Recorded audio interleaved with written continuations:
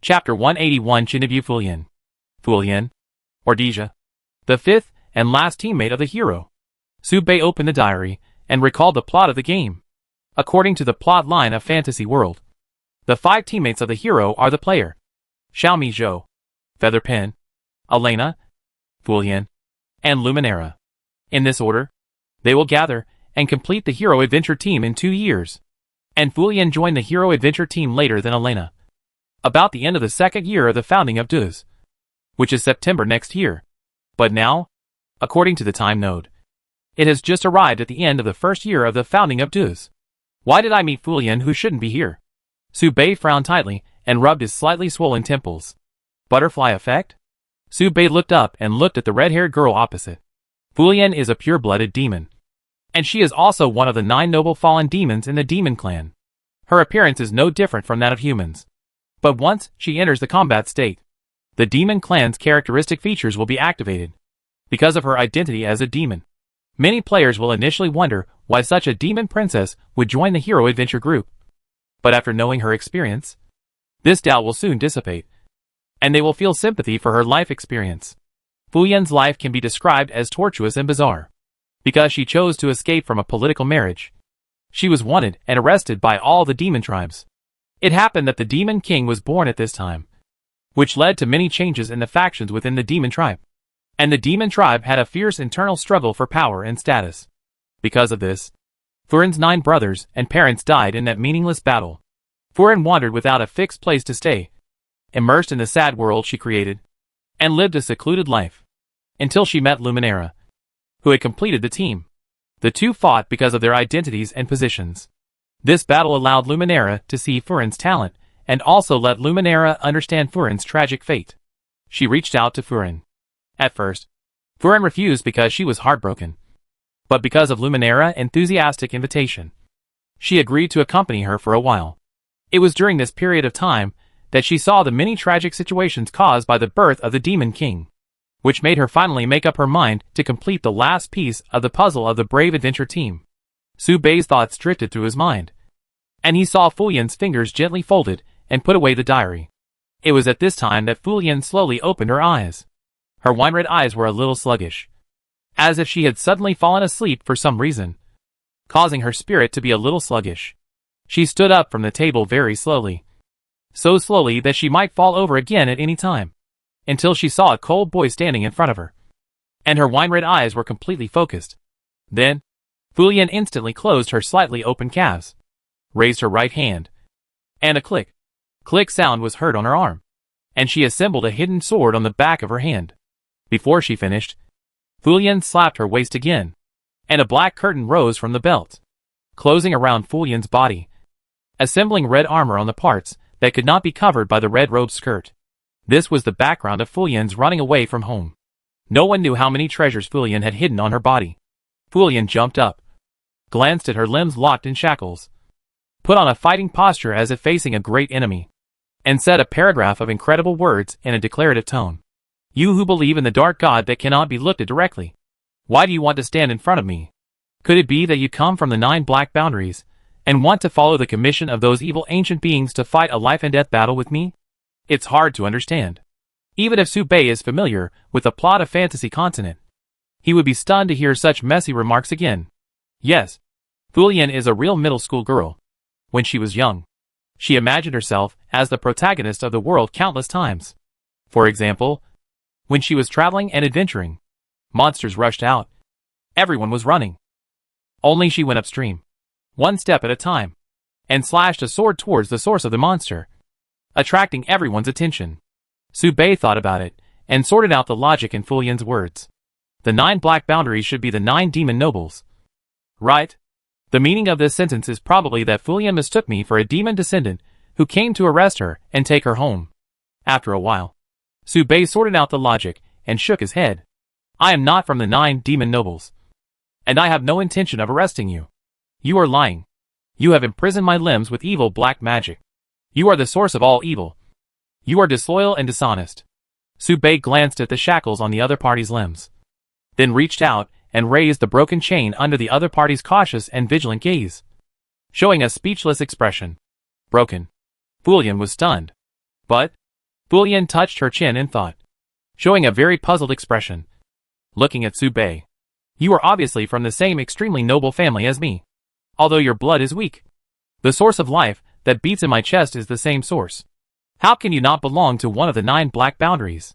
Su Bei was stunned. Does the source of life refer to the heart? Can the other party feel that my heart belongs to the demon clan? Even if Jasmine did not say it clearly, Su Bei had already guessed the truth of this matter. The heart in Su Bei's body came from Jasmine. As for why Jasmine's heart is from the demon clan. But the blood in Jasmine's body is not demon blood. Su Bei was also very confused. Su Bei did not intend to tell Fu Yan the truth, but showed a bit of indifference, and said in a very light tone, Yes, I am from the demon clan, and my status is more noble than you think. Now I have a mission. If you are willing to help, you can come with me. If you don't want to, what do you want? Fu Yan's body trembled, revealing a resolute expression of dying rather than surrendering.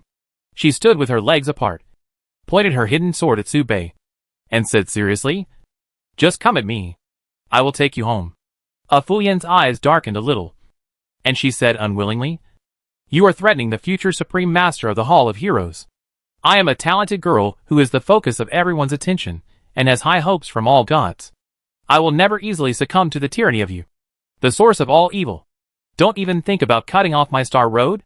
Su Bei nodded, his eyes fixed, and said lightly, Then I send you home. The 4 looked at each other, and Fu Yan pursed her lips. 1 breath. 2 breaths. 3 breaths. Fu Yan took a step forward, bent down and bowed, and said solemnly, If you don't want to go home, please take Fu Yan with you. The movements were standard, and the posture was graceful. It was a standard aristocratic etiquette. The fallen demons were one of the few polite tribes among the demons. Su Bei's mouth twitched. He nodded, and pointed outside the door. There are a few companions. Let's get to know each other. TSK. I am the future master of the Hall of Heroes. The one that everyone hopes for. Not everyone is qualified to walk with me. Send you home? Su Bei said lightly. Shut up. Shut up.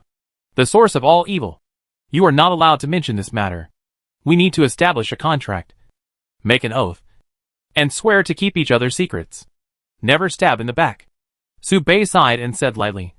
You should restrain yourself and don't scare others. I am the future master of the Hall of Heroes.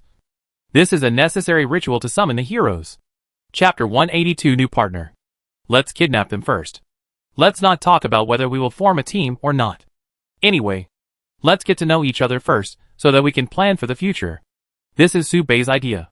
So, when you went in, not only did dozens of disheveled young women suddenly run out, but you also kidnapped a middle school demon princess? I didn't do anything.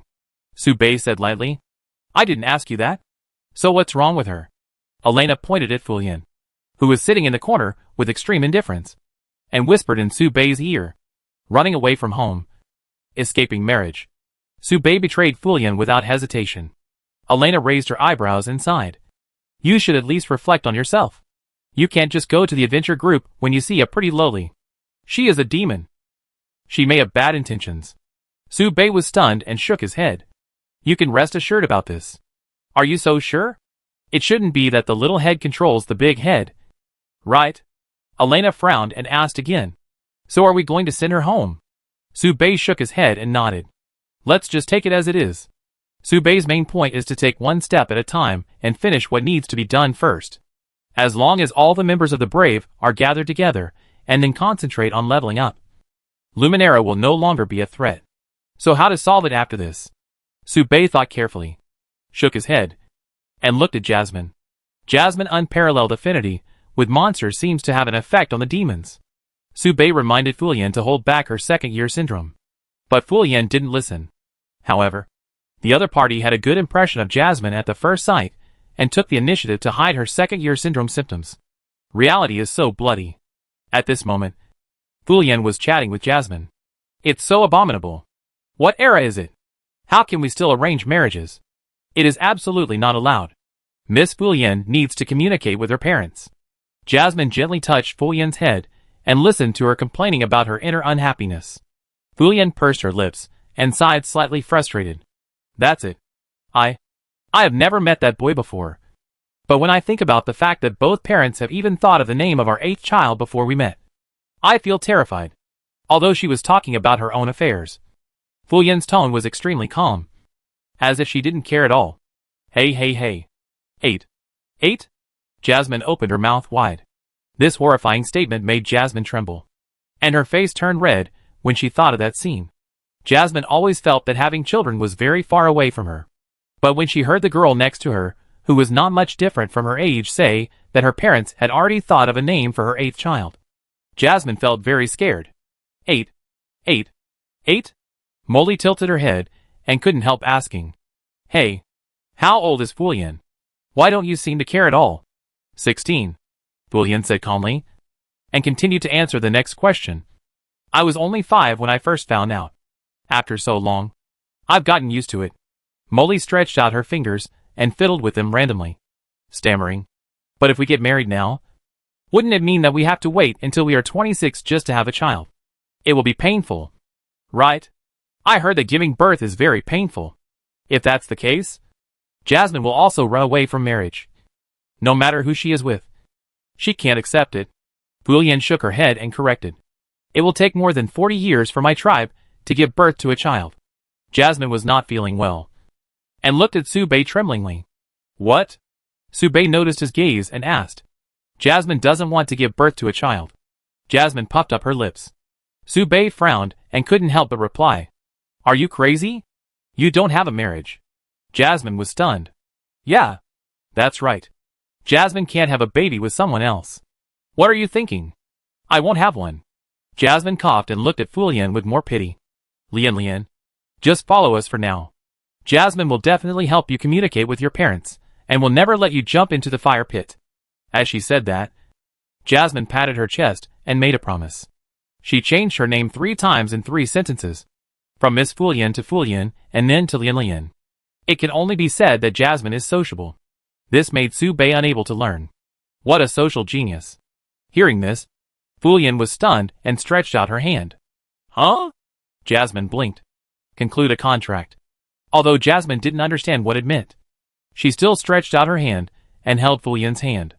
In this way, the team temporarily accepted Fu Yan. It was at this time that mobile life forms appeared in the gelatinous mist. There were quite a few of them, and it was easy to conclude that this was an army. Not surprisingly, it should be the pursuers of the Baiyan Empire. Su Bei waved his hand, called his teammates, and said calmly, "Let's go. The soldiers are chasing us." "Hey, so fast? I haven't explained our current situation to Fu Yan yet," Molly said hurriedly. "What happened?" Fu Yan was puzzled. Elena looked around, as if she was looking for something, and gave her opinion casually. "You can explain it on the way. Who knows where the kitten ran off to?" "Duh. The sound of footsteps sounded. "Your father is here." Xiaomi Zhou rushed out of the cave and raised his hand with a smile. "Damn it." Elena almost couldn't breathe. She gritted her teeth and pulled gluttony from Xiaomi Zhou while Xiaomi Zhou was in a daze. Elena raised her sword and warned Gluttony fiercely. "Don't think I don't know who you are. If you teach Xiaomi Zhou some nonsense again, I will smash your physical body." Gluttony was confused. It didn't know when it was exposed. In short, it didn't dare to admit it. It stammered. "What did you say? We are teammates. Why are you threatening me? I am my brother's sword." Elena grabbed the blade of Gluttony, closed her eyes and trembled, resisted the urge to throw Gluttony to the ground, brought the sword close to her lips, and said kindly in a gentle tone, "I can't mistake your mean temperament. Right, Gargamel?" Gluttony laughed. "If it wasn't a sword, it might have been sweating profusely." Wrong. Who is Gargamel? I don't know him. Could it be that you prefer Carl's identity? Elena asked again. This time, Gluttony was really annoyed, and didn't say a word, just pretending to be dead. "Behave yourself. Do you hear me?" Elena continued to warn. Gluttony didn't say anything at first, but the more he thought about it, the angrier he got, and his temper came straight up. It used to be the Lord of the Undead, and now it is one of the 26 magic weapons. What a noble identity this is. Can it be scared by a holy light nurse? Damn it. I'm going to fight her. Gluttony's hilt trembled, and a dead pig was not afraid of boiling water.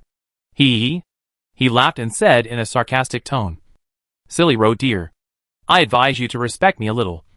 Otherwise, I will reward you with a big one in a few days. Oh! Then you die first. Elena smiled coldly, threw Gluttony to the ground, and stepped on him hard. Don't. You dare to step on me with your dirty soles. Silly road deer. You are dead. Ah! Gluttony frantically thought about the details of the next step, and a plan came to mind. Dare to insult the great and noble Lord Gluttony. This silly road deer must be given some strong medicine, and take the opportunity to shoot a video that cannot be circulated to threaten her severely.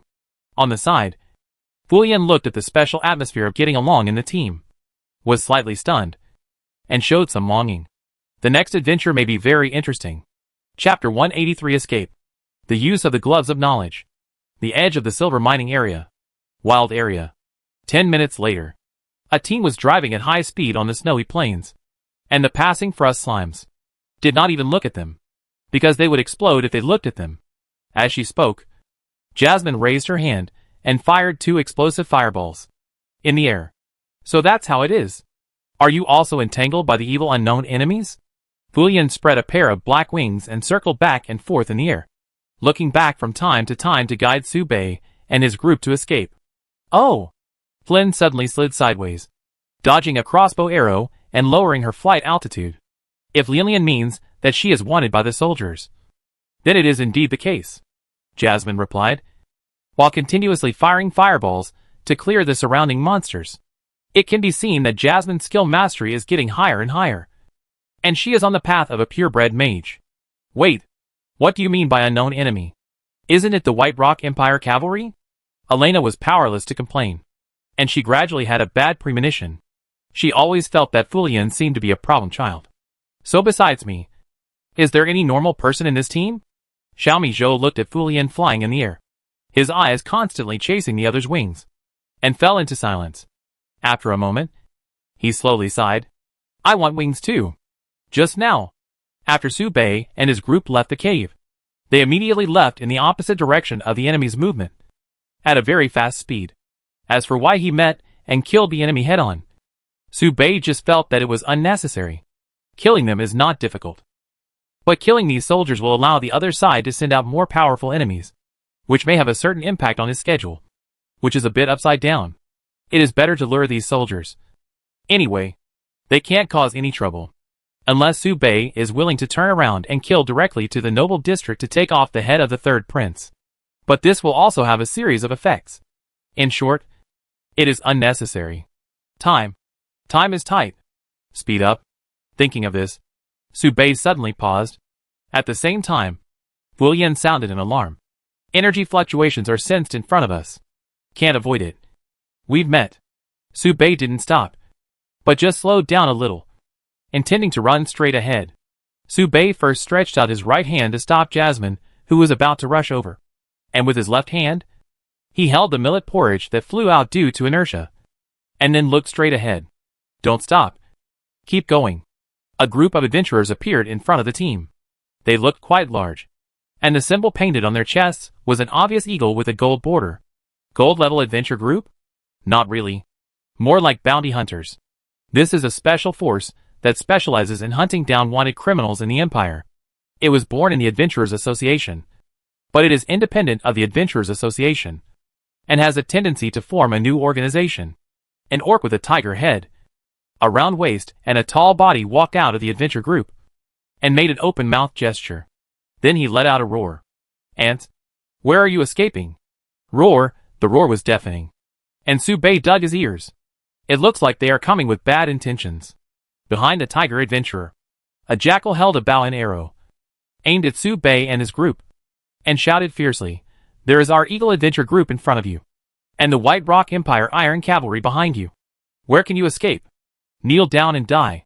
It looks scary, but to be honest, there are usually only a few newly awakened 4th level people in the gold level adventure group. So Su Bei never stopped, and the distance between the two adventure groups was rapidly closing, with only 100 meters left. You still don't stop. You look like idiots. The jackal sneered, cracked his knuckles, filled the bow with arrows, and grinned again. I know your strength. Be level wanted criminals, which is not weak in the White Rock Empire. I estimate that you have the strength of the 3rd or even 4th level. But it's a pity. The jackal stood straight with his hands spread out. And the crossbow shot out. The dark green venom soaked the snow, covering the snow with a layer of disgusting and sticky green. This world is not as simple as you think. There are huge differences between the 3rd level strength. In the level differentiation of monsters, there are elite species, lord species, and even king species. And this way of dividing combat power also applies to orcs. The jackal pointed his finger at himself. His pride revealed, and he spoke word by word. And not only do I have a unique characteristic poison, I can also be considered a lord-level jackal archer lord. A transcendent life that can compete with the king species. Kneel down and beg for mercy, and I will spare your lives. After the jackal's words fell, not only Subei felt relieved, but also Elena was completely relieved. Fulian was also a little speechless. I was almost scared. Xiaomi Zhou was a little surprised. She had just learned the level classification of monsters these days, and knew that monsters of this level were very rare, with powerful strength, and could easily crush the same level. But learning is a bit difficult, and she can't figure out which one is more powerful among the elite species. Lord species, king species, and legendary species. This is the first time she has seen a living lord-level life. So Xiaomi Zhou can't help but be a little curious, wondering how powerful the other party is. Jasmine pinched the Slime King on her chest. They are both lord level, and I don't know if they can beat the jackal. However, these two little ones have fallen asleep recently, and their breath is getting more and more unstable. I always feel that unexpected changes will happen after they wake up. At the front, Subei did not respond, but took out the common sense gloves from the playing cards. Subei put the limelight gloves on his right hand. Let's try the actual combat ability of this glove. Then, Subei raised his right hand and uttered a cold voice. Kneel down. Ha ha ha. Silly bird. You call me to kneel and I will. The next second, all the members of the Eagle Adventure group froze and trembled involuntarily. What? What is this? Coercion type? Psychological system? No. Why can I think clearly? But my body is not. Bang in front of Subei. The whole adventure group knelt down after hearing the sound. Their knees smashed into the snow, creating a half-inch deep pit. Their knee bones shattered, and blood dripping. Subei did not even look back, and led the team through this adventure group, leaving the Eagle Adventure group with indelible psychological trauma. Could it be a demigod seedling? The jackal realized it later, was terrified, and could not help but curse. Fuck. Is the 3rd prince a beast? A B-level bounty for a demigod seedling? Has he been kicked in the head by a donkey?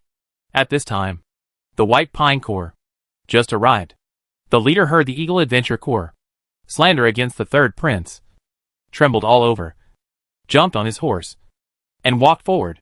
He grabbed the jackal's head like a chicken and lifted it up. Are you brave? Chapter 184 Arrival at Silver Zone 2. It's a bit useless. This is Subei's first impression of the common sense gloves. First, it consumes a lot of energy. It explosively and forcibly modifies common sense and settings, instantly wasting nearly half of Subei's magic power. Second, it will be contaminated. After using the ability, Subei suddenly heard the muttering of the Angel of Knowledge in his mind, constantly cursing and slandering him. For example, what to slander? Inferior Lolita control. You have an affair with wisdom. You are the father of wisdom. Such things that are made out of nothing. This made Subei clearly feel that the Angel of Knowledge was not dead, but was made into a toy by wisdom.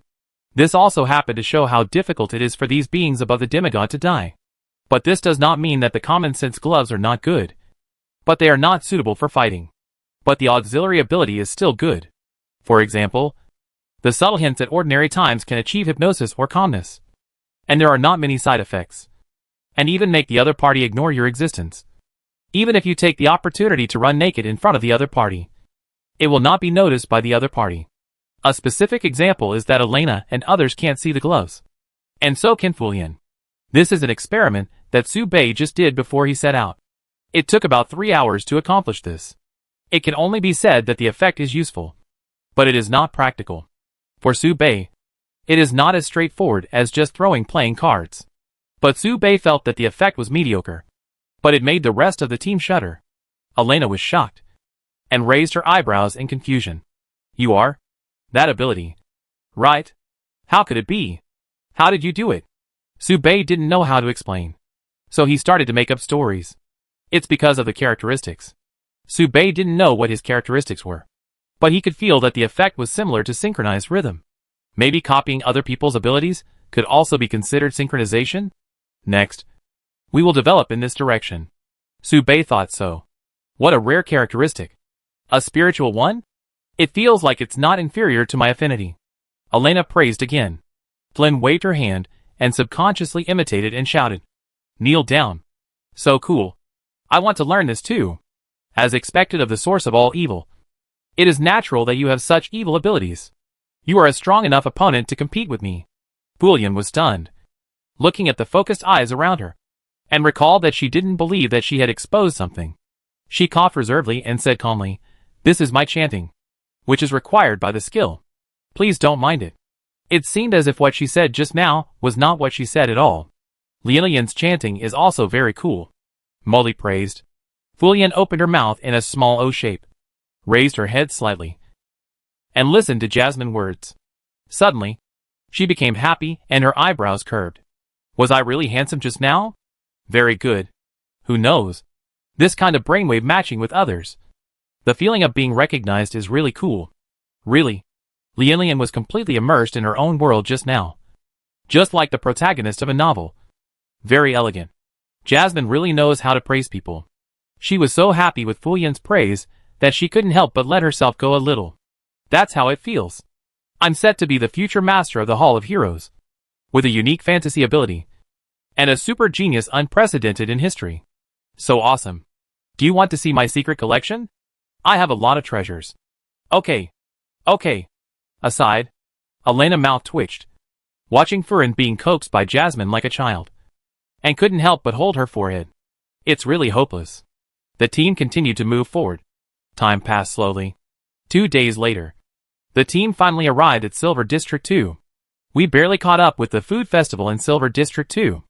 Unlike Iron Mine District 1 and White Dragon Mountains, the buildings in Silver District 2 have a more industrial atmosphere, with complete steam engines and power systems.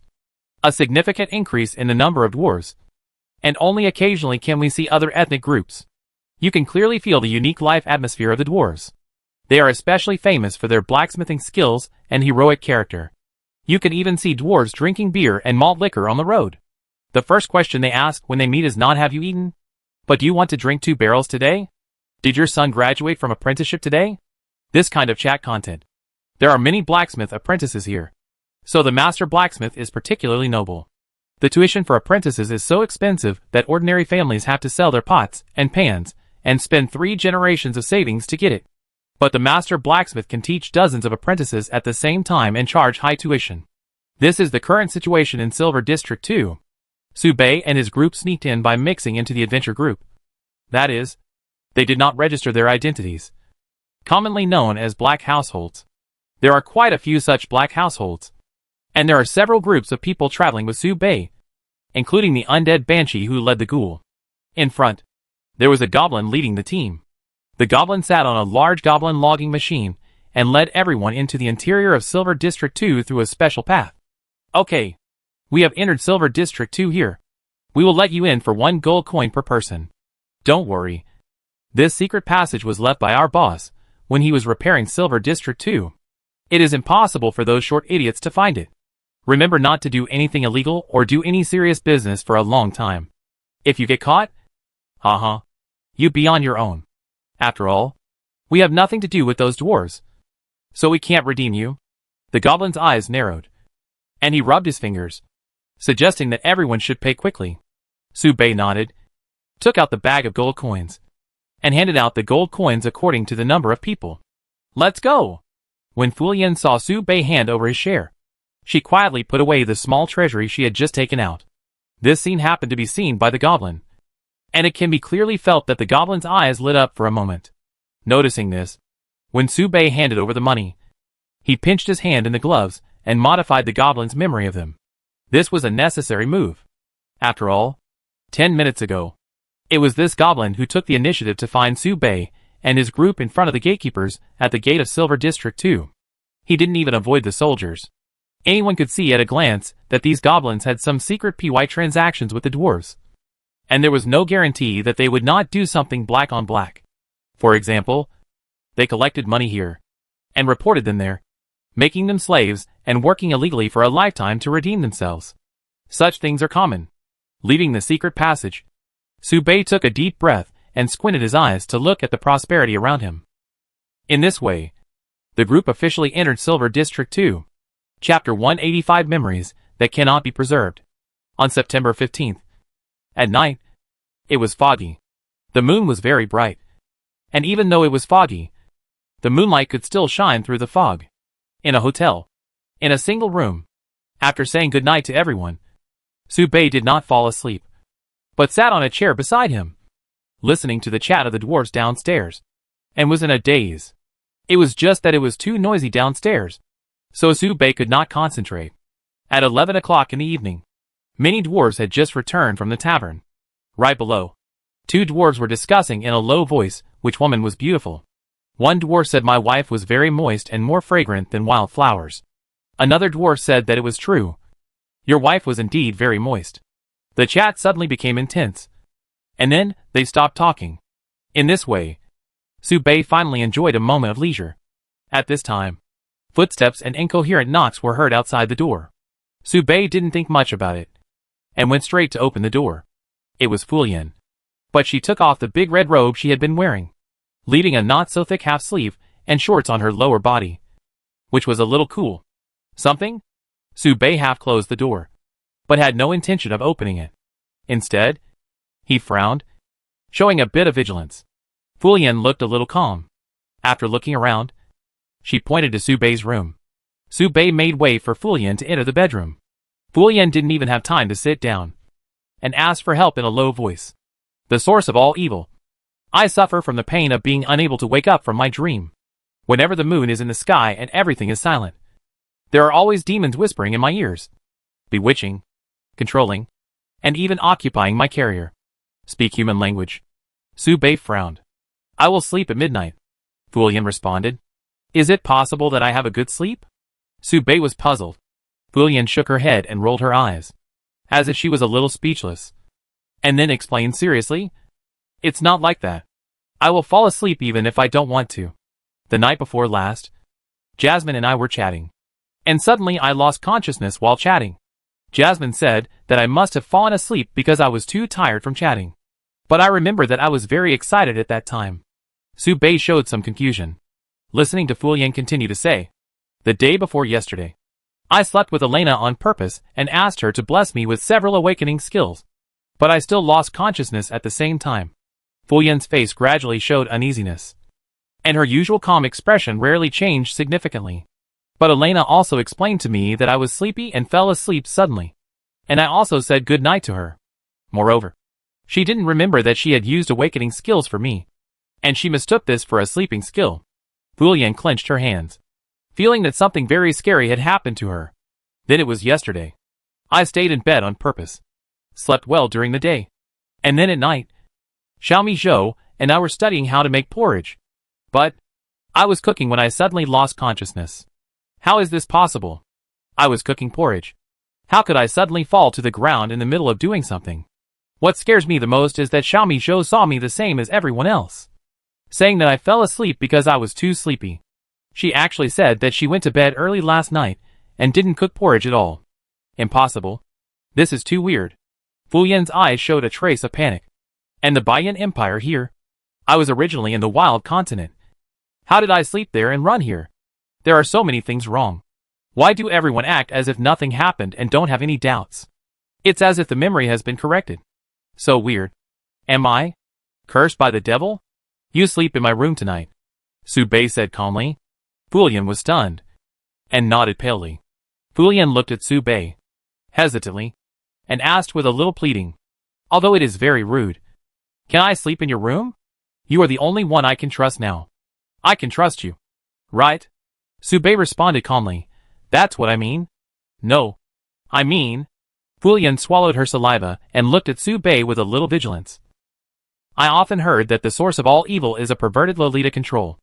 I should be considered a girl. which does not match your sexual fetish. So, you wouldn't sleep with me while I'm asleep, right? Su-bei looked puzzled. A little puzzled. Where did the rumor come from? Jasmine, Elena, Jojo, Gluttony, the wanted list, and the Slime King.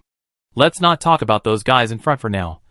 So how did you get this news from the Slime King? Su-bei was shocked, hesitant to speak, and didn't know where to start, so he could only raise a pair of dead fish eyes. Then, he slowly sighed and said weakly, slander. There is really no way to explain it. William cast a disappointed look and continued. I will believe you. I can only believe you. I am really scared. I still have a lot of things to do. My heroes need my protection. I still have to save the world. After more than half an hour, Su-bei has been listening to Fu Yan's random chatter. From the food he likes to the novels he likes to read. From the first contact with the second-year quotes to the development of the second year. From the plan before running away from marriage to the plan after running away from marriage.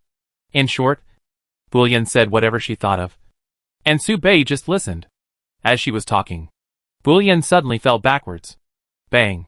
She landed on the bed with a colorful light bursting out of her body. Su-bei raised his eyebrows. Are you sleepy? Yes. After chatting for so long. It's probably midnight now. So you should be sleepy. In Su-bei's sight, he could only see Fu Yan say good night and then lie down on the bed to sleep. And he could not feel anything else.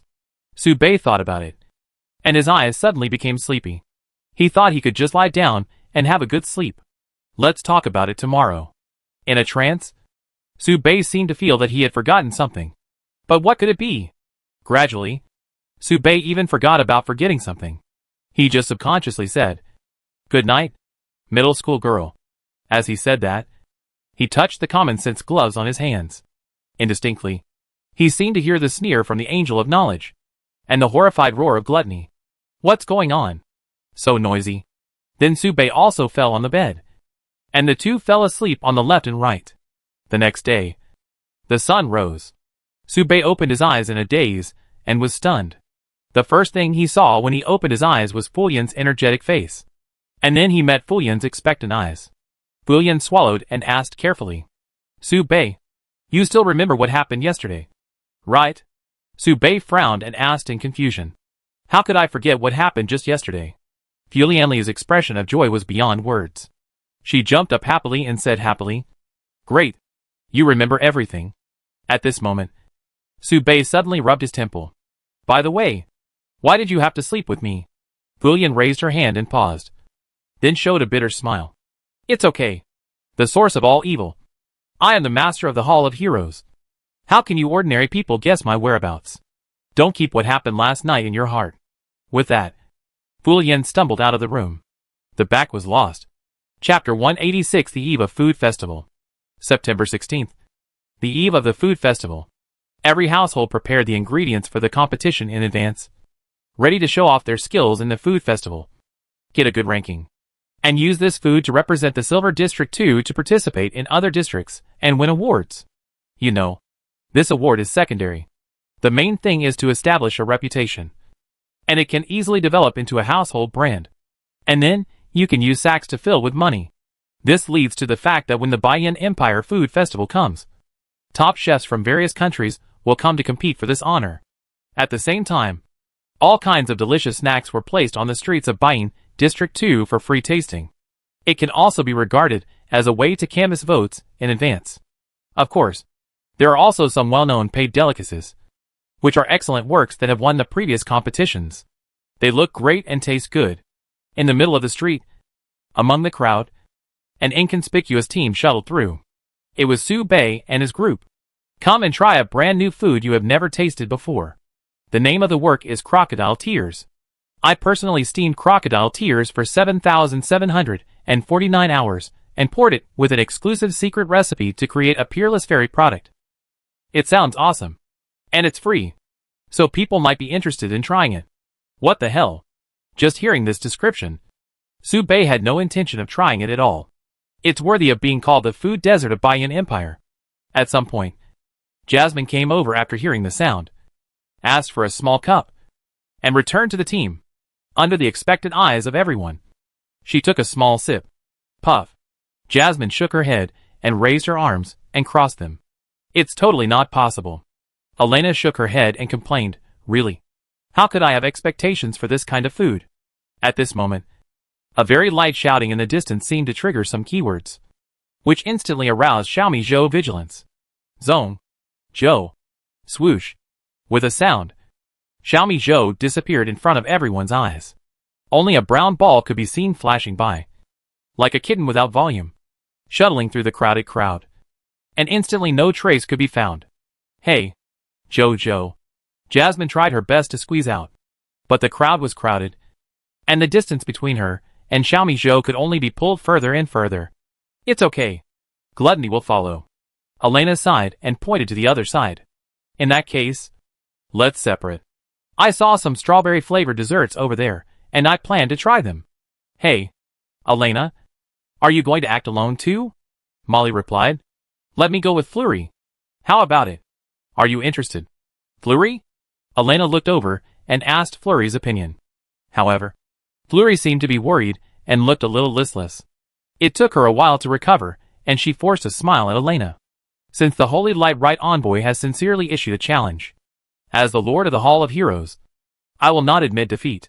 In this case, why not go together? Elena and Fulian left together, and no one seemed to notice Fulian's abnormality. At this moment, here, the Iris Adventure Group only had Su Bei and Jasmine. The two looked at each other and smiled. Elena seems to be doing this on purpose? Obviously, there is no need to do this. Jasmine is not a stupid child who only sticks to Mr. Su Bei. Maybe not, Su Bei explained. In fact, he didn't know whether Elena did it on purpose. But everyone, intentionally or unintentionally, did contribute to such a scene. Then we have to have fun too. Jasmine reached out and grabbed the corner of Su Bei's clothes. Smiling, there are so many people. Mr. Su Bei, don't lose Jasmine. No, Su Bei promised. As he said that, Su Bei pointed to a few dishes that he thought were quite good. They didn't look particularly good, but the ingredients seemed to be the type that could be eaten. Truffle cake. Would you like to try it? Su Bei asked. Okay, Mr. Su Bei. Do you want to eat it? By the way, what kind of food do you like to eat? Su Bei asked one question, and Jasmine usually answered the question and then asked two more questions. All is fine, Su Bei responded. Su Bei is not picky about taste. As long as it tastes good, he is very tolerant. The two walked in the crowd. Jasmine danced like a butterfly, floating between various shops, and Su Bei followed slowly from behind. Occasionally, Su Bei would look over, and his cold gaze would soften, revealing a pair of slightly relieved eyes. Here is a dessert made of strawberries and coconut milk. Bring one for Sister Elena. Would you like to have one? Mr. Su Bei. Here is some black porridge. I don't know how it's made. You should like millet porridge. Hey, what does Lian like to eat? I haven't asked. Molly poked her chin with her finger and thought. Durian, Su Bei replied subconsciously. Hey. How could Mr. Su Bei know? When did she tell you? Last night. As soon as the words fell, Su Bei was suddenly stunned. These two words gave him a strong sense of déjà vu. It seemed that he and Fulian had talked about similar topics last night. Why did they talk about what Fulian liked to eat? In Su Bei's impression, the memory of sleeping with Fulian was very vague. Thinking back carefully, it seemed that he could not remember any details. Weird. So what does Mr. Su Bei like to eat? Jasmine asked curiously. Anything is fine. Su Bei used the universal formula. Hearing this, Jasmine crossed her arms, puffed up her lips, and threatened. Hey, you are too dishonest, Mr. Su Bei. If you keep giving me such perfunctory advice, I will feed you that weird-shaped noodle. She pointed to the right. Su Bei looked in the direction of Jasmine's finger and saw the twisted centipedes, and his expression froze. The two walked and strolled, and walked all over the street. There are more than 10 streets like this. But Jasmine has already eaten and drunk enough, so she has lost the idea of continuing to walk. The two of them took a bag of snacks and walked towards the hotel. In this way, a day passed, and today is just a pre-festival event. But it is so lively. Tomorrow, the food festival will officially begin. This makes everyone look forward to tomorrow's event. In the hotel. Late at night. It was late at night. Su Bei thought about it, walked out of the house, and stopped in front of Fu Yan's room. Knock on the door. Dong. Dong. Chapter 187 Food Festival. The quiet moonlight hides under the clouds. Su Bei knocked on Fu Yan's door, but there was no response for a long time. After a long time, the door opened slowly, revealing Fu Yan's tired face. "Why are you disturbing me?" Fu Yan responded calmly, and when she looked up, her eyes were full of red bloodshot. It looked like she was going to stay up late tonight. Su Bei thought for a moment and replied, "Continue what happened last night." He didn't remember what he did last night, but he must have done something last night, so this answer shouldn't be wrong. Su Bei thought so, and it turned out to be as he expected. Fu Yan's eyes lit up slightly, and she opened the door.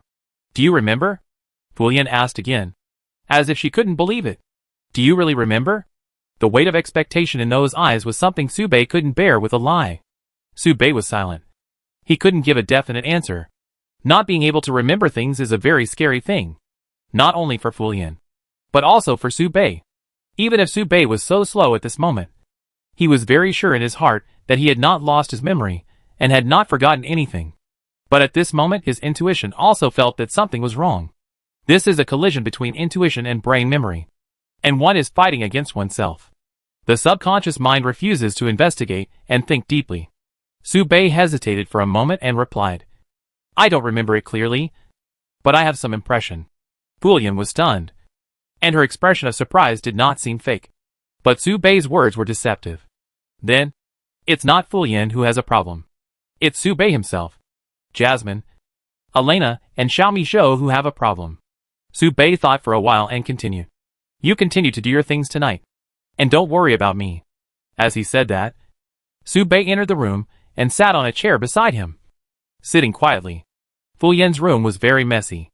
Even if Su Bei didn't look around, he could see all kinds of props on the bed to prevent herself from falling asleep.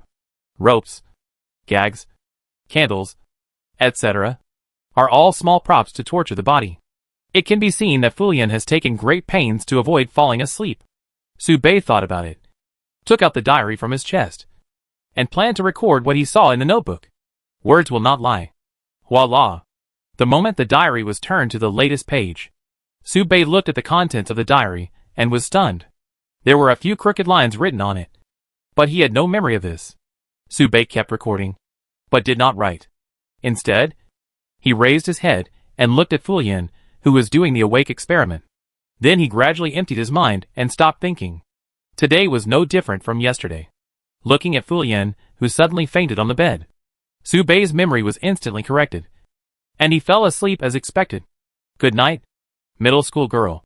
In a daze, Su Bei crossed his left and right hands, dragged his common sense gloves, changed to a more comfortable position, and fell asleep with his head on his pillow.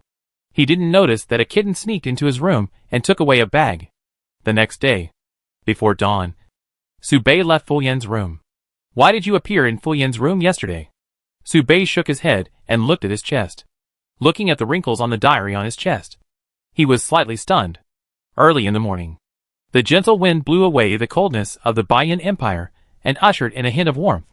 On this day, Su Bei and his group received a package at the same time. "What is this?" Su Bei frowned, looked at the very unfamiliar cinder on it, and fell into silence. What could be inside? Su Bei opened the package. Inside was an invitation letter. Food festival entry ticket. Player number. Su Bei was stunned.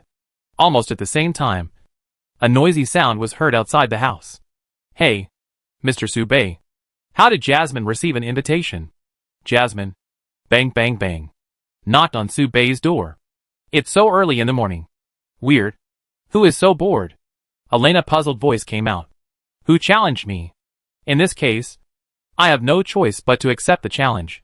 Fu Yan was acting like a middle school student, and seemed to be on a different channel from the others. Su Bei sighed. The case was solved. Whoever didn't say anything did it. Su Bei opened the door and led everyone to the door of Xiaomi Zhou.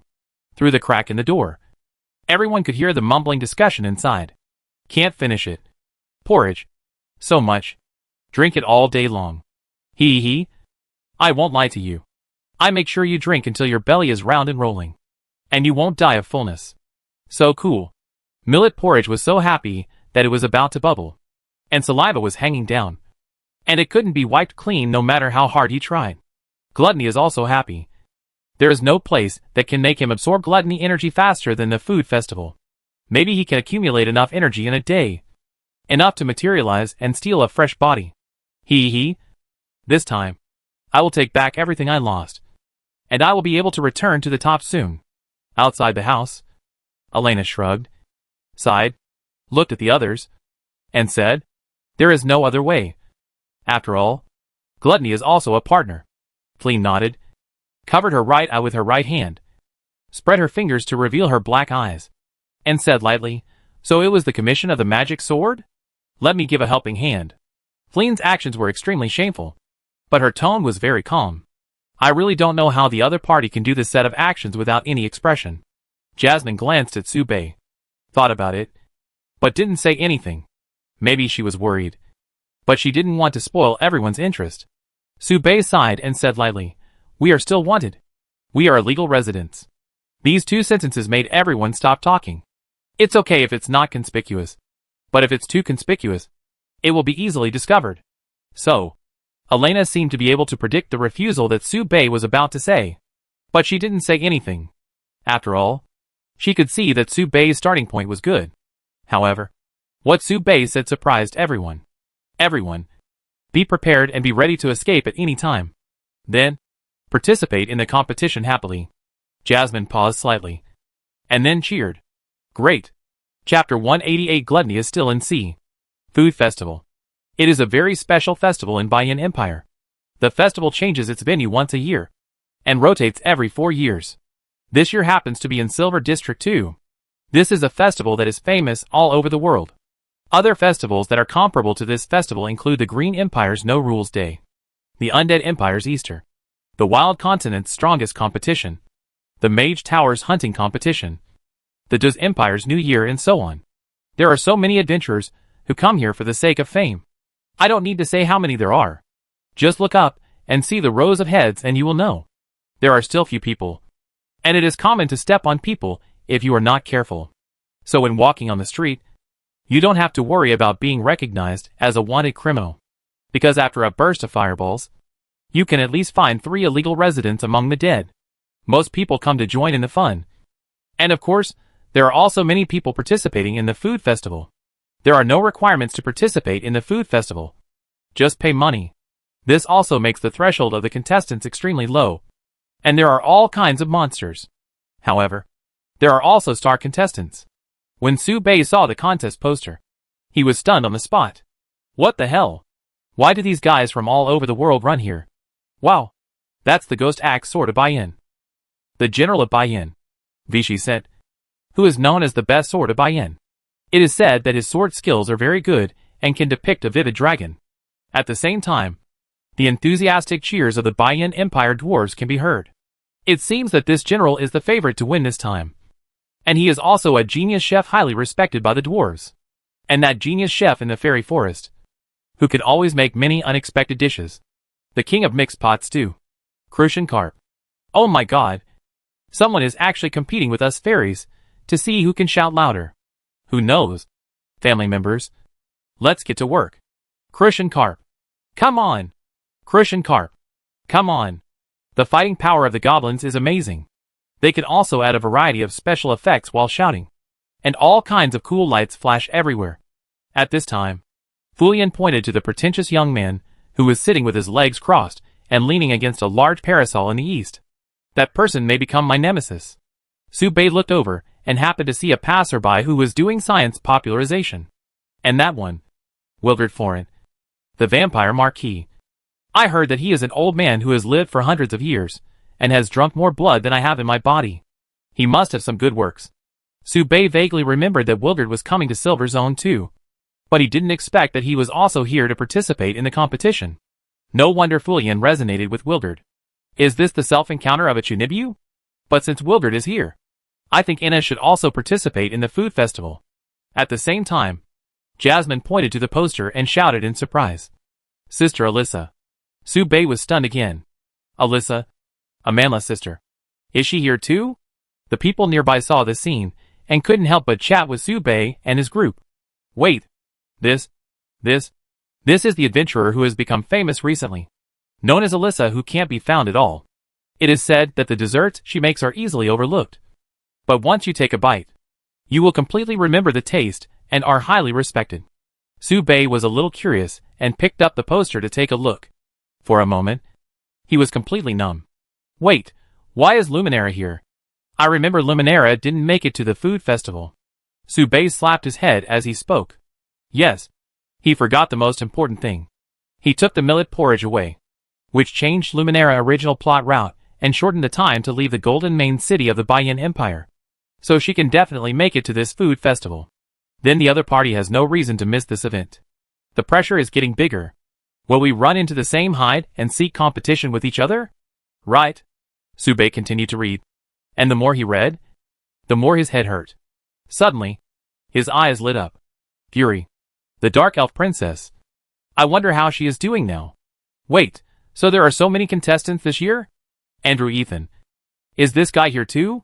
What a shame. Elena sighed. As she spoke, Elena turned the poster to the back, and suddenly froze.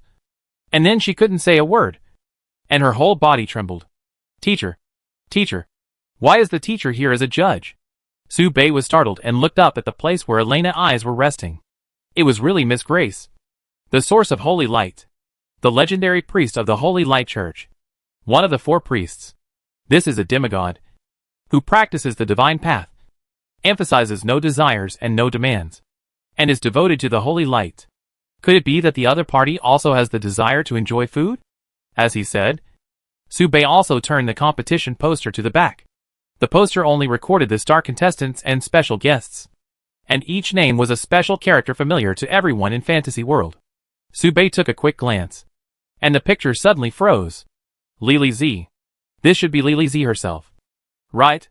She looked like a greedy and playful type, so it was not surprising that she was there. Su Bei continued to look down, and saw another familiar name. Spin Staff Leader? Su Bei was stunned. The demonic tide of Winter City has not yet subsided. So why would the leaders of Winter Academy come to the Baiyan Empire? Su Bei frowned, regretting that he had not done his homework in advance. With so many people gathered in the Silver District too, if any unexpected danger occurred, he would not be able to control it at all. Any one of them was a master close to demigod, and there were even demigods mixed in. When Su Bei was about to continue reading, he suddenly found a strange name. Zhou? It shouldn't be Xiaomi Zhou. Right? Su Bei denied it first. No. Xiaomi Zhou was a wanted criminal wanted by the 3rd prince of the Baiyan Empire. How dare he appear as a special guest in such a high-profile manner? Impossible. Then he denied it again. No. Where does Xiaomi Zhou get her status and position? How can she be on the list of special guests? The next second, Su Bei denied it for the 3rd time. No. Xiaomi Zhou is so simple-minded that she can't even think of being a special guest. In summary, it's definitely not Xiaomi Zhou. Su Bei sighed and threw the poster aside. I won't read it anymore. It gives me a headache. Since we are here, we should make the best of it. Let's leave it like this for now. Mr. Su Bei, you are almost here. Ready to sign up for admission. Jasmine shouted. Hearing this, Su Bei squeezed into the crowd with difficulty and headed towards the participating channel. The competition is about to begin. At the same time, in the special guest seat, Xiaomi Zhou hugged Gluttony and asked anxiously, Really? Are you okay? Stolen. So many gold coins. Su Bei. Angry. He. Don't worry. My brother won't be angry. He will definitely thank you. And you are so cute. How can he bear to be angry?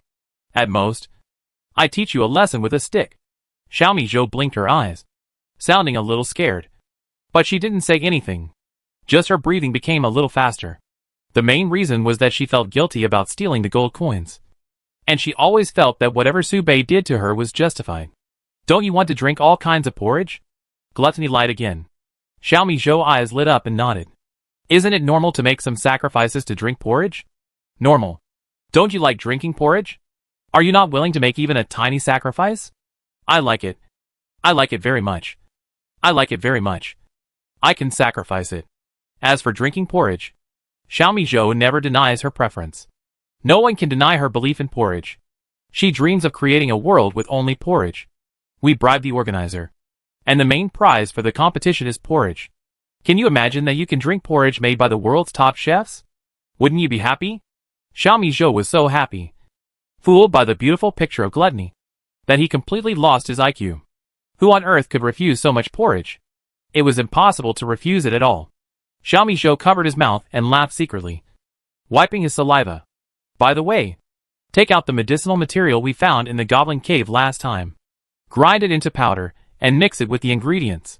For seasoning, you know, this thing is very flavorful, and it will make everything you eat taste delicious. I know. Xiaomi Zhou's eyes curved, shining like crescent moons. How could she know if it was true or not? She only knew that gluttony had never lied to her about drinking porridge. It was like this before, and it would probably be the same in the future. I guarantee it. When have I ever lied to you? Xiaomi Zhou was so happy that she almost fainted. Of course, gluttony was the same.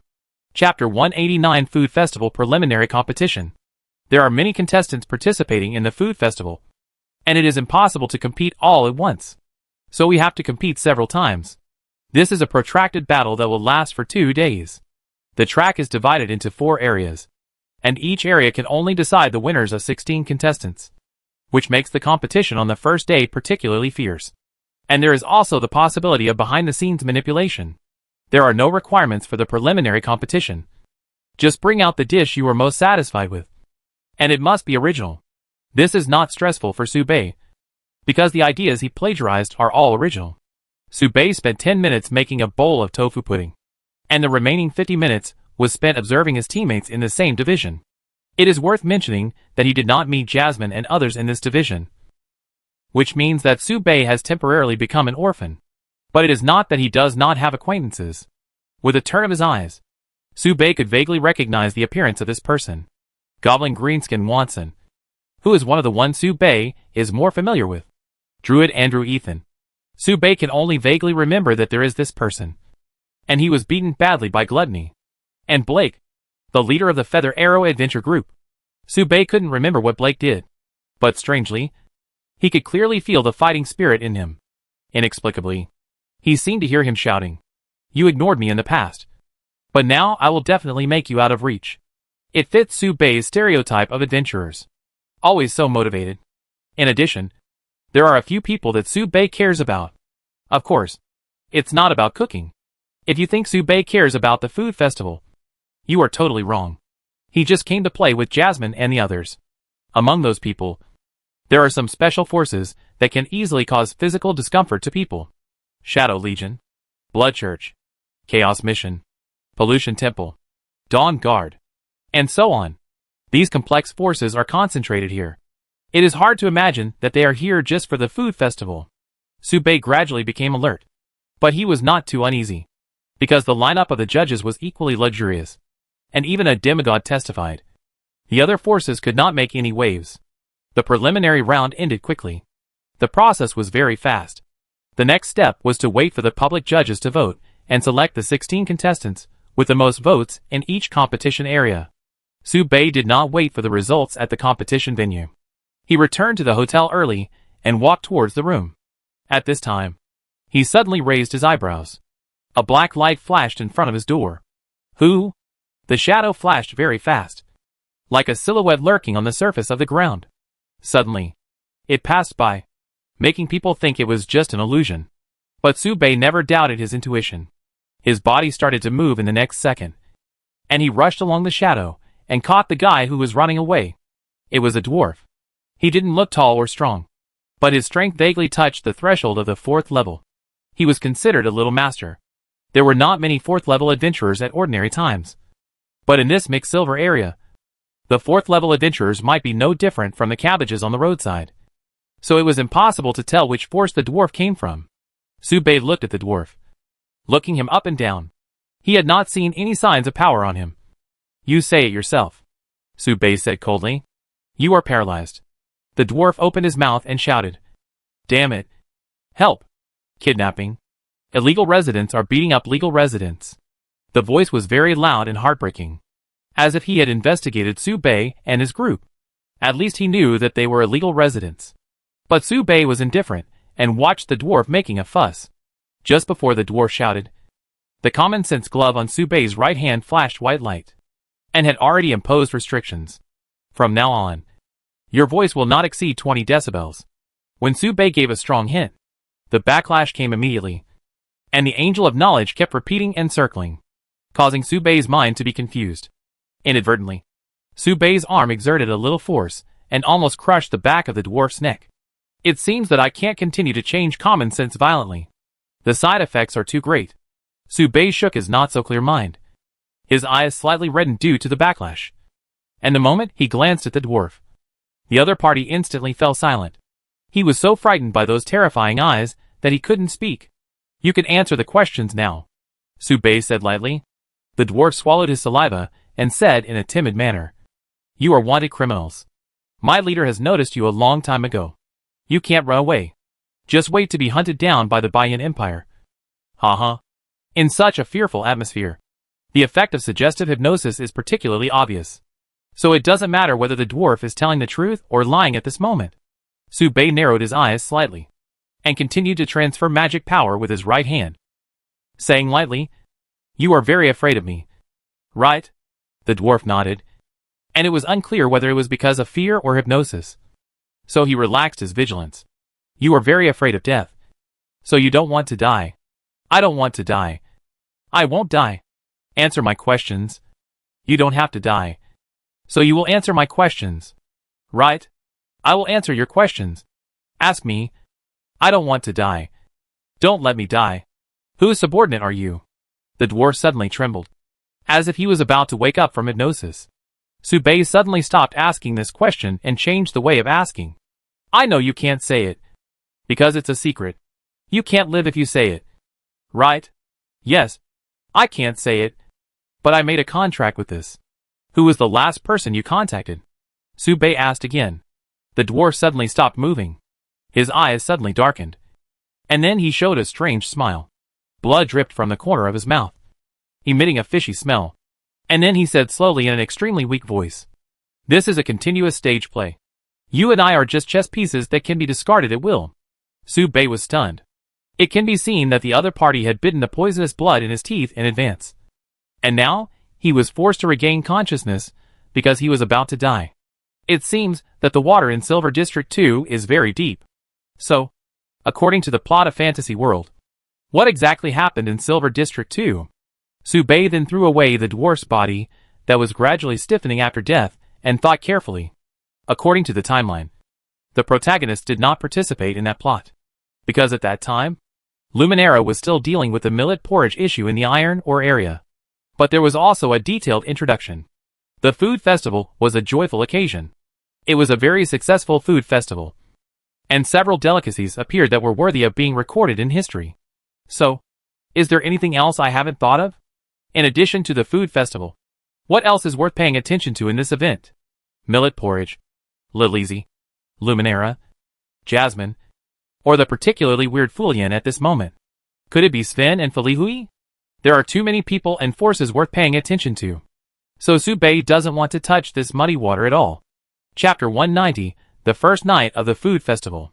The matter of Fulian has not been resolved yet, and the Silver District 2 is suddenly in turmoil, which makes Su Bei more and more uneasy.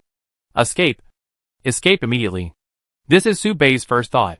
At night, the moon hides in the clouds, casting a thin layer of light. The Iris Adventure Group gathered in a tavern. Su Bei hesitated to speak several times, but was crushed by the heated topics of Jasmine and others, and swallowed back into his stomach. Mr. Su Bei, I feel like I have advanced. Jasmine smiled happily, and seemed very satisfied with her work. I mixed various flavors and spices, added a little goat milk, crushed watermelon, grapes and other fruits as raw materials, and made a sticky pudding-like ingredient. To put it bluntly, it's just a fruit salad. Right? Great. Su Bei praised, and listened to Elena saying, it's easy to make with your hands. I won't introduce the food I made. I can only say see you in the finals. Jasmine held her face and smiled softly. Hee. Sister Elena, you don't sound very confident. How is that possible? Don't talk nonsense. Jasmine, Elena protested and glared back. Flynn remained in deep thought and said in a very calm tone, "How can you mortals guess my good intentions? The ingredients I make are immortal products that meet all the expectations of mortals. I mixed all the beauty of the world and made an unprecedented great work. Please look forward to it." "Oh, that sounds great. Lian is great too. Jasmine is looking forward to everyone's work and hopes to have a chance to taste it." Jasmine's hair was shaking, and her feet were just off the ground while sitting on the chair, swinging back and forth.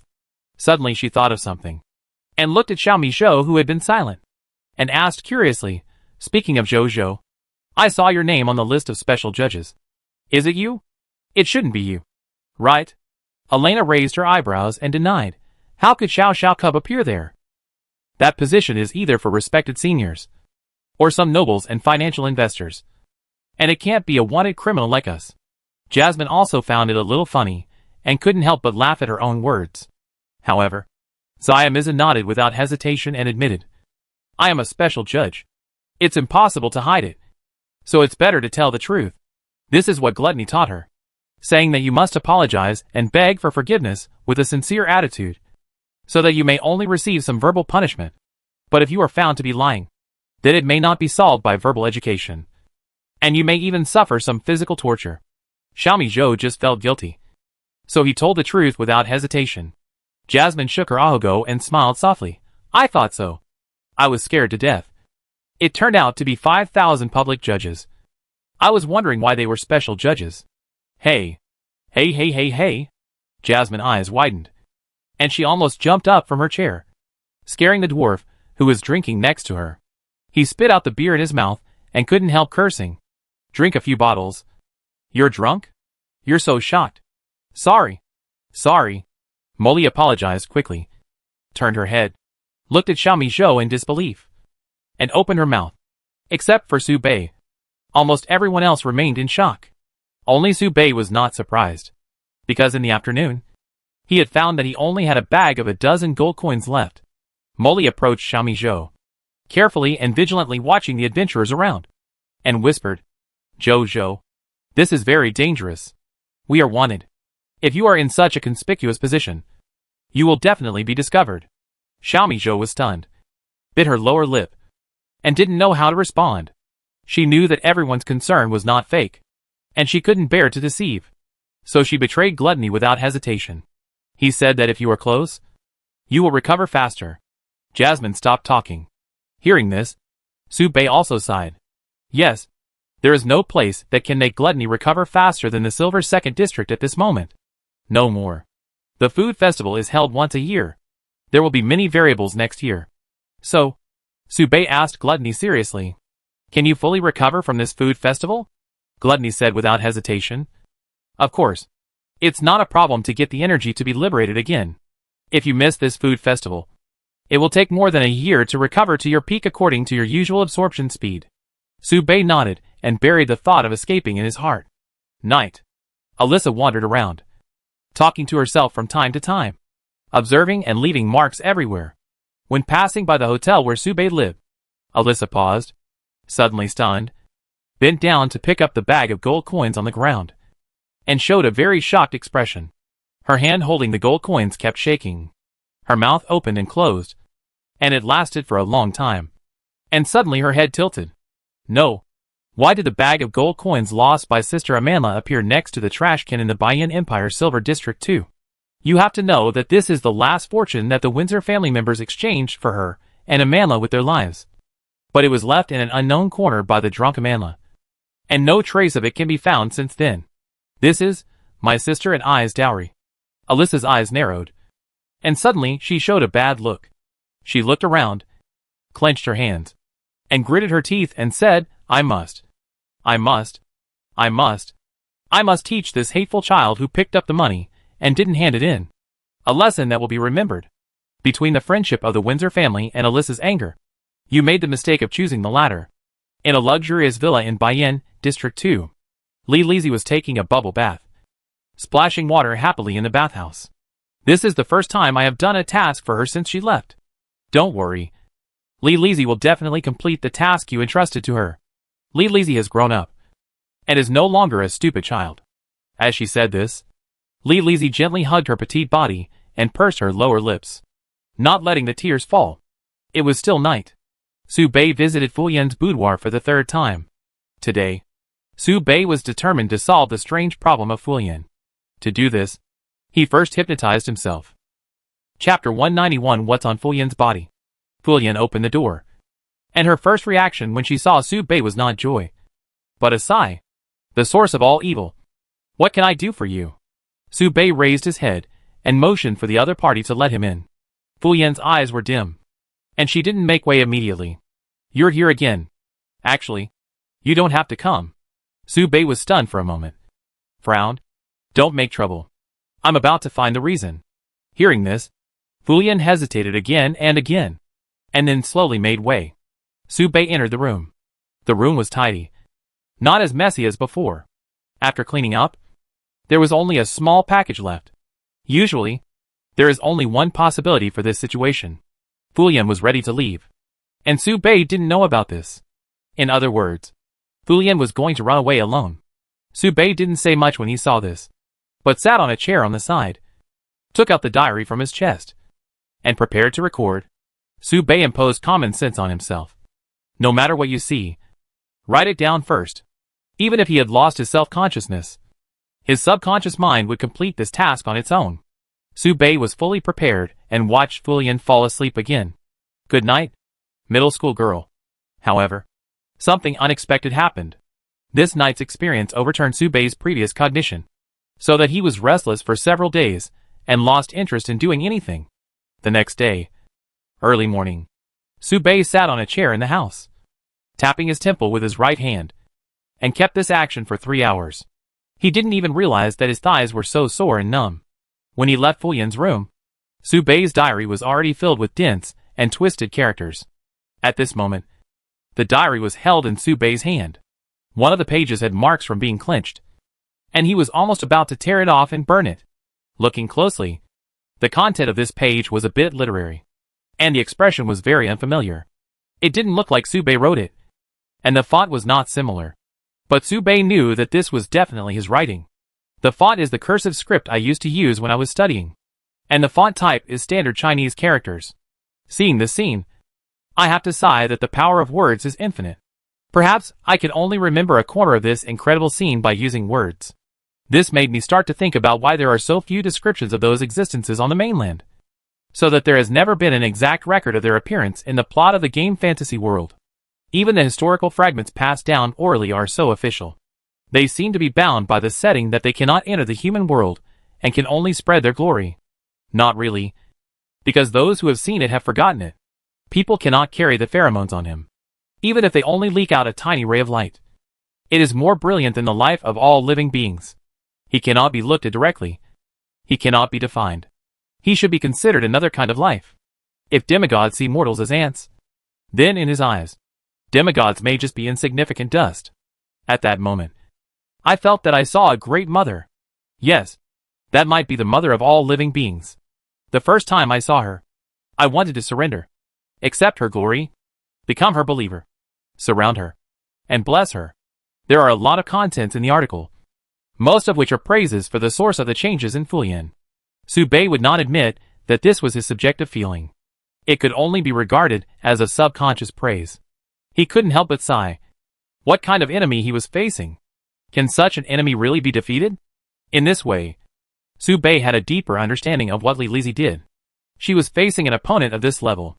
Even when he was reading this text, Su Bei's memory was being corrected, so that Su Bei could only read the diary repeatedly to brainwash himself. The one on Fu Yan's body was probably a god. Is it a new round? From the remote correction of Winter City to the slight attack of White Dragon Mountain Range, it has now evolved into a personal attack. The secrets of the Demon King may be much deeper than those of the Demon King and the hero. Li Lizzie still kept some secrets from herself and told herself everything. Perhaps she could not remember them. Su Bei thought and rubbed his painful temples again. Silver District 2. This is really a mess. I really want to turn into millet porridge and eat it all for Silver District 2. Su Bei rarely complained. His brain was working crazily. He glanced at the common sense gloves and gritted his teeth. He left a backup plan on Fu Yan.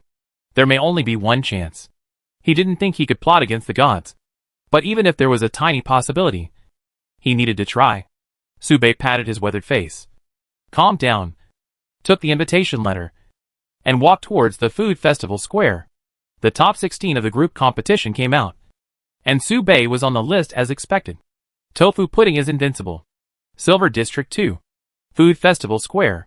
Now, the group track auditions are over, and there are only 64 contestants left from the countless contestants standing on the 4 sides of the east, west, south, and north in 4 tracks, divided into 4 districts A, D, C, and D. It is worth mentioning that the competition system adopts a 2-on-2 battle mode. The theme is relatively novel porridge, and several special ingredients must be added for seasoning.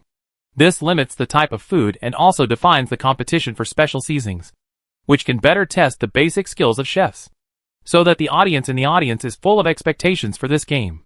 Sube stood on the contestant stage and could hear the enthusiastic support from the audience below. It can be said to be deafening. Of course, there is nothing about him. Carp! Champion! Carp! Champion! General Vichy. You will definitely become the best chef. Most people support these star players. Of course, some people support less popular players. You can also say it is weird. Greenskin Watson. Let them see the goblins' cooking skills. We must let these guys know that we goblins are also very good. Let those women fall in love with our big stick. Marquis Wildred. I love you all.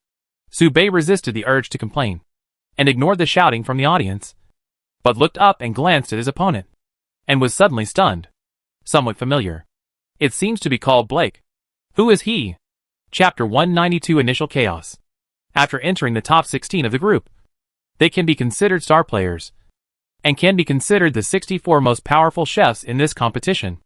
According to the program convention, everyone who enters the venue first makes an opening statement, so that everyone can remember them. Sube walked towards the stage hesitantly. Even though his social phobia has improved a lot, he still can't help but feel nervous in such a big scene. After Sube hesitated for a moment, Blake took the lead and walked up to the podium, picked up the loudspeaker, and began his speech. If we don't cherish some people, we will miss them forever. I will let those who look down on me know that I am so strong that I am afraid of myself. I will definitely become the most powerful chef. Feather Arrow Adventure Team. Please look at me. Everyone. Please cheer for me. Sube's mouth twitched. Is this the Shinya? As he said that, Blake cast a provocative look at Sube. That look seemed to say, you are the challenger. Observing the cheers of the audience below, it was indeed the case. Although Blake's voice was not loud, it was still there, and no one called Sube's name at all. In other words, he was a pure amateur contestant. After Blake finished his speech, Sube no longer hesitated, clenched his fists, and walked to the stage. He was about to speak, but suddenly stopped. It was really difficult to speak, so Sube had to summarize briefly and said, everyone, the most important thing is participation. Sube did want to focus on participation, but this sentence sounded a bit wrong to the audience. Every contestant who spoke was very arrogant. Sube's brief speech inevitably made other contestants think more. What does it mean? Let everyone focus on participation. Does it mean that the champion has already been decided to be you? At this moment, the arrogant words coupled with Sube's calm and gloomy appearance gave all the audience an extremely strong sense of shock. Insults, doubts, slander, praise, and appreciation instantly ignited the atmosphere of the audience, pushing Sube's reputation to the peak. Very arrogant. This kid, a noble from the Golden District of the Baiyan Empire, raised his chin towards Sven and pointed at Sube. Sven rolled his eyes. I think you are old and blind. He is just socially anxious and crazy. The dwarf noble was silent, but his eyebrows were twisted into a very twisted look, and his expression was as uncomfortable as if he had eaten shit. Why does this person speak in such a niche language? It sounds a bit weird. It gives people a sense of taboo that is a bit vulgar. On the other side, Lizzie looked up at Sube, then looked down at the notebook, and kept reciting silently in his mouth, looking like he was reciting sentences. But she always forgot what she was reciting, which made Lizzie recite faster and faster, frowning and speaking faster and faster. Exciting. Reciting is so exciting. Didn't you expect the difficulty to be so high? It seems that the students are under a lot of pressure, which makes Lilizi's blood boil. From a distance, Lilizi seemed to be in a hearty battle of the century. The game started. It took Subei 5 minutes to make the preserved egg and lean meat porridge, and it was improved by some simple methods. For example, the preserved egg is made from the most precious subdragon egg among all the ingredients, and the lean meat is made from the softest meat of the 4th level Lord Monster Golden Carp. The main feature is top level luxury. As for the several ingredients that need to be added specifically, Subei tasted them lightly with chopsticks. The other ingredients are just simple seasonings, but one of them seems to have other effects. Maybe it has the effect of dispelling cold and keeping warm? It should also have a little aphrodisiac effect. Right? Specifically, Subei's body is getting hot. After taking a sip, Subei showed a bit of confusion, but soon returned to normal. No wonder. Baiyan Empire is so cold. It is normal to add a few seasonings to drive away the cold and keep warm. Thinking so, Subei added a considerable amount according to the regulations. Then he looked at the next door. Blake was still carefully studying and playing the proportion of ingredients, and had not started to cook porridge. Subei no longer paid attention and closed his eyes to rest. Damn. Do you underestimate me? It only took you 10 minutes to deal with me. Blake gnashed his teeth and was determined to use his top cooking skills to give this guy, who looked down on him, a little bit of a heavy blow. Except for Subei's group. The other groups are very interesting. For example, the game in Group C has attracted a lot of attention. Flynn versus Wilgard. The two guys spent a full 10 minutes just talking about the battle words, becoming an extremely beautiful landscape in Area C. Come out. White granular fungus. Accept the blessing of the Lord of Valhalla. Give you the supreme delicacy, and allow you to become the first delicacy under this lord. Challengers who don't know etiquette, please open your eyes and take a closer look at what real cooking skills are. Cooking skills cannot be expressed with words. Only when it is good enough to eat with rice can it be considered a good chef. They always come up with golden sentences, which makes the audience sigh again and again. They are so good at talking, so interesting, and so funny. I really want to join them. They are crazy like what I want. At the same time, a district food court. A mysterious man in a black robe whispered to the porridge in front of him, as if chanting some curse spell. You are the left hand at the beginning of chaos. You are one of the great ones. You are the followers of the king of chaos. You are one of the 12 backs. You are a transcendent existence. Honorable king, please lower your projection and add more chaos to the world. My body is willing to become your carrier. Please help me capture Luminera and create unprecedented chaos. Please help me. Chaos followers, please come.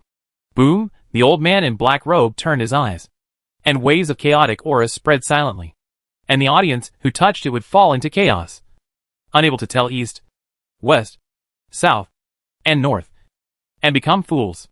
This messenger of chaos used himself as a container, asking a great being to cast a ray of gaze and borrow his body. This is the evil god ritual. Everything was carried out silently, until the old man moved his fingers again. His eyes turned, and he muttered to himself, My name is Goth. I'm a chef, and I'm participating in the food festival. He looked around and showed a funny smile. Interesting. Someone has established a super large evil god ritual here. The summoned being is so noble that even I dare not offend. Maybe it's one of the evil demons in the ancient times.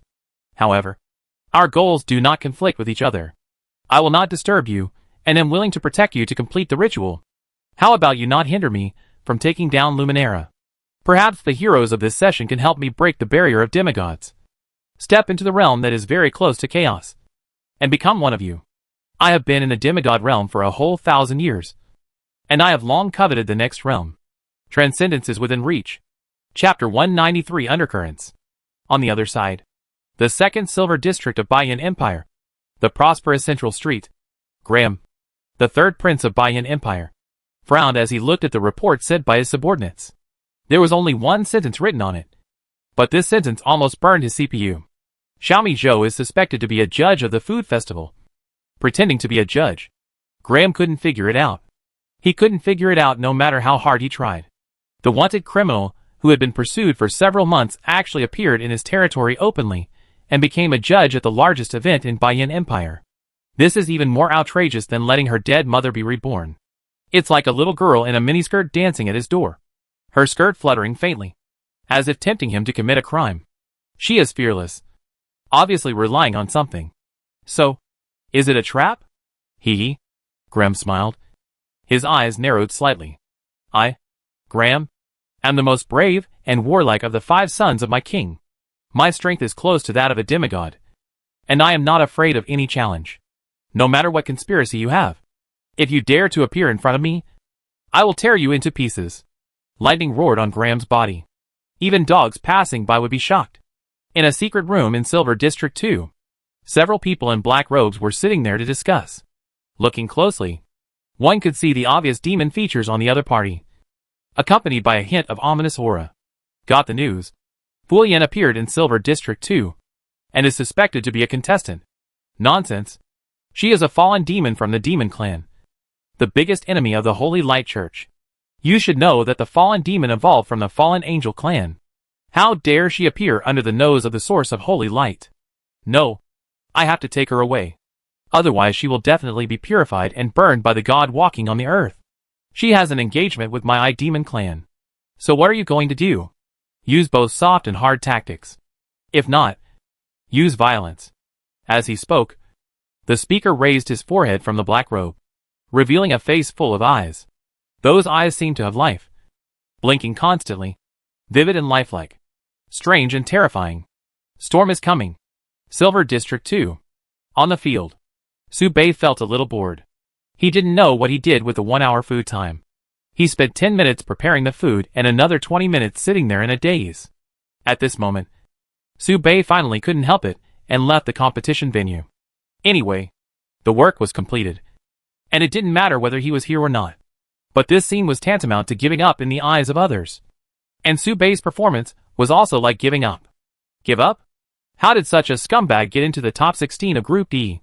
You spent 10 minutes just playing the game, 20 minutes daydreaming, and the remaining half an hour slacking off.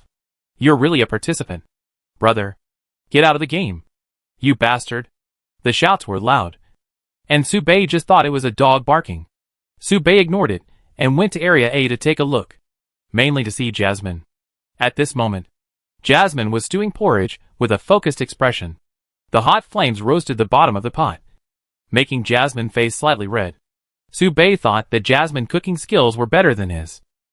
And Jasmine and Su Bei had been together day and night, and had integrated many of Su Bei's modern food concepts. So her cooking skills had improved to a higher level than before. This also means that Su Bei is about to succeed, Su Bei thought, feeling somewhat relieved. When Jasmine learns all the home cooking, she won't have to cook often in the future. She can start looking forward to retirement life. Su Bei turned around and looked at Jasmine's opponent again, and was suddenly stunned. The way the opponent cooked porridge was relatively niche, and they actually used an iron pan to stir fry. The white porridge kept rolling and gradually became hard and yellow. Is this fried leftover rice? Su Bei was a little unbelievable, and took a closer look. The chef's technique was extremely amazing. It was obvious that iron filings were mixed into the porridge, and the white porridge turned black. There were all kinds of seasonings added. I don't know whether it was the porridge or the iron sheet, or the seasoning. Su Bei frowned, watching the chef wipe the sweat from his forehead in high spirits, and felt sad for the judges. It was indeed innovative, and it was an unprecedented work. Not only was it innovative, but it also had a heart. Poisoning in front of everyone. I hope the judges can eat it. Su Bei wandered around again. The battle between Fu Yan and Vilgard was getting intense. My perfect work? Listen to the call of the Lord of Valhalla. Wake up quickly.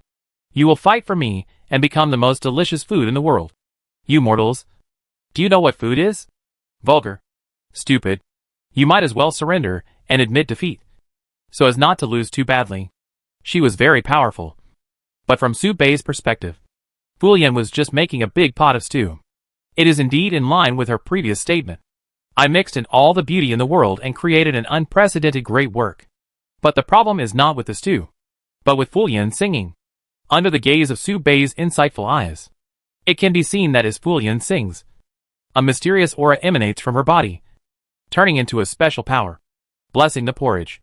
The specific effect is that the spatula moves by itself, and the seasoning enters the big pot of stew by itself. This is the power of will. In a sense, Fu Yan can indeed be regarded As the master of the Hall of Heroes, she borrowed the power of a certain hero. It can be seen that the person assisting her is a chef, and his cooking skills should be good.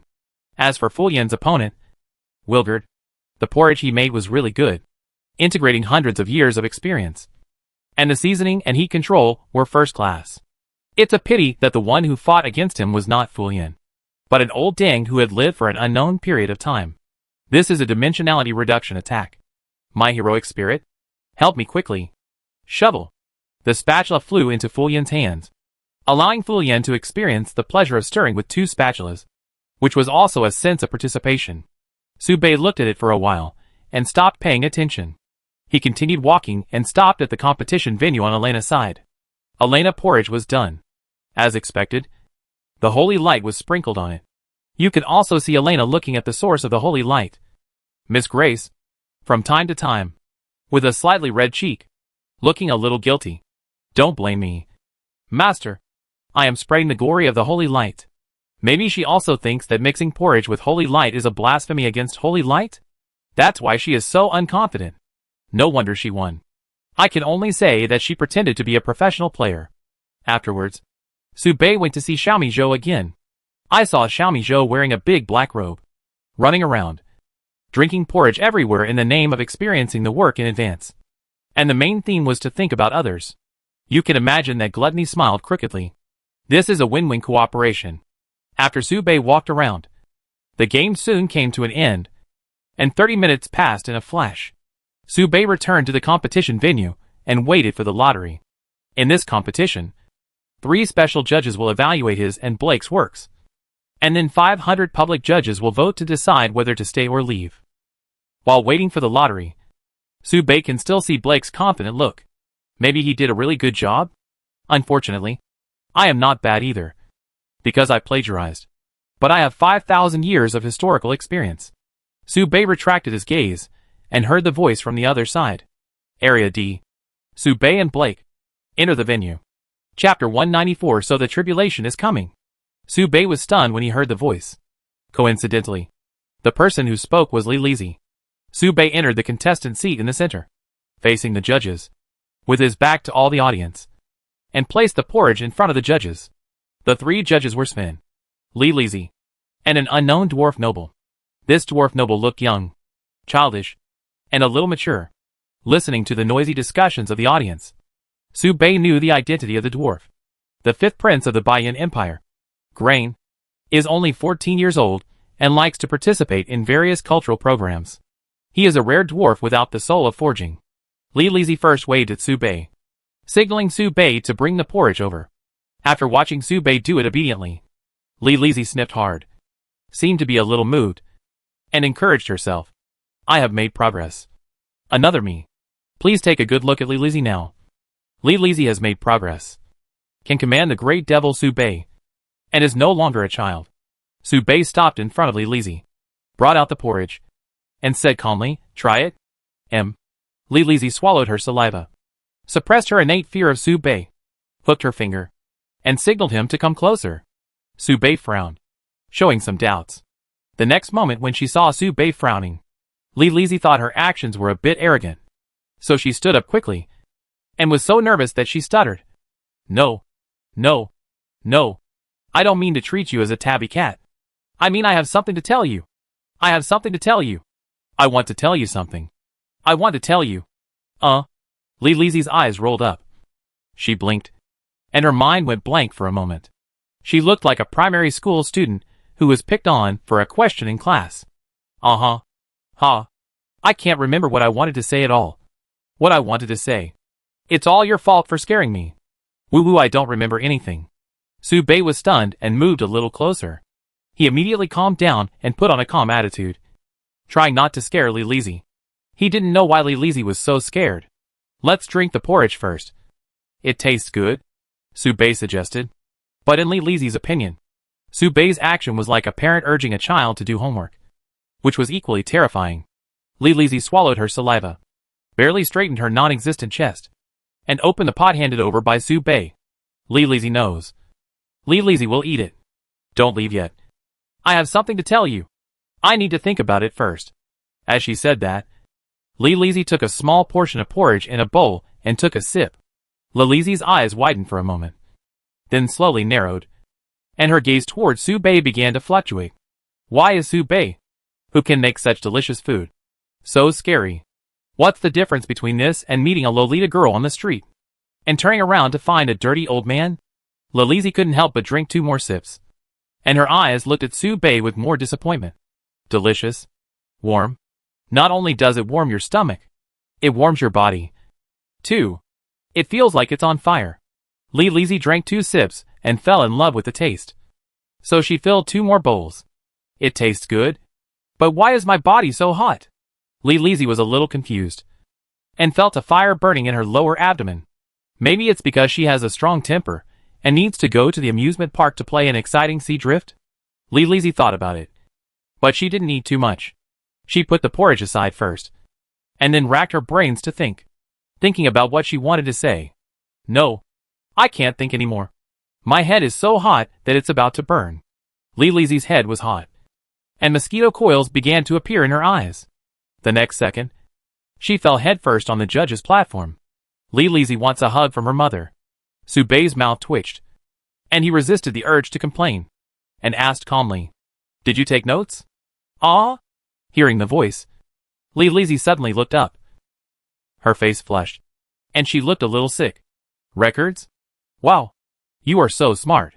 You actually knew that Lizzie had taken notes." Lizzie took out her notebook in confusion and read it verbatim. Article 999. Leave the playground before 5 o'clock. Article 1000. Stay away from the great devil Su Bei. He eats children. Article 1001. Don't get close to the great devil Su Bei. He eats children. Article 1002. What the hell is this? Turn to the last page, Su Bei said viciously. Lizzie's body trembled and froze for a moment. Only then did she realize what she had just read. She was so nervous that she almost lost her balance. Wrong. Wrong. Wrong. Wrong. Yes. Yes. Lizzie trembled, reached out to turn to the last page, looked at the fierce Su Bei, and held back the tears that squeezed into her eyes, and said humbly, "If you feel something strange, please don't explore. Please don't get close. This is not an opponent you can contend with. Discovering her existence is a victory for you. I suggest you stay away from her and wait for her to get tired of playing and return to herself. She is invincible to mortals." Lizzie's voice was trembling so much that she could not even finish a sentence. Hearing this, Su Bei frowned and asked again, "Is that all?" "There are some. But I can't tell you now." Lizzie blinked her eyes. Her eyes were empty, and she didn't think much, and said what was in her heart directly. "Tell it now." Su Bei frowned again, looking a little fierce. Lizzie trembled in response, and hurriedly continued to read along with the record. Dang dang dang. "Of course. I guess you won't listen to me. If you must fight it, I suggest you work on the carrier. Drop my tears. You can see her, and it is not affected by the rules. Please be careful. Careful. And careful. No matter what happens. Please rest assured that I am behind you." Lizzie blinked and glanced at Su Bei. Su Bei nodded. "Thank you," Su Bei said. "Thank you." And then went to the other judges. It was very important for him to know this matter. At this time, Sven had just tasted Blake's work and showed an approving expression. "Very good, young man. I give you an 8. I can taste the spirit of a young man who is not afraid of hardships in your work. Keep it up." Blake laughed with high spirits and looked at Su Bei, who pointed at him with his thumb. "You missed a top chef, and I won't look back, even if you beg me to join your team." At this time, Su Bei came up with porridge. Sven didn't hesitate, opened the pot and tasted it, then frowned. It just wouldn't melt. Seeing this, Blake laughed. "Ah-ha-ha. Failed? How can a work made in 10 minutes be qualified? I think you don't even get 6 points?" "Shut up. Rubbish." Sven cursed coldly. Blake was stunned, and the corners of his mouth twitched. "No. Just now you said that I am not afraid of hardships when I am young." Sven looked at Blake with pity. "So the hardships are coming." As he said that, he turned his head and sighed at Su Bei, revealing a little smile, which obviously had other meanings. "You? 97 points. 3 points less because I'm afraid you'd be proud." Su Bei smiled slightly. and smiled at Swen. It is said that reunion after a long separation is better than a new marriage. This is probably the state of mind. Chapter 195 Talent and Capital. The story of Siwon and Su Bei can be traced back to 3 years ago. Although Su Bei would not have starved to death if he had not met Siwon. Siwon was indeed the elder who gave Su Bei his first meal. So, even if Siwon was extremely foul-mouthed, Su Bei did not care. And maybe Su Bei's speaking style was subtly influenced by him. Looking into Siwon's eyes, Su Bei still had that calm look, never avoiding his gaze. Nor was he too restrained. This made Siwon sigh. Little boy, you are not afraid of such a big scene. It seems that you have been doing well recently. Su Bei was stunned, nodded, and greeted politely. Maybe. You are not dead yet. In fact, Su Bei was a little nervous. But after thinking about it carefully, it was just like that. As long as he didn't treat those audiences as human beings, it was much better than before. Hearing this, Siwon pulled his mouth and asked in confusion. Who did you learn the art of speaking from? You can say you are alive and well. Or you can say no. What does it mean that you are not dead? Literally. It means congratulations. Su Bei thought about it. And after a hard moment of thinking, he explained. As far as he knew, the magic tide of Winter City had not subsided. And the death of an awakener was a common occurrence. Su Bei would not be surprised if anyone died there. It was a blessing that he was not dead. Siwon stopped talking, thinking that Su Bei's social phobia might have improved a little. But it might not have been completely cured, which led to the effect of not being able to express his meaning. It can only be said that there are both good and bad. So, Sven took another sip of porridge. After a while, Sven felt something was wrong, and couldn't help but frown slightly, wondering, is your porridge a little aphrodisiac? Is it just to drive away the cold and keep warm? Su Bei replied, after a few times. I'm already erect. How can it be a matter of driving away the cold and keeping warm? Sven couldn't help but curse. He knew if it was an aphrodisiac as soon as he tasted it. Over the years, he had been tricked by Sophia into drinking a lot of experimental potions. And he had drunk all kinds of aphrodisiacs. He had drunk dozens of stronger aphrodisiacs than this one. However, he was too lazy to care about the young people's affairs. He just shook his head and reminded Su Bei. You shouldn't have come to this food festival. The Silver District 2 is more chaotic than the most chaotic red light district in Duz. There will probably be some chaos tomorrow. I suggest you run away. I am still waiting for you to take care of me in my old age. Seeing that Su Bei did not respond immediately, Sven also guessed Su Bei's thoughts and said, when you encounter danger, just hold on to the thigh of the priest's grace. For Elena's sake, she will take good care of you. Su Bei nodded. In this way, the conversation between the two ended. The joy of reunion after a long separation is like a glass of strong wine in winter. Not worth talking about. And there is nothing to commemorate. It's just that at the moment of tasting it, I feel that this feeling is really good. It's a small episode in the road of life. Su Bei left this place, and then put the porridge in front of the last judge. Gren, the 5th prince of the Baiyan Empire. It's nice to meet you. The short boy stretched out his hand to Su Bei, and showed a kind smile. Su Bei looked at him a few more times, watching his movements, and then handed the porridge to the boy, placing it on his outstretched right hand. Gren was stunned. His smile froze a little, and after a moment, he said faintly, I think we have the possibility of cooperation. I can help you settle the matter of the 3rd prince. If you are willing. The price is that you need to become my person. This sounded wrong, and Su Bei's hair stood up for a moment. Su Bei frowned. Gay? Gren was stunned again. Perhaps for him, who was only 14 years old, this was too much, causing him to stammer. His face flushed, and he didn't know how to explain. And he could only squeeze out 2 words with difficulty. Not gay. No, I'm not gay. Su Bei was stunned. He stopped his probing abruptly. But he didn't expect it to be so chaotic. He had heard that the nobles were in chaos. But he didn't expect it to be so chaotic. This made Su Bei feel a little unsure of how to respond. And he replied after a moment, I understand. He could only understand. But Su Bei couldn't empathize with him. Please end this topic. Gren wiped the non-existent cold sweat, took a breath to adjust his flushed face, and said slowly, I came to talk to you with sincerity. My 3rd brother Graham is a bold and careful reckless man. But if you only regard him as a reckless man, you will suffer a great loss. He must have received the news about Xiaomi Zhou by now. But he is suspicious by nature, and will spend a whole day preparing. Tomorrow, if nothing unexpected happens, he will arrange everything in place tomorrow, including organizing manpower, adjusting status, taking treasures, and asking for help. He will assume all possibilities, even if it has never happened, and the probability is 1 in 10,000. He will treat this event as facing the Beast King 9-Life Cat himself, and go all out. That is to say, Graham has a demigod behind him. If you surrender to me, I will ask my teacher to save your life. But giving up millet porridge is inevitable, because her Beast King father assassinated Graham's mother. This is an endless hatred. Subei pointed to the porridge in front of Graham and said lightly, "Drink the porridge first." As for Graham's proposal, Subei did not need to adopt it. The other party was indeed very sincere and came with sincerity. Not only did he reveal Graham's arrangement, but he also made a promise. It's just that Subei will not give up Xiaomi Zhou.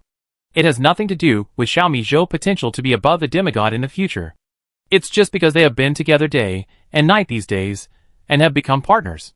After Green finished speaking, he listened to Subei's proposal and drank a mouthful of porridge. At first, he didn't feel anything special, but soon Green felt something was wrong. Hot. The body is so hot. No. Stand up. Stand up. Why did I react to the man in front of me? In Green's eyes, Subei was indeed handsome.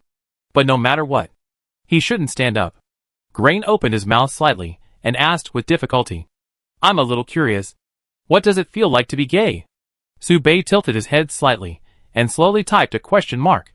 Of course, Subei would not explain. There was no suspense in the game. Blake was eliminated without a doubt. When he left, he embarked on a new journey with the Feather Arrow Adventure Group, and vowed to impress Subei in the future.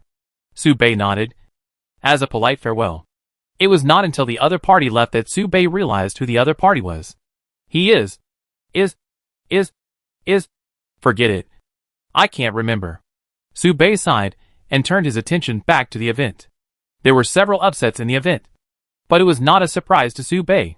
For example, Fulian, Elena, Felihui, Alyssa and others all won. But it seemed that except for Felihui, the others used some technology to a greater or lesser extent, and their wins were not legitimate. What puzzled Subei was that Jasmine lost. She lost to the mysterious chef who used rust to stir-fry seasonings. Could there be another expert? This made Subei approach the competition area and taste the porridge made by Jasmine's opponent. He took a mouthful and spit it out. The judges like to eat shit? This was Subei's subconscious evaluation. He observed the expressions of the judges around him, and suddenly realized. That's it. The judges are not dogs. So they naturally don't like to eat shit. They just love money. This can also be regarded as an inevitable part of variety shows. It can only be regarded as Jasmine bad luck. So-called talent loses to capital. This is it. Chapter 196, the second night of the food festival. Freedom appears. Baiyan Empire. Silver District 2. Hotel. In Jasmine room. Mr. Subei. Woo-woo. Jasmine lost. Jasmine was listless, lying decadently on Subei's legs. Even her hair was drooping. Beside her, Xiaomi Zhou looked very angry, and said fiercely, "Judge? Idiot. Don't understand. Porridge. No one can understand porridge better than Xiaomi Zhou. No one." After drinking the works of the two, Xiaomi Zhou could feel the gap more clearly. The contestant named Moon made a porridge that was nothing but shit. Even cats wouldn't eat it. Don't say that. Jojo. Maybe it's because the porridge made by the other party is a bit niche, which just caters to the preferences of that group of judges. Molly responded decadently. Hearing this, Elena felt distressed for a moment. She is so nice. I cried so much. She commented on the rusty fried porridge so gently and tactfully. It's really a pile of shit. It must be an inside story. Elena complained. Flynn also nodded with certainty. It's definitely like this. The evil forces are colluding in secret. Inside story. In the next match, I will fight Yue Liang. I will definitely tell the judges with my strength that inside stories are not advisable. Watching the people talking to each other, Subei carefully dragged Jasmine up and then quietly walked out the door. No! No! The air was filled with a pink atmosphere. Even someone like Subei who was not very good at observing the atmosphere, felt something was wrong. At this time, Gluttony quietly released the gluttony mist, revealing a malicious smile. Hee. This drug has a strong after effect. And the dosage I added is just enough to explode after 10 hours. I want to have fun. Have fun. Hee. In fact, something is wrong. The 4 girls were in the room, and even the breath they exhaled was warm, intertwined with various familiar and intoxicating aromas. That was the secretion of female hormones. Even Subei's eyes were cloudy for a moment at this moment, and he wanted to move forward and do something. Subei frowned slightly and made a quick decision. Go out. Dong. Close the door. Subei leaned against the door, slid down the corridor slowly, sat on the ground, and exhaled a foul breath. Strange. Really strange. Subei showed some doubts. How could he lose control? He obviously didn't feel anything before. Time passed quietly. Night. After Subei calmed down, he went to Fu Yan's boudoir again. This time, he watered his eyes with tears of wisdom and came prepared. Sitting on a chair beside Subei and Fu Yan chatted casually. This time we talked about Fu Yan's family. For example, she has 2 brothers, an older sister, a younger sister, and a younger brother. For example, her fiancé is from the Eye Demon clan, who is said to be able to communicate with the demon realm through his eyes, summon ancient demons, and shoot rays from his eyes. He is a clan that God chases and feeds. As they chatted, Fu Yan suddenly fell asleep. Are you sleepy again? Subei was stunned, and was about to get up, when he suddenly saw colorful lights in his eyes, showing great vigilance. This night was completely different from the previous ones. Subei saw it, and at the same time, he had a concrete concept and remembered what was happening at the moment. The gears of fate changed at this moment. This colorful light was full of colors, but it had no colors. It had a natural terrifying suppression force, which made Subei's eyes, which were stained with tears of wisdom, bleed, and his eyes were blinded in an instant. Subei closed his eyes at the same moment, but the other person's face appeared in his mind uncontrollably, and he couldn't get rid of it. It was like a certain image was forced into his mind. It is a special unit without gender, age, time concept, and does not exist in the long river of fate. She has the appearance of a girl, innocent and romantic, unrestrained, and represents freedom. Even though Subei had never seen a god before, the moment he saw this image, he had this concept in his mind. This must be a god. Buzz, at the same time, Fu Yan sat up from the bed. The look she gave Subei was extremely cold. Who are you? Subei asked. Fu Yan didn't answer Subei. Her eyes flickered, and colorful light burst out from her eyes, making Subei's body transparent in an instant. Wisdom. You nasty guy. I still need some time to fully descend. You broke my plan. The calm tone mixed with the inviolable high-level rules made Subei's eardrum burst instantly, and blood dripped. As she said that, Fu Yan took a step forward, and instantly appeared in front of Subei from the bed, as if she appeared on the bed and in front of Subei at the same time. And then she stretched out a hand. This hand passed through Subei's body, touched the poker cards in Subei's pocket, and held the ocean of tears. It was like 2 people in different spaces passing through each other. Subei was stripped of this space and time, and the poker cards were left behind. Subei was stunned. The incomprehensible power can only be described as terrifying. God? This way of speaking is definitely not Fu Yan. Not to mention the aura, which is completely different from Fu Yan. Fu Yan really underwent inexplicable changes. This is the reason why she appeared here. So, who is she now? Subei closed his eyes and looked at Fu Yan. At this moment, Fu Yan's attention was not on Subei at all, or she had never seen Subei in her eyes from beginning to end.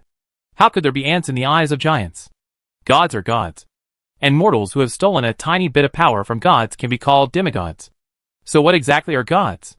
At this moment, Subei had a completely new concept. This was a field he had never explored. And even though Subei had played Fantasy World for several months, he still could not understand the horror. Fu Yan's tender legs were crossed, outlining the clear lines of her legs, and she didn't care how much of her skin was exposed. She looked at the lake of tears and said lightly, according to the plan, I came to see you. It seems that you are much more miserable than me. I originally planned to kill him once and for all, but I felt that you must have left some tricks behind. Then, Guess what I'm going to do now? Fu Yan smiled and looked at the lake of tears quietly, as if she wanted to see the reaction of wisdom. But strangely, Fu Yan didn't wait for anything.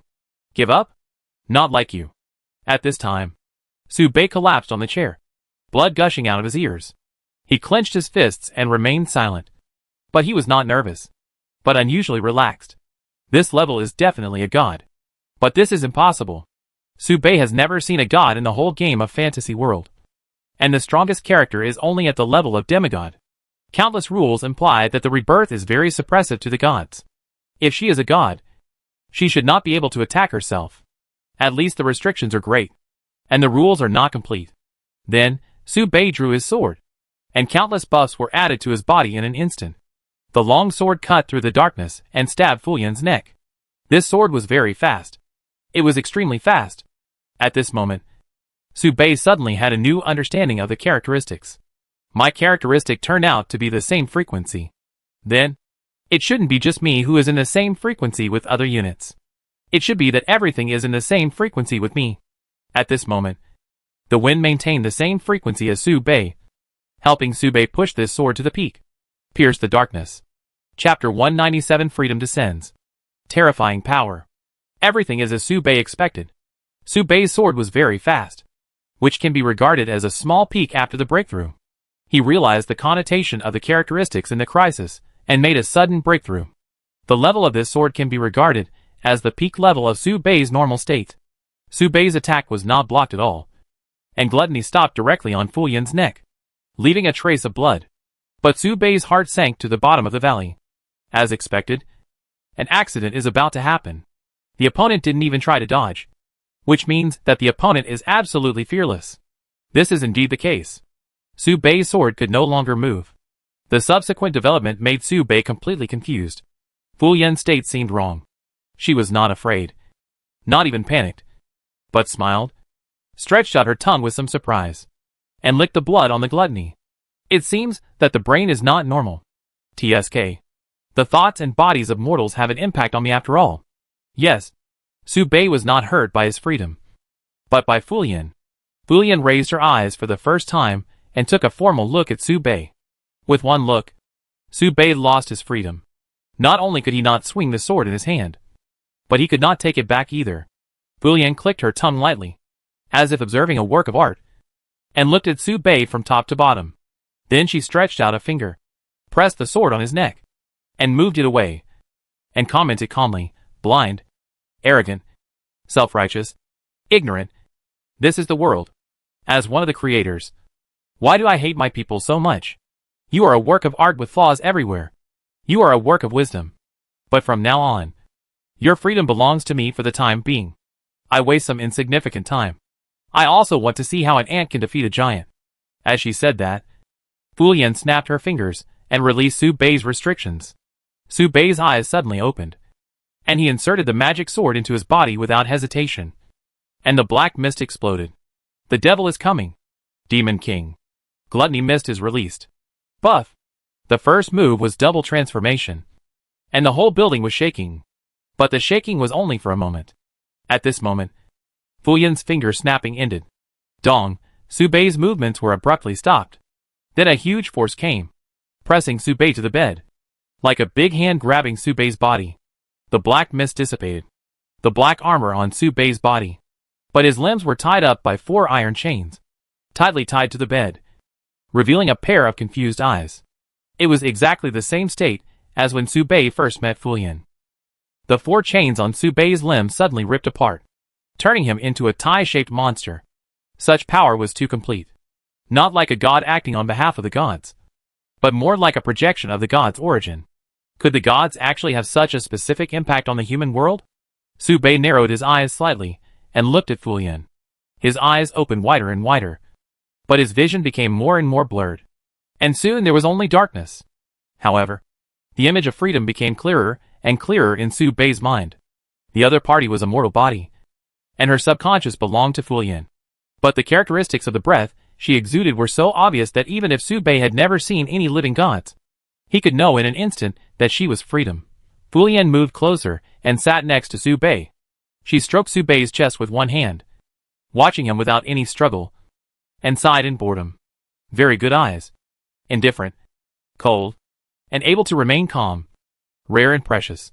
But why can you still be so calm? Fulian was puzzled. And the tip of her index finger stretched freely. And in an instant it grew to an inch long, passing through Subei's chest, and was about to touch the beating heart. She knew what the other party's weakness was. From the moment she saw the other party, she could see and grasp the handle of the other party's freedom. The concept of the word freedom is her concept. She is the embodiment of freedom. Interesting. You can say nothing. But I want to hear you beg for mercy. So, what are you going to do? Fulian touched Subei's heart with one hand, completely grasped Subei's heart, narrowed her eyes with pleasure, and whispered, I hold your freedom. Now you can start begging for mercy. You are no different from others. Right?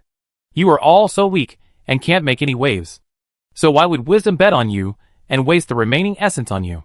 Subei's eyes narrowed, and he said in a deep voice, Your power is not complete and has limitations. Right? The voice was hoarse and almost torn, but not humble, but extremely firm. Fulian smiled, but it was not a smile. Her eyes were like watching, and sparing their teeth and claws, which made her a little interested. But it was only a little. It was at this time that Subei, holding the mentality of one last try, clenched his right hand and shouted, Good night, middle school girl. Triggered the rule modification of the common sense gloves. This is the common sense that Subei has been subtly learning these days. When Fulian is about to fall asleep, he uses the common sense gloves and verbal, and I hints to bind this sentence to Fulian's mental state when she is sleeping. The result is not beyond Subei's expectations. Fulian's eyes darkened for a moment, and the subconscious urge to fall asleep made her yawn. How could freedom be completely affected by the power of the angel of knowledge? They are not life forms of the same level at all.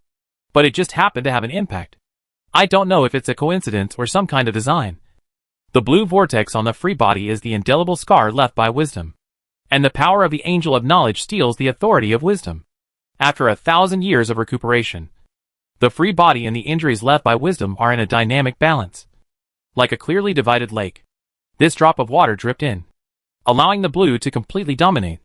It broke the so-called false balance. Fulian's eyes darkened, and a smile appeared at the corner of her mouth, revealing a slightly surprised expression. And she gently patted her head. Interesting. Interesting. See you tomorrow. Lovely aunt. I hope you can surprise me again tomorrow. Otherwise, I will punish the disobedient child. Fulian fell headfirst onto the bed and fell into a deep sleep. Subei panted and breathed heavily. He felt the right hand inserted into his chest and looked at his bound limbs. He moved his eyes with difficulty and could only see the vague outline in front of him. Now, it was Fulian who was here, and she was no longer free. Subei didn't know what he was thinking, and finally lost his strength. Because of the serious injuries, he fell into a coma. Chapter 198 Common Sense Setting. The next day, Subei woke up early. Maybe he was awakened by the pain. Or maybe he woke up because of physical discomfort. After all, no one would sleep well if someone held their heart all night. Even if the person who was open and sincere to you was a beautiful girl. Subei moved with difficulty and moved his limbs. The chain made a clanging sound, waking up Fulian, who was sleeping soundly. Fulian opened her eyes and fell into confusion. The source of all evil. Did you sleep with me? This sentence was said calmly, probably because Fulian had not yet woken up. The fragrance of lotus-like breath made Subei unconsciously look away. Please look carefully. After considering it, Subei added the word please. The main reason was that Subei was very afraid that Fulian's mood would be unstable. And if she was not careful, she would squeeze his heart and explode. It doesn't matter whether she dies or not. But this is Jasmine Heart. No. I don't want to die either. Subei raised his head helplessly. Fulian finally realized something, and sat up from Subei's knees. She was stunned when she saw Subei being tied up by chains, and her heartfelt gesture. Her body was completely frozen and motionless. Completely stunned. Don't make noise. I'm thinking. Fulian muttered to herself. Don't think for now. Subei sighed and explained with difficulty. I'm still tied up. Forget it. Think about what happened. Subei said another sentence. A moment. 1 minute. 2 minutes. Time passed slowly. Fulian's calm face rarely showed sadness. She lowered her head with self-blame and kept crying. Su Bei could guess that she was probably blaming herself. So he comforted her. It's nothing. But it was just comfort. However, Fu Yan's self-blame was completely different from what Su Bei thought. I only heard Fu Yan muttering, I really couldn't help but violate you. I said that I was in a state of burning yesterday. How could I sleep? It turns out that I am such a dissolute girl. Fu Yan pulled her right hand out of Su Bei's chest, looked at the blood on it, and looked at Su Bei's desperate action, and finally realized something. But Fu Yan did not panic, nor did she shout, but stepped back a few steps, posed in a standard posture of getting off the seat, with graceful and standard movements, and apologized sincerely. I'm sorry, but I will take responsibility. I don't think I'm a slut, but I didn't expect that I couldn't resist the desire of my body. I never thought I would do such a thing. Binding? Physical harm? Fu Yan said, seeming to be a little ashamed, looking at Su Bei's stunned expression. She was so ashamed that she lowered her head and dared not look at his face. So she buried her head even lower, almost touching Su Bei's feet. If you do it, I will admit it. I will carry you to my house in an 8-man sedan chair and marry you as my husband with the highest etiquette of the demon clan. I can also promise that I will never find a second wife in the future. I will use all my savings as a betrothal gift and promise to be devoted to you after marriage. As she spoke, Fu Yan's earlobes turned completely pink, almost dripping blood, and her voice gradually became softer and thinner. I will not force you to play this dangerous game again. Fu Yan's attitude was very sincere, and her tone could only be barely kept calm, and she seemed very indifferent. But the black wings behind her unconsciously tore open her clothes, and the constant flapping action exposed her inner restlessness. Su Bei was speechless. He didn't know where to start explaining. My affection for you is limited, and it's not to the extent of liking you at the moment. So I won't often ask you to share a room with me. I don't know what happened last night. And you don't know? In Jasmine room. We last night. Clothes. Posture. As she spoke, Fu Yan seemed to find it difficult to speak, and stopped the topic in shame. Then her eyes raised and looked at Su Bei, and seemed to be stained with other colors. Su Bei was stunned and suddenly realized. So that's it. Doesn't Fu Yan have that memory? Su Bei thought about it, and explained in the quickest way, it is a god who affects your thoughts. This is her move yesterday. It has nothing to do with you. Fu Yan tilted her head, as if thinking, and nodded with a red face after a moment. Okay. I know. I know you prefer minors. And it's not that I can't meet your needs. But it must be after marriage. And I hope you can respect me. Su Bei frowned slowly, looked at Fu Yan's open mouth, and said, What are you talking about? I said that you were influenced by the gods. And it was not you who did these things. Do you really have to? Fu Yan's face was ruddy, and she clenched her hands tightly, and suddenly said in a deflated tone, If you really have to, I probably can't refuse. After all, I took the initiative to violate you first. It's just that I didn't feel anything last night. Probably because I wasn't sober. I hope you can be gentle when you take the initiative. I heard it will be very painful. Su Bei was stunned. His face was a little red, and he felt a little uncomfortable with this overly sensitive topic. Are you crazy? Is Fu Yan cognitively impaired? Su Bei recalled what happened last night, and suddenly realized that before leaving, Zio patted his head. So that's it. Zio did something at that time. No wonder she showed a weird smile when she was asleep. Su Bei sighed. Time was tight, and it was too difficult to explain to Fu Yan. So Su Bei clenched his right hand and used the common sense gloves. Good night, middle school girl. Fu Yan's eyes darkened, and she remained in the posture of sitting down, motionless, as if she was in a certain sense of hypnosis. Su Bei thought and fell into silence. He wanted to change Fu Yan's common sense roughly, delete this memory, and implant new common sense. The only thing that can affect freedom is probably Fu Yan's own will, and he needs to amplify this will. So, Su Bei imposed several extremely violent settings. When you hear good night, middle school girl, you will automatically add the following settings. First, this is the rule of your actions. Your body cannot do anything to hurt me, and any action that hurts me will become a way to please me.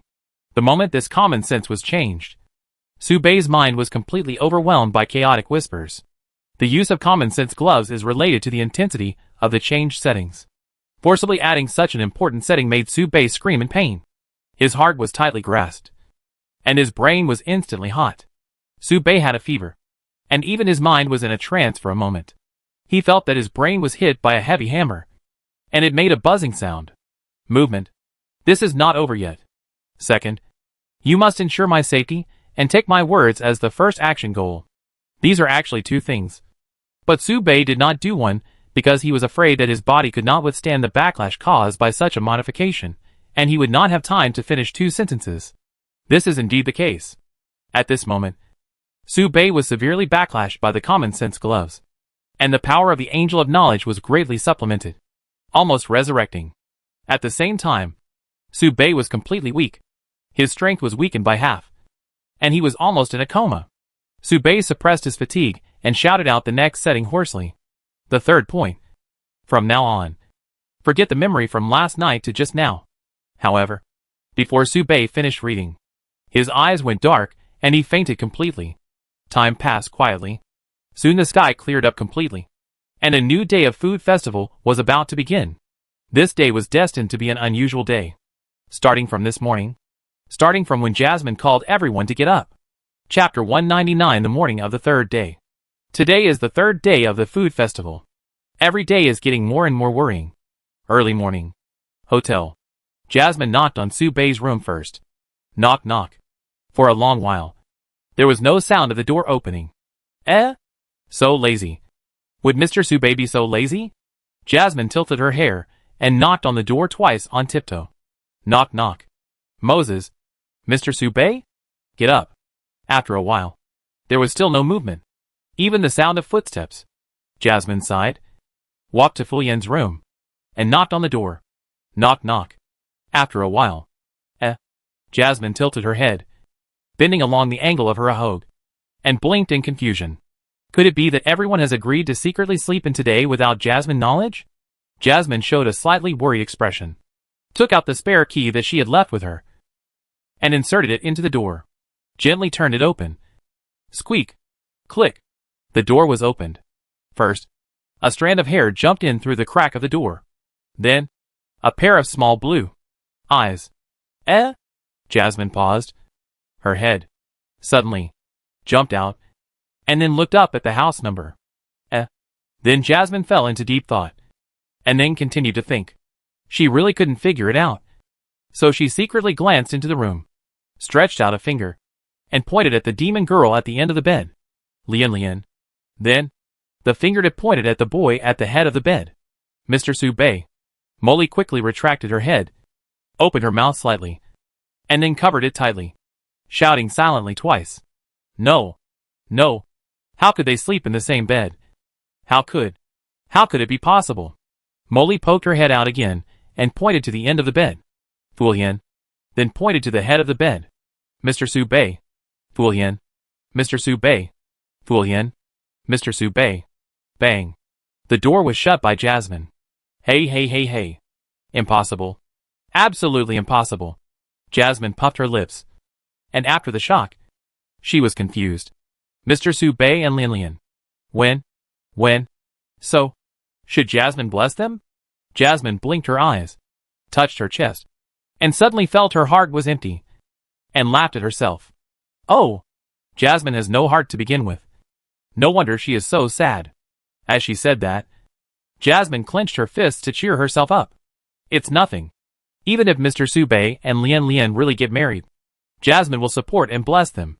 But just after she finished speaking, Jasmine's mouth bulged again, as if she was unwilling to persuade herself. It's just, I thought Mr. Su Bei would be with Sister Elena. They have known each other the longest, and they have a tacit understanding and can help each other in battle. And, isn't Mr. Su Bei a Lolita control? Lian is taller than Jasmine, and she is also 1.5 years older, so she shouldn't be considered a Lolita. Then, that's not right. Why is Jasmine thinking so much? It's not something Jasmine should care about. Mr. Su Bei likes me, which is a problem. Jasmine can't help it all, but she always bothers Mr. Su Bei. Jasmine patted her cheek, cheered up a little, clenched her right fist and encouraged herself. Stupid Jasmine. No matter what, Mr. Su Bei and Lian are staying in bed. The food festival is about to start, and we have to wake them up anyway. Jasmine smiled again and opened the door. Suddenly, her body froze and trembled slightly, and her smile froze. The picture was still. Jasmine's eyes met Su Bei and Fulian, who had been awakened. Their eyes met. Fulian was bending over at this moment, untying the handcuffs that bound Su Bei's limbs. They looked warm and harmonious, and there was a tacit understanding between their gestures, like an old couple. Fulian turned her head after hearing the sound of the door opening, and happened to meet Jasmine's eyes. "Good morning." Fulian yawned.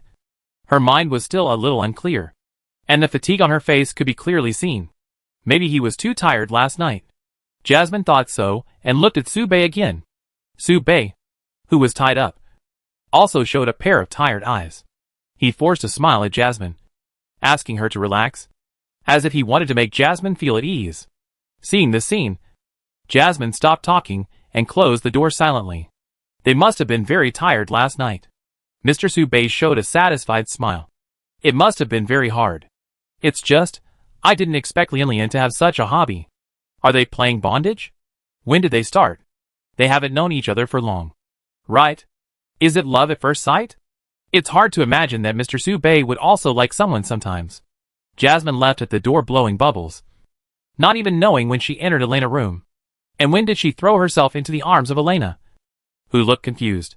What's wrong with Jasmine so early in the morning? Elena gently hugged Jasmine and asked in confusion. But there was no answer for a long time. Just silence.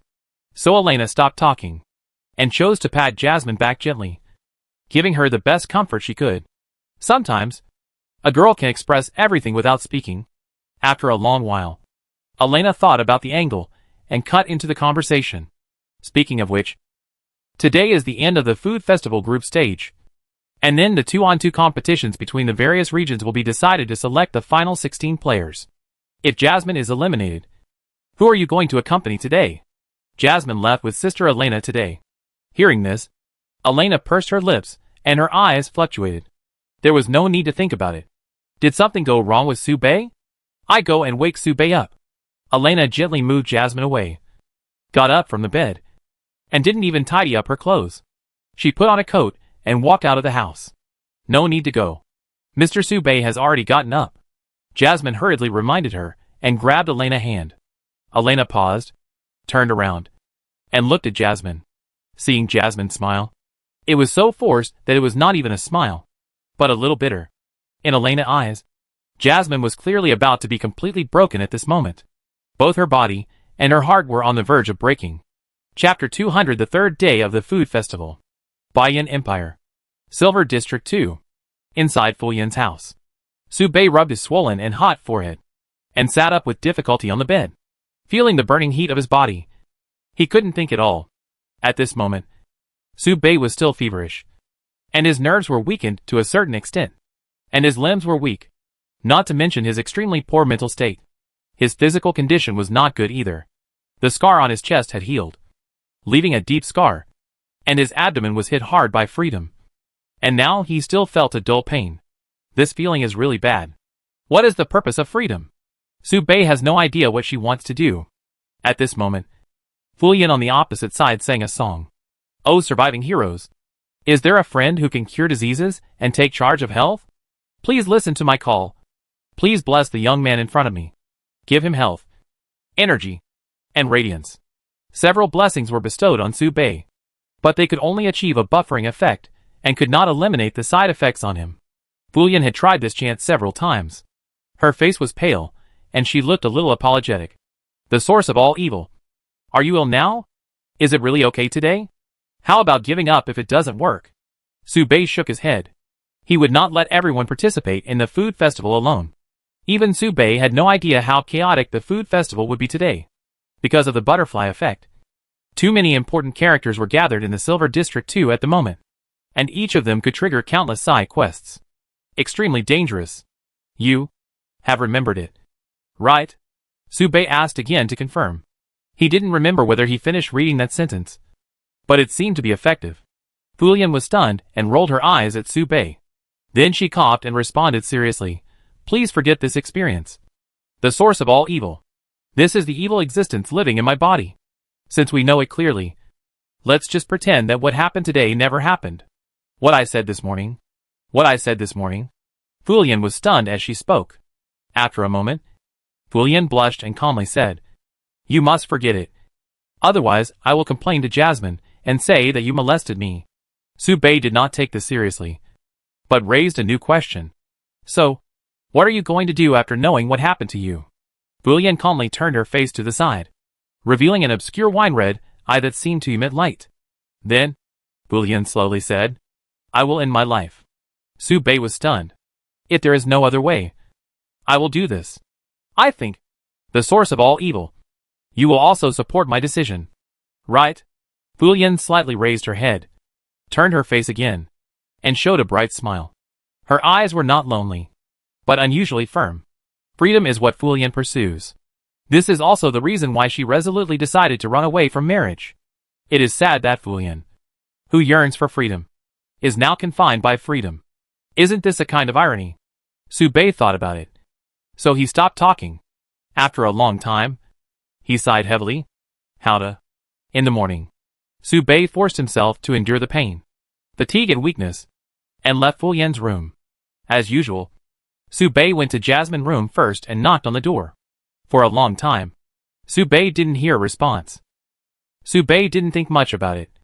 Changed the room, and knocked on Elena's door. Strange. There was no response. Finally, Su Bei knocked on Xiao Mizhou's door. Still no response. Su Bei was silent. Everyone, have you all gone to the scene? Su Bei still didn't think much about it. He exhaled lightly and forced himself to return to his room. He planned to pack up and prepare to participate in the food festival competition. It was at this time that he saw a note left on his bedside and a breakfast made of millet porridge. On the note was Elena's handwriting. We're going to the food festival first. Remember to eat while it's hot. The content was straightforward, concise and clear, and the words were not too profound. Even a contestant like Su Bei, with a junior high school diploma, could easily understand it. It was very ordinary and plain. But there was something fishy in the lower right corner of the note. Su Bei narrowed his eyes, trying to see the font clearly. But the font was too small, as if it was deliberately hidden, and it was difficult to distinguish with the naked eye. Su Bei's eyes were hurt by freedom again, causing his vision to weaken and not see clearly. Su Bei paused, took out the goddess's tears, and dripped 2 drops into the corners of his eyes.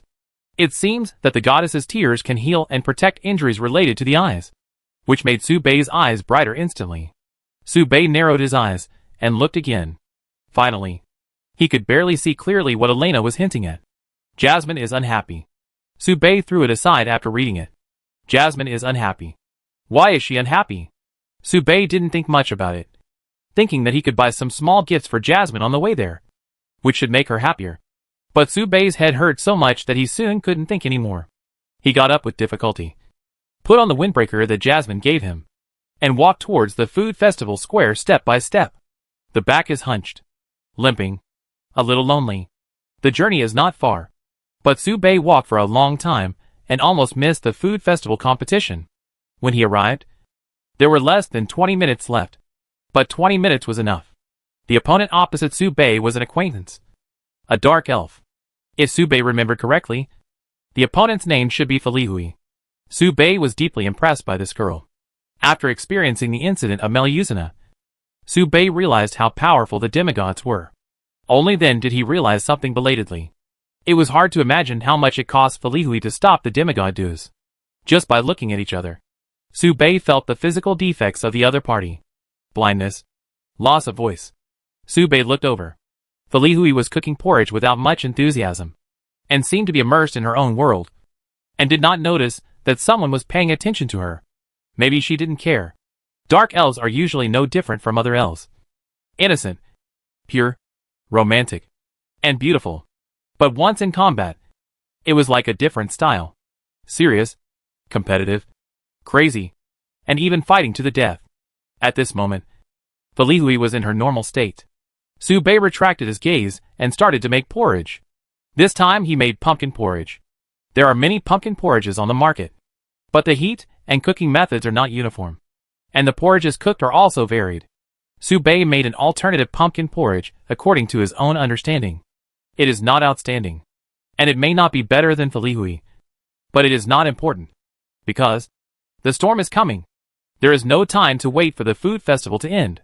The first to enter the battlefield was the third prince of the Bayan Empire, Graham. The opponent rode a dragon horse of the sub-dragon species, and walked from the center of the street with great fanfare. Thunder and lightning roared on his body, blasting a wide road, pointing directly to the millet porridge in the black robe on the judge's seat, frightening the opponent's hand to tremble while drinking the porridge. Bang! The porridge fell to the ground and scattered all over the ground. Graham laughed and shouted, "Evil beast! Why don't you surrender?" Chapter 201 Contradictions Transfer. Let's go back to 10 minutes ago. In this competition, Elena finished the holy light porridge early, and presented her work to the judges with a pious face. As for why she had to look so pious, because the three judges in this group were Xiaomi Zhou, an elderly druid, and Miss Grace. That's right.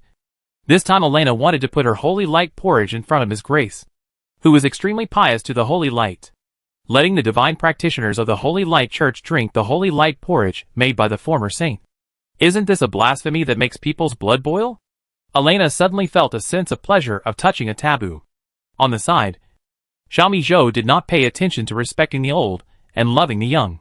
He first served a bowl of Xiaomi Zhou, and the main point was to respect Xiaomi Zhou and love Xiaomi Zhou. "How are you doing recently?"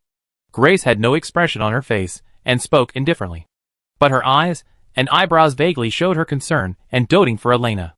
Grace is the only great divine practitioner in the Holy Light Church.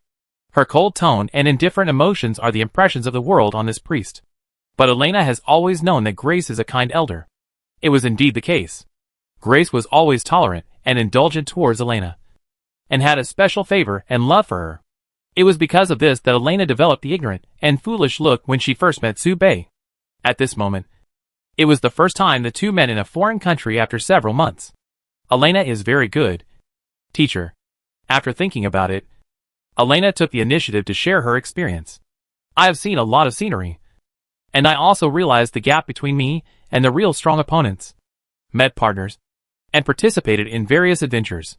Grace just listened, nodded occasionally, and waited until the other party finished speaking before moving her eyes to Elena's work. She was silent for a long time, and the corners of her mouth moved slightly. It seems that she has no intention of drinking the porridge. Maybe she can't eat it. For Grace, the holy light is as integrated into her body as blood. Drinking her own blood is a very strange thing to think about.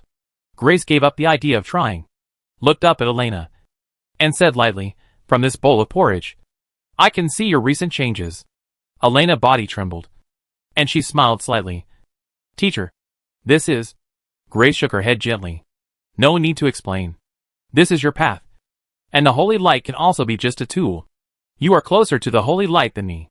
Grace showed a dark look and said lightly, "I thought you would inherit my position as a god in the future, and move up all the way, and finally go to the main seat of the church and become the pope. I'm sorry, teacher." Hearing this, Elena lowered her head bitterly. "I think I'm not suitable for practicing divinity. I can't stabilize my emotions. I gurgle gurgle gurgle." At this time, a spoon of millet porridge was poked out and inserted into Elena's mouth, making her swallow. Elena looked at the spoon, thought of the bad past, and glared at millet porridge. Millet porridge smiled slightly, ignored her, and immediately pulled out the spoon and drank the porridge. She saw that Elena was a little unhappy, thinking that drinking some porridge might make her happier. So she inserted it and forced her to drink a mouthful. But it could only be one mouthful, and it would be impolite to drink more. This might be the cat god in charge of porridge in ancient Greece. In the eyes of Xiaomi Zhou, there is nothing that can't be solved by a mouthful of porridge. And this scene happened to be seen by Grace, and her eyebrows and eyes became a little softer. And just when Elena and Grace were reminiscing about the past, Graham arrived. Graham raised his hands with a grim smile, and his hand summoned thunder, as if a thunder beast had descended to the world, with thunder in every step. The surrounding spectators and passengers were shocked by the electric shock, and instantly made way for a whole circle of empty seats around them. And even the dogs were not spared. At the same time, more than a dozen professionals with outstanding strength and extraordinary characteristics rushed in from behind Graham, surrounding the judge's platform in front of Xiaomizu. "Evil beast, call out the old ding behind you. No need to hide. Quickly fight with me openly. I have set up a net. This time, you will never come back." And you can't escape even if you have wings? Graham has invited the demigod to help. If the 9-life cat Beast King dares to show up, the one behind him will definitely carry the Baiyan treasure to suppress the Beast King. On the judge's stage, Xiaomi Zhou was stunned. She looked at the blue and white bowl that fell to the ground because of shock, and showed a wronged expression. She subconsciously looked behind her, carefully moved a step to the right, looked at Grace, and said aggrievedly, "It's for you. Remember? Compensate me for the porridge." In this case, Xiaomi Zhou was still thinking about the holy light porridge. The main reason was that Xiaomi Zhou also had a plan. She heard Elena call the sister teacher, and thought that the holy light porridge of this lady must be more delicious. Oh my god! She is such a genius! And Xiaomi Zhou's small step just happened to reveal Grace behind her. It was indeed the person behind her. And it was indeed an old dame who was not young.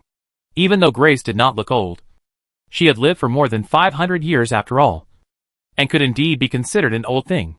Aside, Elena opened her mouth. No. No. Right? How dare he say such a thing? He dared to call the teacher Lao Ding? The world finally became crazy, and she could not imagine it. Did someone dare to challenge the Holy Light Church with documents? TSK. Is this the old beast behind you? I don't advise you to kneel down and surrender quickly. The voice stopped abruptly. The reason was that the people around Graham reminded him that the other party was a VIP invited by the food festival, a VIP of the Holy Light Church, and had nothing to do with Xiaomi Zhou. So he is the new backer of the beast. No problem. Just suppress him together. The people around him wanted to say something but stopped, and reminded him with difficulty. It's a priest. Graham couldn't hold it in anymore, and he was sweating all over. He laughed loudly. Ah. It turned out to be a mistake. Then he lowered his head and cursed softly. This shitty food festival still needs a demigod to take charge? Why didn't you tell me earlier? The guard beside him reminded him carefully. Third Prince? Isn't this a household name? Even the neighbor's dog knows it. Graham's momentum was instantly restrained. He had calculated everything, including all the forces behind Xiaomi Zhou and all the escape routes of the other party. But he didn't expect that he would provoke a boss right from the start, and that he was from the most difficult stinking shit Holy Light Church in Duz. Today's wind is very noisy. You? As he said this, Graham pointed his finger at the other side of the millet porridge, pointing at the old druid who was quietly eating melon, and said viciously, I was just talking to you. Who are you? Old Ding? How dare you be so ugly in my eyes? Kneel down and apologize to me. You evil beast. Call the old Ding behind you. Come and die. The druid looked around, pointed at his nose, and showed a puzzled expression. Are you talking about me? Chapter 202 Baseball Tournament. The druid who was pointed at was stunned and showed a strange expression. You don't know me? Who are you? Why should I know you? Kneel down and repent quickly. Otherwise I will beat you to death. Graham looked arrogant, but his slightly pale face revealed that he was not calm in his heart. It was indeed the case. His back was already soaked, and sweating was not enough to describe it. This trick of getting away with it was not very clever, but he could only pray that he could get away with it. Otherwise, if he offended Miss Grace, he would not know how he would die. At this time, the druid who was pointed at showed a shocked expression, smiled in surprise, and asked again with a smile. Wait, I didn't hear clearly. What did you just say you wanted me to do? Kneel down. Lao Ding. Why are you pretending to be a big Israelite? You can only blame your lack of strength. Don't blame the uneven road. Graham stopped talking. He saw the druid throwing a silver hammer. What a piece of shit. It's really not a good thing, because the hammer is silver-plated and the appearance is average. If you ignore the words Baiyan Imperial Master written on it, in the Baiyan Empire, no one dares to joke about these 4 words. Graham suddenly remembered that his father once said that a teacher he worshipped in his childhood lived in seclusion in the Silver District too, and if he met him, he asked him to take care of him. He really did take care of him. He almost made the other party kneel down. Graham wanted to cry and began to doubt whether he had not checked the almanac before going out. He had clearly chosen a good day to go out, and arranged all the itineraries and organized all the activities. How could this happen? Graham felt that the whole world was dark. Haha. It's all fake. It's fake. I can't tell. I can't tell at all. Kill! Kill! Kill! Kill! Kill! Graham roared like crazy. His whole body was covered with thunder. Arcs kept jumping on his body, activating cell activity, and entered a state of crazy explosion. Awakening skill. Thunder and lightning. A burst of thunder jumped, not rushing towards Zyamizu, but directly rushing out of the field, at a speed that was difficult to distinguish with the naked eye. However, this angle was just heading towards Subei. At this moment, Subei was very weak. Not only was his mind unclear, but his strength was also weakened by several %. He kept coughing and his face was pale. Seeing the other party rushing straight at him, Subei sighed and subconsciously glanced at Felihui beside him. Felihui raised the dagger calmly and was about to stab it into his stomach. In Subei's sight, he could see that the dagger exuded a terrifying power that made Subei feel, which was far greater than the pressure brought by the common-sense gloves. And it hid an indelible forbidden power. This is too scary. Subei feels that this weapon can kill him. This is a real artifact. Maybe a secondary weapon of a god. And the cost of using it is absolutely terrifying. Don't use a big move when you disagree with me. Subei was frightened and trembled, and hurriedly shouted, "Don't move." "I do it." However, before Subei made a move, Sven made a move. Master Sven was too fast. So fast that Subei could hardly catch his movements. Before his figure disappeared, his real body had already appeared in the shadow of the lightning. And he slapped it hard. The slap hit Graham's left cheek, slapping it and making it swollen. The face and the slap were in close contact. And the lightning was thrown at a right angle to another competition venue. And it was moving very fast. As the Lord of Shadows, and the most powerful underground assassin in the former Friend Empire, Sven's strength can only be described as terrifying. They are both at the 5th level. But Graham can't react to Sven's movements at all. This gave Subei a strange feeling. Sven seemed to be able to become a demigod at any time. But for some reason, he was forced to stop at the 5th level, resulting in him having a power far beyond the 5th level. But his strength still remained at the 5th level. Graham was flying backwards in the air, feeling extremely regretful. I didn't expect that I would just randomly find a direction to escape and accidentally bump into a hidden Shadow Lord. But it doesn't matter. With the acceleration given by the Shadow Lord and my own explosive speed, he is extremely fast at the moment. No one can stop him from escaping from this terrifying food festival square. He rammed hard into the group of contestants in front of him. Now, welcome the next unlucky child. Wait, that tall girl with short golden hair is Luminera? Graham was changing his posture in a panic and yelled, "Misunderstanding. Misunderstanding. Get out of the way. Get out of the way. Mr. Brave." Graham had never seen Grace or the Imperial Master. But how could he not have seen Luminera? He didn't expect that he would find the hardest wall to hit. But at this moment, the speed was too fast, and Graham couldn't stop the car at all. So he had to grit his teeth and burst out with all his speed, trying to directly knock Luminera out and break through to escape the scene. Luminera's eyes condensed, and she drew out her holy sword, regarding the opponent's acceleration as a provocation. No one can challenge me, because I am Luminera. Stars, shine on me. Luminera was surrounded by stars with the power of stars, and her momentum instantly condensed and sublimated. A sword was slapped out. This sword happened to hit Graham's right face, and the force was controlled, making Graham's right face swollen exactly like the left face, and it was beaten into an axisymmetric pig head. It was somewhat obsessive-compulsive. Fuck. Graham couldn't help crying in the air. The pain in his body was secondary. The main thing was that he would never forget the humiliation of being beaten like a sandbag. He just wanted to die and understand his life thoroughly. Graham flew out at an obtuse angle and passed by another competition venue. It seemed that he passed through someone who didn't exist and was kicked to another place. This person who existed here but didn't seem to be here was Alyssa. Alyssa stood there. No one could see her. She didn't exist in this space, and she didn't have any sense of existence. She moved her feet gently to find the right angle, and kicked Graham out with her strength to prevent him from destroying her work. This was her entry for today. Graham flew out again. This time, he ran straight into a succubus. Graham could feel that the opponent's strength was level 3, and finally couldn't help shedding tears of relief. I'm level 5. Level 5. You low-level succubus. Die for me. Watson. Help. A flash of green light passed by. Pure love only plays high-end games. After breaking through the 4th level and successfully awakening, the green-skinned Watson finally recognized his own characteristics. He is a unique love. In a battle, he only uses one move. Get out. The wooden stick burned in the air. And what was burning was the life of the green-skinned Watson. Don't be so desperate, brother. I don't have much strength left. Graham had long lost his rebelliousness and begged for mercy with tears streaming down his face. But the green-skinned Watson did not stop. He swung a bat and hit Graham in the face, giving him a nose job. Bang! Sparks exploded. Graham was hit again and saliva flew. This made Releasy sigh. What a wonderful baseball game. It really makes people excited. Chapter 203, Continuous Relay.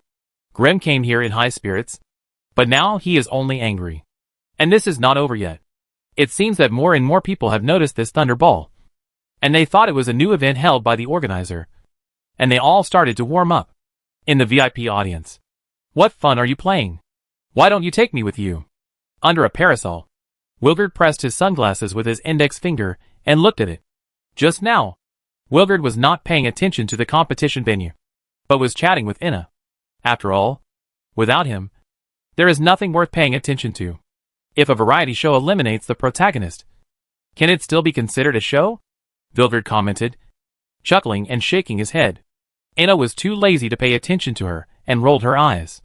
At this moment, looking at the source of the chaos, Wilgard suddenly looked serious, pulled out the parasol behind him, and showed some interest.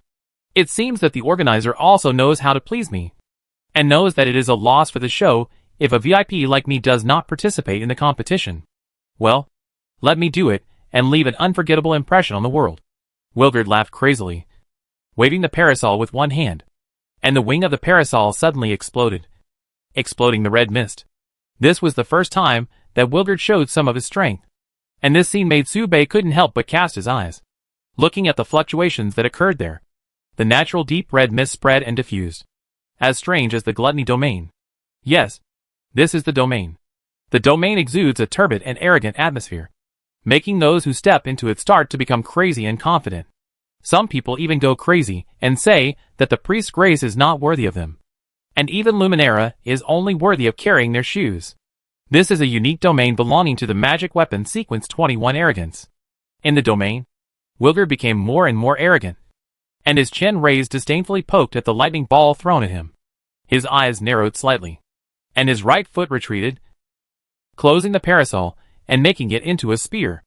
Not fast enough. Not fast enough. Because I'm faster? Ha ha ha. Take a step forward. The Blood Clan wings behind Wilgard spread out, and he flashed to stop in front of the Thunderball. He looked at Graham, who was beaten to a pulp in front of him, and felt that he looked familiar. He paused slightly when he thrust his spear, as if he was hesitant. On the other side, Graham saw the pure-blooded Blood Clan suddenly flashing in front of him, and he shouted with his swollen throat, "It's me, Wilgard. I'm Graham. Stop hitting me. Stop hitting me." However, to Wilgard, the other party said, "Yes. Woo-wah. Wilgard, I am the mother of Diurii. Stop hitting me. Stop hitting me. This sentence instantly ignited Wilgard's temper. Okay. Okay. Wilgard laughed crazily, disdaining to look at him, and therefore could not see the panic and pleading in the other party's eyes. A spear was thrust out by Wilgard. The pink mist exploded. Bang! Graham was instantly knocked out, and his body was covered with arrogant mist, which made the audience who passed by fall into an arrogant attitude. Graham's body was smashed into the ground like a dead dog, and the gully continued to spread, crashing straight into the competition venue of Area A, knocking away several contestants. Area A. The Crucian Carp, who was preparing his work, moved when he heard the sound and looked curiously at the flying thunderball. Hey! It's my turn. It's my turn. What good games are there? How can we play games without our fairies? Crucian Carp. Champion! Crucian Carp. Champion! The star contestant Crucian Carp cheered loudly, waving his magic wand in his right hand, and the other fairies behind him kept cheering for Neville. The magic wand in the Crucian Carp's hand kept spinning in circles, gently tapping Graham. How can this be considered a game? You should be more like a ball, so that the game will have a better atmosphere. Change. Change. Change. The Crucian Carp prayed. The magic wand paused for a moment, and the power of miracle began to bless. Suddenly, a ball of slime fell from the sky. Boom. The slime landed and completely wrapped Graham into a ball. This time it was really a ball. And the ball continued to fly away. As for the Christian carp, it was drowsy because it had just activated its ability. So sleepy. So sleepy. I need to sleep. As it said that, it plunged into the boiling pot, mixed with the porridge it cooked, and fell into a deep sleep. It seemed that it might cook itself. No wonder the Christian carp is called the king of pot stews, who often makes unexpected dishes. Who could have imagined this meal? Of course, it's not that no one recognized the most expensive third prince, the star player, the ghost axe and the magic sword. Vichy. Sent. As a senior general of the Bayan Empire, how could he not be familiar with the third prince? Seeing Graham's miserable state, Weisher was stunned on the spot. Trembling and stammering, he shouted loudly, "It's over. It's all over. That's the third prince. The most honorable third prince of the Bayan Empire. Stop. Stop it. Don't fight anymore. This is the third prince. You will be beheaded." While stopping the eager contestants around him, Weisher approached the battlefield. Seeing that the distance was almost right, Weisher immediately gritted his teeth and jumped up, stopping on the path that Graham had to pass, intending to catch Graham with both hands. Then, Vichy shouted, "Third prince, I'm here to save you."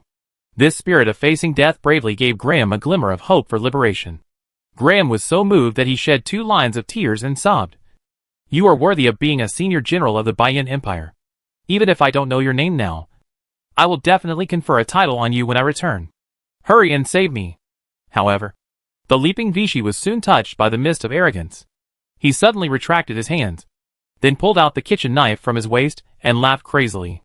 Seeing this, Graham shouted in panic, "What are you doing? Save me quickly. You are a senior general of my Bayan Empire." Weishi shook his head disdainfully and sighed softly. "Uh-huh. What the hell? The third prince? He is not even worthy of carrying my shoes." Then, he suddenly laughed crazily. "If I were born 3,000 years earlier, Bayan might not believe in Sint." Graham, who had just seen hope, was petrified in an instant and couldn't help but open his mouth wide. Anti-poetry. Anti-poetry. Damn. This person is so rebellious. At this time, Vichy swung the kitchen knife in his hand and hit the slime, knocking Graham out again. His face was covered with snot and tears, and was covered with slime, looking miserable. After knocking Graham out, Vichy was freed from the erosion of the mist of arrogance and showed an incredible expression. He trembled all over, looked at his hands tremblingly, and kept stuttering. "What am I doing? What am I doing? This will get me beheaded." As he said this, Vichy gritted his teeth, and a plan came to his mind, and he said viciously, "The most urgent thing is to pretend that I don't know. After all, the law does not punish everyone." So, Vichy shouted again, "Relay Area B. Catch the ball quickly. The ball is coming."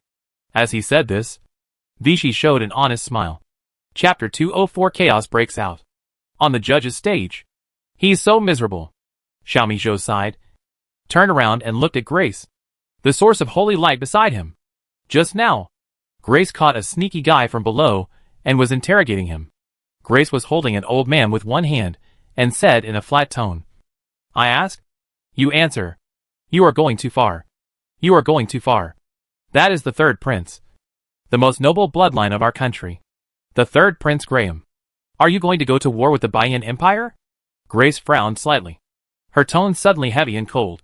"I ask, you answer. Otherwise you die." The old man's face suddenly changed, revealing a bright smile, and said with a smile, "I am the closest think tank to the third prince. You can ask me, Lord Priest. I even know which red light district he usually goes to, and how many beast girls he likes to keep." Grace frowned slightly and said lightly, "What are you doing here?" The old man blurted out without thinking, "Revenge. The father of this cat cub has a feud with the third prince for killing his mother. This matter is irreconcilable, and many people know it." Hearing this, Grace looked at Xiaomi Zhou, but didn't pay too much attention to him.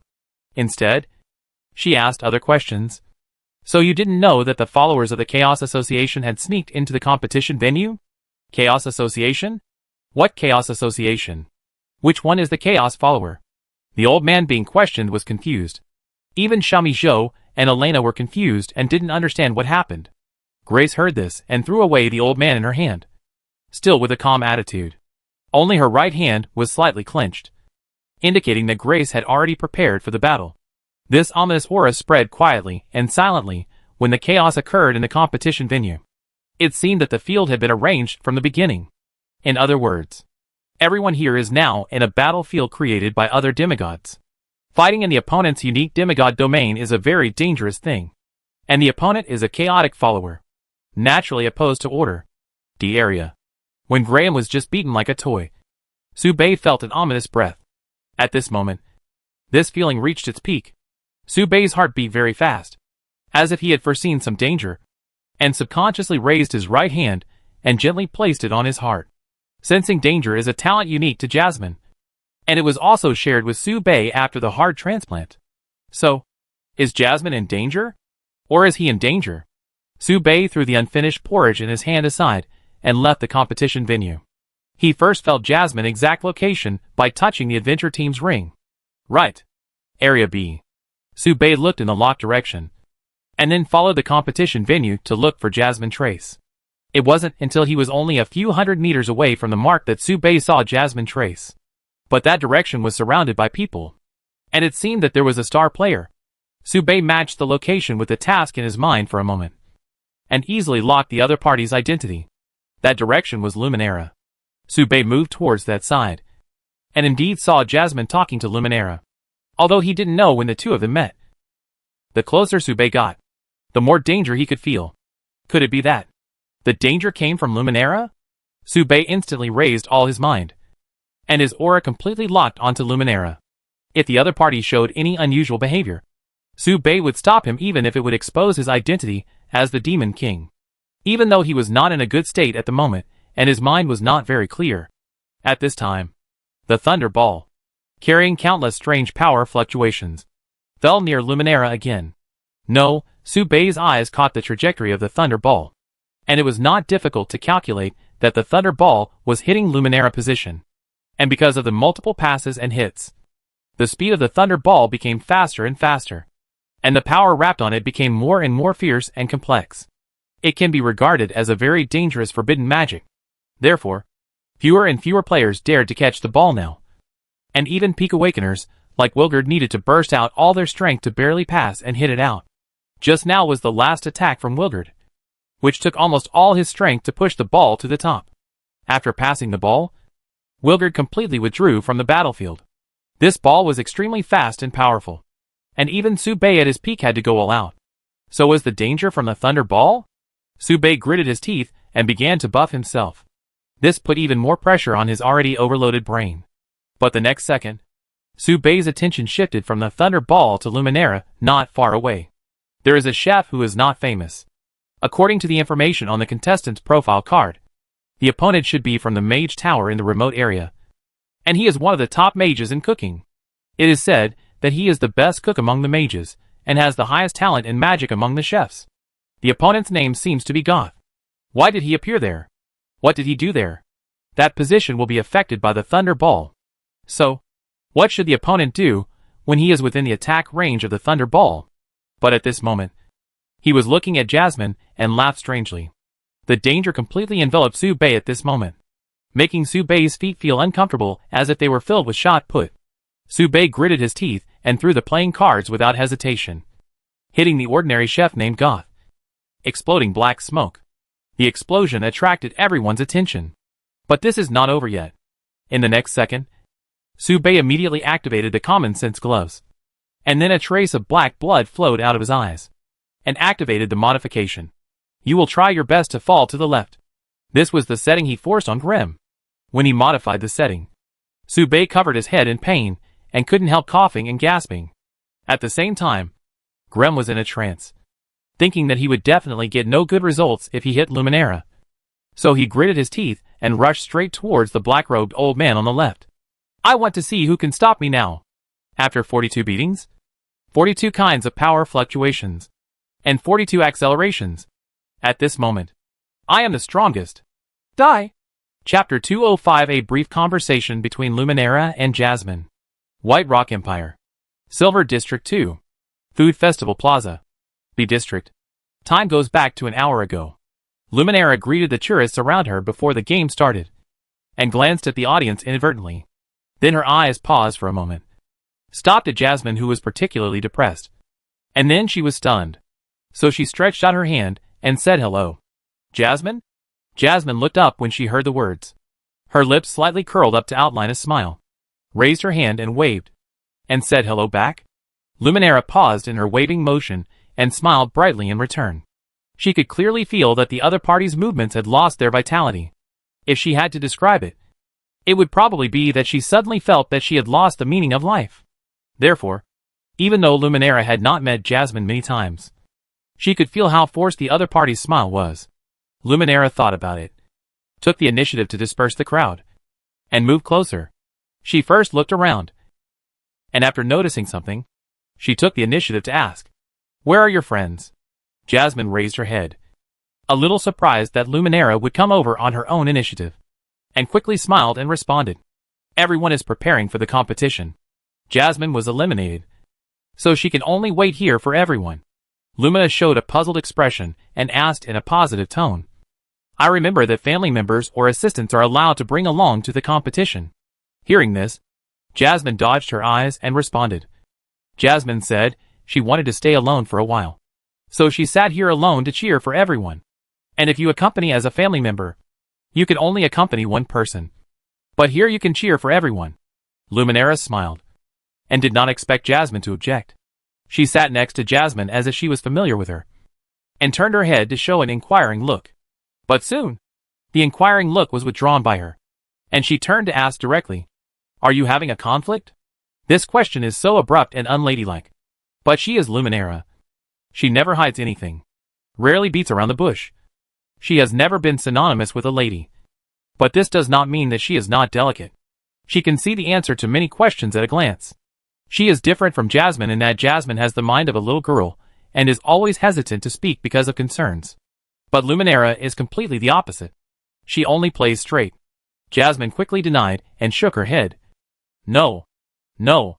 How could there be a conflict? Everyone is very harmonious. I mean, you and Sube have a conflict. Luminara crossed her hands and put the problem that Jasmine avoided talking about on the surface.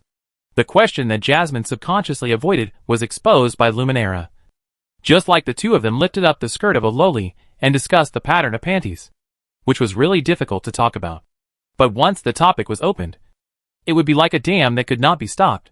Hearing this, Jasmine puffed her lips, glared at Luminara, and complained, "Sister Luminara, too much.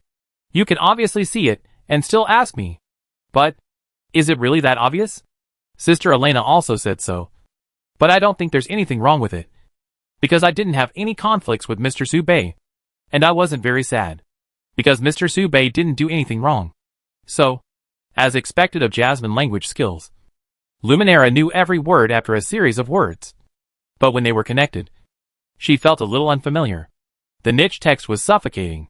Luminara breathing stagnated, her brows furrowed, and she asked, "Besides you, is there anyone else who likes him? What are you talking about? Many people will like Mr. Sube. Of course Jasmine likes him the most." Jasmine responded very quickly. "A little decadent." Luminara smiled lightly and continued, "I mean, the love between men and women."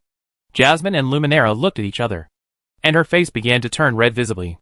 Soon, steam began to come out of her head, and her hair swayed without a place to rest, and her complexion became rosy. The whole day's lost mood suddenly disappeared at this moment, followed by a full body of tension, which was no different from being caught by Mr. Sube in a lace panty-made outfit, making Jasmine's body twisted unnaturally. Jasmine's toes kept tapping in the soles of her shoes. Her fingers clenched slightly. Her breathing suddenly became rapid, and only the whites of her eyes were left, and she could not see the scenery in front of her. When did Jasmine like Mr. Sube so much? When? Never? Never. Sister Luminara, please stop joking. So how did you come to such a conclusion? I'm still a child. I always feel that liking something is so far away. That's the world of adults. Jasmine is still a child. At this time, Jasmine, who always wanted to grow up, suddenly became a coward, and took up the identity of a child as a shield. With her family broken and no parents, How could she be qualified to taste the most beautiful feelings in the world? This was an unknown field that she had never thought of. While saying this, Jasmine did not forget to praise Su Bei. And what does this have to do with it? Mr. Su Bei is so outstanding. Although he is not good at speaking, he has a very good personality and can solve any difficulties. Of course, he will be very popular. It is normal for people to like him. But this has nothing to do with my own quarrel. You are the only one who thinks so, Luminara said lightly. Huh? Molly responded subconsciously. You are the only one who thinks Su Bei is good, Luminara sighed. Because he is only good to you. In my opinion, Su Bei is cold, can't speak, is taciturn, and even a little cold-blooded. He weighs the pros and cons like a robot and decides his attitude towards doing things. I am useful to him, so he is willing to say a few more polite words. If it was an ordinary passerby, I don't think he would even mention the intention to talk. Molly paused, and quickly explained. No. It's because Mr. Su Bei is socially anxious. So, that's why he doesn't communicate with others much. What you said doesn't affect what I said. Right? Luminara responded with a smile and launched an offensive again. You like him? So you think so. This is an idle filter. For example, there was a star musician in Duz. When he first pursued me, he knelt down and begged me to talk to him more. But in the eyes of others, everyone thinks he is handsome and well-educated. The strong verbal offensive made Jasmine subconsciously cover her ears, bury her head between her small palms, and quickly shook her head to deny. It's impossible. I have never admitted it. Well, I haven't denied it either, Luminara said, and then asked, do you hate Su Bei? Jasmine opened her mouth, but the words hate and Mr. Su Bei could not appear in her mind at the same time, let alone say it out loud. So, Jasmine just kept silent. I agree. Luminara smiled. Whoa. Stop talking. It's not like I either like you or I hate you. It's not like this. Besides, who would be like Luminara? Do you want to tie someone up and take them for yourself just because you like them? Besides, this has nothing to do with liking or not. It's not the same thing at all. Hearing this, Luminara smiled, always feeling that Jasmine's reaction was very interesting. However, she also fell into thinking because of Jasmine's words. After a moment, Luminara suddenly responded. If it were me, if I liked it, I would probably take the initiative to climb into bed. Jasmine tilted her head and looked around in panic. Seeing that no one was paying attention to this side, she took a deep breath. Then, Jasmine looked at Luminara with a strange look and sighed strangely. Sister Luminara, are we going to talk about such a hot topic? Jasmine refused to go deeper into the topic. I always feel that this topic is not something that two young girls like us can talk about. The content below is not something that can be mentioned in public. Besides, this is not the starting point of the topic. Hearing this, Luminara paused and nodded. If you have a clear mind, the problem will be easier to solve. Molly puffed her lips and emphasized again. I don't have a clear mind. No. No. Molly crossed her arms and explained righteously, refusing to admit that she liked him. Do you hate Su Bei? Molly couldn't answer, and she narrowed her eyes in response to the stress and began to attack. There was aggression in her words. Sister Luminara is obviously a stupid and innocent girl who has never been in love. Is it really reliable to preach love to others? Hearing this, Luminara smiled brightly and looked at Jasmine with innocent eyes. Her eyes were full of purity. I only pursue what I need. If it is just a burden to me, then I don't have to experience this emotion with only side effects. But you are right. I have never been in love, so I don't know what it feels like to be in love and like someone. I can't give you more guidance on how to conquer Su Bei, but I think if you want to do something to him, he won't refuse. You shouldn't lose. Molly puffed up her mouth, stared at Luminara, squinted her eyes, and didn't say anything. After a moment, he said word by word, No. I like. Probably not. Jasmine repeated in her heart. Oh, then I'm going to like Su Bei, Luminara said seriously. Hey. How can you like someone so casually? Jasmine was shocked. Like is a super serious matter. A very sacred and holy thing. It's a treasure that needs to be pursued for a lifetime. Don't say it casually. Luminara rolled her eyes at Jasmine. At this time, the game has already started. Luminara took Jasmine's hand and walked towards the competition venue. And the topic officially cut to the point. So, what conflict happened between you? When Luminara mentioned this matter, Jasmine was no longer as evasive as she was at the beginning. The main reason was that the content of Luminara's previous chat was too exciting for Jasmine, and it was an area she didn't dare to touch at all. As a result, this topic seemed a bit insignificant compared to the previous one. So, Jasmine hesitated for a long time and said with difficulty, I saw that Fulian and Mr. Su Bei slept together. It can be seen that when Jasmine mentioned this matter, she was trembling. Rather than using unbelievable to describe Jasmine's reaction, perhaps unacceptable is more appropriate. Who is Fulian? Luminara was stunned and asked curiously, It's not Elena. It's not Xiaomi Zhou. Where did Fulian come from? A new partner. It's...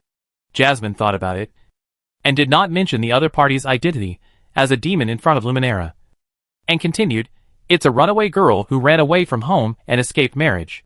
Did the other person climb onto Su Bei's bed? Luminara frowned. No. It was Mr. Su Bei who was on her bed. Luminara was silent, thinking, and slowly exhaled. If the other person climbed onto Su Bei's bed, Su Bei might not be able to control himself. After all, although I don't know Su Bei, I have seen most men who only think with their lower body.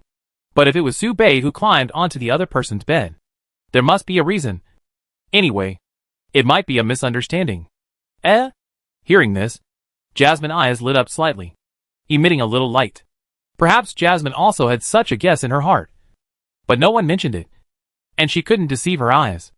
After all, the scene of the door opening at that moment was too shocking to her. However, after this conversation, Jasmine gradually began to think about it, and she was not as evasive and resistant to this scene as before. After careful thinking, Jasmine gradually found something wrong, and immediately slapped her face hard. It's so hot. Am I really coveting Mr. Su Bei? When Jasmine thought of this, her body began to heat up unnaturally, and her head felt dizzy. Why don't you take the initiative to ask clearly? Luminara asked doubtfully while cooking porridge. Wouldn't it be clear if you just asked about this? Jasmine said bitterly. Only Sister Luminara would ask about this without any scruples. Could it be that Jasmine should take the initiative to ask Mr. Su Bei if you had secretly had sex with Lilian behind Jasmine back yesterday? Anyway, I can't ask. Jasmine looked at Luminara back as she cooked porridge seriously, revealing a bit of envy, thinking in her heart, Luminara's sister is really amazing. Not only is she straightforward, but what she says is not annoying. She is always so direct, which makes people envious. Can Jasmine also do this? If so, she can probably be more certain of her feelings. Jasmine shook her head. Absolutely not. This is too rude. And Mr. Su Bei will think she is a weirdo. Oh, then I ask for you. You help me stir the porridge. The ball is coming. As she said, before Jasmine could react, Luminara had already handed over the soup spoon, then drew out the holy sword and jumped high. The brave man's posture attracted the attention of the whole audience. Like the brightest star in the whole audience. Star, shine on me. After passing the ball, Luminara quickly regained her composure and continued to make porridge. In the last second, she was a brave man. And in the next second, she was a chef again. This easy and free switching of identities made Jasmine stunned. The following period of chatting allowed Jasmine to gradually untie her knot and began to recover her vitality. The two chatted about their recent life and adventures until the second thunder ball came. It hit the old man in black robe next door. Chapter 206, The Beginning of Chaos. Even if there is only a 1 in 10,000 chance that Jasmine will be threatened with death, Su Bei must eliminate this possibility. At this moment, the danger warning in Su Bei's heart is more than 1 in 10,000. It is 100%. The moment the thunder ball fell, the entire food festival square began to shake. The tourists exclaimed in surprise, began to be at a loss, and talked to each other everywhere. What happened? Is it an earthquake? No. It feels like it's related to the baseball relay race. It was indeed related to Graham. But the vibration was not caused by the thunder ball falling to the ground. The next scene made everyone present feel nervous. And Grace, the priest of the Holy Light Church, stood up and issued an evacuation warning. Evacuate tourists. The food festival activities will be stopped. But evacuation is not an easy thing to do at this moment. The landing point of the thunder ball. This extremely contrasting scene made Su Bei's heart sink instantly. The ordinary chef named Goth only raised one hand to block the lightning ball. The lightning arc kept jumping in his palm, reflecting his cold face. Strange. How could it fall here? Goth was puzzled and looked around. He seemed to be asking Graham, and seemed to be asking others. But he didn't hear any response for a long time. So he put his eyes back in front of him. Graham didn't know the answer to the question. At this moment, he even had difficulty breathing. His eyes almost fell out of his eye sockets. And the bulges were densely covered with blood vessels. It doesn't matter. Although the timing is not right. It's almost done. As he spoke, Goth waved his other hand. And an indescribable source of magic seemed to be released from his palm. A gray, turbid sphere fell to the ground and merged into the ground. Exploded. Turned the sky and the earth into a misty area. This is not just mist. The field unfolds. And pseudo-chaos begins. In this way, Goth completely unfolded the field that he had prepared for several days, kicking off the chaos of the food festival. There was more than one guest in this chaotic scene, and more than one or two parties were involved. This was a long-planned plan. The planners made careful preparations for this hunt. The hunting time has begun. Old friends. Hearing this, Su Bei felt uneasy, and quickly stretched out his right hand to put the gluttony on Xiaomi Zhou back to its place, and used the gluttony field in the chaos to observe the overall situation. Not good. This was Su Bei's first feeling. There was no time to respond. This was Su Bei's second feeling. At the same time, in different places, fierce conflicts broke out. In front of Fulian, the pursuers from the demon clan took advantage of the chaos to approach Fulian, intending to use tough means to try to arrest her and bring her back to the clan. The old man in front of her was quite powerful, with a touch of the terrible power of a demigod. He was accompanied by 2 5th-level awakeners, and his momentum was aggressive. Go back, Princess Aldesia. Fulfill your parents' instructions and everyone's expectations. Why didn't anyone ask for my opinion and respond to my expectations? Fulian gritted her teeth. Her tone was sad and angry. It doesn't matter. The old man shook his head, revealing a hint of mockery. You have no choice. Your marriage is what everyone wants. Come home with me quickly, or don't blame me for doing something to you. Fulian pointed to her heart and shook her head. He told me that I don't want to go back. Bold. They told me that I don't need to go back. Don't be silly. Ordesia. How old are you? You still love to daydream. When you enter my family, I will train you well and make you an elite housewife of the demon clan. Fulian's face was calm as she repeated, how could those heroes who listened to my call, those friends who accompanied me in my growth, be the unfounded fantasies of the second-year syndrome? This is their only proof of being alive in the unknown boundary. They are all telling me that I don't have to go back. Break the reality, shatter the spirit, and banish this world. Dark Flame Magician, please lend me your power. Stupid. The old man with the eye demon couldn't help but curse. He was so angry that he smashed his cane to the ground. Soon, he was choking on air. In front of him, a ball of heat appeared. In front of Xiaomi Zhou, a middle-aged man in black robe appeared. His face was gloomy and his appearance could be described as rough. But all this appeared on the other person's height of 1.4 meters, which was too protective. So Xiaomi Zhou had to bend over to see him. Little man, what's wrong with you?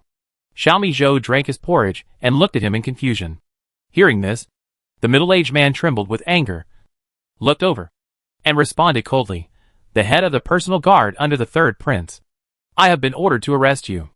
This is a 5th-level awakener. His strength is not very high on the field, but it is more than enough to deal with Xiaomi Zhou. Xiaomi Zhou's tail swayed slightly, and the happy expression when drinking porridge froze. She sighed, put the porridge in her hand on the table beside her, patted the edge of the bowl, and said seriously, after tonight, I will drink you. This bowl of porridge was recognized by her. Xiaomi Zhou didn't know how serious the matter was, nor how powerful the enemy was. But she knew that if she couldn't get over this hurdle today, she would have no porridge to drink from now on. So, Xiaomi Zhou bared his teeth and roared, silly woman. Save me. She was talking about Elena, who was not far away. Another place. Elena was one of the few contestants who was not locked, because there was a priest of the Holy Light Church here. Even if it was a living demigod, It would have to consider whether it was tough enough to deal with the former saint of the Holy Light Church in front of the priest of the Holy Light Church. However, Grace, the source of holy light, was not in a very good state at the moment. She sighed, spread her hands, and showed Elena her palm. I was seriously injured in the territory of the Mage Tower, and now I can't open my domain. Elena was stunned when she heard this, and looked up blankly. She saw that the master who used to have a calm face had a turbid and filthy tumor on his palm. The pollution continued to spread and attach to Grace's divine crystal, locking out most of her power. A demigod who can't open his domain means that he can no longer be considered a demigod. And once a demigod loses his godhood, he usually dies soon. This is knowledge that all practitioners can learn from textbooks. At this moment, Grace was teaching Elena in person, using her own experience to tell her how critical the situation would be if a demigod was in this situation. Elena was speechless and looked up. The situation is not as serious as you think. But it is not good either. I can send you out of this area, but my energy is only enough to support you to leave. At most, take one more person with you. Grace's eyes were kind and full of intimacy. She reached out and stroked the ends of Elena's hair, asking, "Make your choice. Elena, who do you want to take with you?" "No." Elena shook her head, her tone firm, and replied without hesitation, "I will not give up my companions, and I will not abandon them and leave alone. Even if I die here?" Grace's eyes were indifferent, but her tone seemed to have a hint. "Teacher, please take a good look at me." Elena clenched her palms and stretched out her wings behind her. "Look at my efforts over these years. Look at my growth. I am Elena, your most proud and favored disciple in the past 500 years. I will prove to everyone that I am worthy of your expectations." Grace's eyebrows slightly raised. "Elena, I have always been very satisfied with you. Do what you want to do. Discipline." Elena's voice was restrained and her tone was high. The dark golden magic flowed upwards under her feet, opening up layers of wind and waves. The staff in her hand turned into stars, and then a lightsaber composed of light and darkness was condensed. The wings flapped, rushed towards the area where Xiamiz sent a rescue. The battle started. But the chaos was not just that. A 5th-level awakener from the Dawn Guard took the initiative to find Wilgard and Alyssa, saying that they wanted to confiscate their magic weapons in order to create a better future. That's why Subei knew why Alyssa always had a weak sense of existence. She held a magic weapon with a very high sequence and very abnormal ability. Magic weapon sequence 10. The sense of existence of this magic weapon was almost non-existent, and it did not exist at all in the description of Fantasy World. Even the description of Alyssa could be passed over with just a few words. Existence is said to be a very versatile magic weapon, which can even do whatever it wants to others by erasing its own sense of existence. At the same time, another place. In front of Subei, a hostile stranger blocked the other side. The other party was from the Dawn Guard, a senior member, and his paper strength was level 5. Magic weapon sequence 17 Gluttony. The other party said lightly. Subei concentrated. His condition was not very good. It can be said that it was very bad. His steps were weak. His body was shaky. His head was dizzy and his face was pale. And his strength was less than 4 or 5/10 of his peak. Across from him, the man in the white robe took out a bottle and continued. "My name is Mirandi. You can also call me Dawn 3. I am one of the only 13 senior members of the Dawn Guard. Of course, you may not be familiar with either of these two names." As he spoke, Mirandi turned the bottle in his hand upside down, pouring out a big red mist. "But you must be very familiar with the other name. Magic weapon sequence 23, Anger." Subei shook his head, and smacked his head with the back of his hand because of the pain. This arrogant scene made Mirandi extremely angry. Mirandi suddenly made a confused expression and asked sincerely, "I really want to know why Gluttony can be ranked 17th, while Anger can only be ranked 23rd in the same sequence of the 7 deadly sins. Can you tell me why?" Mirandi was still talking kindly the previous second, and the next second he suddenly roared like a lion, and the deafening roar beautifully expressed his inner anger. "Tell me. Why? Why don't you look at me seriously?" Mirandi swung his fist. Unlike the gluttony debuff developed by Subei, the power of Mirandi's magic weapon Anger comes more from himself. Guide yourself into anger. Control the changes in your own strength, and achieve a burst effect. Mirandi's fist is very fast and fast. Subei subconsciously raised his sword to block, but his brain caught up. but his movements couldn't keep up, resulting in him being blown away by Mirandy in a face-to-face encounter. Subei was really tired. He was also very sleepy. The headache was one thing, but the main thing was that the Angel of Consciousness was still making trouble in his mind. So, Subei was very annoyed. In midair, Subei sighed, trying to muster up strength. But it was difficult to concentrate, so he just flew on his own. In the blink of an eye, Mirandy appeared in front of him, roaring loudly with a hideous face. Move! Move now! Your posture makes me sick. I am completely irritated by you. You damn ant. As expected. Anger. This rule made Subei angry. Angry. Subei raised his hand angrily. He blocked Mirandy's iron fist with his sword, and his body fell straight down. Bang! Subei fell to the ground. The tip of his sword pierced the ground and stabilized his body. He didn't look like he had any injuries, and even his clothes weren't dirty. This scene made Mirandy take his attitude a little more seriously, and his anger exploded instantly. I hate playing house, so I always fight without leaving any room for maneuver. What you will face next is a killing move that I can hardly use for several years. Feel the real death. Only anger is the most powerful magic weapon. Subei straightened up slightly, brushed off the dust on his clothes, and slapped himself to make his brain clearer. He also gave a serious warning to the will of the Angel of Knowledge in the common sense gloves. Don't bother me, or I leave you to wisdom. I don't know if it's an illusion. Maybe Subei is a little crazy, and found that the mumbling in his mind has really reduced a little, which allows him to concentrate a little. But Mirandy's fist had already fallen. This punch was indeed quite powerful. Mirandy raised his hands, and his fists collided with each other, like the sound of drums, and the red mist filled the air, making his body turbid. The next second, Mirandy fell straight down from the sky with the force of a rainstorm and a strong wind, and his body suddenly increased by dozens of meters, as if he had turned into an angry Godzilla. Bang! The fierce punch instantly hit Subei's chest, and the impact force was secondary. The main thing was the amazing wind of the punch. Under his huge body, it was like a storm strangling, and the force was completely spread out, smashing Subei's sword body. Boom boom, boom, boom, the ground suddenly collapsed, smashing Subei into the ground completely. The ground continued to crack and spread, forming long gullies. Mirandy retreated dozens of steps, his face flushed and his expression excited. This was the final move he learned after being recognized as the master by anger, the Raging Colossus. It was with this move that he became one of the 13 members of the Dawn Guard and became the youngest of the 3. But this 3 will move back 3 or 4 positions from today, and it may even touch the border of 7, because he was about to get Gluttony and become the first host of the second magic weapon in the Dawn Guard. I am the strongest. It is indeed very strong. This punch made Subei sober. The tip of Subei's sword cut an arc of dozens of meters on the ground, stopping the impact of retreating, and then shook his head, which was a little dazed.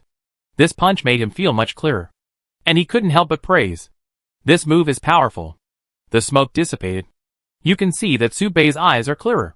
He patted the dust off his body and praised again. Help me suppress the mumbling in my head. It's interesting.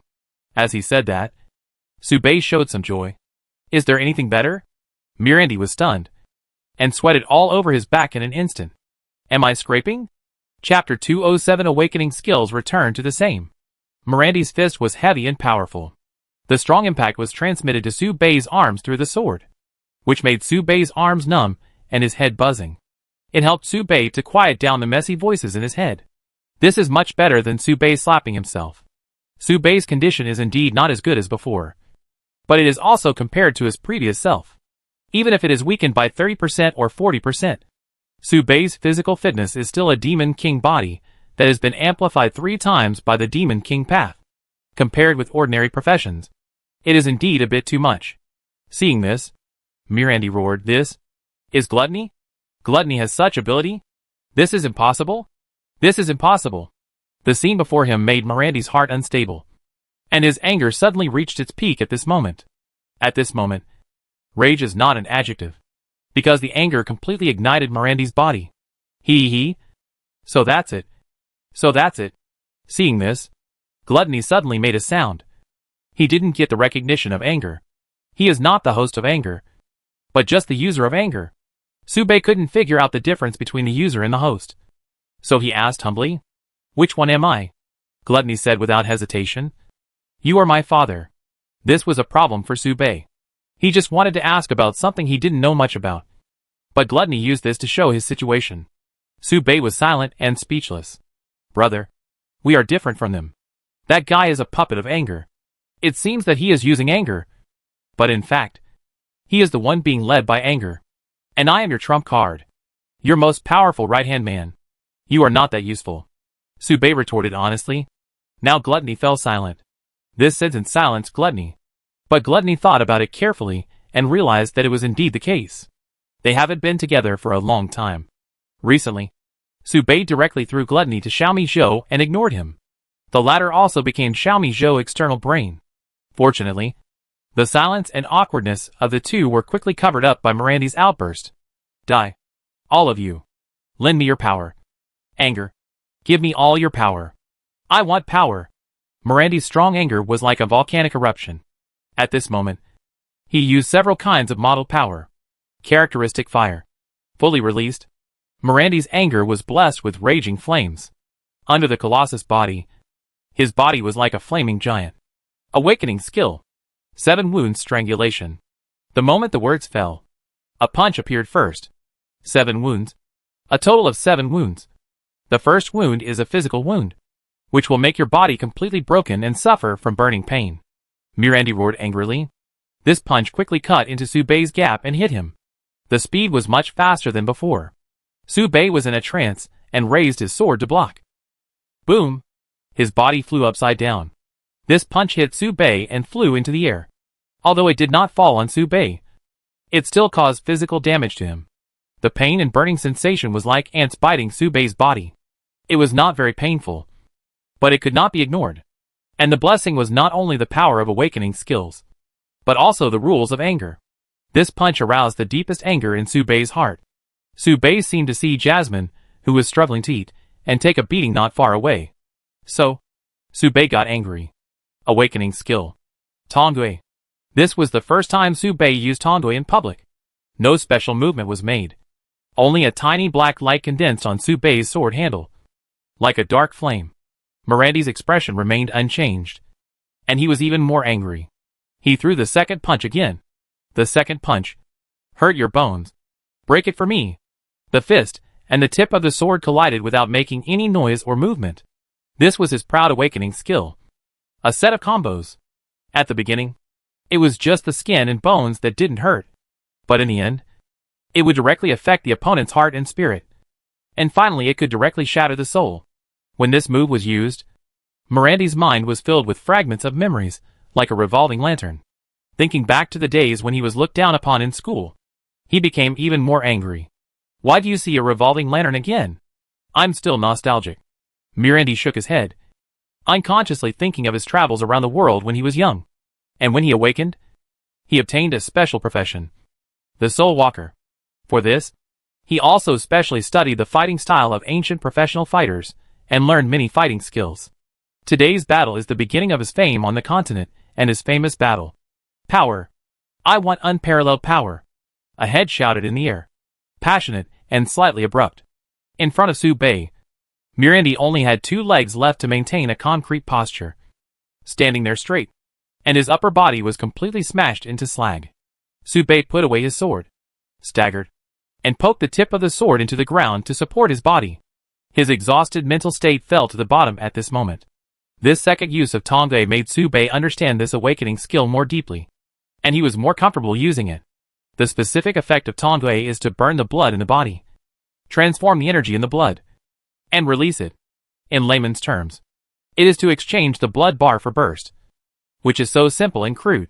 But the specific multiplier is very exaggerated. It is an offensive skill that pulls the lethality to the extreme. It was a half-life for life move. But the blood volume consumed could be controlled. Just now, Sube only used a tiny amount of blood.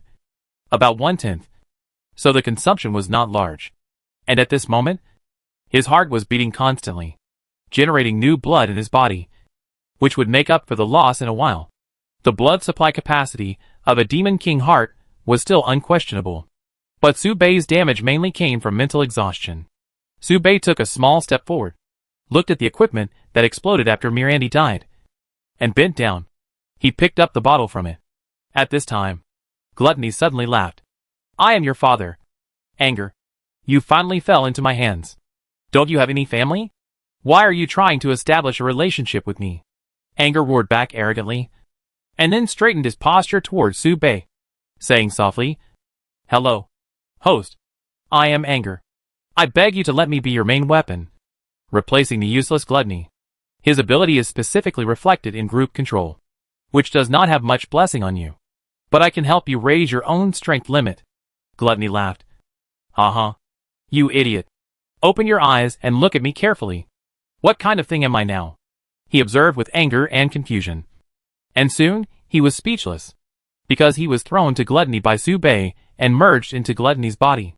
Gluttony is not just Gluttony. It has become the main body of the magic sword. Chapter 208. Ritual of the Evil God. Brother, I have a new ability now. I have left you the Colossus skill of that guy. Do you want to try it now? Gluttony burped and expressed his joy with a beaming face. After integrating and assimilating the anger, Gluttony's energy was restored to almost nothing. Not only did it make up for the Gluttony energy consumed before, but it also raised the quality of the magic weapon itself to a higher level and gained a new skill. It can already foresee the future of becoming bigger and stronger. Su Bei heard this, shook his head, exhaled slowly, and shook his head. A feeling of madness came over him. Perhaps because Su Bei was in a bad mental state. He was not very sensitive and did not feel this change. But now, after dealing with Mirandy, Su Bei launched the Gluttony mist again, and could clearly feel the difference from before. The position was not clear, and even the direction could not be identified. The gray mist was spreading. This was not mist. Su Bei reached out and touched the air in front of him, grabbed the air in front of him, and put it on the tip of his nose. Of course, this has no effect. The element that causes the impact is not matter. It is the state. Su Bei felt his head getting heavier and heavier, while his body was getting more and more relaxed. If someone suddenly approached at this time, it would definitely arouse his vigilance. This is the case with Su Bei. The same is true for others. Everyone is like a frightened bird. When a sealed space is mixed with good and bad, then anyone can be a wolf. No one is willing to gamble with their own life. Chaos and fighting inevitably arise, ferment, brew, and intensify. It's not just between forces and forces, or between enemies and enemies. The same is true for spectators and tourists who don't know each other. They seem to have been inspired by their inner malice, fell into chaos, and launched indiscriminate attacks. There were whales in this space. The forces collided. The energy fluctuated violently, and screams came one after another. Every moment someone died, and someone fell into madness and roared. Death and chaos became the main theme in the field. Indistinctly, under the observation of the Eye of Insight, Su Bei seemed to observe streams of blood flowing into the earth along the veins and converging in the middle. A strange sacrifice was launched. Evil God ritual? Su Bei was stunned and stopped his body forcibly. Fuck. Evil God ritual? Gluttony exclaimed, and merged the angry mist into the Gluttony mist, strengthening his authority and improving his perception. The outline in front of Su Bei became clearer and clearer. In an instant, Su Bei was horrified and the hair on his back stood up. This is definitely an evil god ritual. He has seen the same formation in Fantasy World. Su Bei began to think desperately and search for his memory. I remember this scene. I definitely remember it. Remember it quickly. What is it? What is it? Su Bei slammed his head hard. Suddenly, memories flashed through his brain, presenting this plot process in his mind. At first, when Su Bei met the Messenger of Chaos, he thought it was a hidden new plot. But there are not so many hidden plots. It was not until he saw the large-scale evil god ritual hidden under the beginning of Chaos that Su Bei suddenly realized it. This is a very famous side quest in Fantasy World, which is independent of the two main quests. To be precise, it is the plot before the large-scale dungeon is produced, and it does not appear in the official plot. In Fantasy World, when the hero redeems Xiaomi Zhou and the devil enters the devil's domain, this historical process quest is happening in another place in the world. In reality at this moment, this side quest is buried in the food festival, and the clues are perfectly hidden by various coincidences. This incident is called the Ancient Demon. the first awakening of the plague demon. This incident specifically refers to a large-scale evil god ritual to awaken the source of plague cholera, one of the 8 ancient demons. And the other party has many world magnetic strips, such as immortal demons, the source of evil in the world, high-dimensional life, etc. But why did this happen in the Food Festival Plaza? It happened in just before. Why is it happening here in the Bayan Empire now? Because of someone? Or just a coincidence? Subei spread the new gluttony mist to sense everything around him. At this moment, Subei could feel that Luminara was obviously at a disadvantage in the battle against the Gothic, and was losing ground. It was no wonder that the opponent was a genuine demigod. Even Luminara could not cross this huge gap and challenge a complete demigod at the 4th level. Could it be that the opponent was coming for Luminara? After all, the opponents of the others were all awakened ones, and they had not reached the level of demigods at all. No, not right. Subei's breathing suddenly became rapid. A demigod lineup to capture Luminara was already quite luxurious, but there was another demigod present, and he was an extremely powerful existence among the demigods. She couldn't ignore Luminara life and death. This was a combat force that could not be ignored. But when this incident happened, something happened that was hidden in history and was passed over. At this moment, these two things were uncontrollably linked together by Subei. This made Subei start to feel uneasy. It seems that after the plague demon appeared, the news about the source of holy light Grace gradually decreased. And Grace herself has not shed her glory in the plot since then. When she appears in front of people, she always wears a veil. The comments given to her by forum players are suspected of falling and pretending to be a demigod. The place where the plague demon was born happened to be the place where Grace appeared. At that time, Grace did not appear in the Bayan Empire, and did not participate in this food festival. She was preaching in a city in Dews. So, Grace is the key to the revival of the plague demon? After connecting the information, Subei became more and more uneasy. This means that the only demigod who can contribute to their side is in the opponent's calculations, which will make the already disadvantageous situation even worse. Subei widened his eyes and observed Grace with the eye of insight, trying to find the reason. But he could only see a vast expanse of white. The moment his prying eyes approached Grace, the holy light launched a counterattack against him. Subei gritted his teeth, turned his head first, and walked towards Jasmine, who was assisting Luminara not far away. Before going to find Grace, Subei wants to take Jasmine with him. He can't feel at ease if Jasmine is left here. As for Luminara, Subei sighed. In his current state, he can only do more harm than good if he goes up. That's the fact. However, the number of life-saving treasures on Luminara is incalculable, and she will definitely have no problem protecting herself in a short period of time. She has the fate of a protagonist, and it is impossible for her to die easily. Just as Subei approached Jasmine, Luminara and Goth's stalemate swords were unable to respond in time, and were hit in the armor by a chaotic impact. In an instant, the armor was on the verge of breaking, revealing a large area of snow-white skin. His body kept falling, landing not far from Subei, and smoke exploded. In the smoke, Luminara stood up, stretched out her thumb to wipe the blood from the corner of her mouth, glanced at Subei, and replied calmly, "Stay away." Her expression was serious and her tone was tough. She always knew the importance of right and wrong. Luminara didn't know about the battle on Subei's side just now. In her eyes, Subei was still an assassin who could only throw playing cards. He was not weak, but not strong, and could not help at all. If the other party insisted on helping, then she would be distracted with more energy. Subei heard this, nodded, and replied, "Then you do your best." As he said, he continued to walk towards Jasmine. Chapter 209, you will understand later. Jasmine, who rushed to rescue Luminara, happened to meet Subei. "Hey, Mr. Subei." The moment he saw Jasmine, Subei frowned tightly. His eyes widened into doubt, and he looked at Jasmine anxiously, asking nervously, "Are you contaminated?"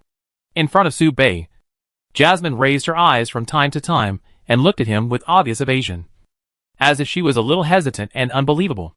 Subei could clearly feel the changes in the other party's emotions, but he didn't know the reason for the changes. "Mr. Subei." Jasmine puffed up her lips and finally focused her eyes on the boy in the black windbreaker in front of her. She glanced at him with a slight scrutiny, blinked her eyes, and denied herself in a very light voice. "Like? It's impossible. Would you like him?" I have no awareness of this at all. Hey. Hey! Why are you getting so close all of a sudden? Mr. Subei, Jasmine shouted nervously, and was startled by Subei's sudden approach, and then quickly swallowed her saliva. She found that once she looked at Mr. Subei with tinted glasses, she really couldn't look him straight in the face. But I didn't feel the heartbeat. Jasmine tilted her head and fell into confusion. Subei frowned and threatened in a cold tone. No matter who you are, get out of Jasmine. Huh? Jasmine came back to her senses, called out softly in confusion, blushed and quickly explained. What are you talking about? Mr. Subei, you are stupid. Hearing these familiar words, Subei was relieved and calmly retorted. You do look like you are stupid. Jasmine looked a little depressed. You know, she is usually a healing person, so it's no wonder that Subei was a little uncomfortable. Thinking of this, Subei handed the dessert he bought when he rushed here in the morning to Jasmine, and asked with concern, what happened? Why are you in a bad mood? The shape of the dessert was not damaged much in the fight just now. It was just slightly tilted, and it looked very complete. Jasmine lowered her head and took it. She didn't say anything for a long time, but just puffed up her mouth and kept looking at Subei, repeatedly confirming something, until she saw Subei's confused and nervous look. Jasmine couldn't help but smile softly and shook her head. Mr. Subei doesn't understand. Subei nodded, without refutation, and responded, Indeed, I don't quite understand. But you can talk about it, and I try to understand. Hearing this, Jasmine shook her head again. Mr. Subei won't understand. Girls in puberty are very troublesome. When Mr. Subei reaches my age, you will understand. Subei was silent, wanting to say something but stopping. Sometimes, Subei felt helpless in life. He didn't know how to explain to Jasmine that his puberty had not yet passed. Not to mention, he has no way to reach Jasmine's age. Not only does he have to be reborn, but he has to be reborn as a girl, which is somewhat difficult to achieve. Gluttony also couldn't help laughing. Crap. My sister is really a talent.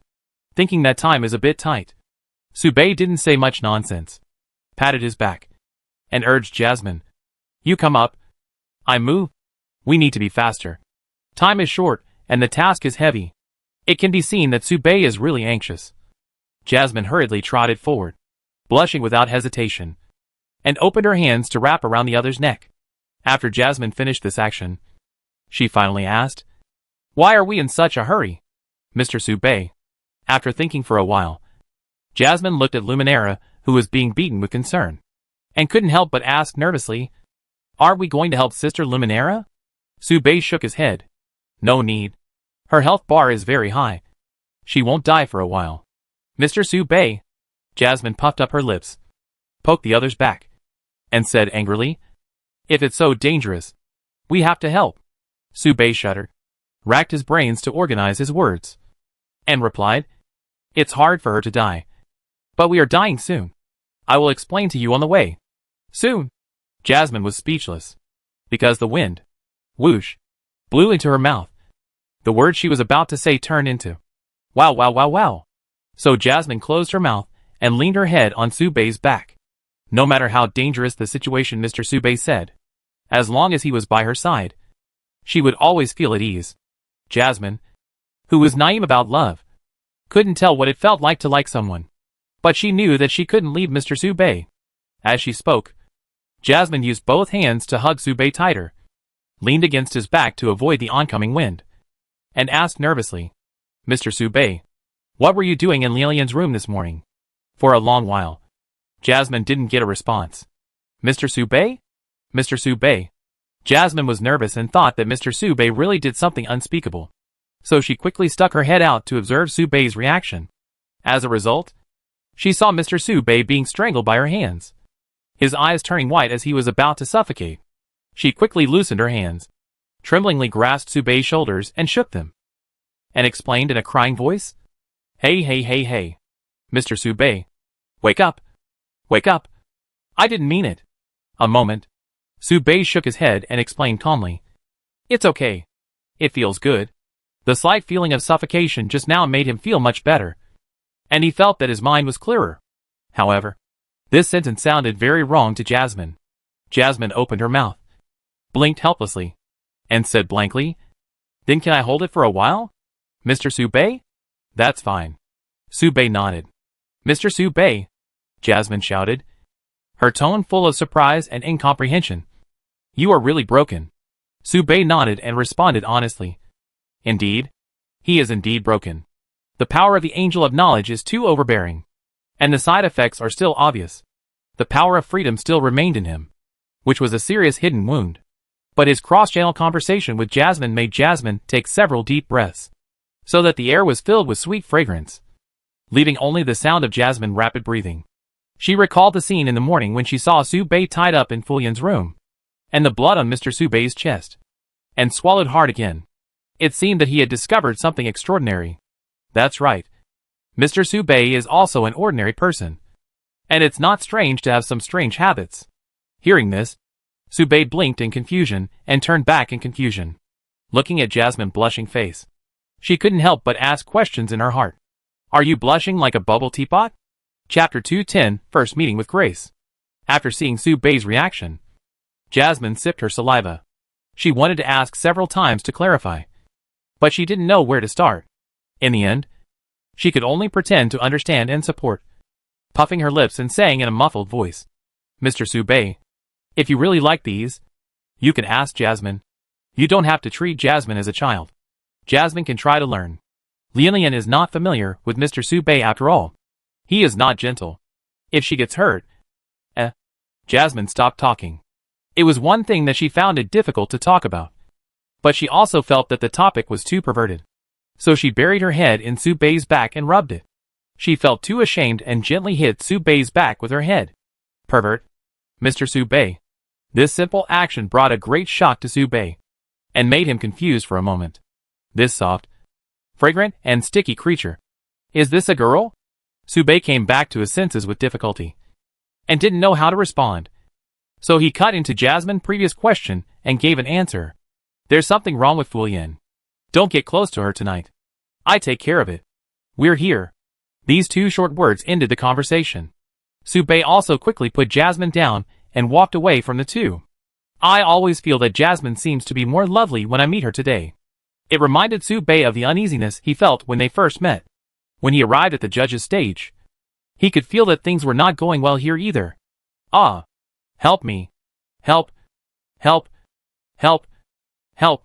The one calling was Lilizi. The one chasing her was a confused woodpecker. Let's not talk about why a woodpecker appeared on the judge's stage. Just the scene of the woodpecker chasing Lilizi and beating her made Subei feel quite out of place. Subei picked up Lilizi, who was beaten and ran away, and asked in confusion, You can't beat a bird? Lilizi heard Subei's voice and shuddered subconsciously. She raised her head and showed a wronged expression. She sniffed and said distressfully, Stupid. Stupid. Stupid. Stupid. Stupid. Stupid. The bird is so cute. How can I hit it? You are really too vicious. Subei was speechless. So Lilizi would rather be chased and beaten than fight back? Subei couldn't understand. At this time, Jasmine glared at Subei, then took the initiative to step forward, stroking Lilizi's head to comfort her. Don't cry. Don't cry. It's okay. As she said that, she raised her finger, on which rested the obediently standing woodpecker, and placed it in front of Lilizi. It's okay. Look how obedient it is now. It's strange that the confused woodpecker actually showed affinity and goodwill to Jasmine and was willing to take the initiative to approach her. Lilizi looked at the motionless and obedient woodpecker with a curious look and moved closer to observe. This is amazing. Can a woodpecker be so well behaved? I told you. A woodpecker is so cute. How can you bully a woodpecker? As she said this, Lilizi showed a proud expression and reached out to touch the woodpecker's back. Dong! Lilizi was stunned, looking at the small hole poked by the woodpecker on her fingertips. She fell into a daze. Jasmine opened her mouth, not knowing how to explain. Boom! Another peck. Blood began to flow from Lilizi's fingertips. Dripping down, Lilizi's mouth was slightly open, and her nose began to twitch. Molly began to panic, and quickly retracted her outstretched hand, looking at Lilizi's body that was about to break. She quickly comforted him. Don't cry. Don't cry. Lilizi forced herself to hold back the tears in her eyes, and bit her lower lip tightly. From a distance, Bei could feel Li Lizi's grievance. This grievance was completely uncontrollable. Don't worry about me. I want to be quiet. Don't worry about me. I want to be quiet. Li Lizi fell into self-denial and squatted on the spot. Indistinctly, it seemed that her small body began to turn gray.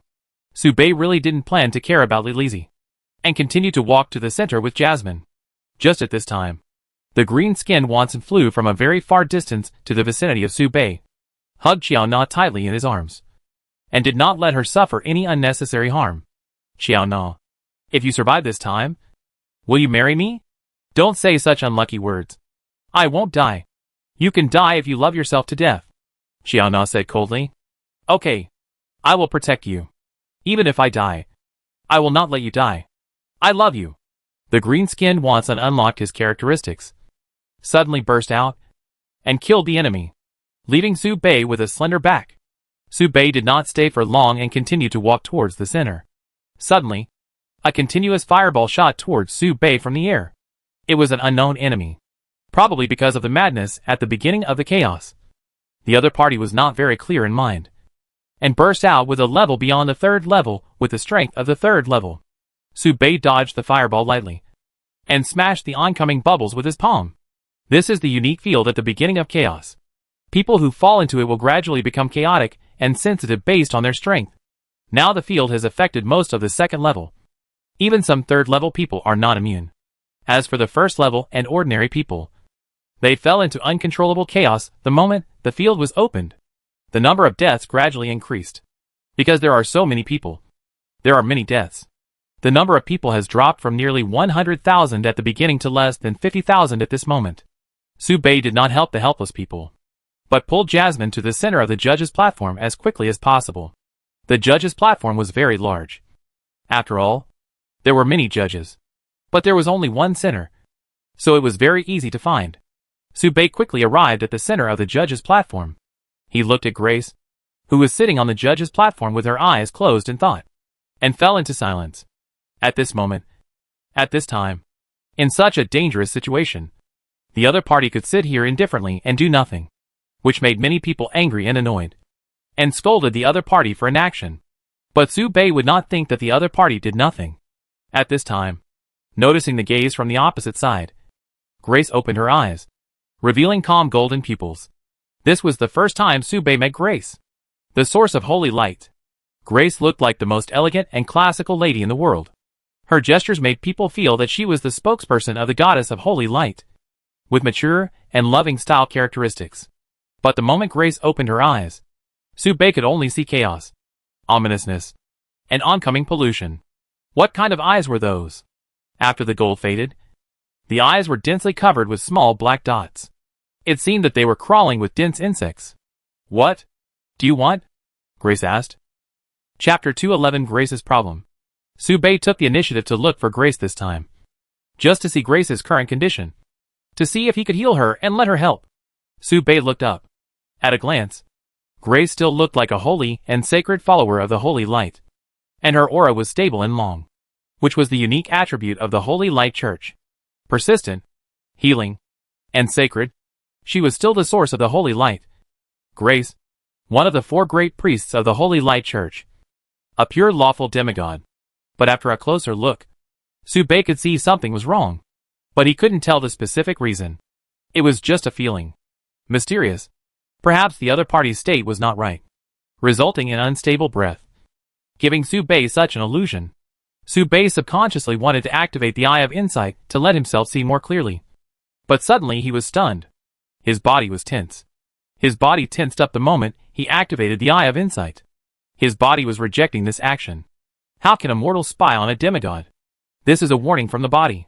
In this way, Bei could not know what was wrong with Grace. Bei raised his head calmly and introduced himself calmly.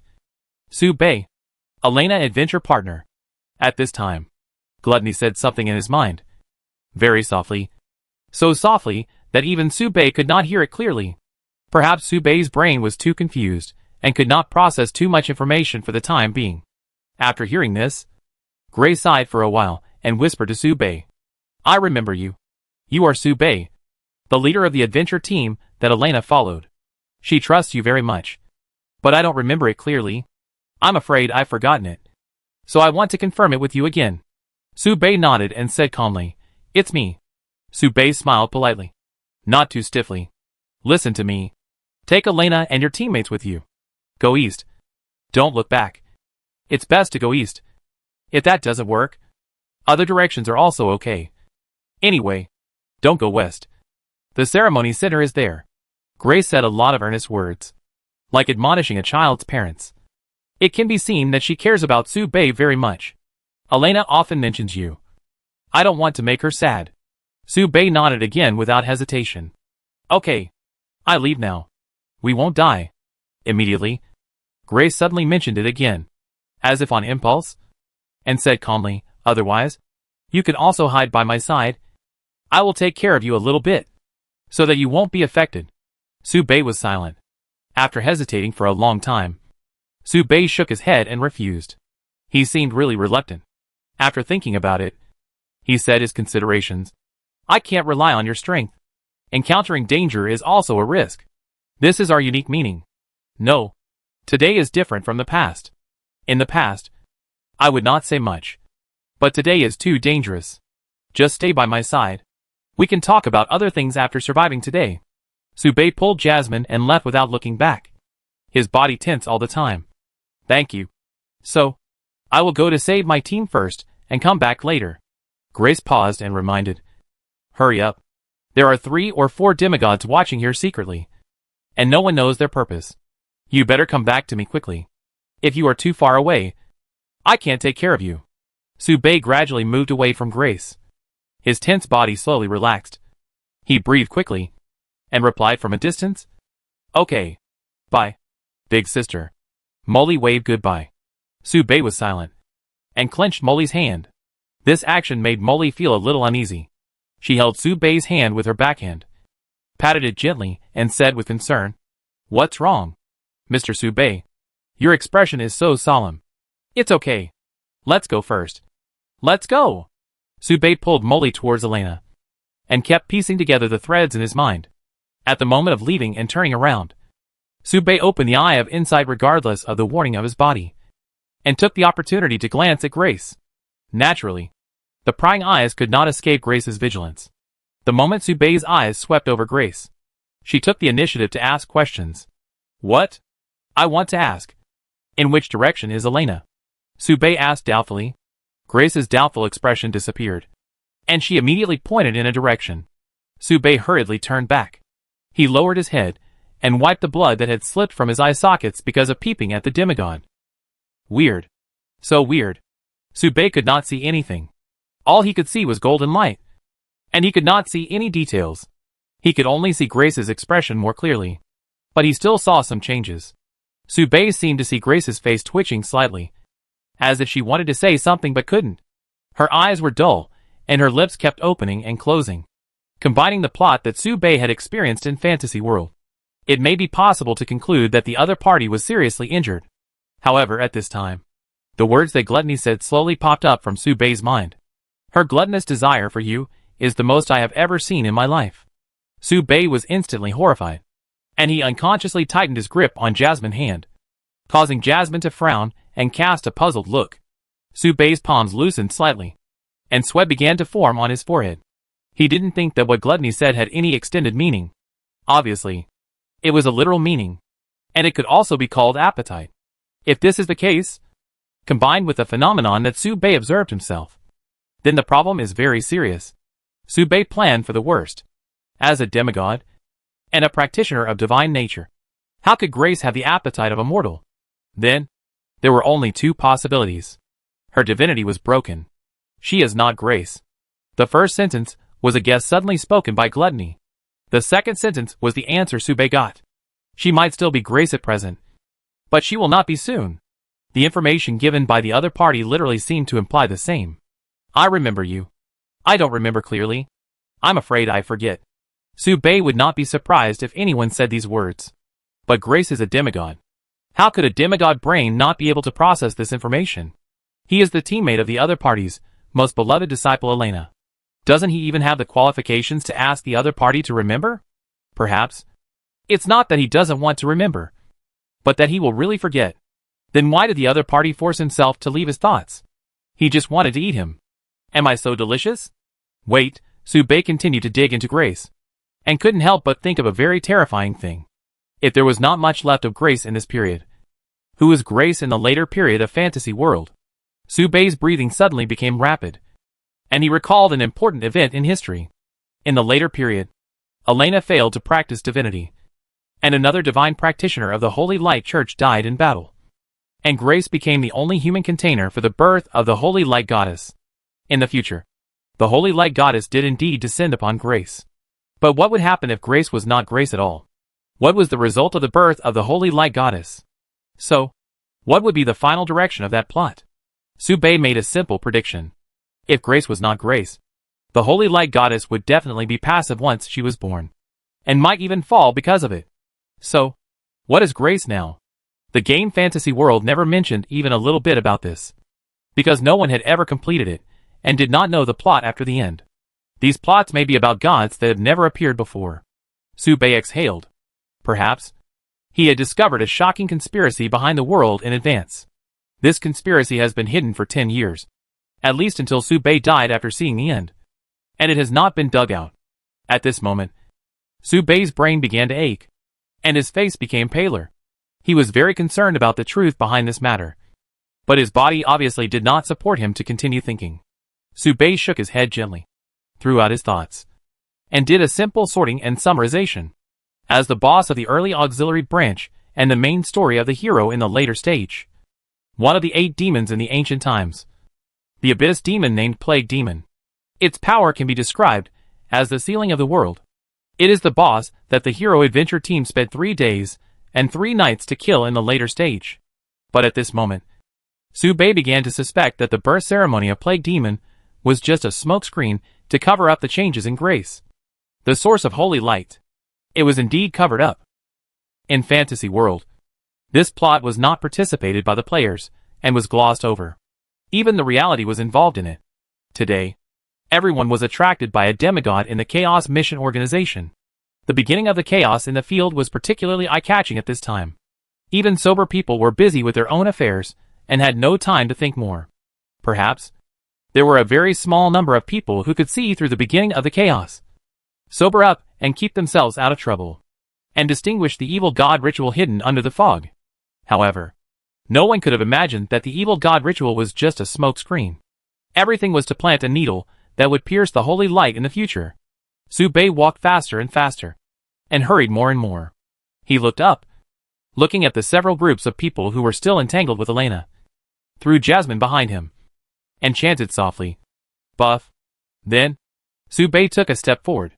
The brilliant light flashed and shuttled through the crowd. Sube directly picked up Elena and Xiaomi Zhou, one in each hand, and broke through the crowd. Now the affairs of the third prince had to be put on hold, so Sube had no time to deal with these pursuers. If he didn't run, he would be unable to run away. Sube was extremely fast, maintaining full acceleration, and continued to rush towards Fulian, and then jumped down. At this time, he grabbed a teammate who was in a mess in the wind with one hand, lifted him up with both hands, and landed in front of Fulian. "What are you doing here alone? Go." Fulian was stunned, and pointed at the feet of Sube and the other two. Sube was stunned, lowered his head, and looked at Lao Ding, who was knocked unconscious by his kick, without thinking much, and hurriedly said, "Fake porcelain? Ignore him. The most urgent thing is to retreat first." This anxious attitude was seen by everyone. "Why are you so panicked? What evil power makes you the source of all evil so nervous?" Flynn was puzzled and asked calmly. At this time, Elena's solemn tone came. "I guess you have also noticed something? So we can't leave." "That's right. The evil god ceremony is being held here. Once we leave, hundreds of thousands of lives will die." At this moment, the evil god ceremony has not stopped. If we can take advantage of this time to destroy the center of the formation and break the formation, we can prevent the evil god from coming. My holy light is naturally sensitive to rituals, and can easily find the core of the formation and destroy it. I think we should not avoid it, because we should face the challenge head-on. Elena's words made everyone serious in an instant, and they all looked at Sube in search of help. "No. Bei suspected that these 100,000 lives were not even used to summon the plague demon. This was just a cover. And they were actually consumed by Grace. But Bei couldn't tell Elena this. He could only drag his tired body and keep repeating, "Let's go first." This anxious tone, coupled with Bei's weak look, made everyone clearly feel that Bei's mental state was not very good. Elena was stunned, thinking that she might be a little selfish, and then said, "You take a rest. I will do this myself. How about it?" Bei shook his head vigorously and refused. "No. Let's go." On the side, Jasmine looked at Bei's expression with a worried look, pulled Bei's arm, and said to everyone seriously, "Here are Sister Elena Master, Sister Luminera, the nobles of the Baiyan Empire, and many demigods hiding in the dark. The evil being called by the ritual has not yet awakened. Even if he really awakens, he will be suppressed very quickly and will not cause any waves. It is best for us not to make trouble. What do you think?" Jasmine rarely explains so much. But once Jasmine starts to explain so much, everyone knows that this is not Jasmine's intention, but Bei's. Perhaps to respect the captain's choice, everyone began to seriously consider and put forward ideas. Fulian was the first to speak. "Well, although it is our duty to contribute to world peace, as a team member, I will also respect the choice of the source of all evil. Porridge. Where's the porridge? I still need it. Go back. Bei, take a rest. Sleep well. And cook for me in the future." Xiaomi Zhou made her own request. For her, whether to leave or stay was never a problem, even though she spent a lot of effort on this food festival. Elena fell into silence, repeatedly looking at Bei and her toes, and finally said, "Okay, I listen to you. I can't just care about my own opinion." Bei breathed a sigh of relief, but his body soon tensed up again because of Elena's next words. "But I have to say goodbye to my teacher. She came here to see me specially. She said that I had left the Holy Light Church. This might be the last time she saw me as a master. After that, she would teach new saints in the church and would no longer mention our relationship. Is this okay?" Bei's breathing suddenly stopped. Chapter 212 Grace's Purpose. Elena smiled jokingly and asked. Elena also thought that her request was indeed a joke. And even if she didn't mention it, it was right to do so. Emotionally and rationally, she should say goodbye to Grace properly. Even if Bei was in a hurry, this little time should be left for her. This question made Bei confused. Bei was stunned, looking at Elena, who was smiling slightly, and hesitated, until he saw Elena's smiling face gradually become surprised and shocked, and then slowly became disappointed. Bei finally shook his head with difficulty and refused. "There will be a chance to meet in the future." Elena clenched her fists, raised her eyebrows and asked in confusion, "Is it not possible this time?" Bei shook his head. "Can't I say goodbye to my master?" Elena asked again. Bei hesitated to speak, thought about it, and politely reminded her, saying slowly, "It's very dangerous. It can be considered relatively restrained. Otherwise Bei would have blurted out, 'Your master is gone.'" Perhaps it was because of Jasmine urging that Bei became polite. Elena was silent. Bei rarely lied to people, and he had never lied to her about such a big thing. For example, "Your father is dead. Your family is gone." And other golden sentences frequently appeared. So every time Elena saw Bei hesitate to organize his words, her body would involuntarily start a stress response, including but not limited to swearing, biting the lower lip, and having difficulty breathing. She widened her eyes and asked loudly, "Do you mean that my master is finally going to die?" Seeing that the atmosphere was gradually getting wrong, Jasmine quickly interrupted. Hey,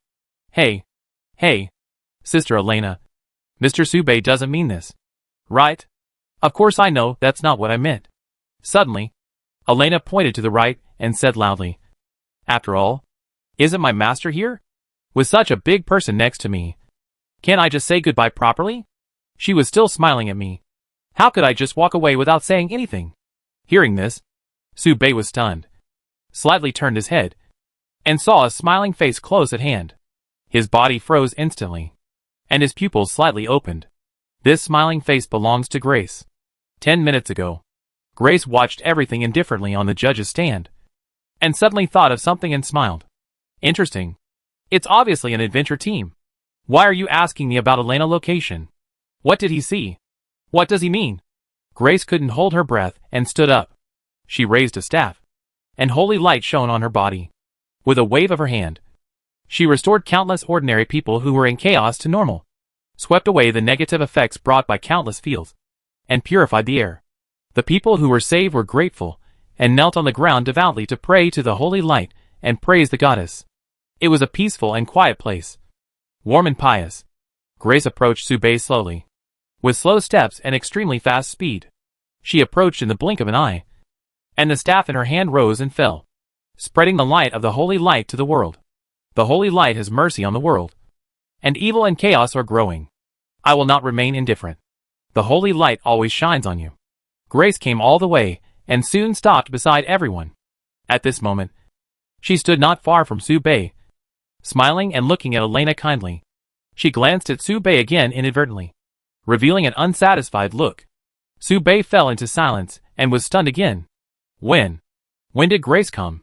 Grace's aura changed, and the holy light was so strong that anyone would believe that she was the spokesperson of the holy light, the goddess of the holy light walking on the earth, and the most devout believer of the holy light.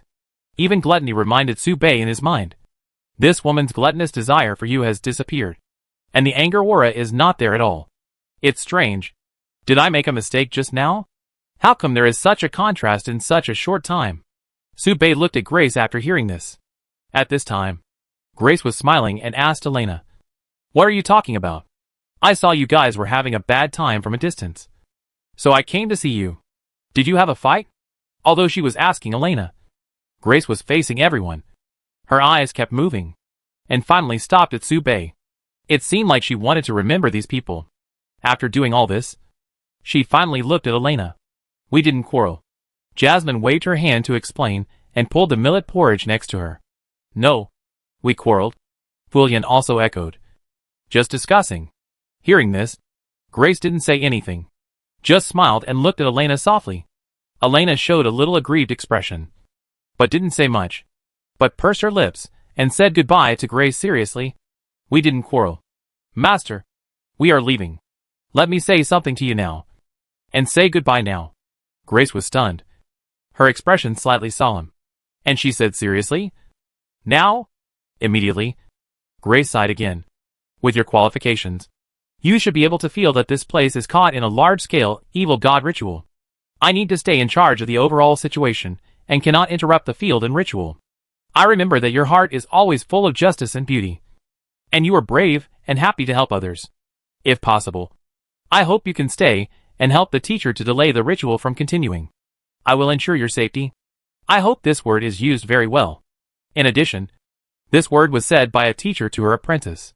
The name used is you, not you. This made Elena feel a little heavy. This is a teacher's request to his apprentice, which has nothing to do with the team or others. Elena was stunned and looked at Subei, with some pleading in her eyes. At the same time, Jasmine and Fulian also cast an inquiring look. Now all the pressure was given to Subei. Subei was silent, looking at Grace, looking at her smiling face, and felt that it was extremely sacred, like a compassionate god, kind and loving. In contrast to Subei at this moment, it seems that Subei seems particularly indifferent inside and outside. If Subei refuses the other party's proposal, he may lose his position in the eyes of others and be looked down upon. And agreeing to this matter seems to be 100 benefits without any harm. After all, even if the sky falls, the pressure is on the most powerful Grace. However, Subei thinks that he is indeed an indifferent person, and he never denies this.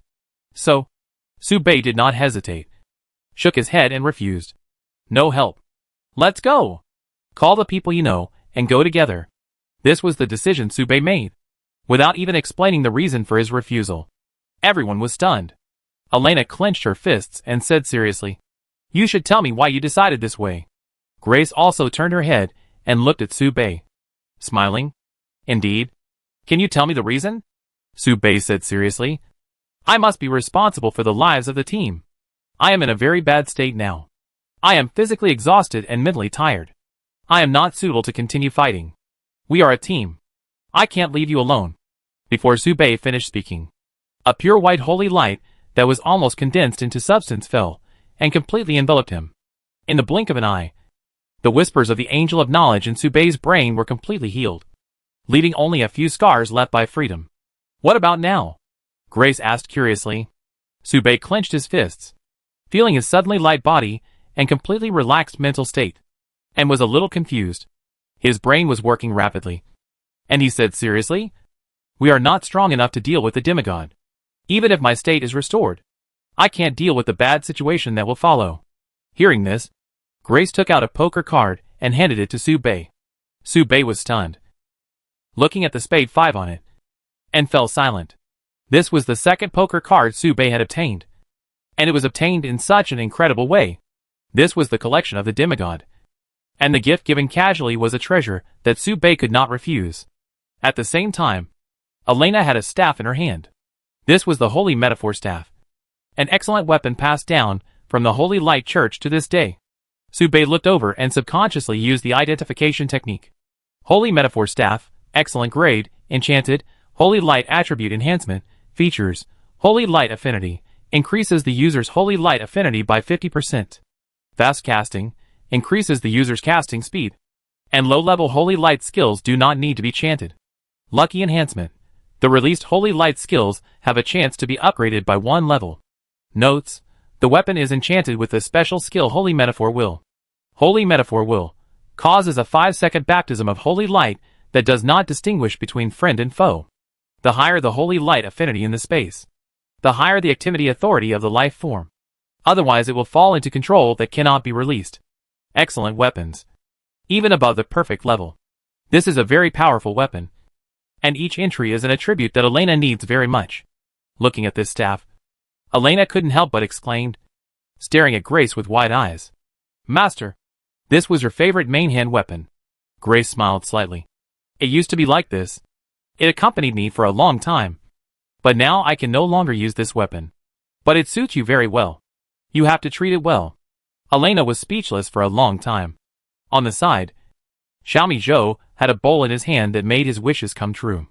The specific effect was that you could get whatever you wanted, and the price was magic power. In other words, as long as you input magic power, you could drink endless porridge, and you no longer had to cook it yourself. Xiaomi Zhou was successfully bribed, and he never wanted to let go of the bowl. And even the look he gave the thermos cup lost its previous doting look. "What is a thermos cup? I don't recognize it now." Meow. In Fu Yan's hand, there was a thumb-sized soul crystal.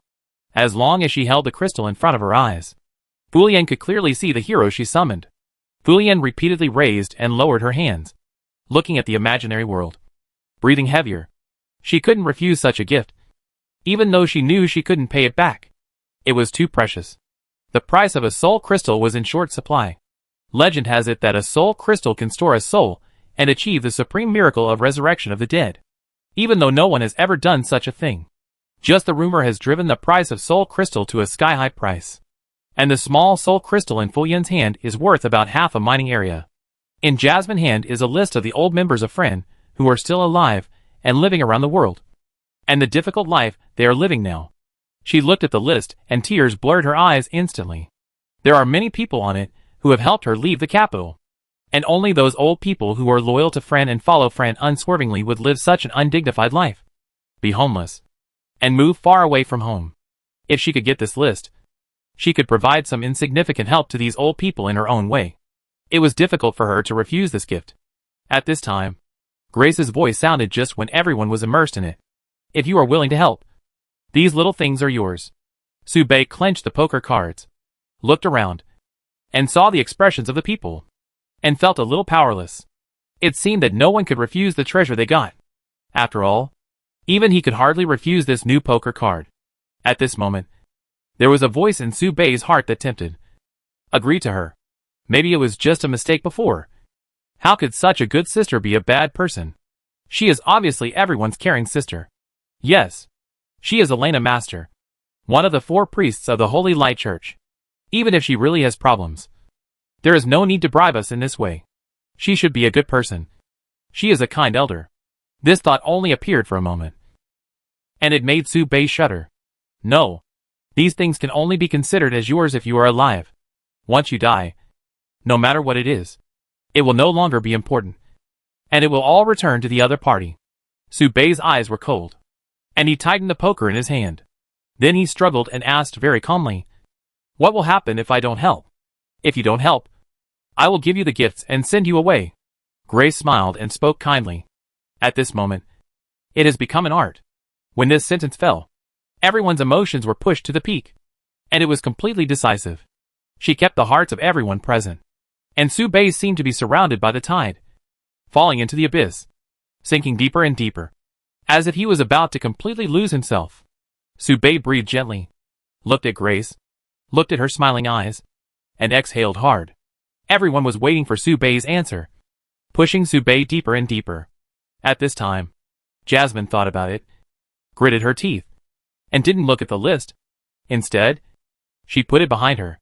Looking at the hesitant Subei, she said softly, "Mr. Subei, you can tell everyone the reason for your refusal. I think everyone will consider your idea." Jasmine's words were like a beam of light falling into the abyss, stopping in front of Subei and condensing into a rope. Subei narrowed his eyes slightly, and did not immediately reach out to hold a rope that could take him away from the abyss. He was thinking. Chapter 213. Give me 3 minutes. So, what is the purpose of Grace giving so many treasures and leaving their team behind? Subei doesn't think that this is just random garbage. It's obviously to please others. After thinking about it, there is only one possibility. It can only be one possibility. Grace knows that Subei knows that Grace is not Grace. Maybe it's not knowing. Just a guess. But even if there is only a tiny probability, Grace will choose to silence and eliminate this possibility. Her identity is too important for their plan. So, facing a life form with a demigod body and controlled by an unknown force, does Subei have a chance of winning? At this time, Subei was thinking. It seemed that he had been thinking for a long time. But in just a moment, Subei got an incredible answer. "Perhaps I was overthinking. It was true that Grace wanted to kill me, but she couldn't kill her as Grace. She had to ensure the integrity of this identity, play the role of Grace well, and make the choice that should be made in accordance with this identity. This means that if Subei is not alone with Grace, as long as someone is watching him all the time, Subei will be safe, because Grace is a priest of the Holy Light Church, which is recognized as the most righteous and bright organization on the continent. Moreover, according to her identity, she should even protect herself. Then, there is only one thing to pay attention to now. Beware of life threats from other forces." Subei thought about it and said in a deep voice, "We help." The voice was low and the tone was not heavy, and it looked like she had compromised and accepted her fate. Grace smiled a little, pointed to the south, and said, "I noticed where the center of the ritual is. I need to rescue the other ordinary people who are in chaos. I trouble you there. Follow your own pace. No need to rush. Just take your time. I take care of everything." Hearing this, Subei was stunned, looked to the south, and his breathing slowly became heavier. The east was the escape direction pointed out by Grace at the beginning, and the other party said that no matter what, don't get close to the west, which is the center of the evil god ritual. It turns out that the evil god ritual center is in the south. If you don't pay attention, you will be tricked. Subei nodded slowly and led the team to the south. Before leaving, Subei and Grace smiled at each other. Subei retracted his gaze and remained silent for a long time. Until now, the other party still maintains his personality. Subei couldn't find any specific flaws from the other party. Everything was just his guess. He could only bury this matter in his heart and not tell anyone. No one would believe it if he told others. The other party was Grace, the priest of the Holy Light Church. He was just an unknown ordinary person. No one would believe him and doubt a believer who was chosen by God and had no problems. Subei led the team in front and turned around the corner. Elena couldn't help asking, "Why did you turn around?" Subei answered without thinking, "Luminera. Here. Help her. Even if she was here before, she should leave now." "Right?" Elena asked in confusion. It was difficult to tell the direction in the chaotic area, and everyone's position would change every second. "Maybe?" Subei thought about it and said slowly, "Maybe she was sent away soon. After all, she was a demigod. Even if it was Luminera, it would be difficult without the help of her teammates." "Right? Sent away? Who sent her away?" Elena was confused. "Go and take a look. At least collect the body," Subei thought. and quickened his pace. When Jasmine heard Subei finish speaking, she had already run over there in a panic, and said quickly, "Hey! Yes, yes, go and save Sister Luminara. She's fighting the demigod?" "Ah?" Elena opened her mouth and hurried to catch up, since he was forced to stay in this area. Subei's first thought was to gather all the big teams. The more people, the safer. And to gather the team, Luminara power is necessary. No force can compare with a hero in terms of appeal. Subei trotted in the direction of his memory. And suddenly there was a sound of wind in his ears, and a heavy object hit Subei at a very fast speed. Subei grabbed an old man, who looked like a druid. The man had a bruised face and looked a bit panicked. His eyes were open, but couldn't focus. He waved his hands around and said, "There is a demigod." "A demigod?" "A member of the Chaos Association. This group of cultists, who spread chaos everywhere, are so bold that they dared to commit crimes in the 4 major mining areas of the Baiyan Empire. They are fighting with others about 200 meters to the east. Let's run now. You take me all the way west and escort me away safely. When we escape from the domain, I will invite the demigods of the Baiyan Empire to suppress the villain. If you have heard my name, you will know that I will not lie to you. My name is Anmi Ethan." Subei did not listen carefully to the last few words, and confirmed again, "Is it the east?" While asking, he did not stop, holding Anmi's collar and running all the way, making it difficult for Anmi to breathe. Anmi rolled his eyes and panted with relief. "Yes, they are in the east. You are very obedient and responsible. I am willing to promote you in the future. They are in the east. We just need to run west, and we won't run into them." As he spoke, Anmi heard the familiar sound of fighting, and thought it was his illusion. He shook his head and said distressfully, "I am really old and strong. I can still hear the sound of fighting over there after running for so long, as if it is right next to my ears. But it's all in the past. By the way, how long will it take us to leave Silver District 2? Subei calculated the distance and answered seriously, "About 14 hours. If we keep running." Anmi didn't doubt him, enjoying the joy of surviving the disaster, and said, "You are very fast. Are you an assassin? I know several special advancements and awakening paths for assassins. If you follow me, you will definitely be very successful in the future. The most urgent thing now is to leave Silver District 2. We can go to Iron Mine District 1, Copper Mine District 3, or Baiyan Imperial City."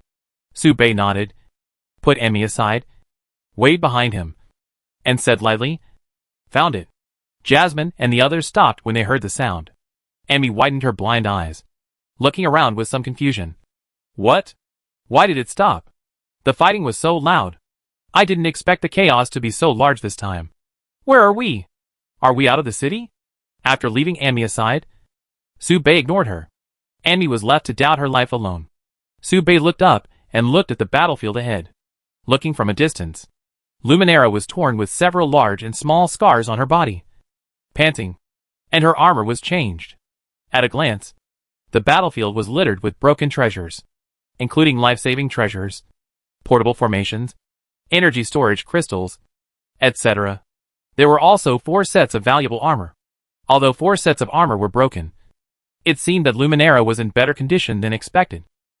On the other side, Goth's condition was not as good as Subei imagined. Goth's face showed a bit of impatient anger, and he seemed a little impatient. This was indeed the case. Goth was indeed a little anxious. He thought it was a one-sided situation, but Luminara was actually at a disadvantage. Every time he was about to make a killing move, someone would come out to help her resolve it. For example, just now, he used a semi-god skill to force chaos, and he had clearly locked Luminara. But the passing druid forced him to eat it, and resolved Luminara attack. This is not the only example. Before, there was a dark elf who didn't care about his life and suddenly gave him a knife, which directly interrupted his skills. As a result, Goth's magic power is not flowing smoothly. You have to know that the fight between a demigod and an awakener is not as simple as a 6th level fight between a 4th level. This is not a subtraction operation of 6 minus 4 is equal to 2. The difference is no different from a cannon hitting an ant. Such a simple thing actually took up so much of his time, which made Goth more and more angry. At this moment, Goth put his hands together again and issued an ultimatum. "How about surrendering? Stubborn resistance will not change your fate of failure. How many people do you think can save your life? Your luck should end here. Luminara's eyes did not dim, but showed a contemptuous expression, saying lightly, Demigod? It's nothing great. If I were a demigod, I would only need one move to kill you. Arrogant! It was indeed arrogant. At this moment, Luminara was no match for Goth. Goth stretched out one hand and pinched Luminara. Crack. The armor on Luminara's body was on the verge of breaking. Then Goth closed his hands, and chaotic death energy came from around Luminara like a big hand, enveloping Luminara. Buzz! The big hand closed, grabbing nothing. Luminara turned into a star, passed through the huge palm, and jumped to the top of Goth's head. Golden light burst out of her eyes, and the holy sword fell on her head. Goth let go with one hand. A torrent of chaos rushed out, knocking Luminara away, and smashed into the ground in an arc. The torrent retreated, revealing Luminara dripping with blood. Luminara jumped up after enduring the pain, took out a potion, and drank it to recover from her injuries. She raised her head calmly, faced the chaotic torrent that was coming again, and drew her sword. Suddenly, Luminara paused in drawing her sword. In front of her, countless energies gathered and hit her, roughly mixed with holy light, playing cards, exploding fireballs, and various obscure powers. This energy was not strong, but the amount was huge. It stalemated with the chaotic torrent for 3 breaths, giving Luminara time to catch her breath. Then, the holy light embraced her body, adding a pair of holy light wings to her, and constantly healing her injuries. This familiar feeling. It was Elena's embrace of holy light. Luminara retreated to avoid the subsequent chaotic torrent, turned her sight, and was suddenly stunned. Then she raised her eyebrows, smiled slightly, sighed, and shook her head. You shouldn't have come. On the side, Su Bei, Elena, and others stood beside her. Why don't you run? Are you going to give yourself up? Su Bei asked in confusion. According to her performance just now, if Luminara just ran, even if she couldn't escape Goth's pursuit, at least she would have no problem escaping from Silver District 2. At present, the area this time is a restricted area. Leaving the Silver Zone 2 means escaping from the beginning of the chaos. At least we can avoid falling into the enemy's home field, which can increase the chances of winning. So, Luminara is the hero. Elena sighed. Su Bei was stunned and nodded. He understood. Maybe Luminara felt that if she ran away, no one could stop Goth. He didn't understand the so-called responsibility of a hero at all. Maybe this is what people call the Virgin Mary? Sister Luminara, you're also having a hard time. Molly's eyes were slightly turbulent. Luminara smiled slightly, her eyelashes fluttering. She didn't explain, but just said, Can you hold on for 3 minutes? I need some time. No. Su Bei shook his head decisively. If he didn't reveal his identity as a demon king, it would be impossible for him to hold on to a demigod for 3 minutes. Not to mention that they were in the opponent's domain. He saw that even Luminara, who had activated her astral body and the blessing of the gods, was struggling to face Goth's attack. The demigod class has a despairing power. Su Bei held the 2 playing cards in both hands, made a rigorous estimate, and responded seriously. It can only block for 10 seconds at most. Luminara was stunned, looking at the 2 playing cards in Su Bei's hand, and without thinking, stretched out her hand and pulled out an identical playing card from her chest. 7 of spades. After just 3 words, Luminara did not explain why, nor did she make any requests, and pulled out the playing card and handed it to Su Bei. Su Bei was stunned, glanced at Luminara, and did not reach out his hand. Here, 3 cards are considered to be a quarter of the artifact, which can mobilize some of the power of the god, and may be able to help. The reward is to assist me. Su Bei was still hesitant. Or do you think this card of mine is not worth my life? Luminara's eyes were calm. Su Bei nodded, put away the playing cards, and said word by word, 3 minutes. Su Bei knew that he owed a favor again. For Luminara, a poker card that cannot be activated is no different from waste paper, and is not a very important thing. So there is no need for the other party to carry it with him. Luminara did not take out this poker card when they met last time, but she was able to take it out this time. There is only one reason. This is what Luminara left for Su Bei. If you owe a favor, you must repay it. This is the principle of Su Bei's conduct. Su Bei sighed, added all professional buffs to himself, and held the 3 poker cards in his palm.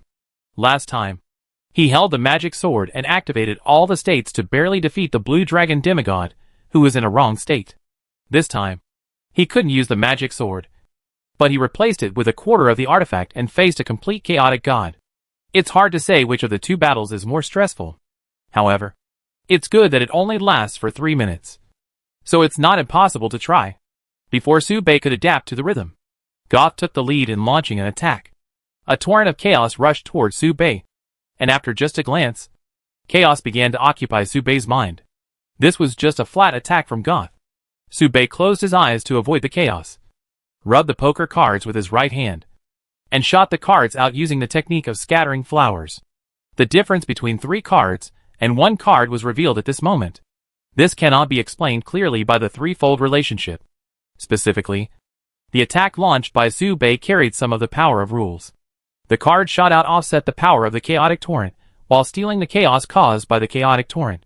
While stealing and offsetting, Su-Bei actually offset nearly half of the chaotic torrent with the poker cards. Su-Bei shuffled the cards again. Clang, clang, clang, clang. The colorful poker cards kept flying out of Su-Bei's hands, hitting the chaotic torrent, stealing the torrent continuously, until it was completely offset. This is the power of the thief. Chapter 214 Artifact Poker Cards. Artifacts, as the name implies, are weapons of God. There is a huge difference between these weapons. As the main weapon of the thief, poker cards are naturally the top tier. At this moment, the authority of poker cards has taken shape, and its power should not be underestimated. Su-Bei rubbed the 3 poker cards with his right hand, and his left hand kept wiping over his right hand. 1 card after another was shot out by Su-Bei. The cards passed through the air, making almost no sound. Only a small trace could be seen passing by and hitting Gothic's chest directly. Boom, boom, boom. Goth was hit so hard that he was dazed. He took 3 steps back unsteadily, smiled, and shook his head disdainfully. Are you scraping me? It doesn't hurt, but it feels a little bit cool. This is the killer move that you weak lives think you have. Of course it feels cool. After all, the poker card stole the other party's clothes. Specifically, it only refers to a pair of shorts. Su-Bei looked at the yellowed underwear brought back by the poker card, and his breathing became a little faster, revealing a little panic. Jasmine, who was standing by, was stunned. She quickly hid behind Su-Bei and protested by sticking her fists on his back. What are you doing, Mr. Su-Bei? Su-Bei quickly threw away the stolen goods in his hand, and couldn't help lowering his head, taking a deep breath of the smell on his windbreaker, and constantly using his skills to clean the dirt on his hands. On the other side, Goth watched this scene and scratched his butt subconsciously. No wonder it was so cool. It turned out that one piece was missing. Goth showed some anger and said coldly, "You are courting death with such petty tricks." Goth took action.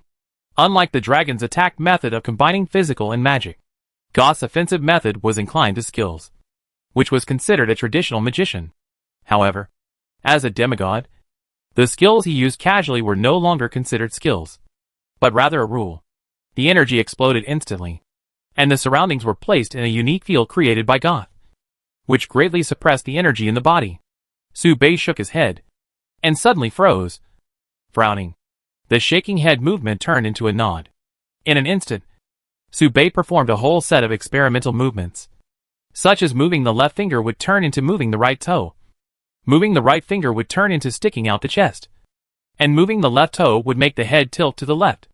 This complex and irregular chaotic change made Su-Bei lose his composure, and the chaotic torrent came head-on, without giving him time to adapt. Everyone was stunned. Luminara was gathering strength, and watching this scene, she was a little worried. Elena quickly activated the angel's embrace, but it was just an ordinary holy light that fell. Her fingers moved slightly, and then she fell down powerlessly. Fulian called out to the heroic spirit, but her lips did not move, and she just kept shaking her head, unable to call.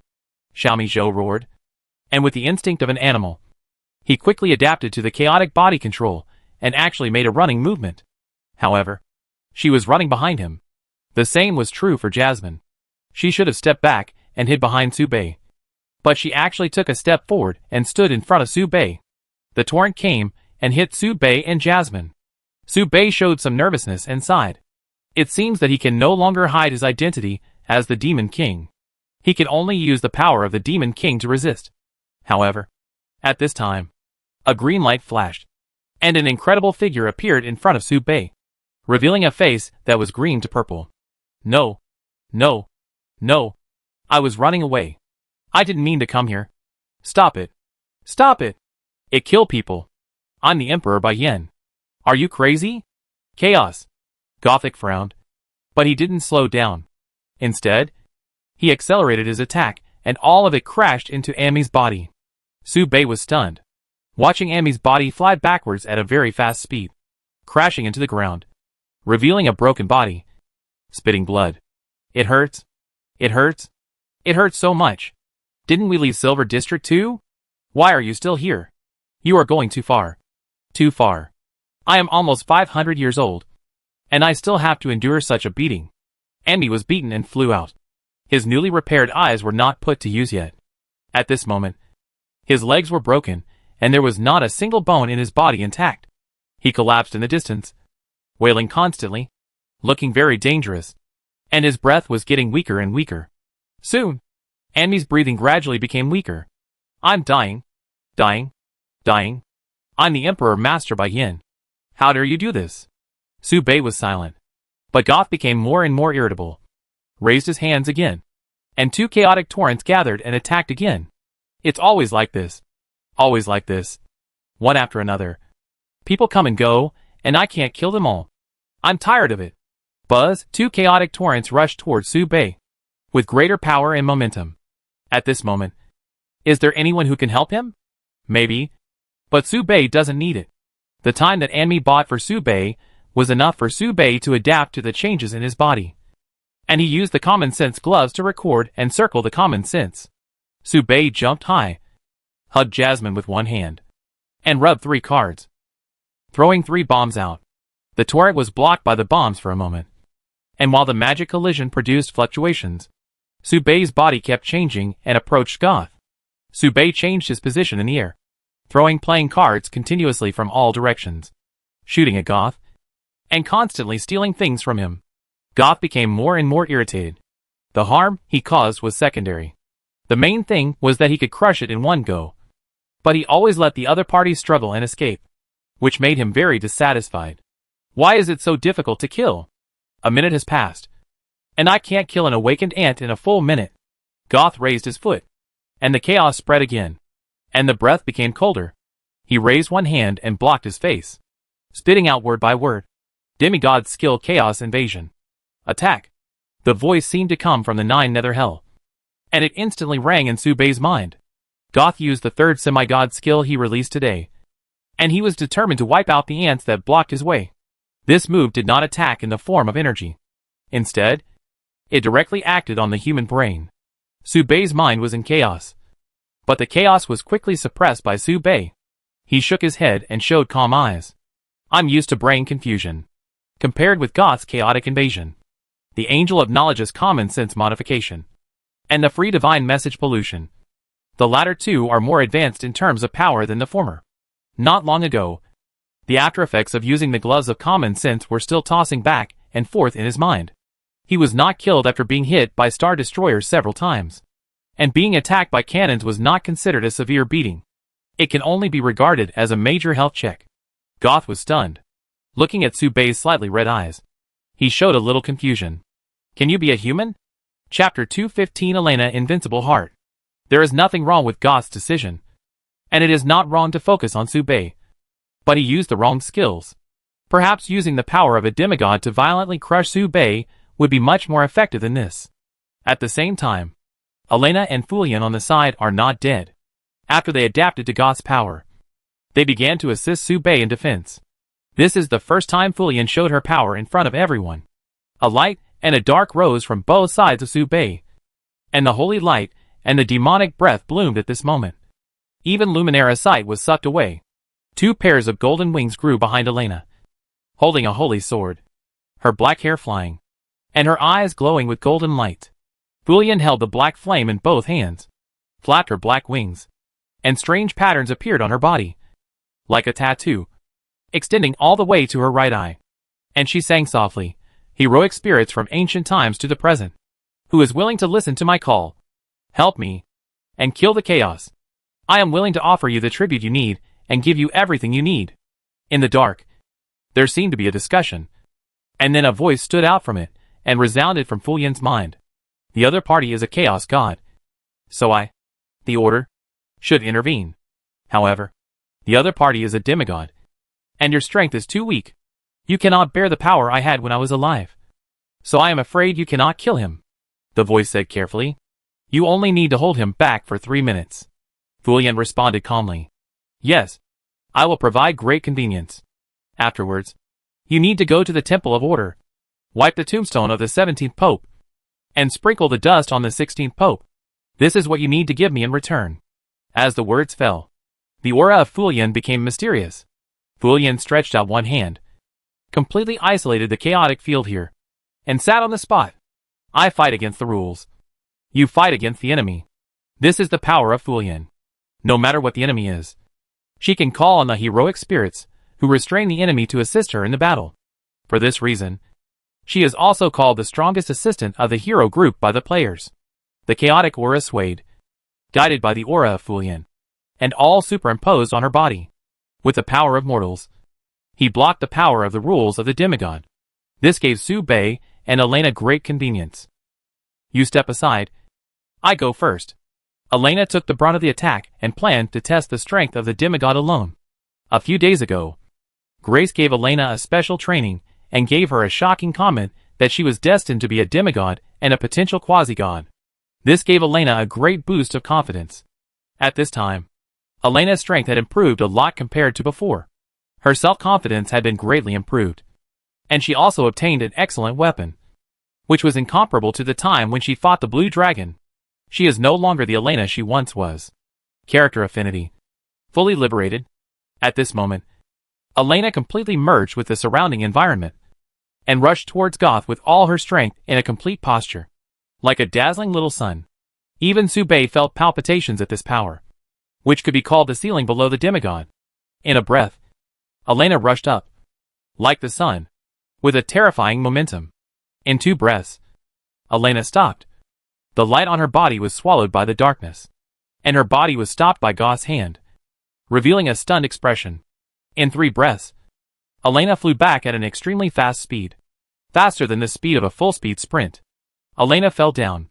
Her clothes were torn in 4 or 5 places, and even one of her right wings was broken. Her hair was messy, and her eyes were confused. No, it was not like this when I fought with my master. In just 3 breaths, Elena suffered a beating and recognized the reality. It turned out that the gap between demigod seedlings and demigods was so big. In the distance, seeing this, Su Bei also commented honestly, Awesome. It is indeed amazing.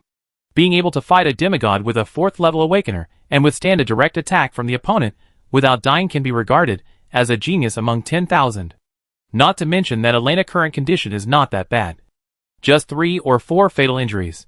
You have to know that Su Bei, who was once a player, relied on top-level equipment and perfect skills to fight a demigod with a 5th level strength. But he would still be killed in 1 blow. It's really amazing. Su Bei couldn't help but praise him again. He is worthy of being the 2nd strongest force in the Brave group. But this didn't sit well with Elena. After adding a healing buff to herself, she stood next to Su Bei, showing a look of doubting her life, and stretched out her hand to gesture. Why is there such a big difference? He almost hit me with a revolving lantern when he raised his hand. Elena panted. Her fingers kept pointing, healing the wounds on her body that were bleeding, and shook her not-so-clear head, showing a bit of nervousness. It's lucky that I didn't beat you to death. Su Bei answered, calculated the time, and said seriously, there is still 1 minute. Listen to my command, and we will run away. Elena showed some doubts and asked, didn't Luminara say to give her 3 minutes? Su Bei looked at her like an idiot, looked at her with pity, sighed, and said nothing. It seemed that the expression of a kind old father looking at a stupid child made Elena feel insulted and roared with dissatisfaction. That's enough. Su Bei didn't comment, and looked at Elena again. He could only see the clarity in her eyes, and suddenly remembered her settings. The more serious the injury, the richer the humanity, and the weaker the divinity. It also means that the other party's IQ has fallen back to the bottom. Okay. Elena was beaten stupid. So it seems that the injury is quite serious. We should believe in Luminera. She is a brave man. And it's not too much to kill a demigod. Elena vowed. Okay. You are right. Subei nodded and did not argue with Elena. You underestimate Luminera power. I have been with her for a long time and have seen her true fighting style. Elena continued. Subei looked sideways at the fatal injuries of various sizes on Luminera body. Then looked at Elena, who had the same injuries on her body, and hesitated to speak. Still did not say it. Forget it. Let the stupid Elena play for a while. Looking at the chaotic torrent that came again. Subei took a fighting stance and reminded in a deep voice, You support me. We defend and delay time. As he said that, Subei rubbed the playing cards and retreated to avoid the first attack. The torrent kept hitting the ground and splashing again, like a ferocious tiger chasing Subei. While Subei was dodging, the playing cards were scattered in two places and thrown out. One set offset the torrent attack, and one set was shot at Goth to harass the attack. Even if it didn't cause any injuries, stealing and snatching could still have an objective impact. On the side, Elena added a buff to Subei, raised her hand to launch a long-range output, and offset the chaotic torrent with Subei, only after being beaten. You know how stupid it is to fight a demigod in close combat.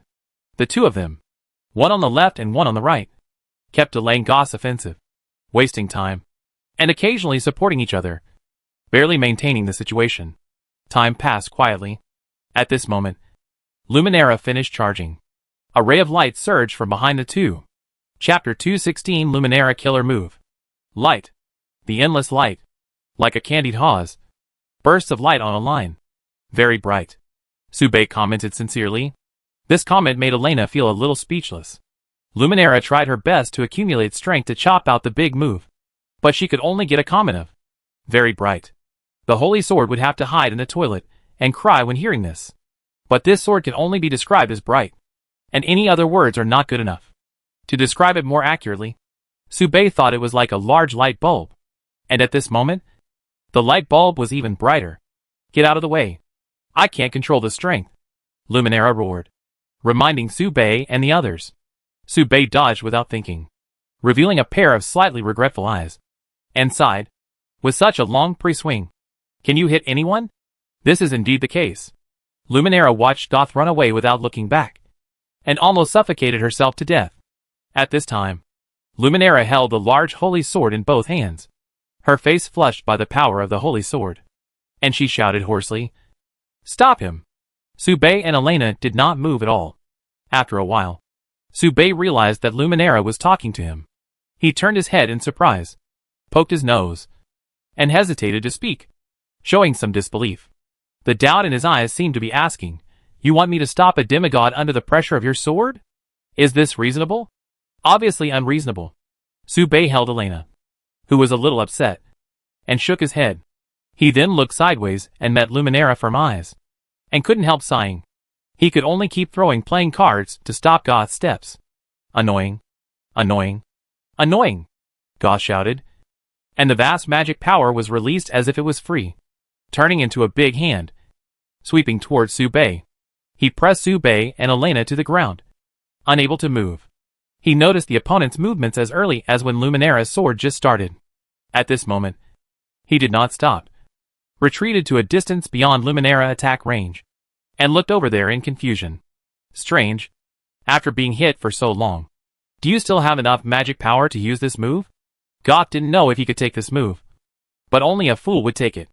A big move that can only be hit by standing still seemed very stupid to him. He waited quietly at a very far distance. You have already used up all your strength to use this sword, right? How long can you hold on? A minute passed. Strange. As expected of a brave man, your magic power is unfathomable, far exceeding the level of an awakened person. 3 minutes passed. Goth frowned and became a little restless. According to the information given by others, the hero should be at level 4. How could he last so long? I'm afraid I can't do this. No, that's not right. Even he knew that this move could be avoided by running out of the attack range. So how could Luminera, as the user, not know? Moreover, the other party specifically reminded her. 3 minutes. which not only told her teammates, but also reminded herself. She is Luminera, a brave warrior chosen by the gods. How could she do such a stupid thing? Fuck. I've been fooled. Goth looked around, but there was no trace of Luminera. The ground in the distance was empty. Not a hair was left. Only the light of the holy sword was shining in the sky. Goth reached out to the sky, and was stunned when he saw the shimmering powder in his hand. That's enough. Goth sighed. He immediately took out his weapon, closed his eyes, and chanted softly. Lord of Chaos, Supreme Lord, I am your pious follower, calling for your arrival with my flesh and blood, offering you 5,000 pure souls, waiting for your arrival. The aura of Goth began to be violent and gradually became deep, as if he was preparing a very terrifying killing move. Lord of Chaos, please open your eyes. Goth opened his eyes. A vertical eye slowly split from the center of his forehead, forming an evil and seductive eye. He felt the position of Luminera at the beginning of the chaos and smiled gently. Where else can you run to? You are already at the end of your strength, aren't you? 3 minutes ago, when Luminera said that. I can't control my strength. When Sube looked back, he felt something in his heart and met the silent words from the other party. Looking carefully, it was easy to see that it was a word. Run. So Sube cooperated with Luminera to play a scene. When the light of the holy sword in Luminera hand reached its peak, he picked up Jasmine and Xiaomi Zhou and turned around to run. Of course, he did not forget to remind Elena. Otherwise, Elena might have stayed there stupidly. At this time, several people were traveling together and evacuating at full speed in the opposite direction. Elena carried Luminera's exhausted body, raised her hands, and cast holy light to heal her injuries. She looked worried and asked, Is the injury so serious? Luminera did not deny it, nodded, and said lightly, It's serious. After all, she is a demigod. She was proud, but not arrogant. So she admitted it very frankly. And there was nothing to be brave about. Her weak state at the moment could be seen by anyone at a glance. Luminera thought and continued. It seems that the birth of the Demon King has given these evil god organizations great confidence. Even a demigod dares to appear so freely. Elena nodded in agreement and said viciously, Damn Demon King. If it weren't for him, we wouldn't be in such a situation. However, the demigods of the Chaos Mission dare to appear so openly, and they must be prepared to lose their lives here. My master is still here. She won't stand idly by. On the side, Fulian hesitated and slowly raised her doubts. Is it possible that it has nothing to do with the Demon King? Not all demons are willing to cooperate with the evil god organization. Elena paused and explained without hesitation. Before the Demon King was born, which evil god organization was so bold, dared to do such a thing in the 4 major mining areas of the Baiyan Empire? I suspect that there is definitely the shadow of the Demon King behind it. Maybe he was the one who ordered it. Otherwise, why would they specifically target Luminera? This is obviously the Demon King assassination of the hero. This explanation makes sense. And Sube almost believed it. It makes sense. Sube was almost convinced, and couldn't help but applaud in response. Where do you think the Demon King should be? Elena raised her eyebrows, tilted her head, and held her chin with her hand, thinking, I guess the devil planned all this. He may be in this field at this moment, watching the whole situation with a victorious attitude. We just need to find and kill him. Maybe we can put an end to it all. Sube showed a pair of dead fish eyes. In a sense, Elena guess was indeed half right. Chapter 217 Reverse Formation. Jasmine thought about it and asked curiously, Why must the Demon King be bad? As soon as this was said, people around looked at her with incredible expressions. Isn't this natural? There is no good Demon King. He is a bad guy inside and out. If he does something good, he must have a lot of bad intentions. Elena frowned and said in a very affirmative tone. Luminera on the side also nodded and said calmly, This is what the gods instructed me. All previous Demon Kings are lawless and lawless. They collude with monsters, oppress the demons, disrupt social order, and do all kinds of evil. Even Fulian, a demon, raised her hand to show her approval and commented, Although I don't want to admit it, the reputation of the Demon King is like this. Even the history of my tribe has written that the Demon King is the root of the evil of the demons, and recorded many evil things the Demon King did during his lifetime. From small things like stripping off a lowly's panties in the street to big things like occupying the saint of the Holy Light Church. A saint of the Holy Light Church was forcibly abducted by the Demon King.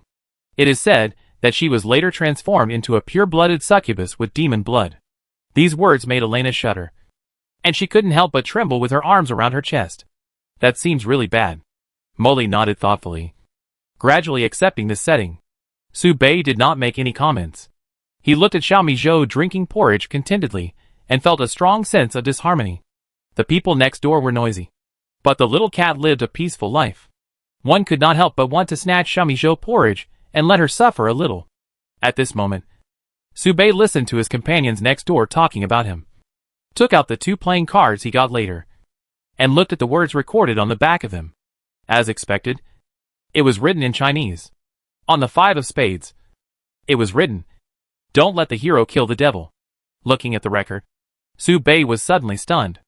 Then, Su Bei quickly took out the 3 of spades from his pocket and reviewed the message on it. The devil can't kill the hero. What does this mean?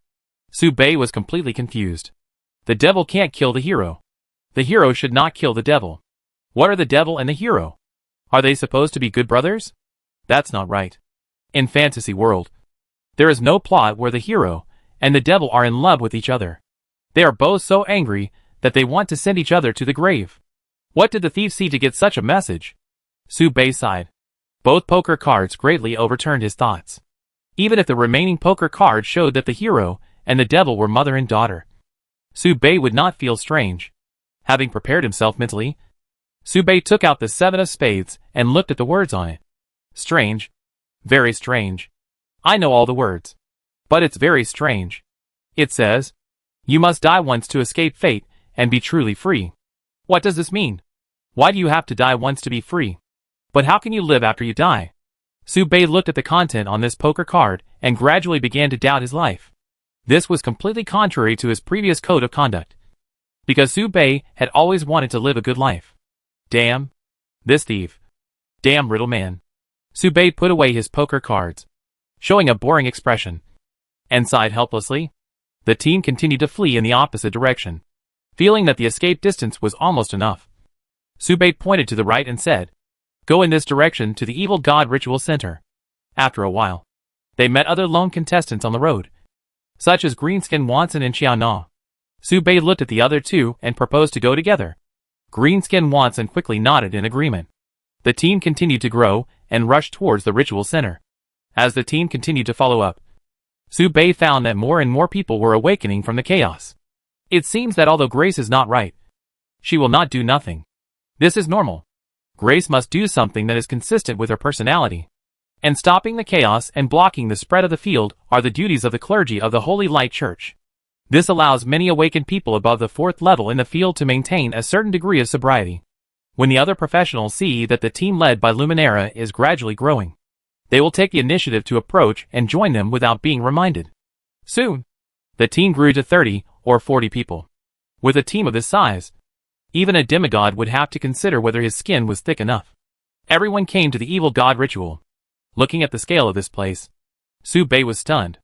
At this moment, everyone seemed to have a telepathic connection and gathered here without any prior agreement. To the east, there was a blood clan led by Wilgard and the Baiyan Empire army. This team had a very strong cohesion and a solemn aura from the army. They escorted many followers of the Evil God organization, interrogated them, and wanted to find out the high-level personnel hiding in the dark. To the west, there was a tribe of fairies and elves led by Christian Carp, who were playing various games, including but not limited to hide-and-seek, finger-guessing, and chatting. Fury was also among them, quietly playing the organ in her mouth. To the south, there was only one person, whose specific appearance could not be seen, kneeling on the ground, revealing a skull, kneeling on the ground facing the ceremony. Although he didn't know who the other party was, he could easily tell that the other party was the evil god believer who was holding the ceremony. Perhaps the believer who died in the sacrifice turned himself into a sacrifice, offering his flesh and blood to the plague demon. Because it was a skeleton, it did not attract the attention of others. At this time, there were several magic professionals in the center of the ceremony whose awakening paths were scholars, array masters, and magic construction hands. They kept using exploration skills to explore the ritual array and make a cracking strategy. It seems that there are quite a few people who can see through the purpose of the chaos at the beginning. And these people have noticed the progress of the evil god ritual, and have planned everything early, and started the cracking work here. The evil god ritual itself is not difficult. The people who outline the evil god ritual are just a few ordinary awakeners. And the formation for calling the evil god ritual is also very simple. So the difficulty of cracking is not high. Subei quietly hid in the crowd and looked around. According to their chat, Subei learned that now he only needs to wait quietly for the scholars to complete the cracking. It seemed that everything was going in a good direction. Everyone seemed to be having a good time, talking and laughing. And they didn't take the evil god ritual seriously. TSK. It is said that to complete the evil god ritual, 80% of the life forms in the domain need to be sacrificed, which is obviously impossible to accomplish. Yes. Even if we don't mention the source of holy light, Priest Grace, there are several world-famous adventurers here, including experienced formation masters. How dare these evil god believers? And I heard that there are several terrifying beings hiding behind us. If we encounter any accidents, they will support us. It's not their fault. They spent a lot of money. The Shadow Legion sent a legion leader to lead the team and almost caught the 5 princes of Baiyan. You know, they always like to kidnap princes and princesses from various countries in exchange for ransom. Speaking of this, the Dawn Guard is also ruthless. They sent 3 high-level officials to take action. It is said that every time they take action, they only take action for magic weapons and angel sequences. I don't know if they will succeed this time. Compared to the Chaos mission, these are still polite. This organization is said to have set a demigod. Did you see how weak the hero over there is? That demigod did it. It's simply lawless. The evil god organization is too arrogant. Perhaps the birth of the Demon King gave them great confidence and made them a little inflated. Alas, I'm afraid it will become more and more uneasy from now on. After all, every time the Demon King is born, it will set off a bloody storm. There was a lot of gossip and discussion everywhere, and the topic would eventually come down to the birth of the Demon King. There was no time to complain about the adventurer's views on the Demon King. At this moment, Subei was tense and did not relax his vigilance. It was obviously peaceful and quiet, but Subei always felt very strange. Why was it so smooth? After noticing Subei's tense body, Jasmine couldn't help but reach out and stroke Subei's back, asking with concern, "What's wrong, Mr. Subei?" "Too smooth." Subei frowned. Elena showed some doubts and asked, "Isn't it good to be smooth? How could it be so smooth?" When he played the game Fantasy World, he never encountered any plot line that could be solved smoothly. Adjusting your spirit is to cope with more intense battles. The source of all evil should also relax. Why not enter my temple and rest for a while? Fu Yan suddenly suggested. Subei shook his head, pulled down his windbreaker, and thought seriously. No. There are many things wrong. Grace would not let him live so happily. She couldn't have not taken action. She must have set up a killing move that would make her feel at ease. Similarly, Goth would not let go of the evil god ritual center. He couldn't have guessed that Luminara would move closer to this place. Then why did something that was bound to happen not happen at this moment? There is a problem. Subei rubbed his temple with a headache. He instinctively wanted to evacuate this place, but he didn't dare to leave the team and act alone with Jasmine and others. The fewer people around, the more dangerous Grace is. Subei looked towards the center of the ritual. At this time, the center of the evil god ritual was silent, and the progress of the plague demon revival could not be seen. But the formation had been destroyed, leaving only a very simple summoning port. This means that the formation cannot retain energy and cannot preserve magic power.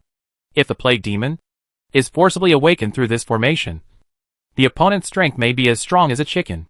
Subei became more vigilant, opened the eye of insight, and observed everything around him. Could it be that the evil god ritual has not been destroyed? Observing the increasingly destructive energy fluctuations of the evil god ritual, Subei could clearly feel that the formation was being destroyed. The problem is not here. Where is the problem? Subei reminded his companions around him to prepare for evacuation, and retreated to the end of the team first, and then asked the adventurer next to him. "Excuse me, how did you know that the evil god ritual was here? Aren't you talking nonsense?" Of course, it was His Highness, the priest of the source of holy light, who reminded me. This sentence made Subei stunned, because he knew this information. It was also suggested by Grace. It is not difficult to guess that everyone knows this information from Grace. So, is it possible that Grace lied? Su Bei's first reaction was that the location was wrong. This is not the center of the evil god ritual. This is a cover. The formation has other effects. Maybe Grace and the plague demon have an illicit transaction relationship that is difficult to explain. And she concealed the location of the ritual for him. Is there anything else? Are there any other possibilities? Su Bei thought desperately. But it was so difficult to imagine the future direction of something that had not yet happened. At this time, in the center of the ritual formation, the busy scholars wiped their sweat and announced the latest results. One of the elderly elf scholars jumped up happily and cheered. The ritual was successfully destroyed. Now we just need to wait for the domain to be lifted. And everyone will be safe. Great! Great! Everyone cheered. At this time, Su Bei's eyes of insight finally saw the clue. After the ritual was destroyed, the incomplete formation just formed a new formation. The formation only lacked a node. The specific function is reverse transmission. At this moment, someone touched the skeleton kneeling there.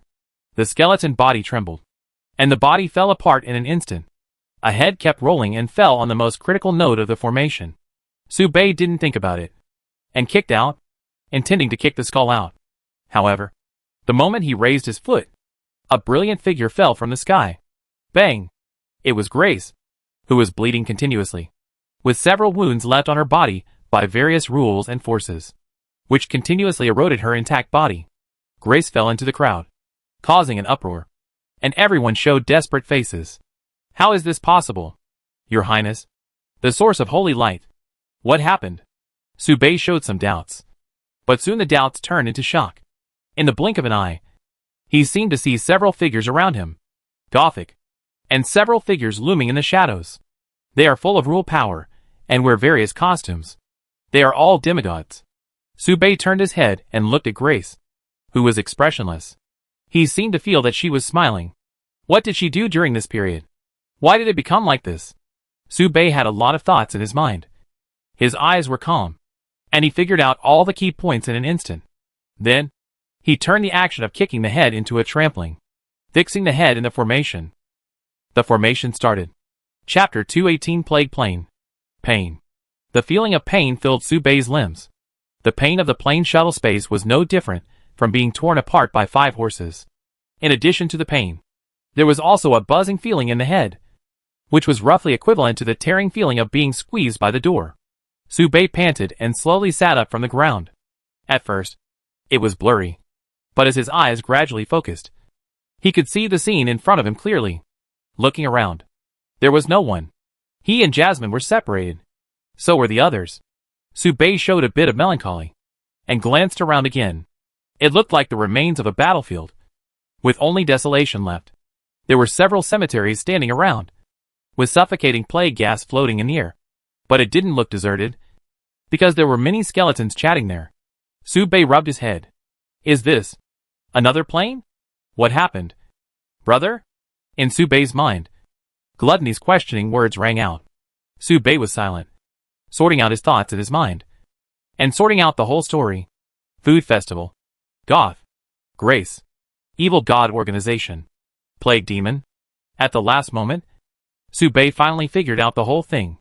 Grace and the evil god organization are not in the same group, and they are still hostile to each other. In other words, Goth and his men didn't know that there was something wrong with Grace, and they still treated her as the source of holy light. The evil god organization did want to summon the plague demon, so they planned a series of actions. At the beginning of the chaos, the evil god ritual began, and the plague demon was summoned. Everything went according to plan. Grace knew the other party's plan from the beginning, and then designed her own plan based on it. She played the opponent's trick and watched the opponent complete a series of plans without destroying Grace's personality. After the opponent had done all this, Grace secretly modified the space node set by the opponent and designed a reverse transmission array. Then came everything that Su Bei experienced later. Grace awakened the professionals who were in chaos, told them the location of the evil god ritual, and asked the professionals to work hard to crack the array on their own, and facilitated all this for her according to her wishes, completing the entire layout. The ultimate goal was to come to the original plane of the plague demon while perfectly interpreting Grace's character. Grace hid her involvement in the whole thing to a minimum. This way, she could get rid of all suspicion. The plan was indeed successful. Her serious injuries were clearly seen by everyone. No one would doubt that Grace had caused the whole thing, because the last scene in everyone's eyes was her bloody fall. Everyone would only feel sorry for her. Su Bei didn't know what Grace's specific plan was, and it was hard to guess. But Su Bei knew that he couldn't meet Grace in this plane. There was no reason for the other party to let him go. Perhaps the other party also put his own affairs on this plane to solve. Su Bei slowly stood up, clenched his fists, and suddenly froze. Due to his characteristics, Su Bei's body is very sensitive. At this moment, he can clearly feel the specialness of this plane. Magic power cannot be absorbed here. There is no magic power here. This also means that every time you use a point of magic power, you will lose a point. And the professionals who have lost their magic power are just ordinary people with slightly stronger strength. So, what kind of power is used here? Su Bei first waved his hand, took Gluttony out of the poker cards, and asked, "Have you been to other planes?" Hearing this, Gluttony's tone suddenly rose a few degrees, and he said proudly, "What are you talking about? What are you talking about? I, the great Gluttony, the most capable first general of the Demon King. How could I not have been to other planes? As we all know, the Demon Realm is the most famous alternate dimension on the continent, and I was born there. Less famous is the Mage Tower, known as the Arcane Land, which connects countless evil god planes and is a war hub. There doesn't seem to be anything else that's particularly famous. The Kingdom of the Dead can be called half of it. But it's said that the Kingdom of the Dead is actually still in the original continent. But it's hidden on the back of the continent and doesn't count as an alternate dimension. Of course, there are many other planes that are not well known. Their coordinates are controlled by various forces or individuals and have special strategic significance. Su Bei had learned about the information that Gluttony mentioned when he played Fantasy World. But these information could not solve his current doubts. Su Bei asked again, "Have you heard of the Plague Demon?" Gluttony briefly introduced, one of the 8 ancient demons. Very cruel, fought many battles in the War of the Gods, and has unfathomable strength. It is a mythical species that can feed on the offspring of gods. Gluttony was able to introduce him quickly without thinking, which was enough to prove the value of Plague Demon. Su Bei exhaled and asked again, "If you meet him, is there anything you need to pay attention to? You can think about what kind of body he would be more suitable for in your next life." Gluttony answered without thinking. "Okay." Su Bei nodded. He didn't have much sense of humor and didn't understand Gluttony's jokes.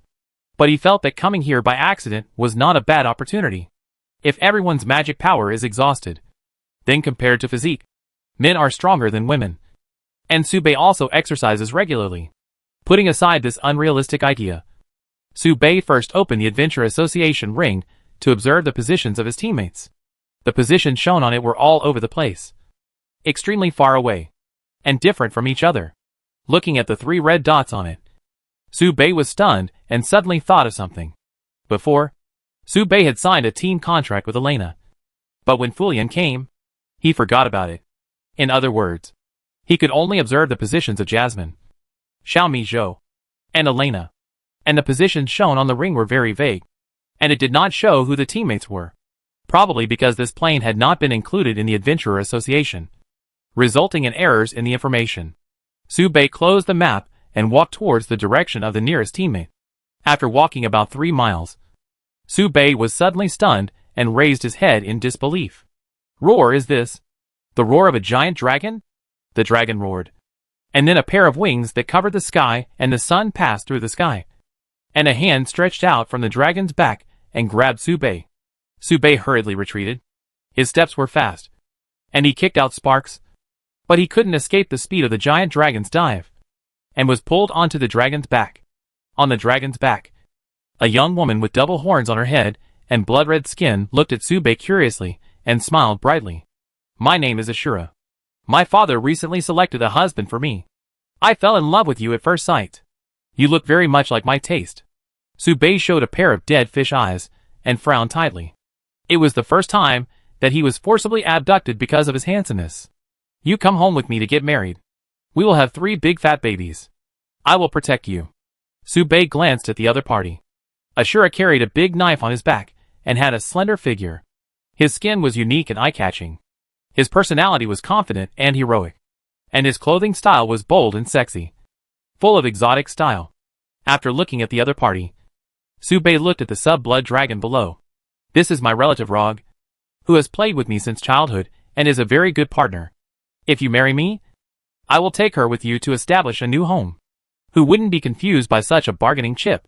Gluttony couldn't help but tremble, calling out in Subei's mind. Promise her. Promise her. Promise her. However, Subei's face remained calm. He looked at Azura and said lightly, What if I don't want to? Why would you not want to? This is a great thing for you. Ashura smiled cheerfully. I think about it for a while. Subei nodded, and then ignored him, instead looking at a red dot approaching on the map. Sitting quietly, he was indeed thinking. He was considering where to jump from so that he could reach the newest teammate as quickly as possible. But Subei's thinking was not stable, because Azura was talking all the time, and Azura's aggressive and fiery eyes kept lingering on Subei's body, not even sparing the most private parts. Subei even felt that Azura wanted to pull open his pants and put his head in to look. This made Subei very uncomfortable. He really couldn't wait any longer. So Subei politely said goodbye to Azura, chose a direction, and jumped. Thank you for your car. Azura was left with a confused look on his face. After a long silence, Azura was startled and quickly stuck his head out to look down, muttering to himself, My God, it's not that bad. Is it? This is 2,000 meters high. 1,000 meters high. Subei was in a free fall without any precautions. The distance of 2,000 meters was just a moment for him. As for the previous accident, Subei did not take it seriously. It was just a small episode. Subei really had no interest in Azura. The other party did not look human, and did not satisfy his sexual fetish. At the moment of landing, Subei cast a levitation spell on himself. But the speed of falling was too fast, and the levitation spell could not stop his fall. Subei activated the Demon King armament without thinking. The Demon King descended. The Demon King was transformed, and all professional buffs were applied. He kept swinging the sword energy at the ground to stop his falling trend. The magic power was consumed, and life was only one. And Subei cherished it more than anyone else. The magic power was consumed very quickly, and 1/10 of it disappeared in the blink of an eye. And the consumption speed did not slow down. But this level could only barely stop Subei's falling trend. From a distance, it looked like a meteorite fell to the ground. Bang! The smoke exploded, and a huge pit formed on the ground. Half a minute later, a hand stretched out from the deep pit. Swish then, a broken body slowly crawled out of the deep pit. It was Subei. Subei limped out of the deep pit and said calmly, It seems I need to learn some flying skills. He looked down at the ring, confirmed the location of the red dot not far away, and walked slowly towards it. In a tour group, Xiaomi Zhou sat in the carriage in the middle of the team, drinking the porridge in the bowl by himself, looking up from time to time, looking at the uncle opposite with a strange look. Hello, girl. Can you marry me? I am willing to give all my property as a dowry to our new home. I can make a lot of porridge for you. I am willing to give birth to as many children as you want, and take good care of our children. Xiaomi Zhou couldn't understand. She only knew how to drink porridge. She stuck out her tongue and licked the porridge at the bottom of the bowl, showing a satisfied expression, and made a tisk-tsk sound. A voice on the side suggested, Brother, she is obviously a fool. We can secretly take her home and finish the wedding first. As long as you get the certificate, you won't have to become the lowest slave and serve as cannon fodder on the battlefield. Nonsense, Persis. The uncle in front of Xiaomi Zhou severely rebuked the person who was talking, and criticized seriously. Are you trying to cause the dissatisfaction of the Plague King? In her kingdom, we men are the lowest livestock. How can we forcefully kidnap a woman and take her home? Even if she is the lowest useless fool among women, her status and position are not comparable to ours. Although I inherited this caravan, it's because our parents have no daughters. Otherwise it would be my turn to inherit the family business. On the side, Persis' face flushed, and he clenched his hands unwillingly, and retorted, But why should we men be inferior to others? Is it because the Plague King is a woman? Olet, you are a word spirit warrior who has mastered 3 kinds of inscriptions. Not some inferior cat or dog. There are only a handful of men stronger than you in this territory. But those women will only marry good-looking men, and will not even look at you. You are already 30 years old. If you don't think of a solution, you will go to the battlefield ahead, where you will never come back alive. Olet. We need to resist. This is a deformed world. This is unequal. Olet wiped his face with his hand. Exhaled. Nodded without comment. And finally compromised. And lowered his arms decadently. You are right. I need to take good care of you, and find a way to marry you off. This caravan also needs my presence. In this case, I am afraid this is the only way. Hearing this, Persis smiled in surprise and shouted. So, you agree to marry her? Olet nodded and said bitterly. Of course I agree, but I'm afraid she won't. If she shows any dissatisfaction, it will be spread out accidentally, and we will be doomed. At this time, a voice suddenly came from outside the convoy. Then, the curtain was pulled open, and a team member came in and said respectfully to Olet, there is a young man outside who is disabled but strong-willed, and looks half dead. He is a man. Hearing this, Olet showed some curiosity.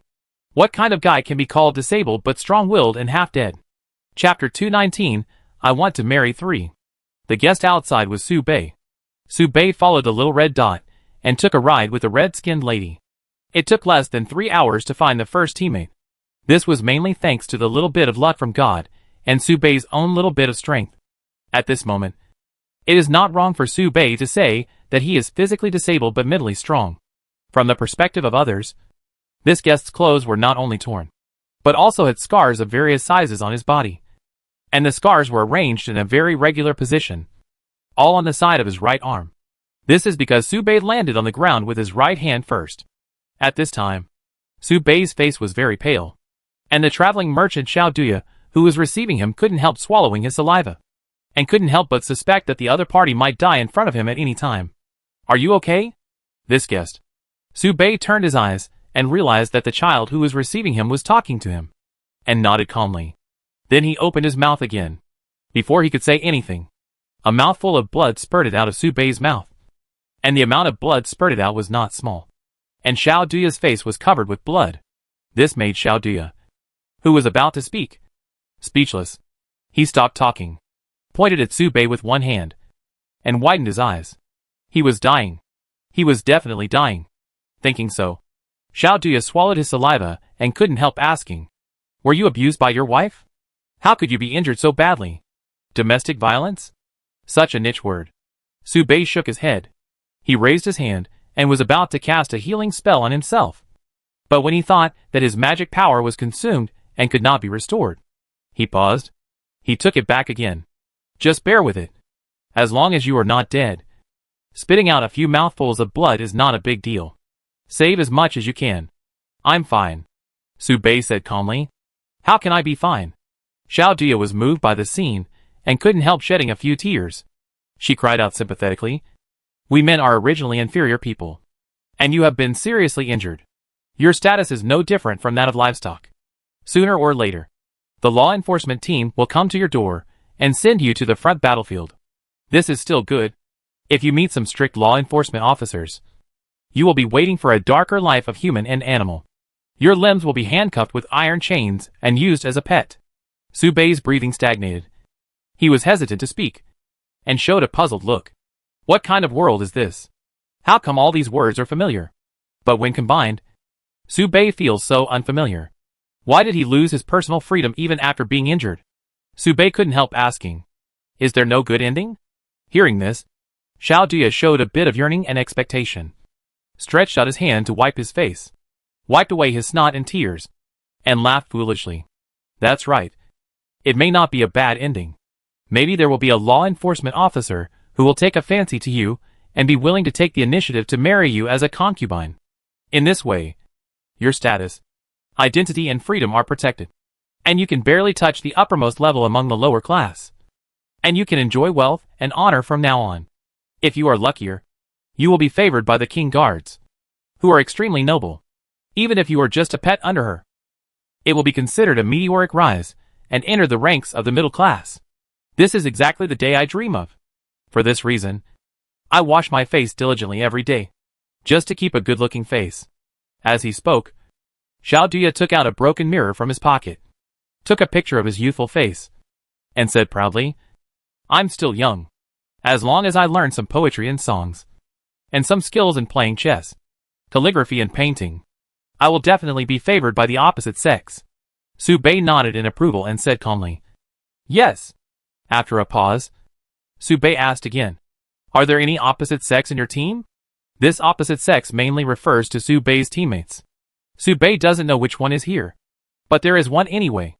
Through the conversation between the two, Su Bei understood that the basic rules of this world are completely different from those of the original continent, and the status of men and women is very different. In short, women's rights are supreme. This made Su Bei wonder if the plague demon was hurt by a scumbag. So he transformed such a different world. Such rules have little impact on Su Bei. After all, he rarely interacts with people, and no one should come to his house to kidnap him. And in this way, at least the lives of his teammates are guaranteed. After all, they are all girls. Hearing this, Xiao Dia shook his head like a rattle and said quickly, it's impossible. No woman would do this kind of low-end labor. Traveling merchants live in the open air all day long, and their work is thankless. They are almost the cheapest labor force. Su Bei was stunned, looked at the bright red dot on the ring, and then looked at Xiao Dia's expression that didn't seem fake, and narrowed his eyes. Where is your master? Are you talking about the head of the group? He is in the carriage in the center. Xiao Dia stretched out his finger and pointed at the carriage in the center. The position where his finger pointed was exactly the same as the position indicated by the red dot. Su Bei walked inside, and Xiao Dia was startled and quickly stretched out his hand to stop him. Hey, what do you want to do? It is not allowed to enter other people's territory without permission. At this time, Olet, dressed in formal clothes, walked out of the carriage.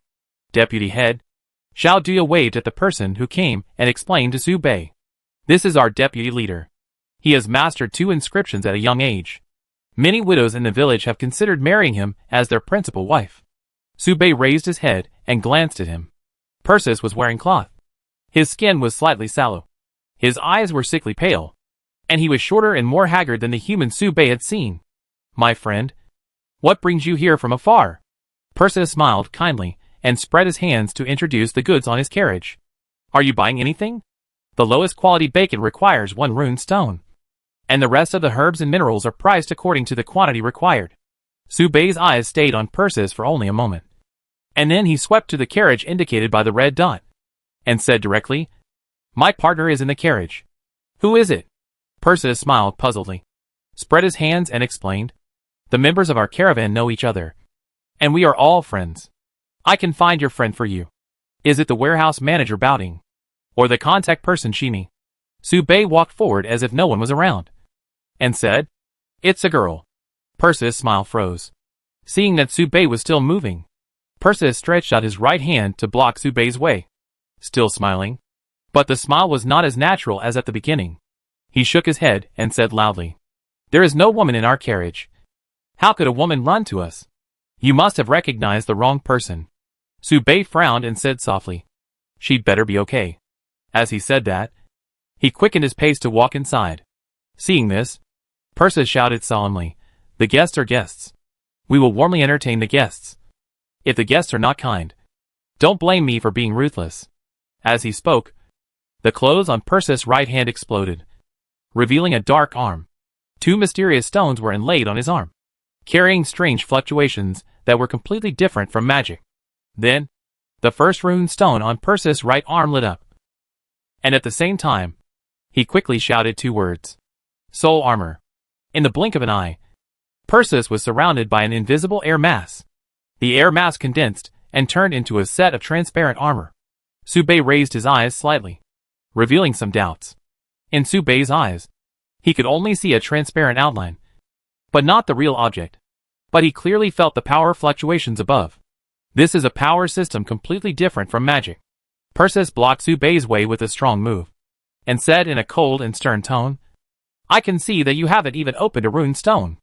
It's not too late to stop now. Otherwise don't blame me for being ruthless. We are all men. We should help each other. I don't want to attack you, since you are a disabled person. If you leave now, I can pretend that this never happened. Su Bei's eyes condensed, and he raised his hand and swung a sword. The sword light slashed straight at Persis and the carriage behind him. Even if Su Bei did not use magic power, his physical fitness was far better than that of ordinary people.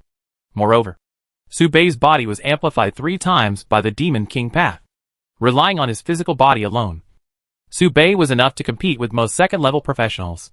Do you think you can sneak attack me? Persis looked calm, stepped on the mysterious steps to avoid Su Bei's sword, and showed a proud look. Idiot. How can ordinary people fight against the second-level warrior of the word spirit? In this case, don't blame me for bullying you because you are disabled. It's not quite accurate to say it was a sneak attack, because Su Bei's sword was not aimed at Persis. He was slashing at the carriage behind Persis. Persis moved aside, and Su Bei's sword fell straight to the top of the carriage. Bang! Su Bei's sword was blocked by a hand. Then, an uncle walked out of the carriage. The uncle first scolded, "Stop! Persis, do you know how much property we will lose if you give in?" Then, the uncle turned around, smiled apologetically at Su Bei, and said quickly, "Hello. Please put away your weapon first. We can have a good talk." Su Bei had no intention of putting away his sword, but just looked at him calmly without taking the initiative to speak. Seeing this, the uncle said sincerely, "I am the leader of this caravan. Olet, I heard about your story inside." Persis on the side hurriedly shouted, "Olet, what are you going to say? Are you sure you want to tell others? This is your only chance." Hearing this, Su Bei narrowed his eyes. However, Orlet smiled bitterly and nodded, admitting it under Persis's disappointed gaze. "Our caravan did pick up a woman," Su Bei said lightly. "She is my partner." After a while, Orlet shook his head and said seriously, "How do you prove this? I can't give her to you for nothing, because I don't know whether what you said is true or not. We need to ensure her safety. If you can call her out here, you can take her away. Otherwise I will chase her away myself." Su Bei shouted without thinking. "Jasmine." Silence. 3 seconds passed, and there was movement in the carriage. But it only lasted for a moment, and soon it returned to calm. Xiaomi Zhou in the carriage heard the call from outside, and it took only a second to confirm that the person calling was Su Bei. "It's just that Su Bei called Jasmine. What does it have to do with me?" Xiaomi no? Thinking about it, Xiaomi Zhou seized the last moment to drink the porridge in the bowl, waiting for Su Bei to call her out. Drink one more sip. Then drink one sip. One last sip. Outside the carriage, Olet narrowed his eyes slightly, raised his right hand, revealing 3 mysterious runes, and surrounded Su Bei with Persis on the left and right. His face gradually became unfriendly. However, Su Bei did not panic, and then shouted again. "Xiaomi Zhou." It was Xiaomi Zhou for sure. Only Xiaomi Zhou would not respond after he called Jasmine. If it was Elena, she would have taken the initiative to leave the carriage and greet him. At this time, the carriage curtain was pulled up a corner, and then a cat ear squeezed out from the small window, and then the whole head poked out from the window. Lying on the window, blinking and looking at Su Bei. After confirming that the person opposite was really Su Bei, Xiaomi Zhou narrowed his eyes, licked the porridge on his mouth, and waved to Su Bei. Su Bei was stunned, waved his hand, and said lightly, "Let's go. Get ready to go home." Swoosh. With a sound, Xiaomi Zhou, who was just over 1.5 meters tall, actually got out of the carriage window with a side length of no more than 20 centimeters. This made Su Bei stunned. Then, the petite body rolled into a ball in the air, turned into a meat bomb chariot, and rushed into Su Bei's arms. Paw. With a sound, Su Bei stretched out one hand and grabbed Xiaomi Zhou's tail. Due to inertia, Xiaomi Zhou hit Su Bei's thigh and swayed back and forth. Xiaomi Zhou exerted a little force, hooked his body, opened his hands and hugged Su Bei, saying very aggrievedly, "My head is dizzy." Su Bei, Jasmine, silly roe deer, stupid witch, all disappeared. Scary.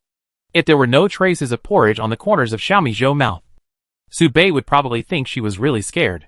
Su Bei sighed, hugged Xiaomi Zhou gently, patted her back, and comforted her. "It's okay. We go home after we find the rest of the people." Then he gently put Xiaomi Zhou down.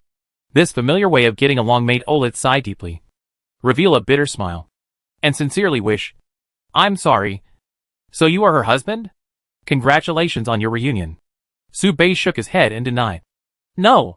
As he spoke, Olet hesitated and asked, "I have a question to ask.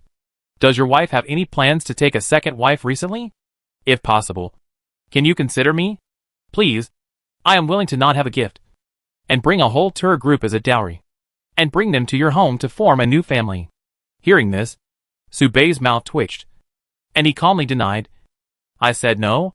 Then Subei looked at Xiaomi Zhou and asked, do you want to marry a husband? It can only be said that Subei adapted to the culture very quickly, and has already used the new word marry a husband. Hearing this, Xiaomi Zhou looked at Subei in confusion and couldn't help asking. All along the way, you kept saying, marry me, marry a husband, dowry, betrothal gifts, so many things. I don't understand. I don't understand. Subei touched Xiaomi Zhou's head and explained, marrying a husband means that you will live together in the future and will never separate. As soon as Subei finished speaking, Xiaomi Zhou's eyes lit up instantly and quickly stretched out 3 fingers. Marry. Marry. 3. Subei was stunned. Olid raised his eyebrows and began to grin. However, the next second, Olid's smile disappeared. Subei, Jasmine, and porridge. After saying that, Xiaomi Zhou jumped up happily. Chapter 220 Teammates scattered everywhere. As expected of Xiaomi Zhou, the answer given was a direction that Subei could not have imagined. And the implementation was still the monogamous one-porridge system. Thanks to Jasmine Enlightenment education, Xiaomi Zhou was saved. Of course, such a request is obviously unrealistic.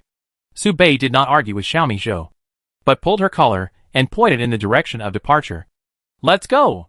Xiaomi Zhou licked the porridge in the wishing bowl and followed Subei step by step. Wait! It was Olid who stopped Subei. He looked away, looking at Xiaomi Zhou anxiously and asked again. Is it really impossible? It won't be a problem to marry me again. I'm very sensible. I'm very capable. And I can protect you. Olid was very anxious, and continued to output his advantages with scarce words, like showing a product that was eager to sell. Xiaomi Zhou was still licking the bottom of the bowl, and put the whole bowl on his head, mumbling, You look scary. Don't.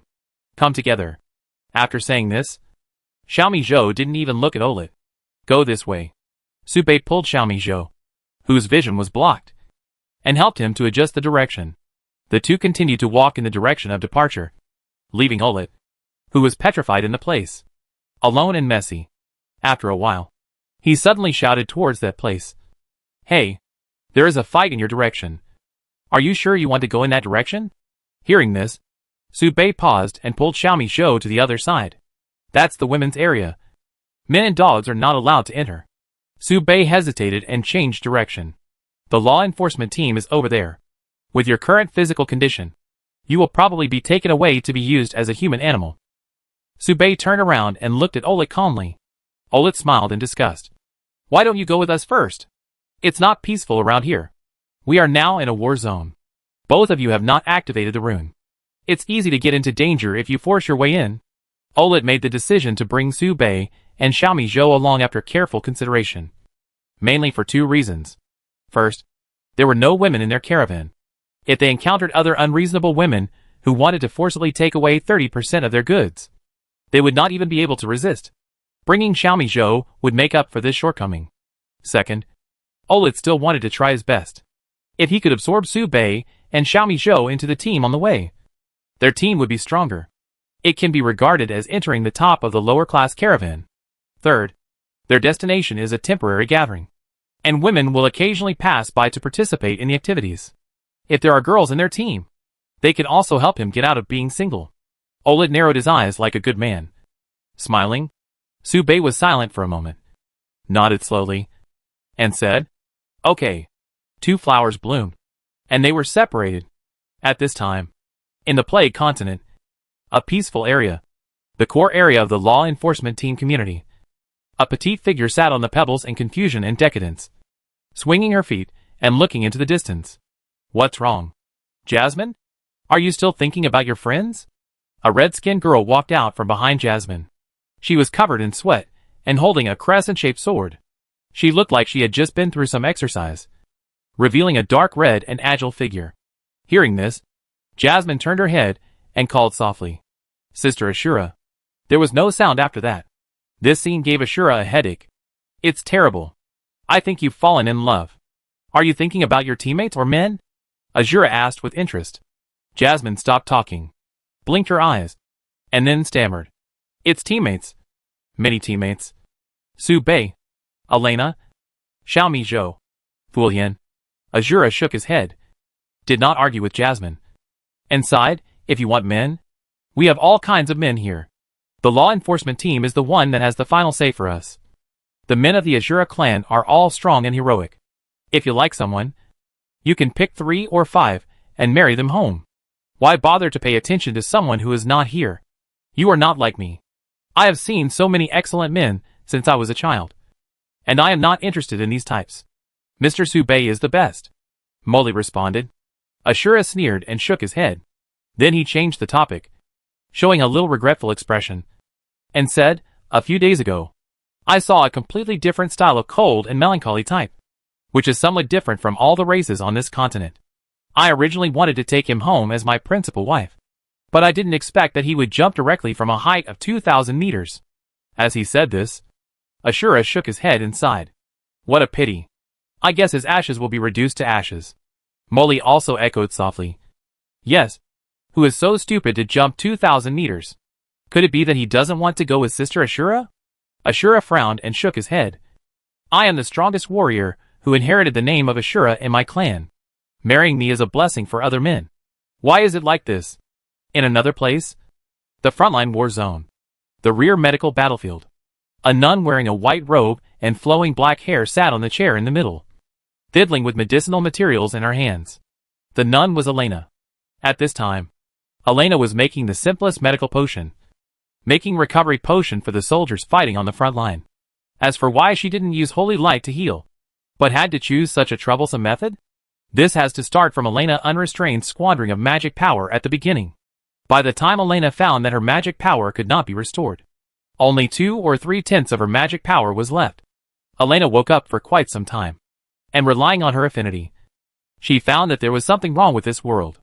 People in this world have no souls after death. In other words, if you die here, you will not even have the possibility of becoming a dead spirit. This place is not under the control of the goddess of death. It is also impossible to receive the gaze of the holy light. There is no theocracy or religious belief here. Forget it. Why think so much? Just think about how to get back. Elena sighed and handed over the prepared herbs. Outside the door, there were many wounded soldiers with missing arms and legs. They retreated from the front line and rested here. Their enemies were another race with beast heads and human bodies. That is, the beastmen. Plague continent. Central palace. Late at night, the demon girl in black clothes entered the palace from outside the door, and all the guards and gates could not stop her. She is Fulian. But not entirely, because freedom has awakened. Fulian entered the deepest part of the palace as if no one was around, and stood there quietly. At this moment, she calmly raised her head, looked at the graceful figure lying on the chair in the palace, and raised her eyebrows. Plague? She didn't know why she was here. This was not within her calculations, nor was it within her consideration. She only sent down a wisp of soul, which was more than enough to face the level of demigod. But it was not enough to deal with the plague demon. Plague demon? Although still a demigod, his specific strength is far higher than that of the newly promoted demigod. This strength is called differently in different races. The specific difference is that he has his own prototype of the kingdom of God. That is, the alien world. Hearing the sound, the noble figure on the palace chair slowly stood up. His forehead showed the unique charm pattern of the succubus, and his exaggerated figure could only be described as big, big, big. He had a pair of curved horns on his head, and his face was sickly white. Plague demon cast his eyes down, revealing a bit of doubt, and in his natural state, the language he uttered was also extremely charming. Are you kidding? What are you doing here? To nourish me? The plague demon licked his tongue and showed an interested look. You are so brave. You can try it.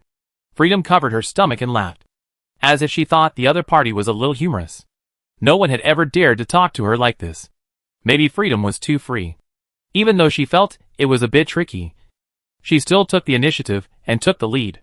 Today, the palace where the plague demon lived collapsed instantly, and the entire palace dome turned into powder, causing the entire continent to continue to turmoil.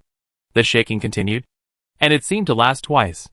Half a day later, golden rain fell from the sky. Chapter 221 Educating Xiaomi Zhou. In the plague continent, in an inconspicuous and inferior caravan, Su Bei sat in the last carriage, next to Xiaomi Zhou, who was crying for milk. There were only 2 of them in the carriage, and the rest was a pile of food and grass. This was a carriage specially used to store food and grass. In the carriage, at this time, Su Bei was guiding Xiaomi Zhou to study. It was mainly to curb the phenomenon that Xiaomi Zhou would go with others when he had porridge. After the team dispersed, he met Xiaomi Zhou again, and Su Bei was very concerned about the problems exposed by Xiaomi Zhou. After all, Xiaomi Zhou common sense is too bad. Asked, if you meet a man on the road who wants to marry you, how should you answer? Xiaomi Zhou paused while drinking porridge, frowned, and kept thinking without moving. It seems that the question is a bit beyond the scope, causing Xiaomi Zhou cat brain to overload. Fortunately, Xiaomi Zhou can always guide the question to the field she is best at, and asked seriously, can he make porridge? The question was thrown back by Xiaomi Zhou, and Su Bei was stumped. Su Bei was stunned, and recalled the scene of the other members eating in the carriage, and frowned slightly. People in this world don't drink porridge. Then, I won't marry you. Xiaomi Zhou refused without hesitation. Can you make porridge? Su Bei asked again. Is it better than Su Bei's? Xiaomi Zhou asked again. I don't know. Su Bei shook his head.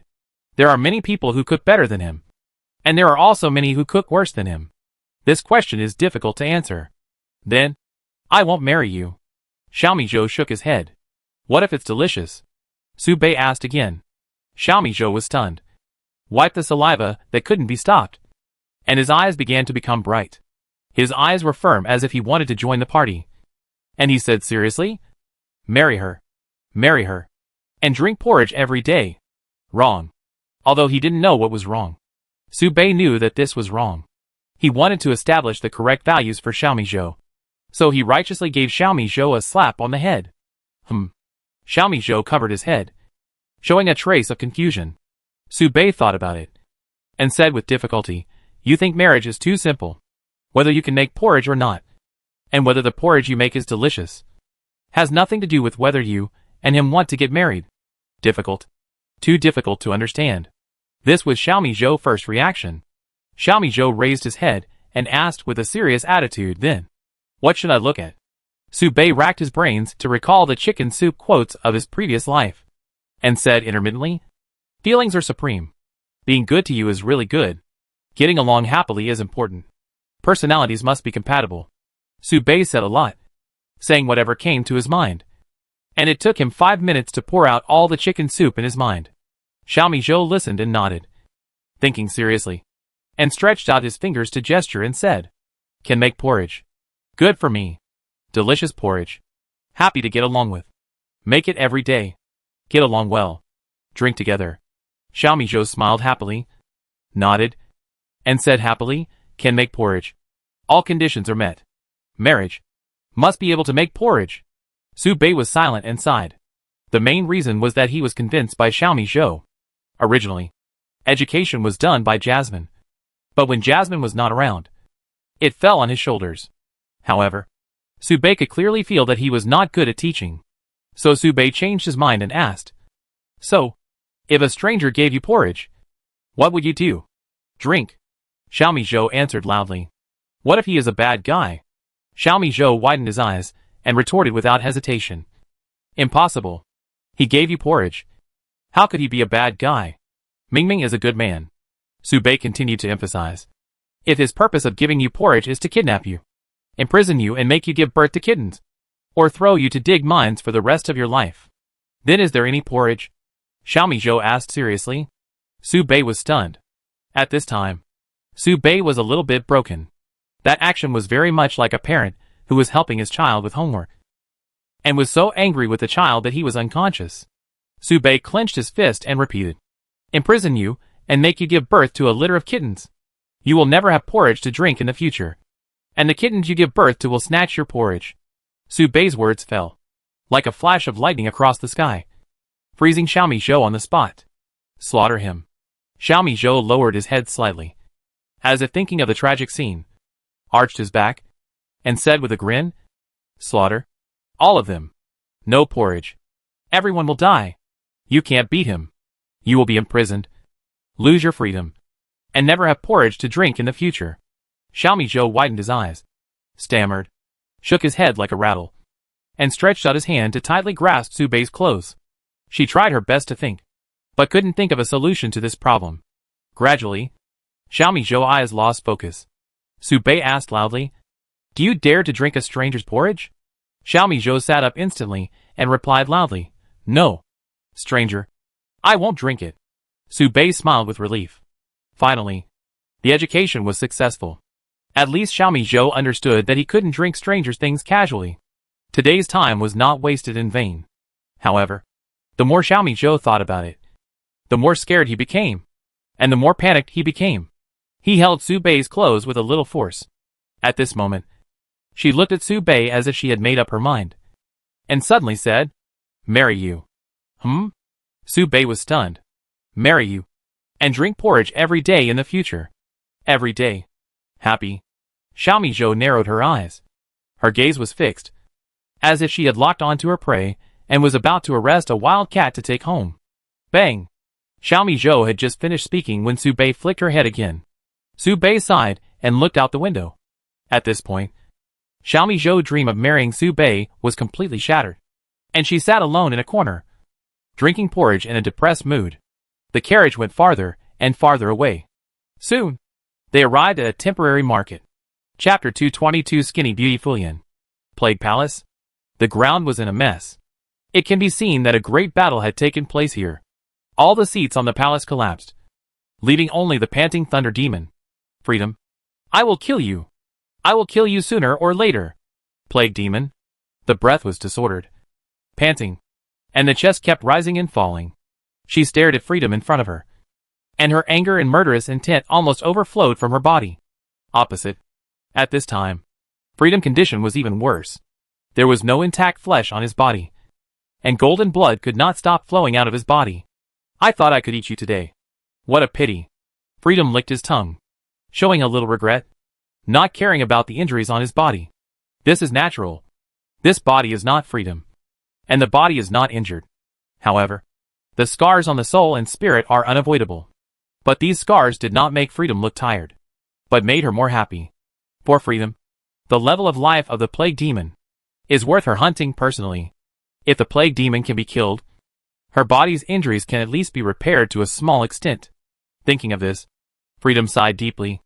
Unfortunately, this soul has something to do after it descends, and it is not good to fight with the Plague Demon completely.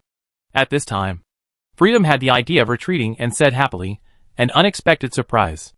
I remember this plane. Next time I come to you, it will be my body. So stay tuned." Speaking of this, Freedom said goodbye reluctantly and waved to the Plague Demon. As he raised his foot, the power of rules emerged, and Freedom stepped out of the door. Plague Demon noticed the other party's escape and sneered angrily. "What? Are you going to be a deserter? Do you think you can run away?" Freedom laughed happily, as if he had heard the funniest joke in the world, holding his stomach and shouting, "You want Freedom to lose his freedom? Ah ha ha ha. You can't run away. This is my country. No matter where you are, I will definitely get a piece of your soul and continue the key path for me to ascend to God." Freedom left, and with the power of luck and fate, she drew a random teleportation array. She knew that no matter what the legend was, she would meet Su Bei. However, things did not calm down. Not long after, the Plague Palace welcomed the second uninvited guest. The person who came was Grace. After that, the Plague Continent was in turmoil for the second time. The sky and the earth were dark, and the ground was shaking. Not long after, red blood fell from the sky, staining the earth with blood. At the same time, the caravan that Su Bei was in soon arrived at the outskirts of the market. The journey was not smooth, but fortunately, Olet was an old hand and could always solve the problem neatly. Su Bei was not idle on the way. In addition to teaching Xiaomi Zhou, he also borrowed some medicinal materials from Olet to make potions to treat his injuries. In this way, the caravan followed the procedures and officially entered the market. The market was not small, although it was a temporary place. It had everything it should have. It could be said that although it was small, it had everything it needed. There were also many items that Su Bei had never seen before. For example, the competition for marriage, the fighting field, the life and death game, the mother-daughter battle, etc. The main point of these projects is to take revenge if there is a grudge, and to fight for fun if there is no grudge. Olet and Persis took the caravan to set up a stall to sell goods, saying that they would stay here for 3 days and make simple adjustments. Subei looked down at the red dot on the adventure group ring, compared the distance, and nodded helplessly. The distance is secondary. The main reason is that Subei learned that there are many dead ends in the middle of the map, and there are many territories in the center of the battle. It is very dangerous to act rashly. According to Olet, the locations of the 2 red dots on the map are extremely special. One of the locations is in the core area of the law enforcement team, which is the territory of the Shura tribe. As the most warlike race on the continent, the Shura tribe attaches great importance to blood and strength. The men in the tribe are extremely xenophobic and will never allow other men to approach any women in their tribe and pollute their blood. Therefore, it is difficult for foreign races to enter their territory. The only way for men to enter is to marry into the Shura tribe, which is an impossible event, or to enter as a pet. This made Subei feel very difficult. But this red dot was at least safe, and being difficult to approach was only a small matter. At least the Shura tribe would always take in weak girls. What made Subei even more troubled was the location of another red dot. This red dot was located in the core battlefield of the continent, and it was also the center of the battlefield. This meant that to reach the area where this red dot was located, one had to pass through an army first, and also needed to be alert to the war that could happen at any time. And even if one approached this area, one might not necessarily see the person involved, and it was very likely that he would be captured by the Legion and used as cannon fodder to charge into battle. It's very troublesome. Subei sighed. Although it's troublesome, it still needs to be done. In addition to understanding the location of his teammates, he has also been trying to fiddle with the goddess's tears in the playing cards, intending to attract Lilizi's attention so as to find an opportunity to go back. However, Subei didn't see any effect. Maybe Lilizi was in trouble too. Apart from that, the only thing Subei could do was to wait for a while.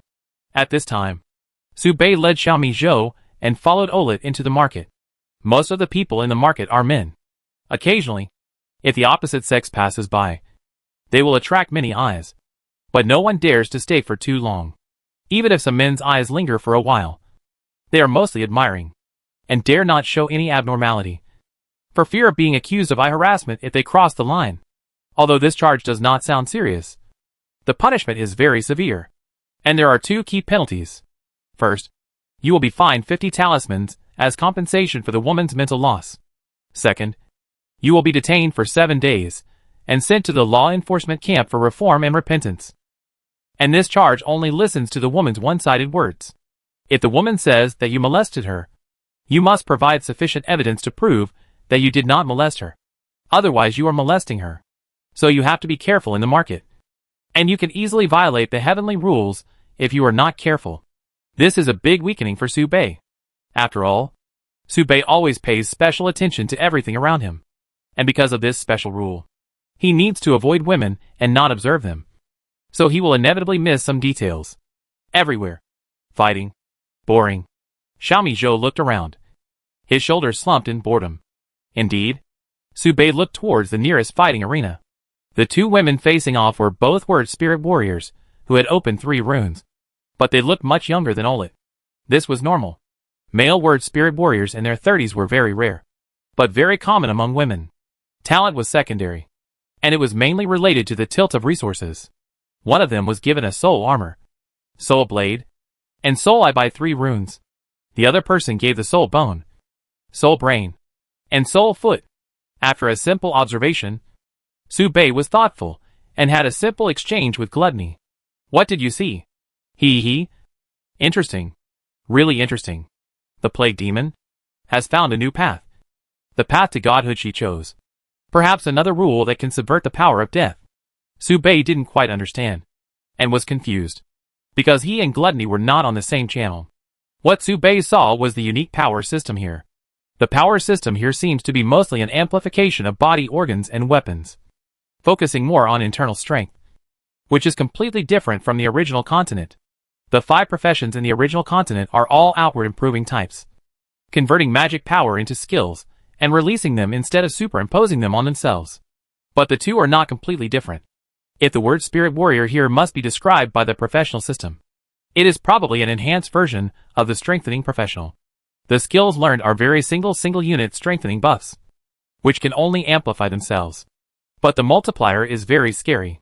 In the normal state without opening the rune, the strength of the 3-line word spirit warrior is only the strength of the first level knight in Su Bei's opinion.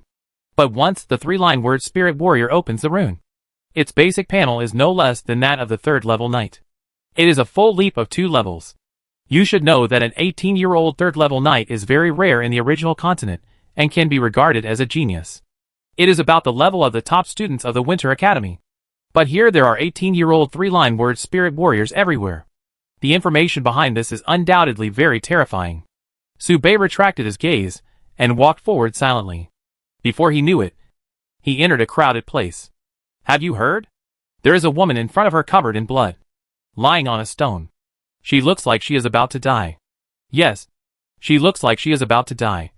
But I dare not look at her for fear of being scammed. Don't you want to work hard? If you can get the favor of that lady, you can have no worries about food and clothing for the rest of your life. I dare not. I only have 50 talisman stones on my body, which is not enough to pay for a glance. Su Bei listened to the conversation between the two people beside him, and inadvertently glanced at the big stone in the distance, and suddenly froze. Then, Su Bei kept pushing away the flow of people with his right hand, holding Xiaomi Zhou with his left hand, and squeezed in. There was no mistake. The person lying on the stone was a guy Su Bei had never expected. The person was the same, and the state was the same. The guy lying on the big stone, dying, breathing in more than out, was Fulian. Calling her Fulian is not quite accurate. She should be called Fulian, because her head is almost broken. Seeing Su Bei pushing deeper and deeper, Olet, who was traveling with him, quickly grabbed Su Bei and warned him. Hey, what are you doing? She is obviously not going to survive. If she wants to scam you before she dies, you can't pay her back even if you mortgage all your belongings there. Su Bei avoided Olet's grabbing hand and replied. She won't. So what? Olet said angrily, you are disabled yourself. How can you take care of a severely disabled person? Do you think there aren't many people who want to save her? There are so many that you can't count them. But do you know why no one saves her? Without waiting for Su Bei to answer, Olet gave the answer on his own. Because it's not cost effective. The cost of saving her is far more than what she can give you in return. Su Bei glanced at Olet, and dodged Olet's blocking move with a cold look. Olet looked at Su Bei, paused, and stopped blocking. He understood the meaning of the other's cold eyes. After a while, Olet watched Su Bei limp towards the depths of the crowd, and it took a long time for him to come back to his senses. Suddenly, Olet laughed awkwardly and shook his head strangely. Strange. I am a 3-line word warrior. How could I be afraid of the eyes of an ordinary person just now? Su Bei spent some effort to move forward with difficulty, and squeezed in front of Fulian. After a while, the surroundings became open. Most people just joined in the fun, and there were very few people who came to the front, and no one offered a helping hand. Su Bei didn't care about the surprised looks around him. He took the initiative to reach out his hand, walked forward and shook Fulian, and asked with concern, Can you still live? No movement. It seems that she fainted. Su Bei didn't hesitate to use his magic power at this moment, and quickly pinched 2 basic healing spells. By the way, he fed Fulian a tube of potion. I didn't expect that the potion he didn't finish drinking would come in handy here. After a while, watching Fulian's fingers move slightly, Su Bei shook Fulian again and asked quickly, Will she die? Fulian spat out blood and shook her head with difficulty. Shake again. What? Su Bei thought Fulian needed to shake more to replenish her energy, so he shook her again. Shake again. I'm really dead. Su Bei was stunned. Puff.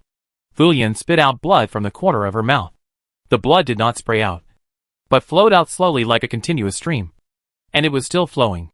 After a mouthful of blood, Fulian fainted again. Xiaomi Zhou was stunned by this, and hurriedly suggested, Save, save, Ro dear, holy light, save. Su Bei frowned and looked at the injuries on Fulian's body. To describe it as horrible is not enough. Fulian's body was covered with large and small external injuries, which seemed to be caused by a whip. Very scary. Especially the head.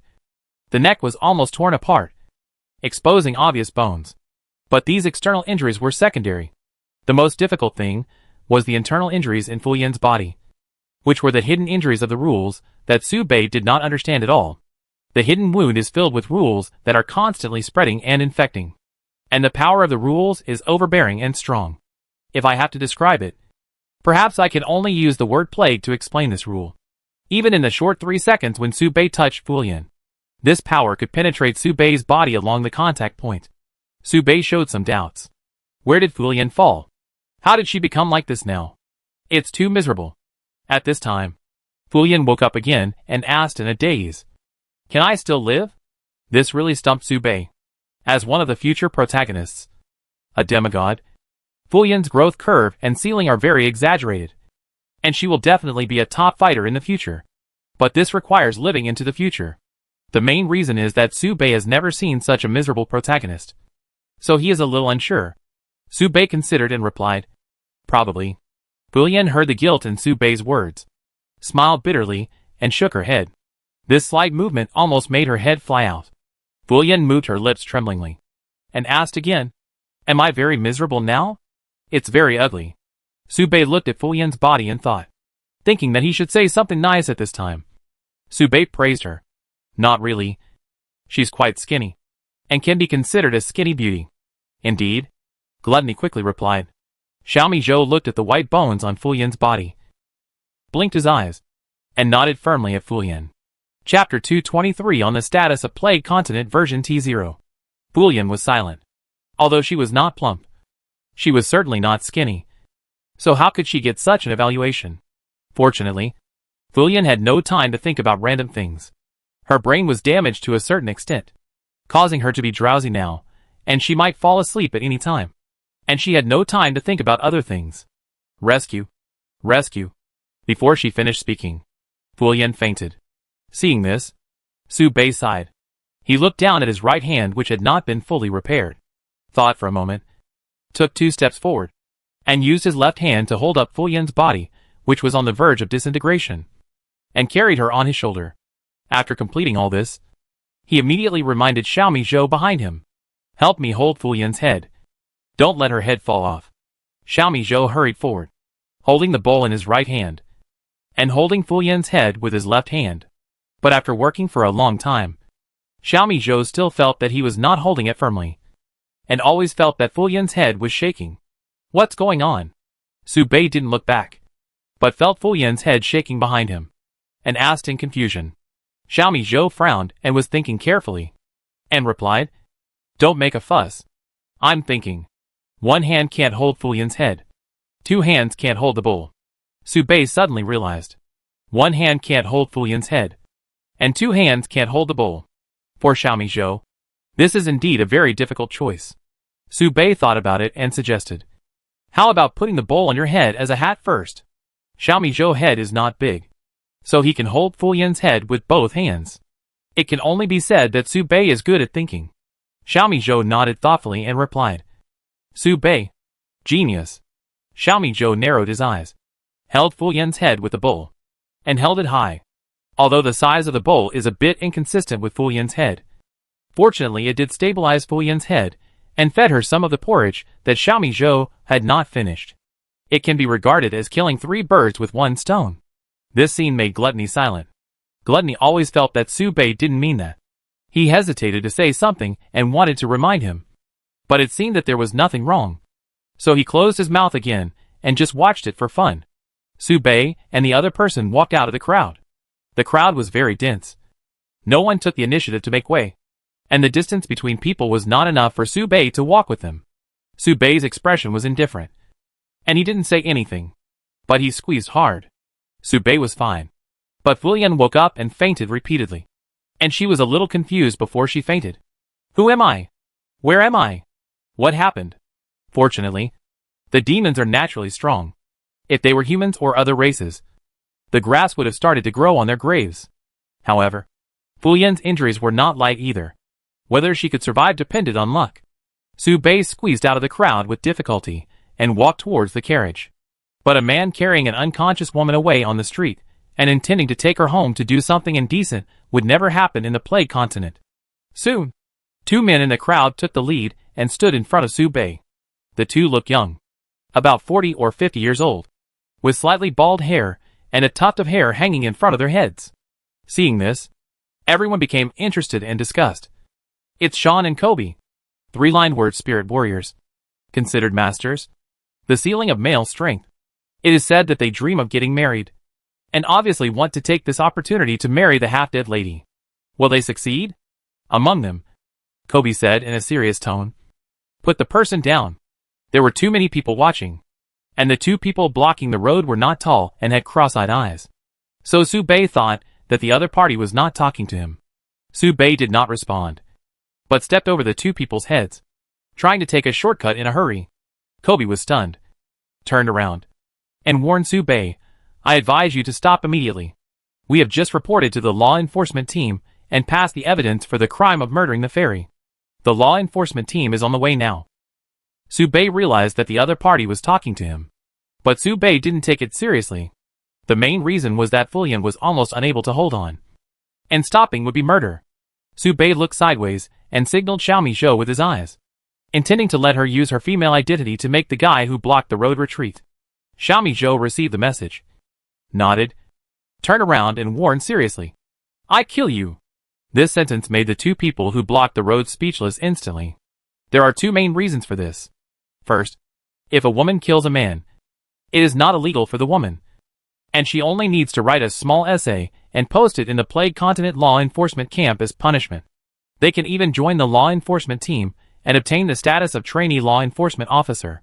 Second, if a woman kills a man, the man cannot fight back and can only passively take the beating. He can only pray that the other party does not beat him to death. Once beaten to death, the man's family must compensate the woman for mental damage and hard work as compensation for the woman's worn fists. Therefore, when Xiaomi Zhou said these 3 words, the onlookers dispersed instantly, faster than avoiding an earthquake. Only Sean and Kobe were left trembling and dared not say a word. After a while, seeing that there was no follow-up feedback, Sean smiled and discussed with Xiaomi Zhou. We just saw that this girl was on the verge of death. So we couldn't bear to see it and tried to stop her. Even if you kill me, the law enforcement team will come later, and this matter will still be dealt with. You see? Also kill them, Xiaomi Zhou said stubbornly. Kobe was stunned and asked, kill the law enforcement team too? All of them. Xiaomi Zhou nodded, with a calm attitude. Kobe and Sean were speechless. Mainly because I have never heard of it. It has always been women helping women. And I have never heard of women killing each other. Kobe and Sean looked at each other, looked at the sweat on each other's forehead, and nodded tacitly. Then, the two of them activated the runes to bless themselves, retreated at a very fast speed, and quickly retreated to the crowd in the distance. After all, according to Xiaomi Zhou trend, the incident is about to turn into a fight between the sons of the version. Any man involved can only serve as cannon fodder. Seeing the two being driven away, Xiaomi Zhou turned around and asked Su Bei for credit. Zhou, you are awesome. Su Bei asked curiously, what if the law enforcement team really comes? You shark.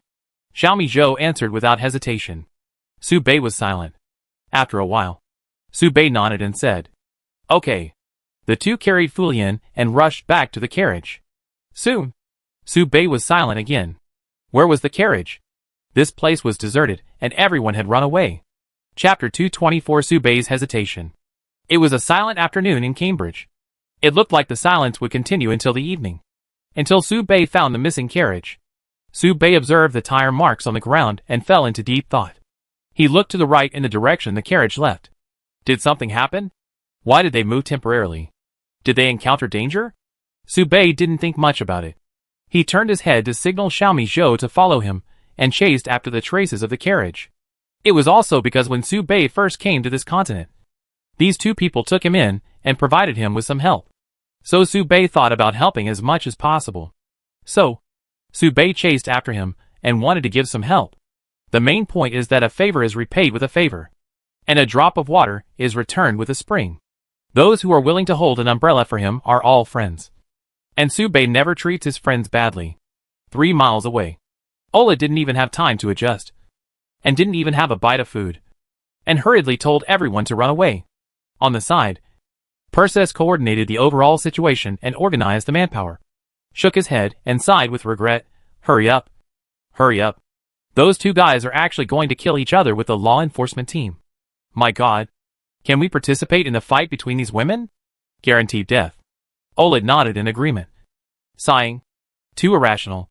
Once such remarks are spoken, even if nothing is done afterwards, it will be dangerous. Yes. Yes. Even if the two girls can survive, the only man will definitely die miserably, and his ashes will be fed to the fish.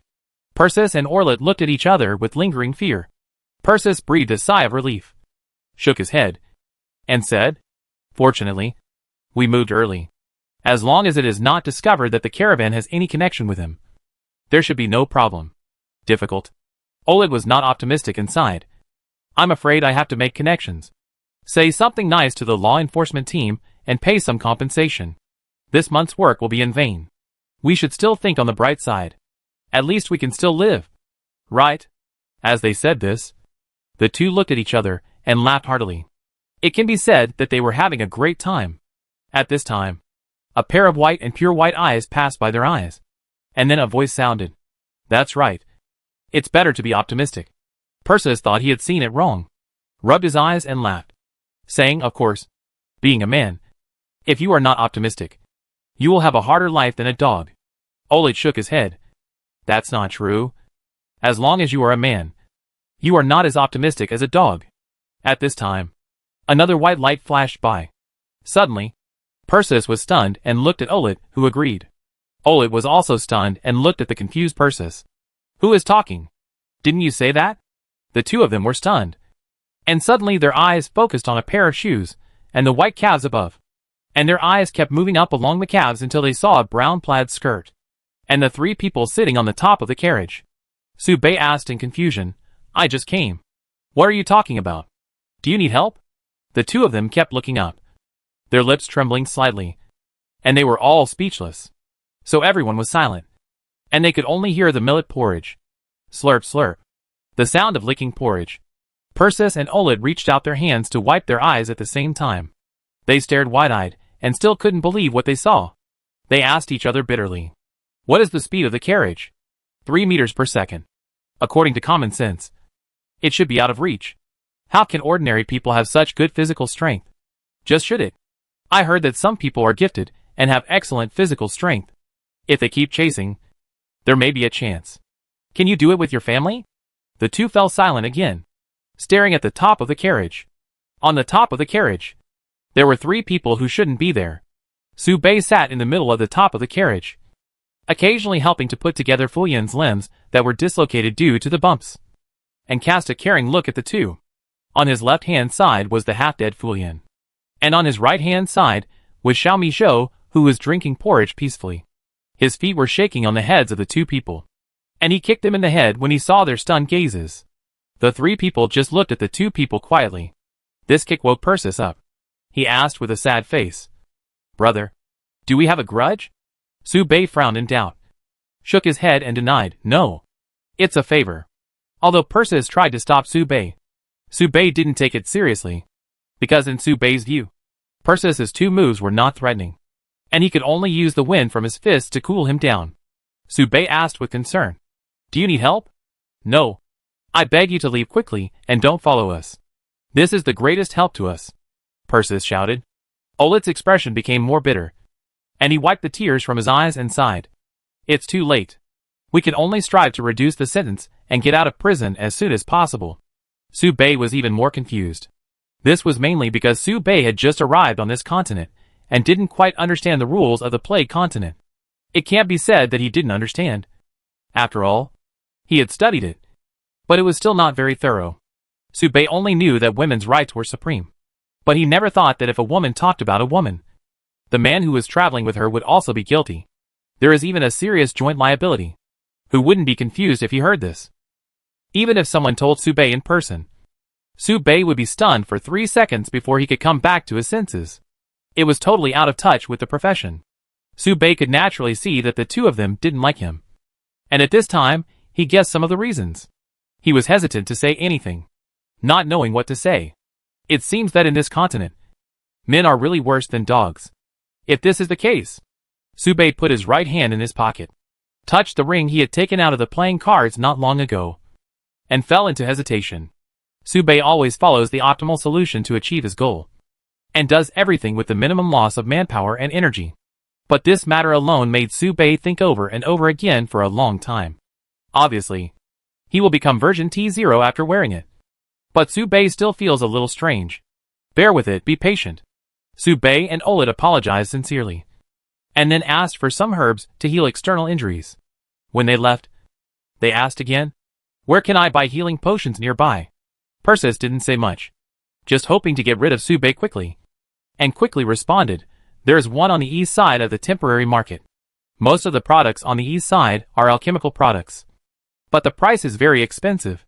The hearts of those medicinal material merchants are darker than Shini's socks. By the way, Shini is the warehouse manager of our caravan, and his socks once poisoned a pond of carp. Here are 10 talisman stones. You don't have to return them. Take them and leave quickly. If you meet the law enforcement team, just say you haven't seen us. Thank you. Bye. And take your leave." Subei asked and took, carrying a small bag and leaving the carriage, saying goodbye to the caravan that was moving away.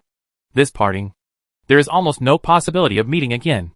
Subei didn't feel anything, just calmly sent a blessing of good luck on your journey. Chapter 225, Performing Surgery on Fulian. Late at night. Plague continent. Unknown grove. Unknown corner. Some strange calls can be vaguely heard around the woods, as if men are doing something to promote friendship. The calls come one after another, disturbing people's minds. Subei dragged Fulian and carried millet porridge, and the three of them temporarily hid in this grove. Tonight is mainly to complete two things. One is to use the medicinal materials given by Olet to refine some healing potions to heal Fulian. Fortunately, Subei is a master alchemist and pharmacist, and has some knowledge of pharmaceutical skills, so he can barely cure Fulian's external injuries. However, because he only has some knowledge, he can only cure external injuries. As for internal injuries, Subei can't handle it. I guess I have to find a way to get to Lilizi and activate her wisdom to help. Second, Subei and his group violated the women's rights law of the Plague Continent, and entered the grove to hide. According to others, this grove is a holy place for men, and few women pass by. Not to mention the law enforcement team. Subei stretched out his hand, and kept piecing together the bones and flesh that Fulian had torn apart, inevitably touching some skin. Of course, Subei didn't feel anything extra about this, just felt the sticky blood. This is similar to a surgical operation. Probably no one would be interested in a pile of broken limbs. It was late at night. The wind rustled the branches, and the moonlight suddenly couldn't shine into the grove. Xiaomi Zhou fell asleep quietly without knowing when. Suddenly, everything was quiet. Subei was still operating on Fulian, and didn't notice when Fulian opened her eyes. She was looking at Subei with interest. It's not quite accurate to say it was Fulian, because at this point, Freedom woke up. Fulian was unconscious, so she didn't feel touched. But Freedom was different. She could clearly feel a pair of hands wandering around her body, straightening her liver, piecing together her kidneys, and touching her heart. She was a god, and she was born a god. How could she have felt the feeling of having her internal organs touched? No one has ever been able to be so open-hearted to her. But Freedom is not angry. In the eyes of Freedom, everyone below God is another species. If she is a human, then the rest can only be regarded as ants. Even the Plague Lord is at most just a kitten, and there is a considerable distance between them. If an ant crawls into her body, it is not a matter worth caring about. All things belong to God creation and are God people. Therefore, the mother will tolerate all the actions of her children. But soon, Zio felt something was wrong. The hand was still moving upwards, about to touch a slightly private part.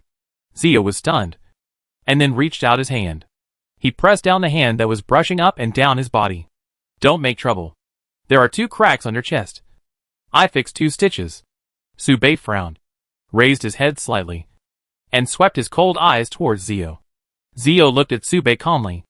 After just a brief eye contact, Subei knew that the person in front of him had changed. I'm here to kill you. Zio looked calm, but did not make any follow-up moves, as if he was just chatting with Subei. Subei nodded, but he did not continue the topic. Instead, he held Fulian's hand and said calmly, "Wait for me to finish my work. She is dying." Zio narrowed his eyes. revealing a little mockery. It's useless. This body can't hold on for long. Her injuries are much more serious than you think. I'm going to kill you. What's the point of you saving her? Subei lowered his eyes slightly and said lightly. Save her first. I don't understand. I don't understand the feelings of ordinary people. Is this what is called friendship?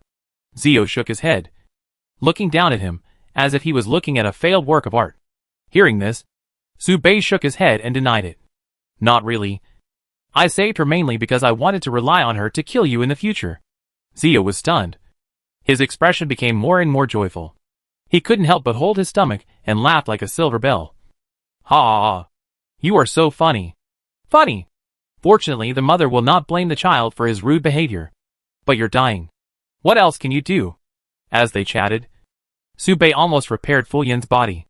Except for a few private parts. It was almost done. Subei's craftsmanship was pretty good, and he understood the sense of ritual that girls liked. So he tied a bow at the stitching point to make it more beautiful. Freedom looked at the stitch wound on his body and asked lightly, will this make you feel more at ease to die? Not really. Subei answered honestly, and did not stand up to be defensive, but patted the messy stitches on his thighs and cleaned up the garbage. Seeing this scene, Zio said a few more words, looking at Subei and said, you are indeed very special. Subei nodded. Indeed? Zio was stunned and shook his head. I have never seen a child like you. Honest. Thick-skinned. Not respecting me. Nor afraid of me. Like I said before, you are flawed everywhere. You are afraid of death. You want to live. You have people you care about. You should be afraid of me. But I don't see fear in your eyes. There was a bit of curiosity in Zio's eyes, as if she was watching ants moving and looking for food. But she accidentally saw an ant carrying a whole apple. Subei's existence was such an incredible thing to her. I'm still a little scared, Subei retorted. His tone was sincere. Zio was stunned by these words. She laughed and shook her head, snapping her fingers. Caw! For iron chains condensed from the void and instantly tied up Subei's limbs. Then Zio stretched out his right hand again and stabbed Subei's heart. The two actions to kill Subei were exactly the same, both of which started with a heart-to-heart talk.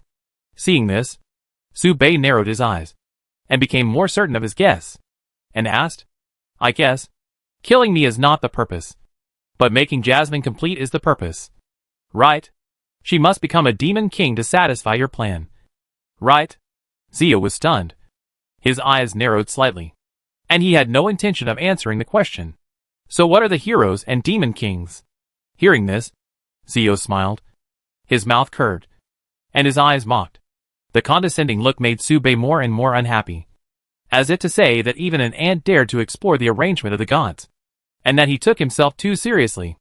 A second before his palm was inserted into Subei's chest, Subei suddenly shouted, Good night, middle school girl. Subei said this hypnotic phrase that he had set for Fulian's body with the common-sense gloves before coming to the plague continent. And Subei had also made a series of hypnotic transformations to Fulian's body based on this. Death struggle. Freedom chuckled. How could the power of a dead sequence angel affect a god? Even a wisp of a god's soul. You will like it. Subei's tone was calm, and his eyes looking at Freedom were full of strange light. He even began to get excited. Chapter 226 The Conversation I Had with Lilizi. Subei's hypnosis was still effective. Zio's outstretched hand paused in midair, and suddenly changed from groping to touching, stopping on Subei's chest, stroking gently. The stroking was gentle, and it was not an exaggeration to say that it was a massage. Zio was stunned. His eyes narrowed slightly, but he was still not annoyed, but felt a little interesting. Interesting. If the thoughts are still there, will the body be out of control? This tingling feeling made Subei shudder all over. Soon, Subei's face turned red. His eyes widened and he gasped. It was a bit stimulating. Subei had never enjoyed such treatment before, letting the Statue of Liberty provide services for him. Stop it, Subei said hurriedly. If he continued to touch like this, Subei always felt that something was wrong. The Statue of Liberty blinked with interest, looked at his body, and stopped stroking. Open the shackles, Subei continued. The body controlled by Freedom moved and completed Subei's instructions step by step. Her body leaned slightly, and she stretched out her hand to open the shackles for Subei. After completing all this, Zio sat there obediently, Like a puppet waiting for orders. How does it feel? Zio asked. Not bad. Su Bei nodded, praised, raised his head, and looked at Zio reaching out his hand to touch his chin as if thinking. And suddenly froze. Despite making such a move, Zio still looked calm and didn't care too much. It was an easy thing for her to regain control of her body. How could Fu Yan's subconscious mind fight against her consciousness? She tried to change her body's movements. Her mind and body fought against each other. And she stretched out her right hand. She put her right thumb and index finger together, clenched them, and rubbed them, ready to strike. That's it. Su Bei sighed and did not choose to draw his sword, even though he knew that if he drew his sword at this moment, his sword would be faster than his free hand. But being fast alone was useless. With his current strength, it was too much of a stretch to fight against freedom, even if freedom only left a trace of soul and a wisp of consciousness. This trace of power was well-deserved divine power. Only gods can fight against gods. Fortunately, he had a backup plan.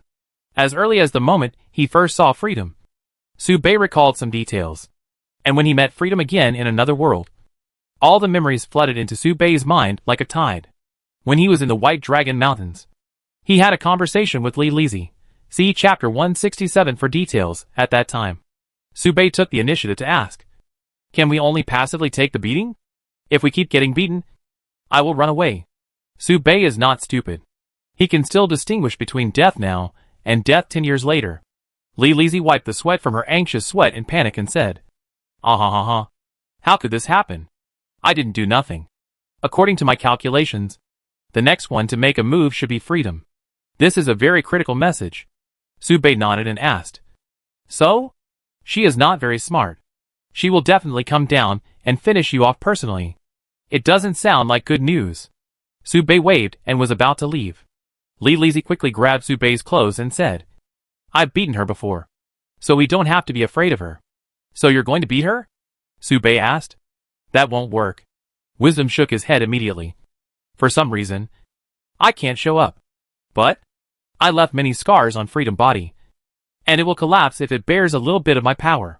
You have collected a lot of my tears, and using them can have unexpected effects. At least it can help you get through this difficult time." Su Bei was silent.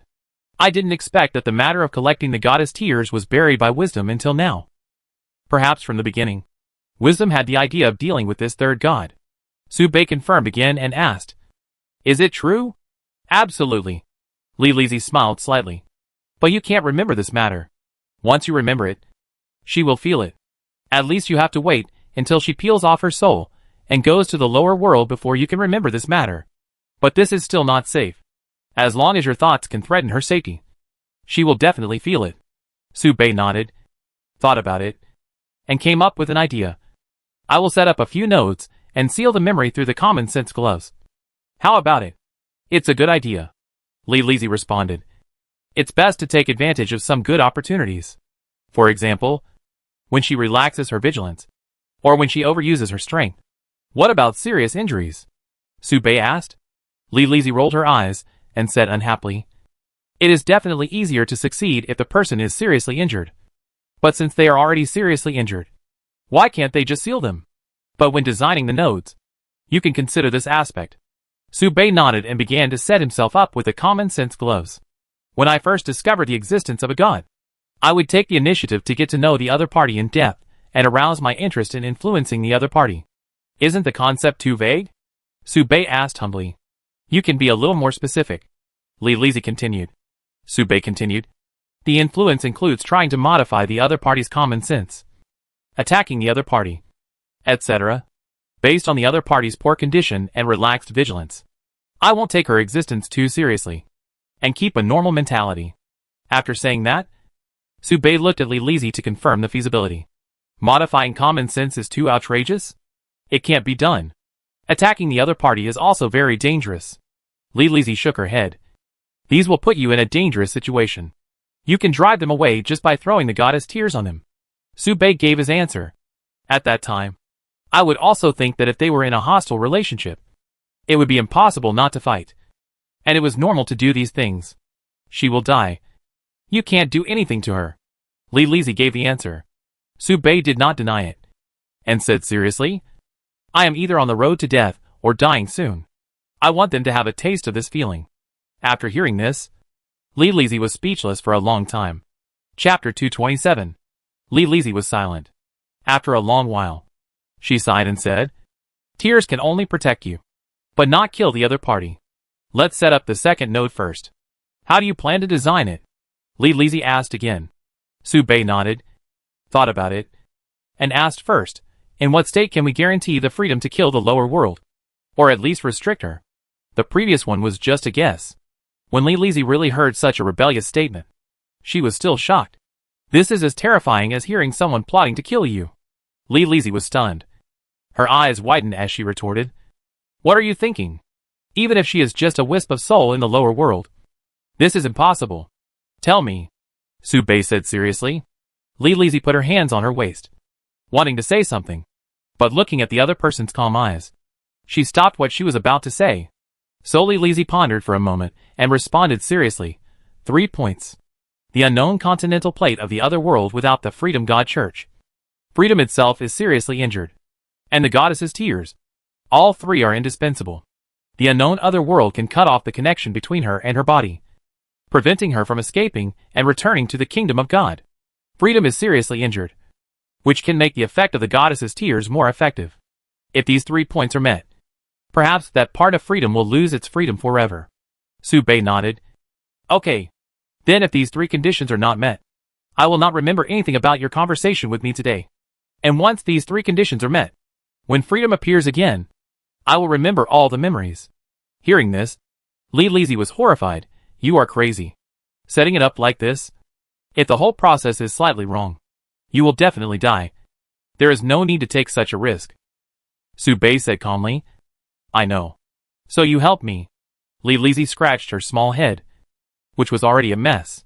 She looked helpless and gritted her teeth and said, "How can I help you? How do you want me to help? It's too difficult. Is there a different world that you know, but she doesn't know? It would be best if there is a terrible enemy in the other world that is enough to threaten her." Li Lizzie sighed and said seriously, "There are very few planes like this. But since my authority involves knowledge, I happen to know a lot. Lightless continent, heavenly demon realm, Dolua continent, sky continent. Although I know the names, I don't have the means to go to these different worlds." Li Lizzie listed dozens of place names, like reading the names of dishes. And when he heard one of the familiar names, Su Bei was suddenly stunned. Plague continent. Plague demon? Su Bei raised his eyebrows. You know? Li Lizzie showed some doubt. This is not an outstanding continent. It is a feminist society, and the strength of the plague demon can only be ranked at the bottom. Hearing this, Su Bei was stunned, looking at the ring in the poker thoughtfully, and asked, "Can the plague demon threaten freedom?" Li Lizzie shook her head. "It's difficult to kill. It depends on the strength of the soul power of the free underworld. But freedom will never let go of the plague demon rule power. Once they meet, it will be a scene of no end to life. If we fight to the death, perhaps freedom will suffer extremely serious scars." After saying that, Li Lizzie spread her hands. "But what does it matter? We have no way to go to the plague continent." Su Bei continued to think. He didn't know much about this demon who would appear in the near future, but he happened to know something. The plague demon seemed to have a plot connection with grace, the source of holy light. So, how could we connect the plague demon through grace and reach the continent where the other party was? Su Bei thought about it and asked proactively, "If there is a summoning array, can you draw a reverse teleportation array based on the coordinates?" As far as Su Bei knows, the plague demon had come here through the summoning ceremony in the future and caused extremely serious damage here. He is one of the future bosses of the Brave Group. So, if there is a summoning array, can it be transformed and a reverse summoning array can be drawn? It's not difficult. As long as it is a god, it can do it, Li Lizzie responded. Su Bei closed his eyes and didn't know when to say it for a while. After a while, he continued to speak slowly, saying, "There is a way. As long as you follow grace closely during this period, you will be able to obtain the summoning array to summon the plague demon." Grace? The holy light believer? Elena Master? Li Lizzie frowned, wondering where Su Bei got this gossip from. Are the two of them necessarily connected? After saying that, Li Lizzie closed her eyes and gestured with her hands. She was using her authority to extract the connection between the two from the sea of information. Suddenly, Li Lizzie opened her eyes and sighed. There is indeed a connection in the dark. How did you know? From the perspective of a time traveler? Su Bei nodded. But there is no reason for her to meet with Freedom. They can't appear in the same place. Li Lizzie raised a new question. There is a way. Freedom will approach me actively. As long as we can meet Grace. Su Bei continued. Li Lizzie nodded and calculated. The believers of Holy Light are the most pedantic. Not to mention the divine practitioners. In addition to spreading the Holy Light, they only have one thing to do. Worship the statue of the Holy Light Goddess. So, there is only one way to get her to approach you. Su Bei blurted out without thinking. Spread the Holy Light faith. Unless it is a world-famous event, it is impossible to achieve this situation. Li Lizzie said again. The two suddenly looked at each other, stunned, and then blurted out in unison. Food festival. Once the train of thought was opened, the plan began to be continuously constructed during the conversation between the two. Li Lizzie began to think along Su Bei's line of thought, and for the first time considered the possibility of improving Su Bei's idea, and kept making supplements in the food festival in the near future. I will use Li Lizzie's identity to help spread the food festival among the nobles, and hint to the Holy Light Church to spread the faith. Su Bei added, with Elena here, if the Holy Light Church sends a demigod, it will only be Grace, the source of Holy Light. You can use the power of your family to win over more des nobles to participate in the competition. Li Lizzie nodded and continued to add, it has to be grand. Otherwise it will reveal its flaws. I will also invite the fairy tribe. I have a good relationship with them. In this way, you, Grace, Freedom, and I will appear at the food festival square at the same time. And there will be many other star players. We will not attract too much attention. Su Bei continued. In this way, we can attract the evil god organization through Grace and draw the evil god summoning ritual formation. You secretly modify the teleportation array and change it to reverse teleportation. And I will start the teleportation array with Freedom. In this way, the conditions for going to another world can be met. Li Lizzie nodded and added, I will spread it widely among the nobles, and try to let all organizations know about this food festival, including the evil god organization, to ensure that there is no mistake.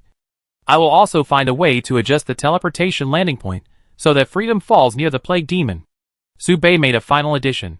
According to what you said, Freedom will fight with the plague demon, and she will not give up killing me, and will get close to me again no matter what. At this time, I will remember everything. Chapter 228 Freedom Loss of Freedom. Su Bei and Li Lizzie looked at each other. Li Lizzie was a little moved. She could clearly see the firm determination in Su Bei's eyes, and asked with her lips opening and closing, Are you ready? If there is a slight mistake, the result will be completely different. Are you sure you want to take a gamble? Su Bei nodded without hesitation. After the two confirmed with each other again. Today, Su Bei used the common sense gloves for the first time to make himself forget this memory. Modifying such common sense has caused Su Bei to be listless for the next few days, and his spirit has weakened a bit. At this moment, Plague Continent. Now that Su Bei has seen Freedom again, all the backup plans are ready, and most of the calculations are within the expectations of Su Bei and Li Lizzie's plan. Looking back at many scenes, Su Bei can still remember many hints made by Li Lizzie. Even at the last moment, the skull was kicked to the key position by Li Lizzie to open the teleportation array. But there were still many accidents. For example, Grace is not Grace, and no one knows what she has become. For example, the evil god organization has so many demigods. So when teleporting, Li Lizzie has no choice but to teleport all the people away to protect everyone's safety. But fortunately, Su Bei and Li Lizzie's plan succeeded. This is also the reason why Su Bei was not too panicked when he met Freedom this time, because he remembered everything. Previously, the common sense gloves had some effect on Freedom, but it was far from enough. So, what happens when the goddess's tears and the gloves of common sense are combined? At the moment when Freedom snapped his fingers, Su Bei threw out the playing cards at the same time. Ka! Fulian snapped her fingers, and the chain stretched out again, binding Su Bei's limbs. At the same time, the surging tears in the playing cards were thrown out, pouring down from Fulian's head, soaking her whole body. Voila! The moment the tears touched Freedom, he instantly felt something was wrong. The gloves of common sense and the goddess's tears underwent unexpected changes, causing Freedom to emit a blue light. And the strange rules flowed along her body, invading and polluting her soul. Body. Out of control? Wisdom? Uh-huh. It's wisdom. Wisdom. Your condition is better than I thought. But so what? Do you think that giving an ant a gun can kill an elephant? That's enough. Freedom smiled wantonly and clenched his right hand. Click.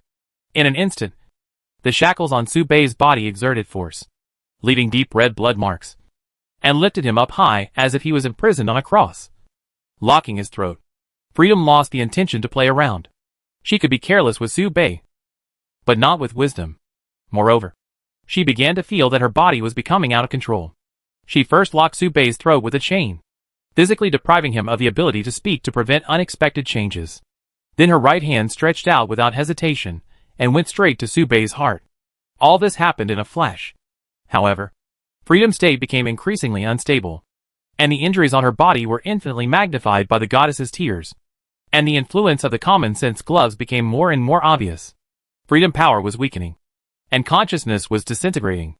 Fu Yan's body began to dominate Freedom behavior, strictly following the first set principle, and could not set an attack on Su Bei. At this time, Su Bei stretched out his right hand with difficulty, slowly raised his index finger, and made a 1. Set the first rule. This is the principle of your actions. Your body cannot make any action that hurts me, and any action that hurts me will become a way to please me. Freedom's murderous intent was weakening, and his strength was fading. The palm that was inserted into Su Bei was inserted half an inch, and then it was stuck to his chest as at the beginning, and he could no longer use his strength. Blood dripped down Zio's palm, and they fell into a stalemate. Zio frowned for the first time, and turned his attack on Su Bei into an attack on the entire land, trying to bury Su Bei together with him by destroying the ground. Zio punched down with all his strength. The space between the fists did not change.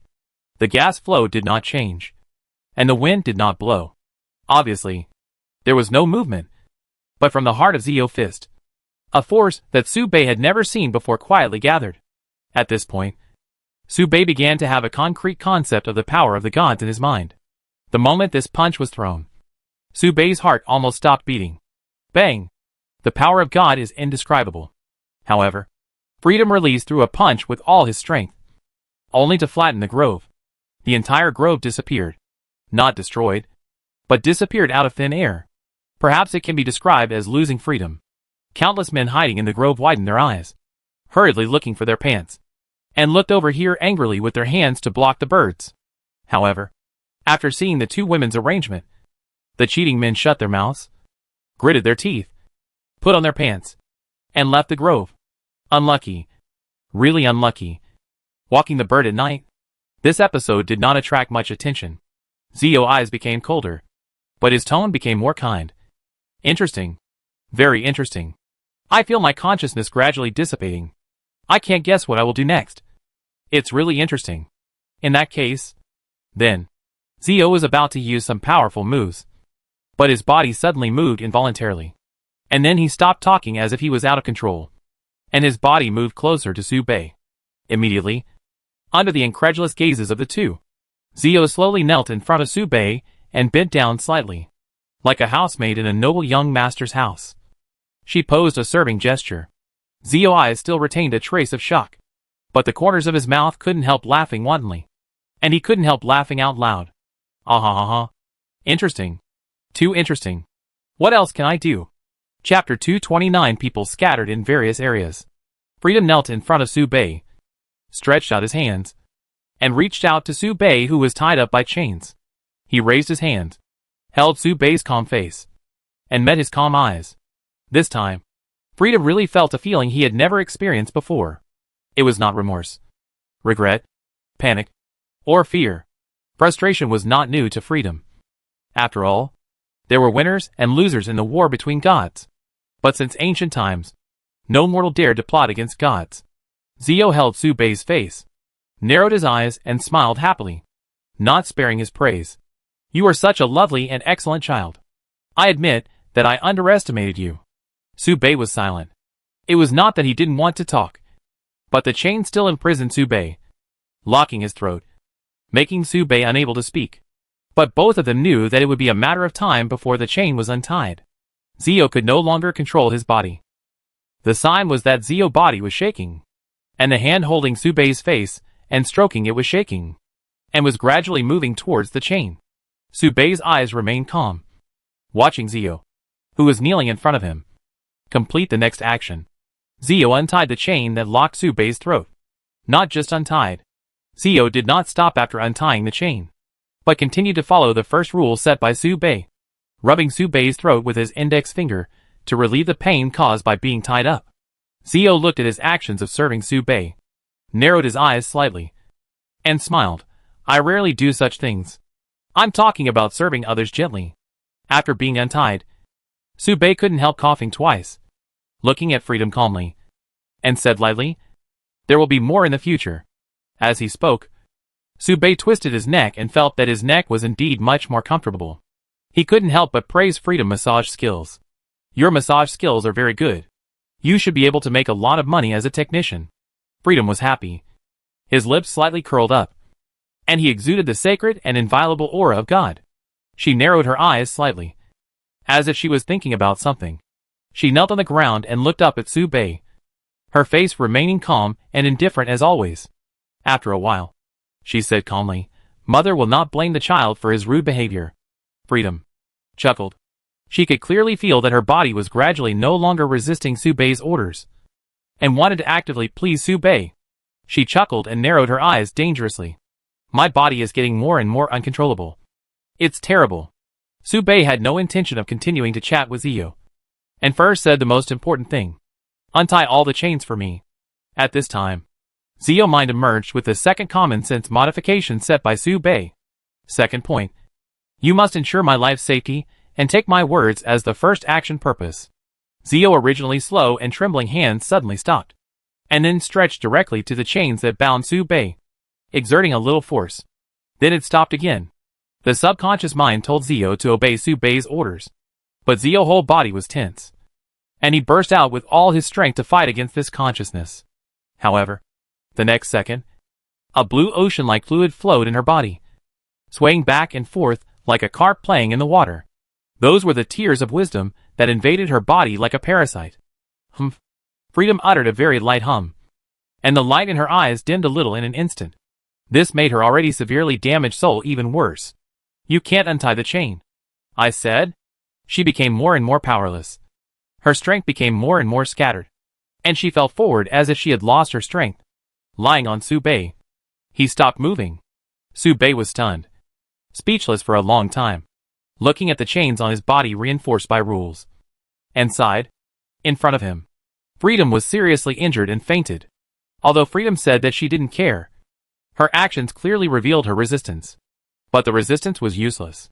Freedom, the God who controls freedom in the world, has completely lost his freedom at this moment. Even if it is just a wisp of soul. This is a unique thing. It has never happened before, and it will be difficult to meet again in the future. This is a feat that no mortal can do in history, in games, or in legends. Subei knew that from today on. He no longer had to worry about freedom appearing. What he should worry about is freedom. When we meet tomorrow night, our positions will be completely changed. So what should we do tonight? Subei shook his head, looked at the chains that bound his limbs, and turned to look at Xiaomi Zhou, who was sleeping soundly. He fell into silence. At the same time, the Kingdom of Freedom, wearing a cool short-sleeved shirt, sat on a big stone, with his long legs folded over each other, looking at the various temples of freedom, responding to the prayers of the believers of freedom. At this moment, she suddenly froze, pulled open her collar, and looked at the suddenly aggravated injury, frowning. A few days ago, this soul lost contact with me first, and then this soul lost contact with me again. Interesting. Really interesting. You dare to steal 1/10 of my soul. You are really a bold thief. Freedom laughed wantonly, slowly stood up, and walked towards the hot spring where she often soaked. Freedom took a step and crossed countless plates to the other end of the kingdom of God, jumped into the hot spring in front of her. The hot spring water splashed, completely covering her body, revealing a head of wet orange hair. As she raised her hand, her face became paler, but her eyes became more ferocious. If you dare to touch 1/10, You can also catch 2/10 if you have the ability. No matter who the thief is. Find him, and recover his soul. Remember? I want him dead. Plague Continent. Peace Zone. On a vast grassland. You can see two figures chasing and fleeing. The person behind is vaguely indistinguishable. She looks like a child. You can only vaguely see that the other person seems to be a succubus, with a pair of 9 curved horns on her head, and a violent and turbulent aura. The person running away in front was Lilizi. But her aura was different. 2 completely different auras on her body intertwined and converged. Vaguely like 2 people. As she ran, she threw treasures backwards, constantly blocking the footsteps of the people behind her. And she did not forget to communicate. Why are you chasing me? You were beaten by others. Why are you chasing me? I didn't beat you up. Every grievance has its perpetrator. You're looking for the wrong person. The person chasing behind gnashed his teeth, bit his childish voice, and shouted angrily, "Evil beast! Stop right there! If you hadn't diverted the trouble, would I have been beaten like this?" The 2 Lolita came one after the other at a very fast speed, attracting countless passers-by to stop and watch. This scene was passed on by word of mouth by passers-by, and the title was rated as The Lolita War of the Century. Plague Continent. War Zone. In the center of the war, an especially conspicuous figure swung a long sword in it, attracting special attention. If there were natives of the original continent here, they would definitely recognize who the other party was. She was Luminera, a unique hero.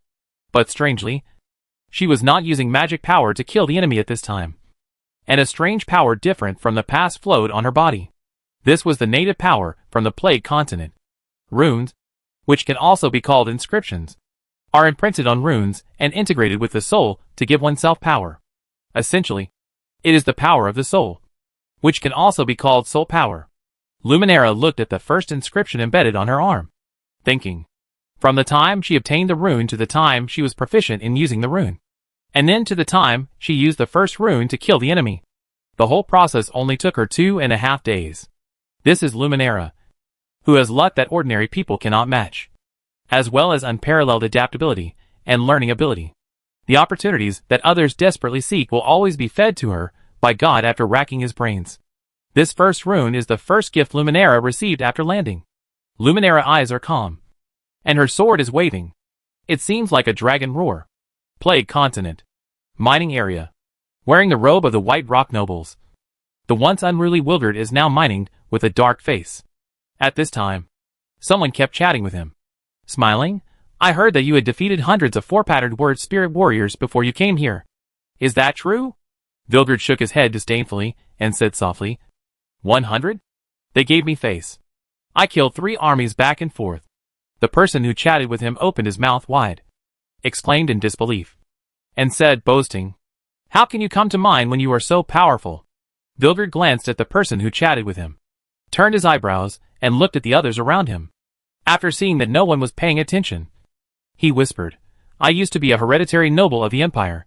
When we escape, you follow me and work hard, and I will give you glory and wealth." The miner next to him couldn't hold back his smile, and tried his best to put on a puzzled expression, asking, "Nonsense. How can a man become a noble?" Vilgard snorted disdainfully and shook his head.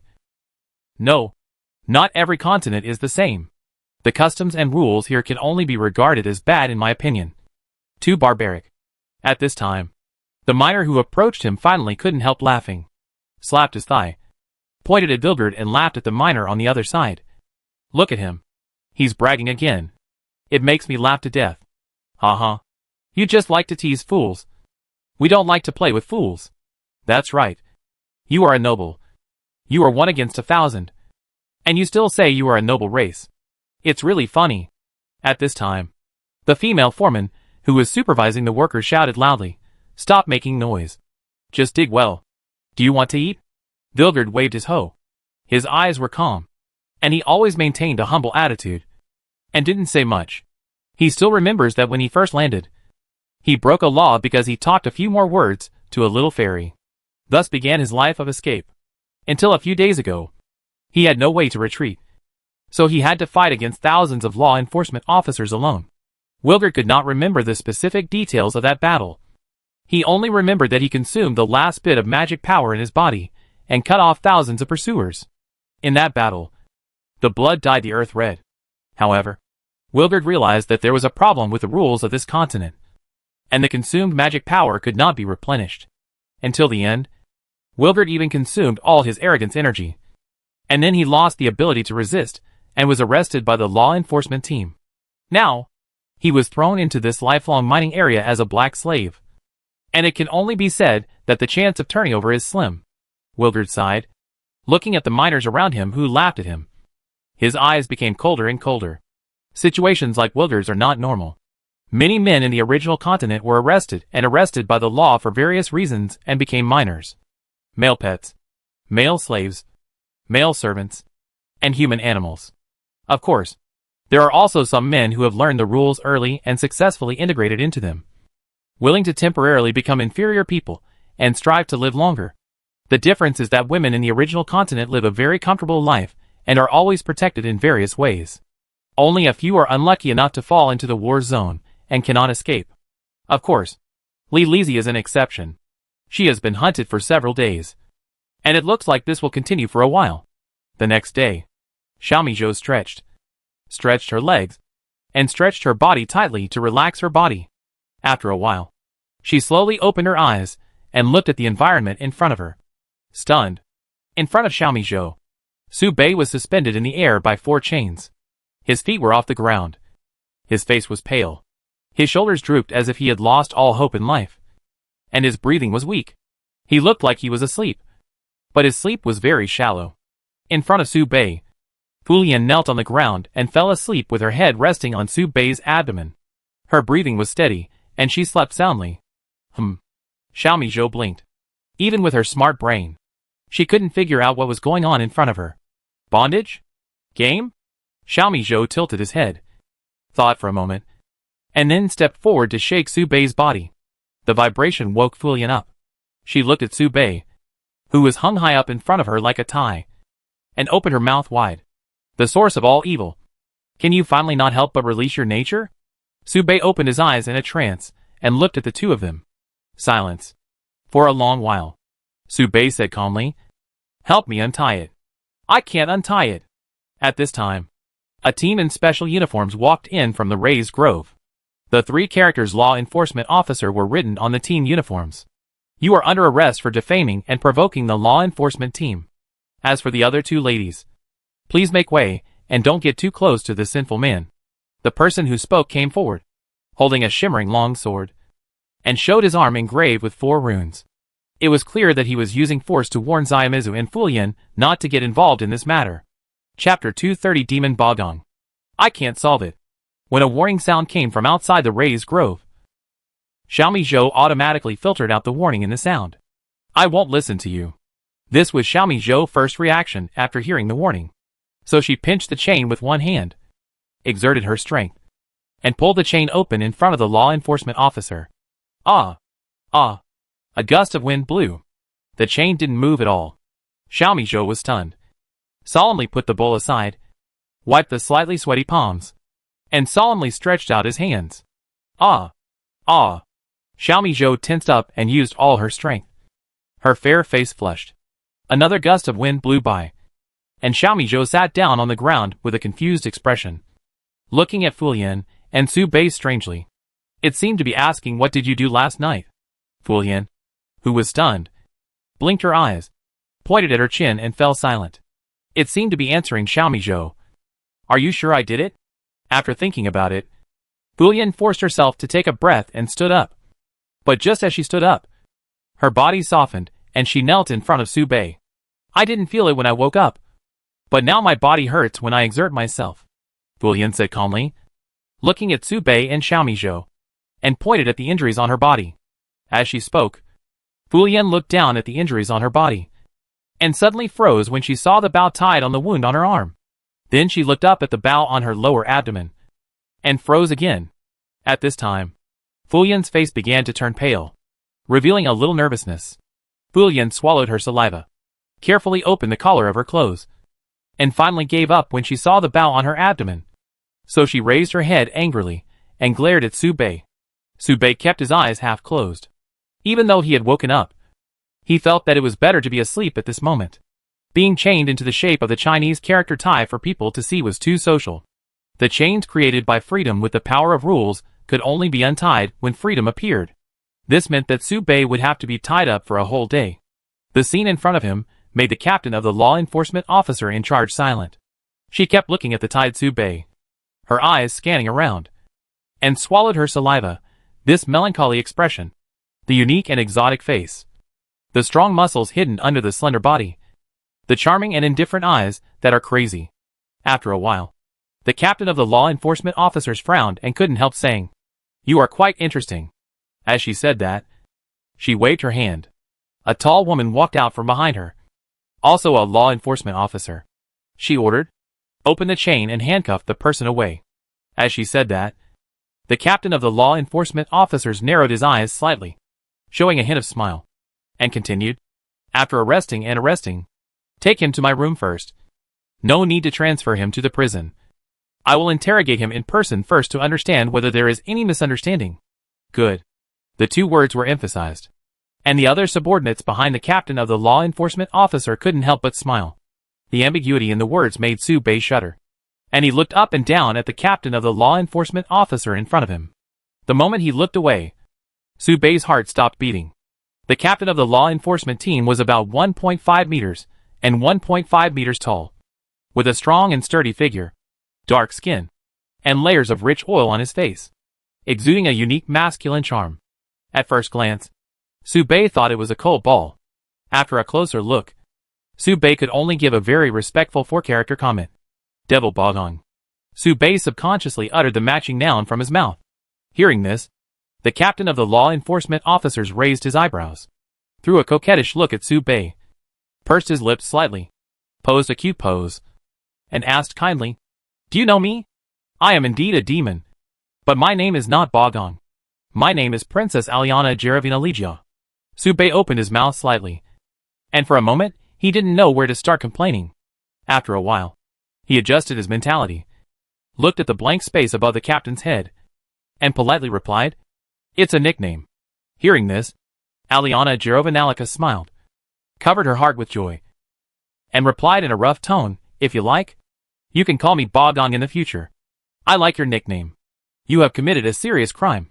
Fortunately, I, the demon, Bogong, met you.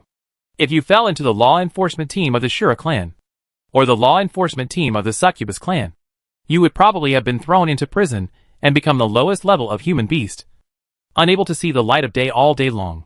But I am different. I am confident, beautiful, kind, strong, and gentle. I am the goddess princess in the eyes of most men. I am endowed with the special identity of a fairy. I have a broad and tolerant heart. I am willing to give you a chance to explain it well. I think you will not miss this opportunity. In many ways, it is indeed broad-minded. Because it is so broad-minded, Su Bei even feels guilty for mentioning such an idea. Su Bei shook his head and refused. "No need." Demon Bogong frowned, showing an unhappy face, and said angrily, "I'm giving you face, so you should explain to me. If you are obedient, you can become my 87th room. If you are not obedient, then you can only be the 1000th. 1000th? As he said, Demon Bogong turned his head and asked his subordinates beside him, "Are you talking about the 1782nd male servant or the 14,233rd pet?" A male servant. It's a waste to be a pet with such qualifications. You can just be a personal male servant to wash my feet and undress me. Su Bei began to feel sick. As he spoke, the demon Bogong turned his eyes and snorted disdainfully, and sternly scolded, "Kneel down and surrender quickly. Otherwise, I will squeeze you completely dry, leaving you no drop." Su Bei was completely silent. If Su Bei had convenient hands and feet, he would probably raise his hand and strike with a sword, without saying anything more to the other party. But now Su Bei is not convenient. He can only stand here and listen to the demon Bogong's obscene remarks. Who understands? Family members. He never thought that the free food from another world could be stuffed into his mouth like this. Even if he didn't want to eat it, he had to force it into his mouth. Su Bei shifted his gaze somewhat helplessly, and for the first time showed a look of help, looking at Fulian and Xiaomi Zhou, who were sniggering, revealing a pair of dead fish eyes. At this time, The law enforcement officer sent by the demon Bo gang to try to unlock the chain shook his head. She tried various methods, but failed to unlock the chain. Seeing this, the demon Bo gang stepped forward, and his extremely oppressive physique stepped on the ground, making a dong-dong sound. Come on. Back off. The demon Bo gang laughed and held the chain with one hand. Chapter 231 Chastity at Risk. The devil Bo gang rolled up his sleeves, revealing an arm as thick as Su Bei's thigh, holding the chain with one hand, and said lightly, I usually told you to exercise and eat more meat, but you didn't listen. Now it's too late. Right? Look at how thin you are. You are not as pretty as me, and you are not as strong as me. I can break a chain of this thickness with one hand. Hearing this, the law enforcement officer on the side flattered and agreed. Lord Bo gang is right.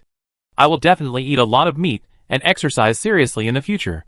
As he spoke, Demon Bogong bulged his muscles and exerted force. Exerting force, the chain trembled, making a rattling sound. But it was not damaged at all. Demon Bogong frowned, pretended to let go of his hand lightly, rubbed his swollen right hand inadvertently, and said to the law enforcement officer beside him lightly, I just demonstrated to you the mistake you often make. Do you know why you can't open the chain? Because you underestimated the enemy. As he spoke, Demon Bogong looked at Su Bei without moving his eyes, as if he was explaining it specifically to Su Bei. At this time, Su Bei's thoughts had already flown away, and he didn't even look at the other person. Just approaching, the smell of the Demon Bogong made Su Bei dizzy. Fortunately, Jasmine Windbreaker was always on Su Bei, but the smell on the Windbreaker was a little lighter. Maybe it was because he hadn't seen Jasmine for several days and missed her a little? Thinking of this, Su Bei began to miss Jasmine and recalled every bit of his time with Jasmine. The Demon Bogong looked at Su Bei's dreamy expression, itching to bear it, and shouted loudly, Okay, let me show you what real power is next. This roar brought Su Bei back to his senses. The Demon Bogong used both hands to pull the iron chain with all his strength, his eyes wide open like a pair of copper bells. Open! The wind blew. The chain remained motionless. The Demon Bogong panted, lit up the 5 runes on his arm, and roared angrily, Damn! This thing is quite strong. I don't believe it. Soul armor. Open! Soul arm. Open! Soul hand. Open! Soul body. Open! 4 inscriptions flashed in succession. And the Demon Bogong was like the real Demon Bogong. His body became heavy and strong. His body turned into dark green, and his palms were wider than the chains. Open it for me! 3 hours passed. Devil Bogong shook his face. Sweat soaked the ground. Sat down on the ground, leaving a peach-shaped pit on the ground. She looked at the sleepy Su Bei in front of her, and finally couldn't help revealing her true nature. Deep green light burst out of her eyes, and she ordered the law enforcement team around her, If you can't open it, then don't open it. You guard the woods for me, and I will interrogate you first. Devil Bogong moved anxiously, like a hungry wolf eyeing delicious food. Su Bei's face turned green with fear after hearing these words.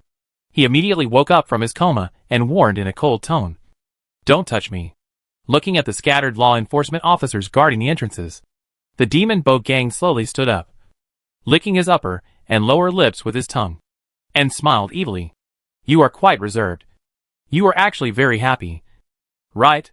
The pants will not fall off by themselves, but it may not fall off with my help. Xiaomi Zhou. Fulian. Su Bei shouted in panic. This was the first time Su Bei asked for help from others. Chastity was secondary. Su Bei felt that being pressed by such a guy was worse than death. Devil Bogong licked his lips, swallowed his saliva, and gradually approached Su Bei, saying in a charming and seductive tone, You are so handsome, little baby. I just like your unruly look. There were a few men with the same expression as you before, but every time they served me, they were impressed by my skills and strength and indulged in happiness. You will be no exception. At this time, a brown light flashed across. Xiaomi Zhou held a bowl in his mouth, and the dagger passed through the neck of the Demon Bogong. The Demon Bogong's eyes condensed, and he raised his arm and slapped it backhand. Bang! Xiaomi Zhou was knocked out, falling and getting up, rolling on the ground for more than 10 circles. Opening 3 inscriptions is equivalent to a 3rd-level professional, and a word spirit warrior with 4 inscriptions can be regarded as the peak of the 3rd level. The body is stronger than the 3rd level, but less than the 4th level. And the killing power seems to be slightly weaker. Fortunately, his strength has not yet left the 3rd level. So Xiaomi Zhou will not be hit with a red shield and enter a near-death explosion state. Even so, the 3rd level demon Bagong is still much stronger than Xiaomi Zhou, who just became a 1st level not long ago. On the side, Fulian endured the serious injury and took a breath to call the heroic spirit. Free souls existing in the Plague continent, listen to my call and come to my side with the wind. I am the master of the Hall of Heroes, and I have built a bridge of communication here, waiting for everyone to come. If anyone can stop this lady and untie the chains for my partner, please step forward and I will give you a bargaining chip that satisfies you. The wind was filled with discussions, and after a while, the voices gradually decreased, and finally only one remained. A rough male voice. I was once a pure-blooded descendant of the Black Demon clan. Because I was a man, I was constantly bullied and humiliated by the Black Demon clan's female group during my lifetime. I am willing to help you with this, but your body is too weak, and your soul cannot bear the cost of calling me. The most I can do is to help you with words. Fulian nodded, begged sincerely, and asked, Thank you. I will remember your kindness. The voice continued, You are too weak. The 9-life cat is too weak, and your partner is locked by chains carrying terrible rule power. This is an unsolvable situation. But fortunately, the Black Demon clan practices inscription power. The inscription power system is very powerful, created by the Plague Demon, and is closely related to the other party. But few people know that the inscription system has fatal flaws and may attract the attention of the Plague Demon at any time. Once the inscription on the arm is destroyed, it will attract the attention of the Plague Demon, who is very likely to take the initiative to harvest the soul of the person who damaged the inscription. This may give you a chance to survive. At this time, the demon Bagong had taken off his shirt, revealing a large area of dark skin, and was about to untie his belt. Fulian blushed and looked at the inscription on the demon Bogang's arm, and quickly shouted the news. Attack the inscription on her arm together. As she spoke, Fulian spread her wings behind her, took a breath, stood up tremblingly, and gritted her teeth. Chapter 232 Damage to the demonic Bagong inscription. Will Su Bei surrender? The answer is no. The message that Fulian shouted was for Xiaomi Zhou to hear. But fortunately Su Bei also received it. After hearing this, Su Bei's eyes condensed, and he flipped his right hand and stole the playing cards in his pocket. It's not that he doesn't have the strength to fight, but his magic power is short and his movements are limited. Therefore, unless it is the most critical moment, Su Bei will not play his trump card. But now is the critical moment. If Fulian hadn't reminded him, Su Bei would have wasted his magic power and thrown out a sea of bombs to clear the field, trying to blow the demon Bagong into pieces. Fortunately, Fulian reminded him in time, which made Su Bei change his mind temporarily and save a lot of magic power. Su Bei's wrists were tied by chains, but his palms were still flexible. He put his thumb and index finger together to pinch a poker card, and barely rubbed it open, and took out 4 poker cards. Su Bei threw his hand and threw the poker cards out. Swoosh! The poker cards drew a beautiful arc in the air and shot towards the demon Bagong from 4 directions. The moment the poker cards flew out, Demon Bagong felt the fatal threat and activated the 5th inscription, using the Black Demon race talent to go berserk. The 5th inscription made Demon Bogang's body grow and expand, turning into a towering body like a hill. At this moment, Demon Bogang's strength has entered the ranks of 4th level awakeners, and his defense is even more amazing. The racial talent of Berserk Blessing adds a bit of destructive power and attack power to Demon Bagong on this basis, and increases his speed. TSK. It still a rose with thorns. Demon Bagong exhaled, grinning and looking down at everyone. In this case, I will let the rose bleed, to provide me with more fun. The moment Demon Bogang's body expanded, the poker lost its attack accuracy. Swish! The poker continued to fly, cutting a piece of flesh and blood, and the momentum was still unabated, continuing to cut deeper into the flesh and blood. Ha! Demon Bagong stepped on the flesh and blood, squirming, clamping the poker into the fat flesh. Stop the poker's attack momentum. Humble man, you angered me. I must conquer you tonight and let you know the price of fighting against me. The cut was bleeding, and the stinging pain stimulated the devil's bloodiness. She walked toward Su Bei step by step with red eyes. The body swelled, causing the other party's clothes and skirt to burst, revealing extremely elastic underwear and big fat black legs covered with mane. Su Bei narrowed his eyes slightly and turned his right hand again, intending to steal nearby objects that could be stolen, so as to make a feint attack. Clang! The bowl of millet porridge appeared in Su Bei's palm. Su Bei was stunned. This is the bowl that Grace gave to Xiaomi Zhou, saying that it can make your wish come true and make you pray to get what you want. But you have to pay a corresponding price. But the price is unknown. Usually Xiaomi Zhou is used to exchange Xiaomi Zhou, but its function is obviously not just to exchange porridge. Su Bei sighed and threw it back to Xiaomi Zhou without thinking.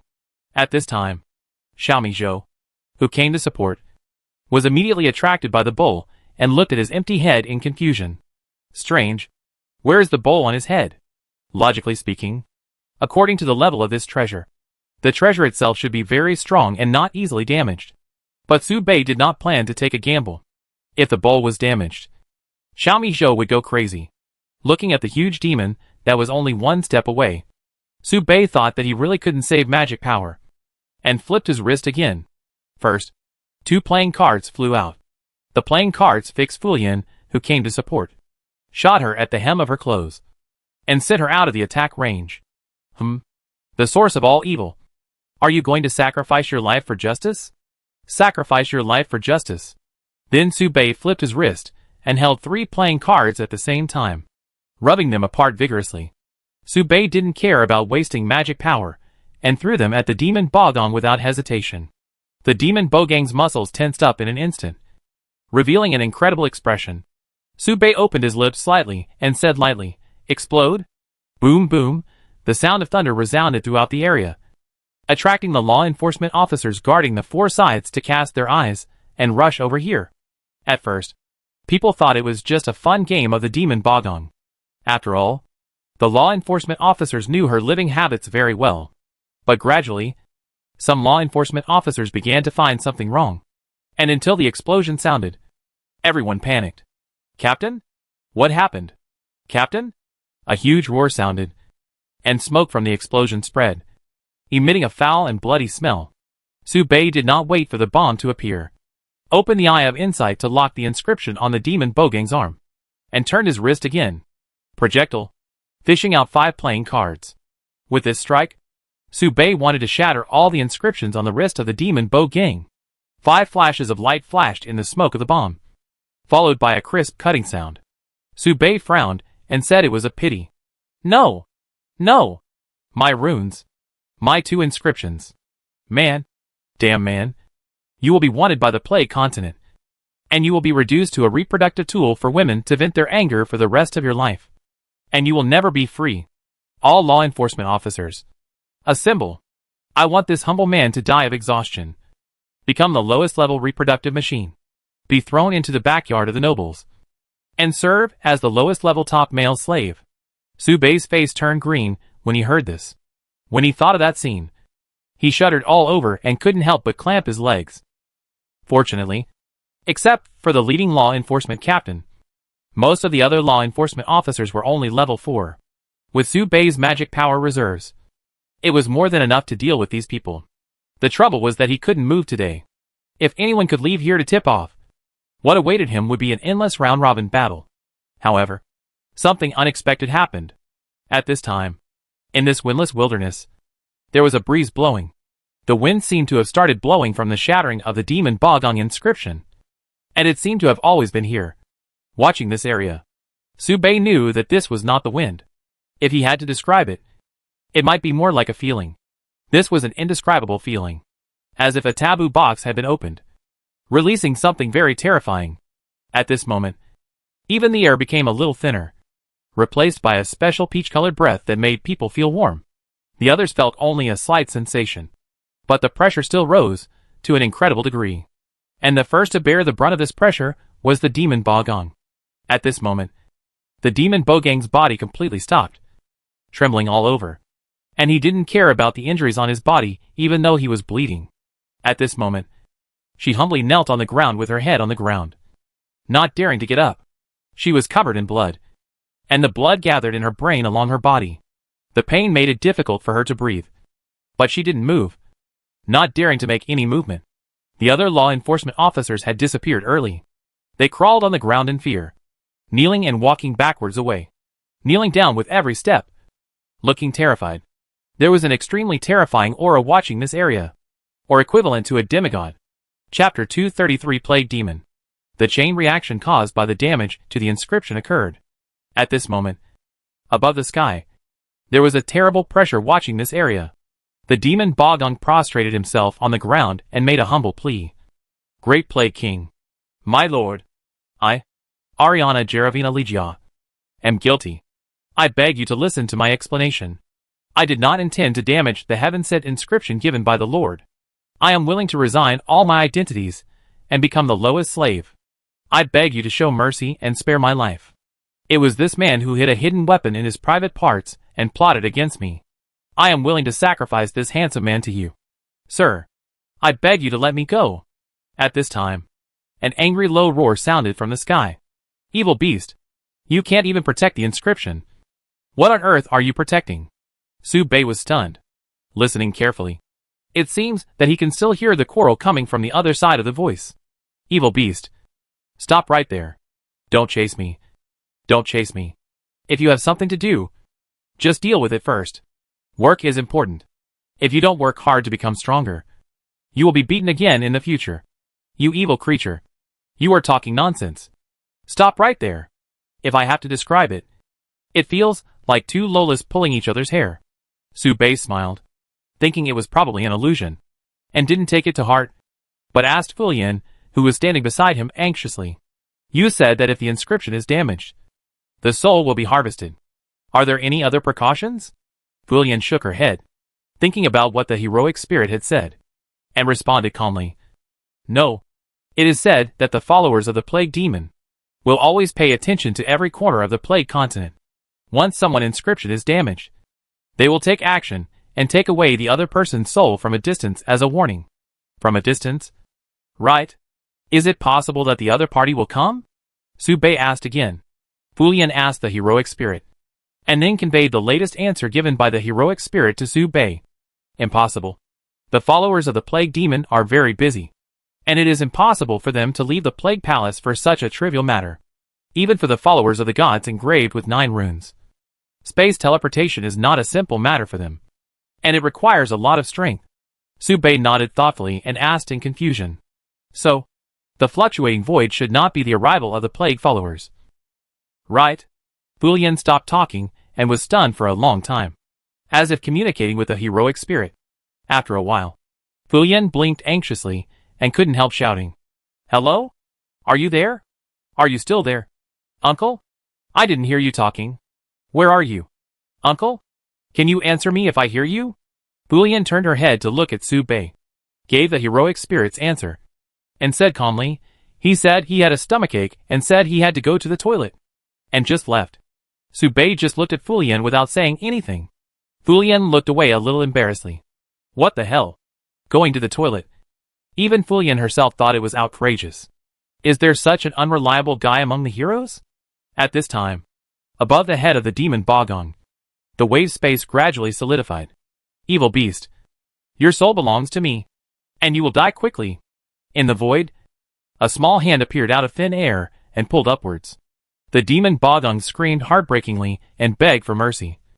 No! Don't eat me! Please, Plague King. I am your most loyal believer. Please let me go. Please give me another chance.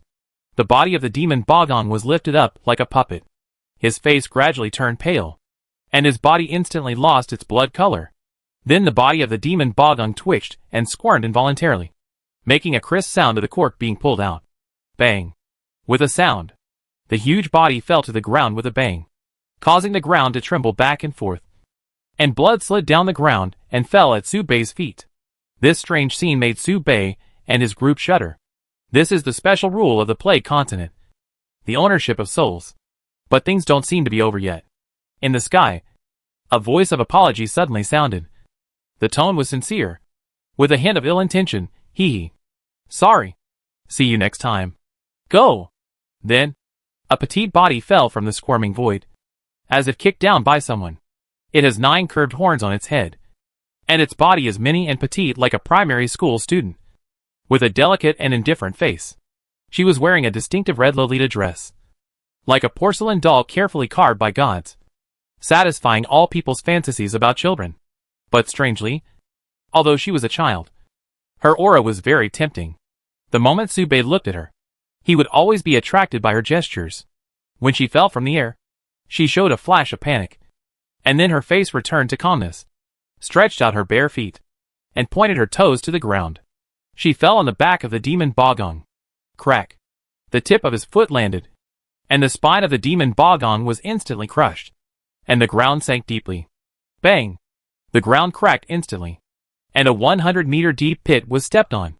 Even the place where Sube was standing was collapsing. The smoke dissipated. The little girl sat on the back of the demon Bogong, gritted her teeth, and looked angry and furious. Sube and Fulian Xiamiza looked at each other, and did not speak, trying to lower their presence and not to conflict with each other. The moment the little girl landed, Sube's eye of insight had already received the message. The little girl who fell to the ground was not a plague follower. She was a living plague demon. The real one. Plague demon. Immortal demon plague cholera source dark side king world origin evil high dimensional ruler soul reaper. Unknown mythical life. Mythology. As a demon born from war in the ancient times. It originated from countless battles launched by intelligent life. Has seen any skills of all intelligent life. Understands and masters all professional skills. And created its own power system. Note, it is seriously injured. Its breath is very unstable. And it urgently needs a lot of soul replenishment. Note, it is a near-ancient demon born and raised in nature, and is familiar with the skills of most intelligent beings. Any skills and moves she has seen are difficult to cause harm to her. Note, at this moment, it is very weak, very irritable, and very irritable. Note, since its birth, it has never lost a move to any intelligent species, even if the opponent is a demigod life. Note, the souls of all intelligent species are on its menu, especially demigod life forms and God's followers. Note, from the known history, it is known that the opponent is extremely disgusted with men. He once created male life and killed it continuously for more than 300 years. Sube was stunned. Damn it. Who kicked her down? At this moment, Sube even wanted to kill the other person. Somehow, Sube felt that his death was imminent, and he stole the gender-changing ring that had been prepared in his trouser pocket without hesitation and put it on. In just a moment, Sube felt that his image had changed drastically. Next to appear was the cold goddess Sube. Chapter 234 Crisis observed by Lilizi. At the source of the fluctuating space, on the branch of a big tree, the blue girl sat at the entrance. The wind blew, but it could not blow away her luxuriant hair like a waterfall, but it made the branches sway up and down. The blue hair quietly spread out and fell on her shoulders. Looking closely, there was a sense of tranquility and beauty. The girl was Lilizi, or Wisdom. After arriving at this place, Wisdom discussed with Lilizi to borrow her body for 2 main reasons. First, to ensure Lilizi's safety. The moment she landed, the calculated cause and effect occurred. She was calculating the plague demon behind the scenes. Fortunately, she could not be discovered. But once she appeared in the other country, even if the plague demon was a pig, she would find the problem and hunt her down. Second, to provide Sube with the last bit of help. This is really dangerous. Lilizi kicked the plague demon and closed the entrance for him to prevent him from returning. She did this after careful consideration. Not long ago, Lilizi observed an extremely bright light flashing on this continent, starting from the plague palace, moving all the way west, moving at a constant speed like a rotten wood, with a clear purpose. Looking carefully, the light was actually heading straight towards Sube. It would be fine if it was just hurrying, but when the light was hurrying, everything withered wherever it passed, and any life became a puppet of holy light, losing its essential characteristics. She was constantly looking for Sube in this unmatched posture. After Lilizi knew that the opponent's target was Sube, she deliberately led the plague demon to the closest distance to Sube, hoping to use a very simple trick of driving the tiger to devour the wolf. Therefore, even if the plague demon did not have the opportunity to meet Sube, Lilizi would create other opportunities. Lilizi felt that the opponent was about to find Sube. During the day, freedom did not appear. and Su Bei could not protect himself. If he wanted to survive, he could only rely on the power of the plague demon to have a slight chance. Keep working hard, Su Bei. Li Lizzie calculated the odds of survival and sighed uneasily. The sigh floated with the wind and was sent far away. It was indeed the case. Su Bei and the plague demon. They had never met. So whether the hatred value was high or low depended mainly on Su Bei's gender and the first impression of the two people when they met. But the relationship between Su Bei and Grace was very abstract. If you think about it carefully, there was no hatred between the two. It was nothing more than Su Bei discovering Grace's special little secret that could not be told. If I have to describe it, it's probably like being caught peeping at a loli taking a bath, and being forced into the same bathtub by the other party, and then being caught in a trap. At this time, the plague demon landed, stepped on the demon bogong, sat on the other party's backbone, and stared at the other side with his chin in his hand. He cast his eyes. In just a moment, the picture was frozen. You know, although Su Bei and the plague demon had never met, Freedom had fought with the plague demon through Fu Yan's body. Suddenly, the atmosphere became awkward. Plague demon, at the moment of looking over, he entered a fighting posture. His body tense and eyes narrowed, and the air around him became sticky and heavy. It's you? Plague demon tensed his body. His petite body slightly arched. His feet tensed and bent. His breathing suddenly rapid, like an active volcano about to erupt. Plague demon gritted his teeth, constantly calculating the gains and losses of forcing a move at this time. If she hadn't met the weird guy behind him who was emitting holy light, she might have completely exploded with Freedom. But she is very weak now. If she attacks by force, she may not get any benefit. Seeing this, Su Bei was stunned. His pupils shrank slightly, and his brain worked rapidly. When Su Bei recalled all his memories, he already knew that the injuries on Fu Yan were caused by the plague demon, and there was a big battle between Freedom and the plague demon. At this time, the plague demon was full of hostility towards Fu Yan, but did not dare to act rashly. In other words, once the plague demon found out that Fu Yan was not Freedom at this time, they might be dead. The trouble is that Fu Yan doesn't know who is living in her body. Once she mentions Freedom, Fu Yan will have common sense obstacles. In this way, even if Fu Yan pretends to be free, she can't do it. We need to think of a way. Su Bei's brain is working fast, and he decided to scare the plague demon with the power of the tiger and delay time. So Su Bei spoke first, questioned first, and roared in anger. No matter what you want to do, I will not answer your questions. So give up. This sentence was not said to the plague demon, but to Fu Yan. The veins on Su Bei's neck bulged, and his body kept struggling, shaking the chains to make a clattering sound. As soon as this sentence came out, everyone present was stunned. The plague demon was a little confused about the situation, and temporarily sat there to stop and watch. Xiaomi Zhou stopped drinking porridge, obviously confused. Fu Yan's head was buzzing, and she looked at Su Bei with a puzzled look, and then noticed Su Bei's mouth movement, and immediately turned around and faced Su Bei. Fu Yan walked forward slowly and stretched out her right hand.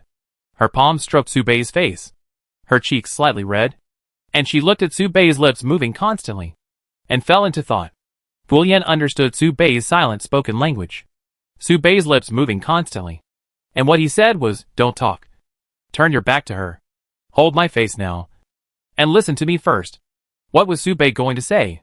Fu Yan held her breath, concentrating, looking at the delicate and lovely Su Bei in front of her.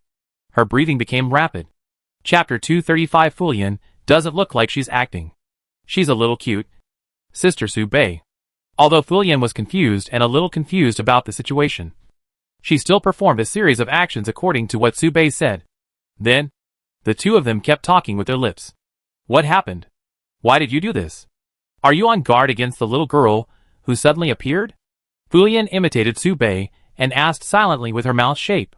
Fu Yan was not an idiot, so she could naturally see the extraordinariness of the little guy. What kind of ordinary person can travel through space? When it comes to the power of rules, the opponent's strength must be at least demigod. Except for Xiaomi Zhou. Perhaps everyone can see the horror of the opponent. But Fu Yan didn't know what position the opponent was in. Nor did she know why Su Bei was so nervous at this time. Su Bei didn't think much. and said whatever he thought of. She is a plague demon. Before Su Bei finished speaking, Fu Yan's body began to tense. This sentence made Fu Yan realize the situation. The word plague demon brought her great fear. Fu Yan swallowed her saliva and continued the silent conversation. The plague demon? One of the 8 demons born in the recent ancient times? Why did she come here? The time available for the two to communicate was too short. So Su Bei skipped answering the question and directly changed the subject, saying, "These are not important now. Listen to me. You need to play a role to deceive the plague demon." "Play? Who should I play? Why do you need me to play? Do I know her?" Fu Yan asked again, her voice trembling with nervousness. "The person you are going to play is a powerful being, stronger than the plague demon. You have never seen her, but you must play her, so that it will be effective." Fu Yan swallowed her saliva and asked again, "What if the role fails?" "You can't fail. If you fail, we will die." Fu Yan was silent. Her body no longer trembled, but became unusually calm. Even if Su Bei said the word death lightly, these 2 words were still too heavy for her. Fu Yan realized the seriousness of the matter, and was alert. She suppressed her nervousness and asked seriously, "What should I do?"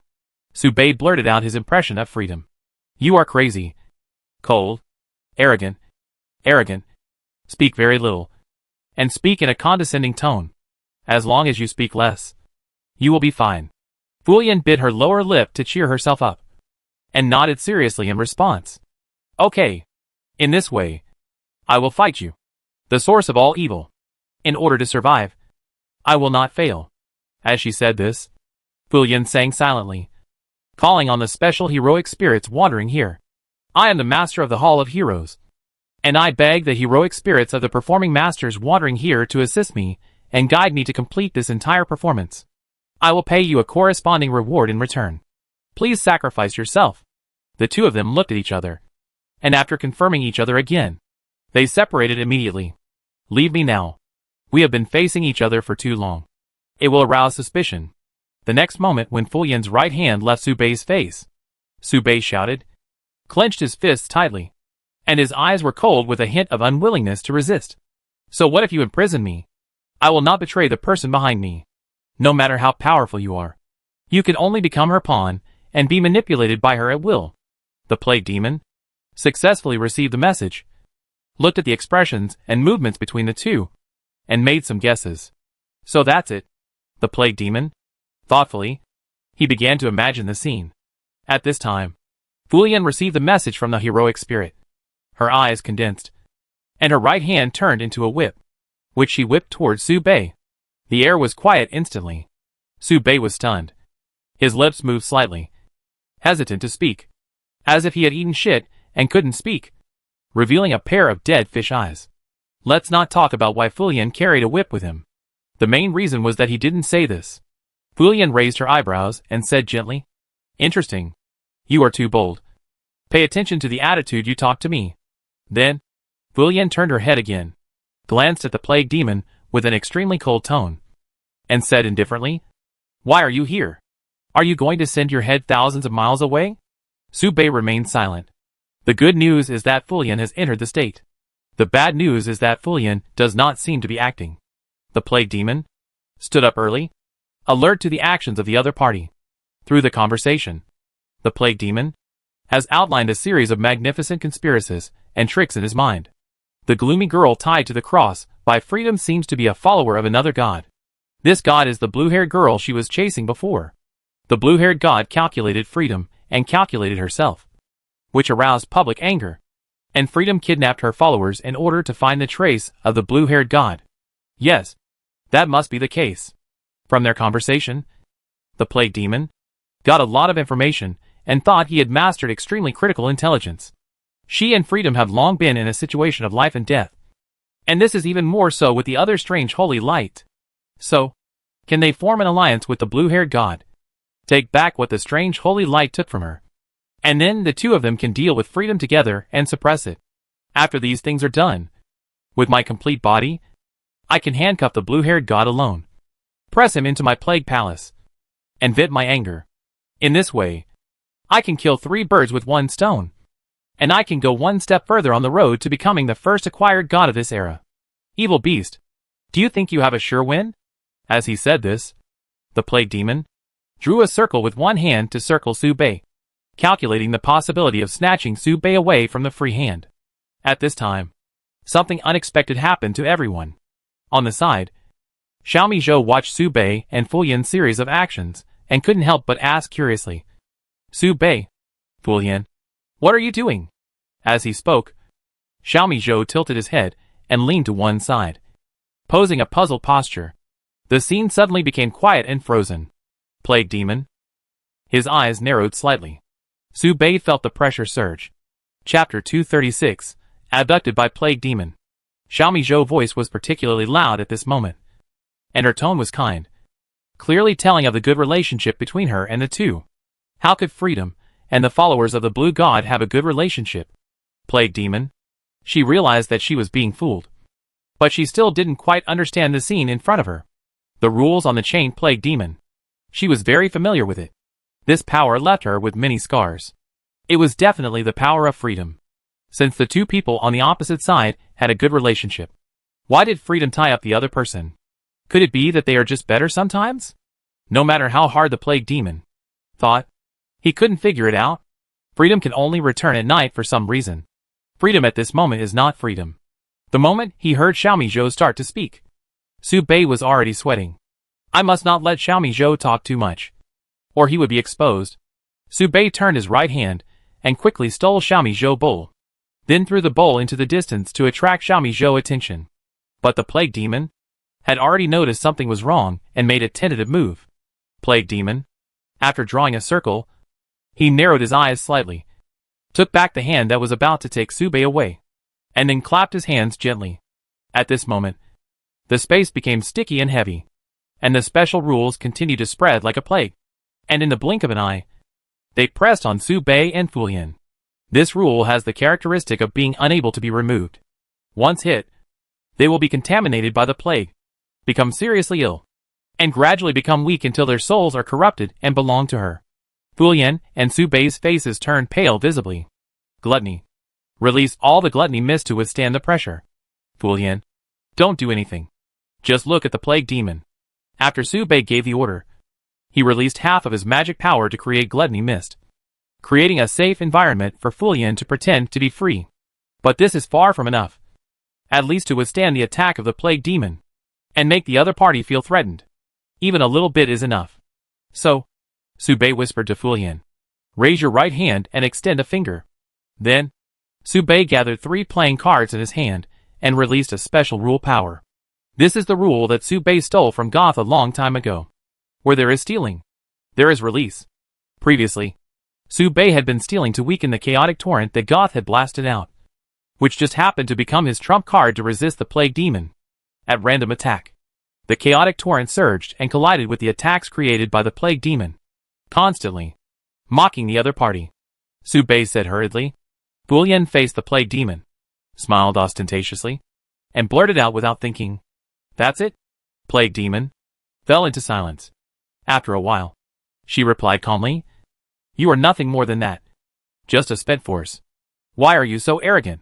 Just try. Let me see how much strength you still have. Flynn smiled gently. Plague demon fell into silence again. She was the real body, and the other party was just a wisp of soul. So there was no need for her to exchange with the other party. But plague demon was very unwilling to leave like this.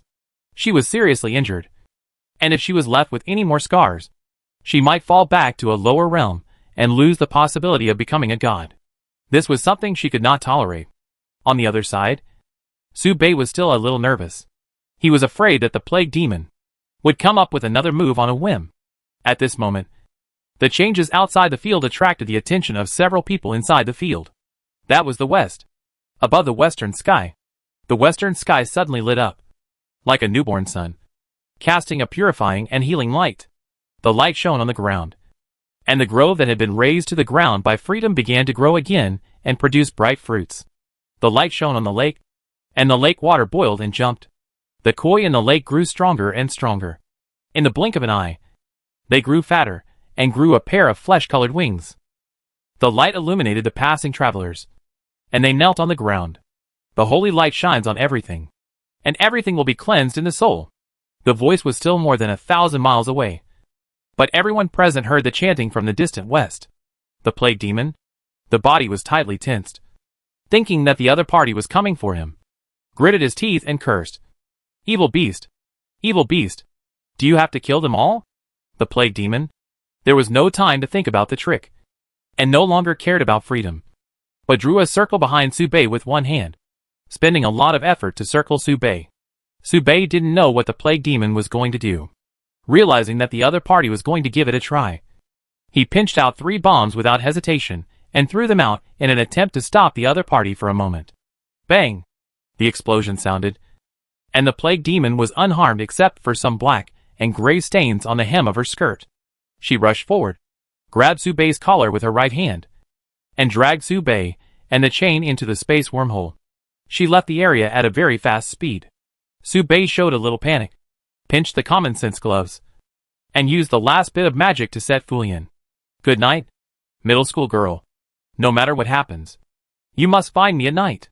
With a click, Subei and the plague demon disappeared from everyone's sight, leaving behind Fulian, who was sweating profusely and dared not move, and Xiaomi Zhou, who came back with a confused face after picking up the bowl. The two stayed where they were, looking at each other. I will come back. I will definitely come back. I will take back everything that belongs to me. Whether it is you or that holy light monster, you thieves who break into other people's homes and wantonly destroy, will be killed by me sooner or later. Your souls will become my property, and you will never be reincarnated. The space was turbulent, and the sound echoed back and forth, constantly echoing the plague demon vicious warning. Chapter 237 Negotiation. The Plague Continent. A dark and secret place. A petite girl in Lolita sat on the white bones, looking at a painting with a serious expression. Beside her, a beautiful and cold girl was chained. The girl had no expression on her face, and stared at the girl sitting there. The two of them stayed like this for 10 minutes without saying a word. They were Subei and the plague demon. After teleporting away, the plague demon left Subei aside and took out a treasure emitting a faint light from his pocket. Subei looked over and could see the vague outline of the treasure. It was probably a very special scroll treasure.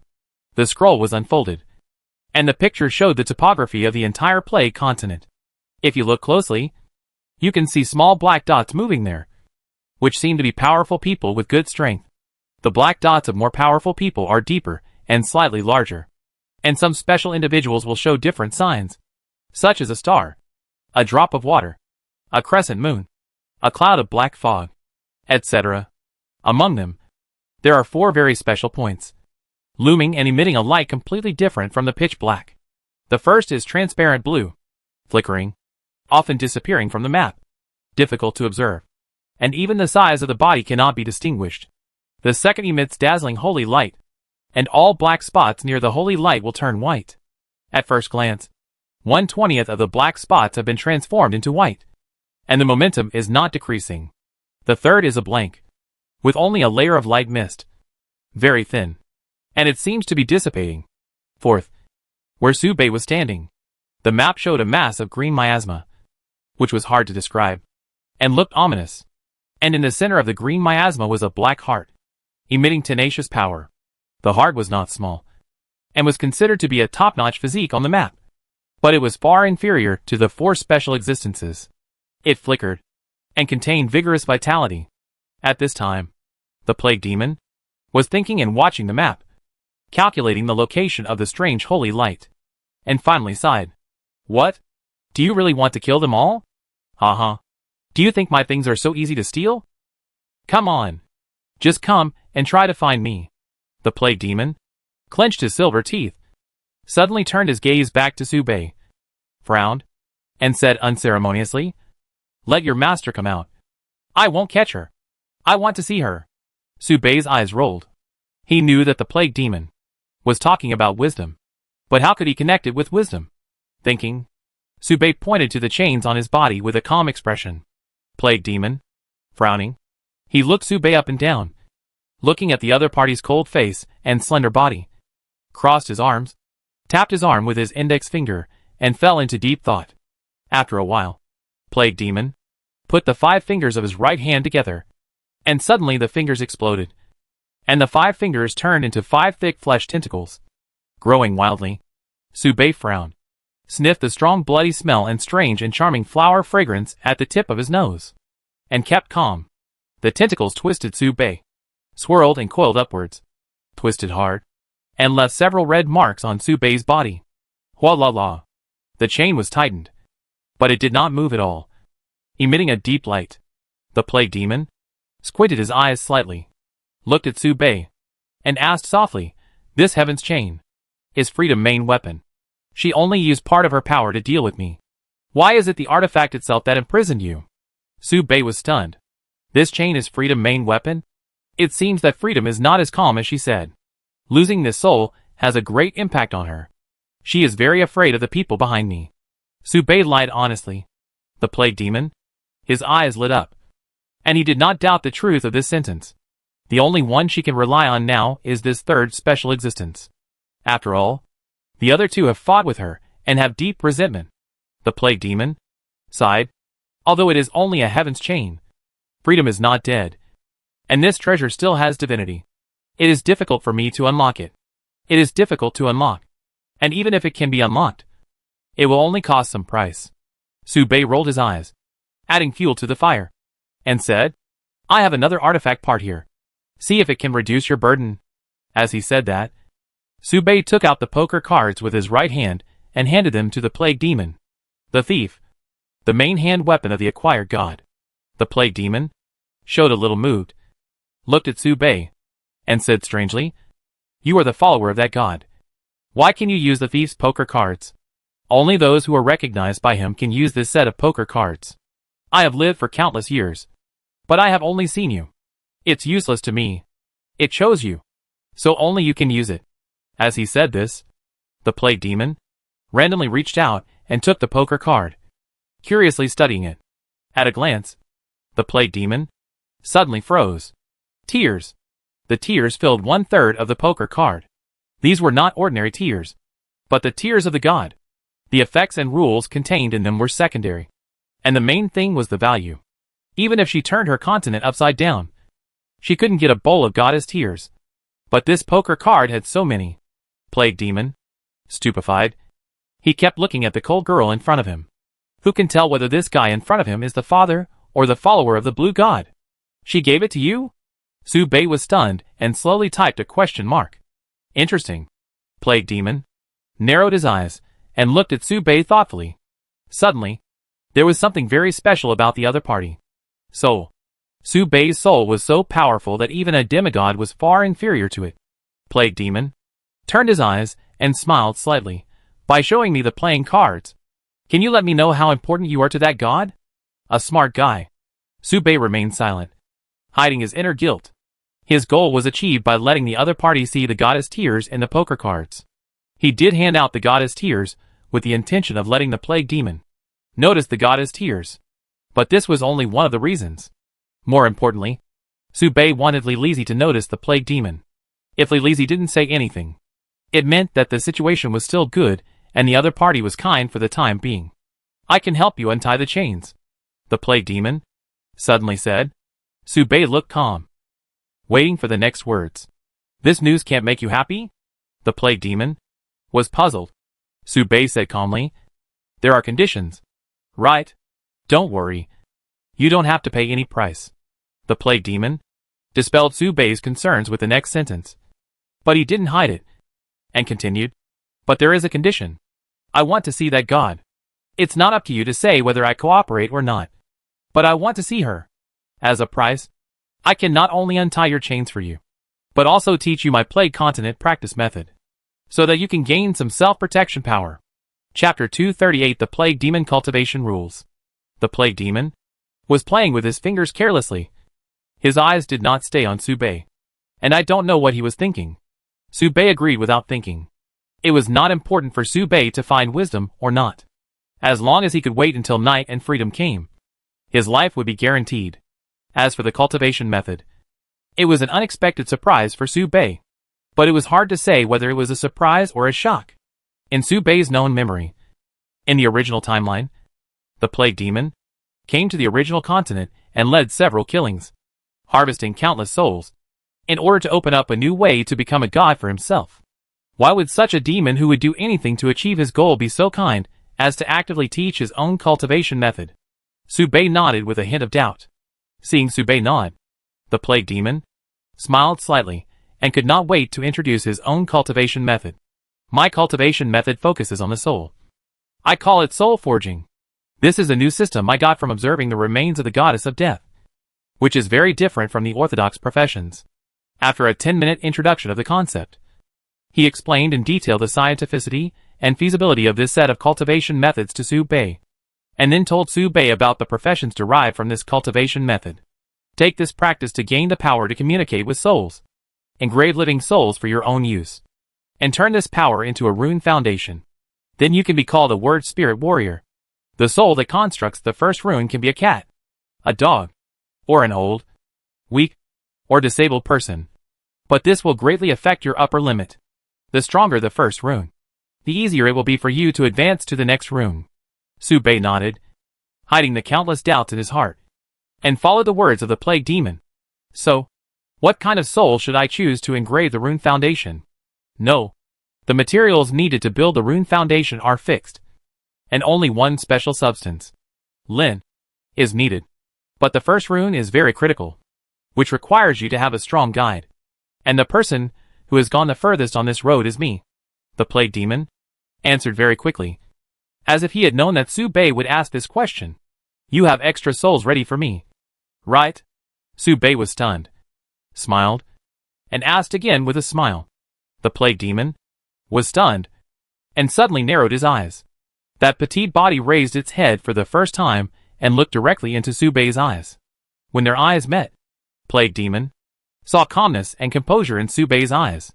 Plague demon continued to smile, blinked his lovely face, put on a harmless expression, and said sincerely, Yes, the first soul I prepared for you has a very high upper limit, which can ensure that you can rise to the 9th level of word spirit warrior. The strength is far beyond that of traditional professional demigods, and it points the way for you to embark on the path of godhood. Su Bei's face was calm, and he asked again, If I were a smart person, I shouldn't refuse, right? Stupid plague demon. He smiled foolishly, with a charming smile on his delicate doll-like face. But his eyes were unusually cold, and he said lightly, How could anyone refuse such a great benefit? You won't refuse, and you can start learning now. Don't worry. I swear to God, I will never do anything to this first soul, and there is no need for me to intrigue with a mortal like you. Su Bei smiled slightly, but his heart sank. What was the reason that made the plague demon give up the idea of talking to wisdom and instead practice the soul forging method? Even if Su Bei was a pig, he should know that the practice method given by the plague demon was definitely problematic. He controlled his brain not to recall anything about soul forging, and looked at the plague demon calmly, motionless. At this time, the plague demon took a jar from his pocket. This is the most special secret on the plague continent, and it is also the key to unlocking the inscription practice method. As long as you absorb it, you will be qualified to become a word spirit warrior. Su Bei looked over. There were strange patterns on the jar, like screaming ghosts crawling on the jar. Sealing the treasure in the jar. Opening the jar. You can see a group of illusory and transparent special substances in the jar. Su Bei secretly opened the eye of insight, and suddenly froze. His spine chilled, instantly sweating. Lin. Introduction. A trace of soul from the plague demon. Note, you learned the real name of the plague demon. Lin.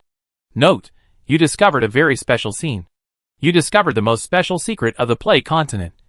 The material that carries the cornerstone of all the word spirit warriors, Lin, is actually the soul of the plague demon. Note, this is a secret that cannot be told. You have been cursed by the plague demon. You cannot tell anyone about this, or your soul will face the plague demon. Note, you must not let the plague demon know that you know this secret. Su Bei showed great fear. The path of cultivation for everyone in the plague continent is actually based on the plague demon soul as the foundation. In other words, everyone's life and power are only in the plague demon mind. Opening the inscription is to praise the plague demon true name. Strengthening oneself is to strengthen the plague demon soul. Stepping into the demigod is to help the plague demon soul step into the demigod. Everything is a dowry for the plague demon. Once you step into this path of cultivation, You will never be able to get rid of the plague demon shadow. The plague demon smiled, opened the jar, scooped up the soul in it, and pressed Subei's abdomen with one palm. This is Lin. A treasure that is not that big. But such a treasure can make people learn the soul forging method. Don't you think it's strange? It's really strange. How can I not practice if it's so strange? Subei gritted his teeth and tried his best to resist the influx of souls. Nonsense. Now, practice. The plague demon shouted and used his charm to erode Subei's reason. Subei gritted his teeth and suddenly saw the plague demon in front of him. Her clothes were disheveled, revealing her beautiful and white body. She raised her eyebrows and flirted with him, and hooked her hand with hesitation. How could Subei resist the charm of a succubus above the demigod? Hurry up. The strange holy light is coming. You should practice the cultivation method quickly. I will help you improve your strength. The plague demon shouted. The will instantly broke through Subei's mind. At this moment, Subei officially started the inscription practice method and became a word spirit warrior. The plague demon smiled happily, but soon stopped smiling, because grace was coming soon. The plague demon opened the teleportation array without hesitation, pointed to the location on the map, and lightly clicked. You first comprehend and immerse yourself, and I will take you to escape. By the way, find a way to contact the god behind you. We must work together. I will not treat you unfairly if I teach you the cultivation method. I regard you as half of my apprentice. You have to do something to help us survive. Subei slowly came back to his senses, looking at the extremely powerful soul entrenched in the center of his mind. His heart sank to the bottom of the valley. Chapter 239, Kind Master and Filial Piety. Plague Continent. The three core areas of the law enforcement team. Ashura sighed softly as he looked at the silent girl sitting on the stone. Jasmine has been more and more silent these days. Although she often says that it's nothing, Ashura always feels that she has been seduced by a man, which has led to her loss of appetite. The fact is not so. Jasmine is silent only because she feels it. She feels that Mr. Subei is in danger. The heartbeat frequency was so chaotic. Sometimes fast and sometimes slow. Extremely chaotic. Mr. Subei, where are you? Everyone. Are you okay? Jasmine asked Feng gently. But she didn't wait for Feng's reply. Sister Ashura, if the Ashura tribe can't find anyone, I will go find it myself. At this time, behind Ashura, a strong man with strange red patterns on his body walked out and brought the latest news. Your Highness, traces of holy light have been found in various places in the northern part of Heping district. There are people passing on the phenomenon. It is suspected that the former holy light saint you once mentioned. Jasmine showed a happy expression and suddenly stood up. Is it Sister Elena? Today, Jasmine packed up and got ready to go to meet Sister Elena.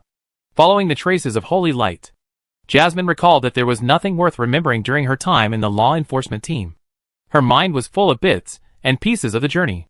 During the time she lived in the Ashura tribe, many Ashura men approached her, but Jasmine always politely refused. Jasmine seemed to be aware of her feelings. I really want to see Mr. Subei. It's been less than a week since we last met. But Jasmine's thoughts are pouring out of her body like a fountain. Her small body can't bear this surging thoughts. Hearing this longing, Ashura sighed, asked curiously, and smiled playfully. What are you going to do after you see me? It seems that he wants to hear the outrageous words from this cute girl. Jasmine thought about it, raised the corners of her mouth, and smiled happily. I just want to see you. I haven't thought about anything else. If you want to do anything, just think about it when you see me. Ashura was stunned. After several space moves, Subei finally stopped beside a hot spring. The hot spring was emitting boiling hot steam, and there were several powerful monsters beside it. But at this moment, the plague demon had their souls extracted, leaving only a corpse. The plague demon breathed gently, enjoying the hot spring happily, without paying any attention to Subei beside him. Just now, the plague demon took half a minute to untie the chains on Subei's body, took off his coat in front of Subei, jumped into the hot spring, closed his eyes, and enjoyed this moment of tranquility. To the plague demon, humans and she are not of the same species. Just as people do not mind taking kittens and rabbits to the bath. In the eyes of the plague demon, Subei is now a pet toy that she is very satisfied with. And even if they are of the same species, the plague demon does not mind. She likes cute girls who are pleasing to the eye and obedient. In her eyes, Su Bei is such a high-quality girl. If the other party's talent is not so good, perhaps the plague demon will absorb the other party as its own dependent. Unfortunately, Su Bei's soul foundation was too good, and she couldn't help it. Fortunately, Su Bei was a woman, and no matter what choice she made, plague demon would not feel any loss. If Su Bei was a man, plague demon thought of that past event, gritted his teeth and clenched his fist, and said indignantly, "Evil beast, if you dare to get close to me, I will kill you." Dog man. Su Bei jumped when the voice suddenly sounded. Plague demon quickly comforted, "I'm not talking to you. You should feel it well, and I will find the first rune cornerstone for you." Thinking, plague demon murmured to himself, "The starting point must be high, and the potential must be sufficient. Let's take the current princess of the Shura tribe as the first cornerstone. She and her contracted dragon have 2 bodies and 1 soul, and have the potential to be promoted to the 9th pattern. Such qualifications should be able to develop Su Bei's soul to the extreme." Aside, Su Bei faced the hot spring sideways, and did not look into the hot spring, even though he knew that if he looked into the hot spring at this moment, he would see the plague demon. Like body like a lowly. Su Bei rubbed his sore wrist, collected a piece of sky lock, fragments scattered on the ground, and stuffed it into the playing cards. This is a treasure. Even if there is only a fragment, it is still the body of the heavens lock. His hands kept moving, and his mind was also working fast. Su Bei was thinking about how to plot against the plague demon. It was not enough to just run away. He was branded with a plague demon. She must die. Su Bei would not let go of anyone who would threaten his life, no matter what they were. At present, there were only 3 people on this continent who could pose a threat to the plague demon: wisdom, freedom, grace. If the wisdom is not in the right state, it is difficult to play a role. Grace seems to be chasing the plague demon, but can't catch it. Freedom is offline during the day. So, are there any other breakthroughs that have not been noticed? Su Bei suddenly had an idea. Luminera. Facing the slightly powerless Luminera in Gothic. Facing the more powerful plague demon.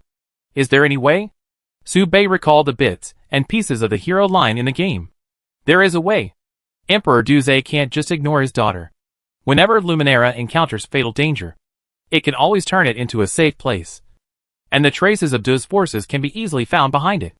In other words, once Luminera encounters a fatal threat, Emperor Duz will not sit idly by, gathering the power of the entire Duz Empire to invade the Plague Continent. Will it still be impossible to take down the Plague Demon? The more Su Bei thought about it, the more he felt that this matter was feasible. But Su Bei could not take the initiative to say this matter. He still needed to wait for an opportunity. Voila! The sound of people getting out of the hot spring came from the side of the hot spring. Su Bei resisted the urge to look, fearing that a second glance would cause some unnecessary reaction and expose his disguise. Plague Demon left the hot spring, walked on the surface of the hot spring without getting his feet wet, wiped his body quietly, and looked at Su Bei calmly, looking at Su Bei who didn't even dare to look at him. Plague Demon smiled slightly and said calmly, "There's no need to be so respectful and distant to me. You are at least half of my apprentice. My family members in the palace often help me bathe and change clothes. If you are willing to do this, I will be happier." Su Bei nodded, still facing the Plague Demon, and said sincerely, "I'm shy." A gust of wind blew by. A pair of white ram horns with 9 bends and 18 curves passed across Su Bei's face. And then Su Bei smelled a charming flower fragrance, which made him blush a little. Plague Demon, drying his hair, shaking off the water stains on his body, taking a step forward, and sticking to Su Bei's back without a strand of clothing. "You are too wary of me. There is no need to be so. I am sincerely good to you, and want to cooperate with the gods behind you. I like cute girls, and I am very tolerant and forgiving of girls. I will be happier if you are a little more unrestrained and casual." The Plague Demon, the right hand fell on Su Bei's shoulder, and he sighed softly, with the care of an elder for the younger generation in his sigh. Su Bei still did not turn his head, and responded sincerely, "Yes, I will be more unrestrained. Thank you for the gift. If there is a chance, I will repay your kindness double." The two talked and laughed. The scene was warm and harmonious, like a loving family. Chapter 240 still coming? In the center of the Plague Continent, Gray stopped and took a deep breath, feeling the coordinates of the playing cards. when she gave gifts to Su Bei and his party. Grace bestowed an indelible blessing of holy light on the playing cards. In other words, she installed a radar on it. Grace never doubted her holy light power. But at this moment, she had to wonder if there was something wrong with her. The playing cards are moving too fast. Why can't I catch up no matter how hard I try? Even if it's a space-type array treasure. With such frequent use, the magic power should have been exhausted long ago. What's going on? Grace thought for a moment, and shook her head. Well, if that's the case, I walk through this continent, and catch that strange guy sooner or later. Grace is chasing Su Bei. Molly and Azura went together, riding the Asian dragon to chase the holy light. The plague demon wanted to extract Azura's soul, and engrave the first inscription for Su Bei. At this time, the three parties formed a strange circle, chasing each other. But no one caught up with anyone, and temporarily reached a dynamic balance. As time passed, the sky gradually turned to night. Night. The sky was full of stars, and the wind and waves were very strong, which looked like a good omen. Su Bei sat by the pond and fished, saying that fishing could help him practice the soul forging method faster. But in fact, he just wanted to delay time to prevent the plague demon from taking him to the next level. Fortunately, the plague demon believed Su Bei's words without a doubt. This was no wonder. Su Bei really learned too fast, and he had built the basics in less than an hour, and spent the rest of the time consolidating. But only Su Bei himself knew that he had never practiced at all. The inscription system seemed to be Su Bei's own son, rushing around in his body, and opening up all the nodes for him. As for consolidation, it was impossible. Su Bei had never touched any knowledge about the inscription system. Have you contacted the god behind you? It's very exhausting for me to run like this. I can't hold on for too long. Hearing this, Su Bei responded seriously and sincerely. Soon. The plague demon frowned and asked doubtfully, how long will it take to contact? You said it was fast in the morning, and it was still fast after running all day. How fast is this fast? Sensing that the plague demon showed some doubt, Su Bei turned his head sincerely, looked into the other's eyes, and said sincerely, very fast. How fast? Very fast. Evil beast, I think you have already met your death. The plague demon looked at Su Bei, and his eyes suddenly became cold. Su Bei hurriedly comforted him. Look, you are anxious again. Calling on the gods requires a sincere heart and a devout faith. You have been teleporting with me all the time, and it is difficult for me to remain calm. Plague demon squinted his eyes and looked at Su Bei for a while, thinking that it would be a waste to eat him now. So he suppressed his temper. Okay. In that case, I take you to engrave the first rune first. Su Bei was stunned, racking his brains to think about the topic, and hurriedly said, you are also a great existence. If your followers call you, can you get a response from you? Plague demon nodded without thinking. Yes, everything has a response. This is the attitude that God should have. But few people will call me. Su Bei asked in confusion. Why? Since you respond to everything, why are there so few people calling you? If you call me for a trivial matter, I will suck out your soul and feast on it. It will benefit me anyway. So why shouldn't I respond? The plague demon said in surprise. Su Bei was speechless now. After a pause, Su Bei continued, I need a quiet environment and a pious heart. Give me some more time. The plague demon snorted a few times slowly, feeling Grace's relentless pursuit and getting faster and faster, and squinted his eyes. Then he stretched out one hand, pinched Su Bei's sleeve, and said lightly, in this case, I will engrave the first inscription for you.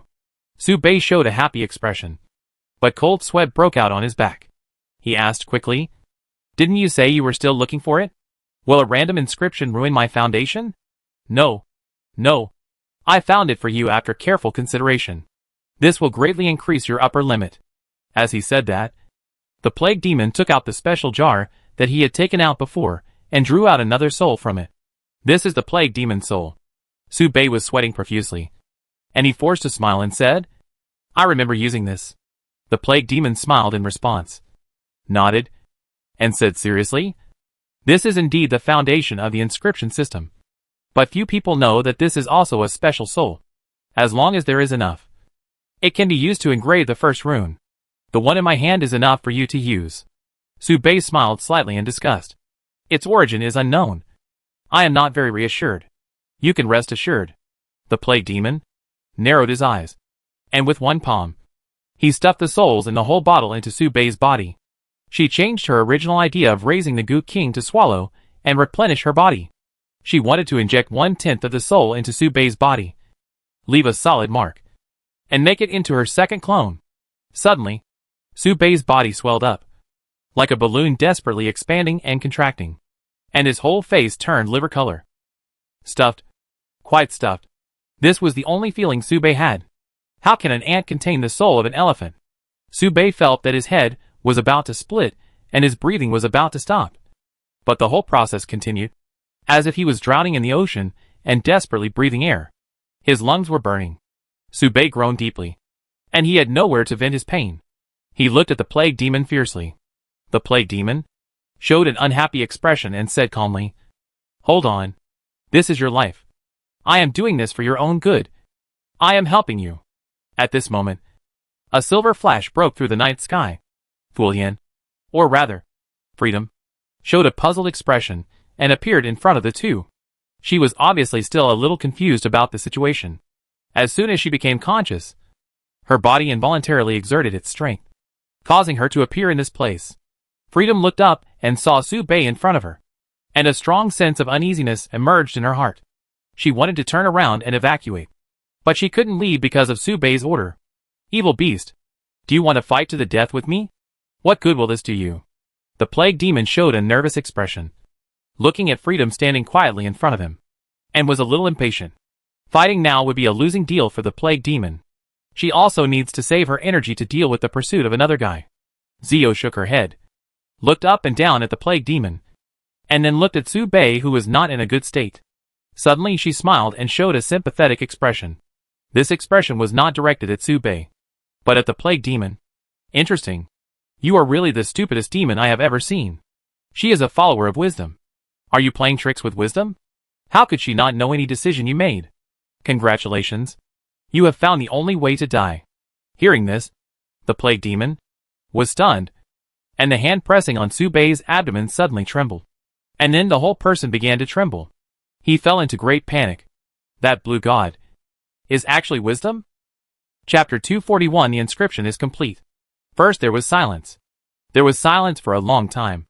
Only Subei's low roar could be heard, and all other sounds were extinguished. Freedom did not speak again, but just smiled, with more teasing and more pity in his eyes. The law of the whole world is like big fish eating small fish. The fewer small fish there are, the less big fish can eat. If one is eaten by others, one is less. And she did not dare to take the small fish marked by wisdom easily. She spent a lot of time on the plague demon, and even fought a special battle for it. If she became a dowry for others, even she would be very unhappy. Plague demon, suppressing his panic, he screamed, "Evil beast! What nonsense! Even if that person is wise, what can she do when I have the absolute initiative? I can't lose. If I want Subei to die now, she has to die. She is completely mine from body to soul, inside and out." Freedom laughed, holding his stomach, chuckling, laughing, as if he heard something incredible. Seeing this, plague demon gritted his teeth, forced a smile, and said calmly, "Ha! I have the advantage. Don't try to scare me," the plague demon said, with his hands on his hips, laughing. His smile was a little dry, hiding his inner uneasiness, and still using the power of words to embolden himself. In other words, is there nothing that wisdom has not considered? She is just a follower of wisdom, not wisdom's own son. Wisdom has no reason to pay attention to her. Freedom pity was even greater, and he had completely lost the desire to talk to the plague demon, and gave the last piece of advice. "You are self-righteous, like a toad at the bottom of a well. You really should look around, instead of lying in your comfort zone and guarding this little piece of land." "Impossible. Subei is already mine." Plague demon, feeling the mark that belonged to him on Subei's soul, he regained his confident smile. The soul will not lie. Even if the body dies, the soul will not betray. How could it not belong to him if he had his mark on him? Plague demon narrowed his eyes, suppressed his uneasiness, turned to look at Freedom, and asked coldly, "Then what are you doing here? Do you still want to fight?" Freedom shook his head, looked at Su Bei who was absorbing the engraved inscription, and suddenly said, "Kill him, and I will help you find your problem. Now is not the time to discuss the plague demon. If we want to discuss what is more serious, it is naturally her own problem. Her body completely obeys Su Bei's orders, and her soul also surrenders to Su Bei. This means that this soul, except for the existence of self-consciousness, no longer belongs to her. This is something that is difficult for Freedom to accept. She is high above, and her pride is sacred and inviolable. How can she be willing to become a puppet pushed out in the open? Yes. In her opinion, Su Bei was just a chess piece in the game between big men. She could accept losing to wisdom, and becoming wisdom's spoils of war. But she could never accept that her ownership belonged to Su Bei. She couldn't attack Su Bei. But the plague demon could. This was exactly why Freedom was willing to remind the plague demon. The plague demon was stunned, and then looked at Su Bei. At this time, Su Bei had absorbed the soul, and was in the process of engraving the first inscription. The whole process took an hour. During this period of time, Su Bei's consciousness returned to the soul, and she could not feel any information outside the body. If wisdom really made a move, perhaps this was the best time for the plague demon to get rid of wisdom and make a plan. The plague demon clenched his fist, hesitated again and again, and finally put his hand down, smiling coldly. A gamble. The bicycle turned into a motorcycle. She had coveted the road to becoming a god for too long, and it was impossible for her to give up this opportunity because of a little risk. Every road to becoming a god is fought out. Taking a step back. Is there a possibility that wisdom didn't plan for this step? Su Bei spent an unusually long time engraving the inscription. This is natural. It was not until Su Bei officially engraved the first rune that he noticed something was wrong. He also understood the profound intention of wisdom throwing himself to the plague demon. When wisdom died, he was already incomplete, with only part of his soul living in Li Lizi. If this part of the soul was reduced, Su Bei didn't dare to think about how much self-awareness wisdom would have left. That's right. Wisdom did not do anything to the plague demon, but to Su Bei. Wisdom knew that Su Bei's soul power was extremely strong, and realized that once the plague demon saw Su Bei, there was no reason to let him go. So wisdom took advantage of the situation and left part of his soul on Su Bei, and then led the plague demon to Su Bei. There were two reasons for doing this. One was to let the plague demon take Su Bei away from Grace's pursuit. The other was to seduce the plague demon and let it take the initiative to start soul forging for Su Bei. At this time, the two things were successfully completed, pushing Su Bei's soul forging to the peak. When Su Bei opened the inscription path to engrave the inscription cornerstone, the wisdom part of the soul suddenly appeared, occupying the position where the plague demon had stayed, and guarding his soul for him. At the same time, the wisdom residual soul turned into the inscription cornerstone of Su Bei, watching the restless soul of the plague demon from afar, and drove all of them onto the first inscription. At this time, Su Bei's first inscription had taken shape, with the soul of the god as the cornerstone. The first rune was engraved with part of the soul of the plague demon. Even the plague demon. I had never thought of such an exaggerated possibility. Which god is willing to sacrifice part of his soul to achieve his own followers? But wisdom did it. Which made Su Bei wonder what he meant to wisdom, and why he was worth the other party's investment. Su Bei retracted his thoughts, and observed the first inscription on his right arm. The inscription is called Charm Form. Calling this word spirit can transform oneself into a succubus physique, gain high agility, improve attributes, and gain some succubus characteristics. Compared with ordinary inscriptions, the charm is more comprehensive and comes with special effects. It is worthy of being an inscription generated based on the plague demon. It is very powerful. However, Su Bei opened his eyes in a trance, and he was still a little angry. He didn't like wisdom making decisions without telling him anything in the name of doing good for him. This is just like those parents who say for your own good but don't care about their children's feelings at all. The feeling of being kept in the dark made Su Bei feel very depressed. He made up his mind that the next time he saw Li Lizi, he must punish her severely and let her know the consequences of hiding something from her. Thinking of this, Su Bei slowly opened his eyes and saw the indifferent Freedom in front of her, and he breathed a sigh of relief. The bodyguard came. Then, Su Bei looked at the plague demon again, and the words, "Beat her," were about to come out of his mouth. At this time, the holy light burst out, illuminating the dark night. The words that Subei had squeezed to his lips stopped in his throat. Grace also arrived. Chapter 242 I Won't Let You Go. I found you. From a distance, Grace's voice followed the holy light and reached the ears of the three people at the speed of light. Come again? Is this guy still haunting me? Plague demon. I shuddered again, thinking about how I had to flee in my own home. And I couldn't help feeling a little wronged. First, freedom, then holy light, and now wisdom. Plague demon.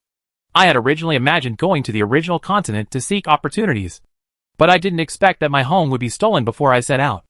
Zio was stunned, wondering why another strange guy came. This holy light gave her a strange feeling, as if it was not all holy light. Zio cast a curious looked directly at the holy light, and even took the initiative to accept the holy light, feeling this rule to guess the other party's identity. The holy light shone on Subei, corrupting Subei's consciousness, and wanted to transform Subei into a believer of the holy light. Subei was stunned, and quickly stopped the command that came out of his mouth, looked at the holy light, and used the power of the inscription for the first time, chanting softly, "Charm." Subei opened the first inscription to resist the power of holy light. After the words fell, Plague demon hid his worried expression, showed a happy expression, and hurriedly said, "It's done.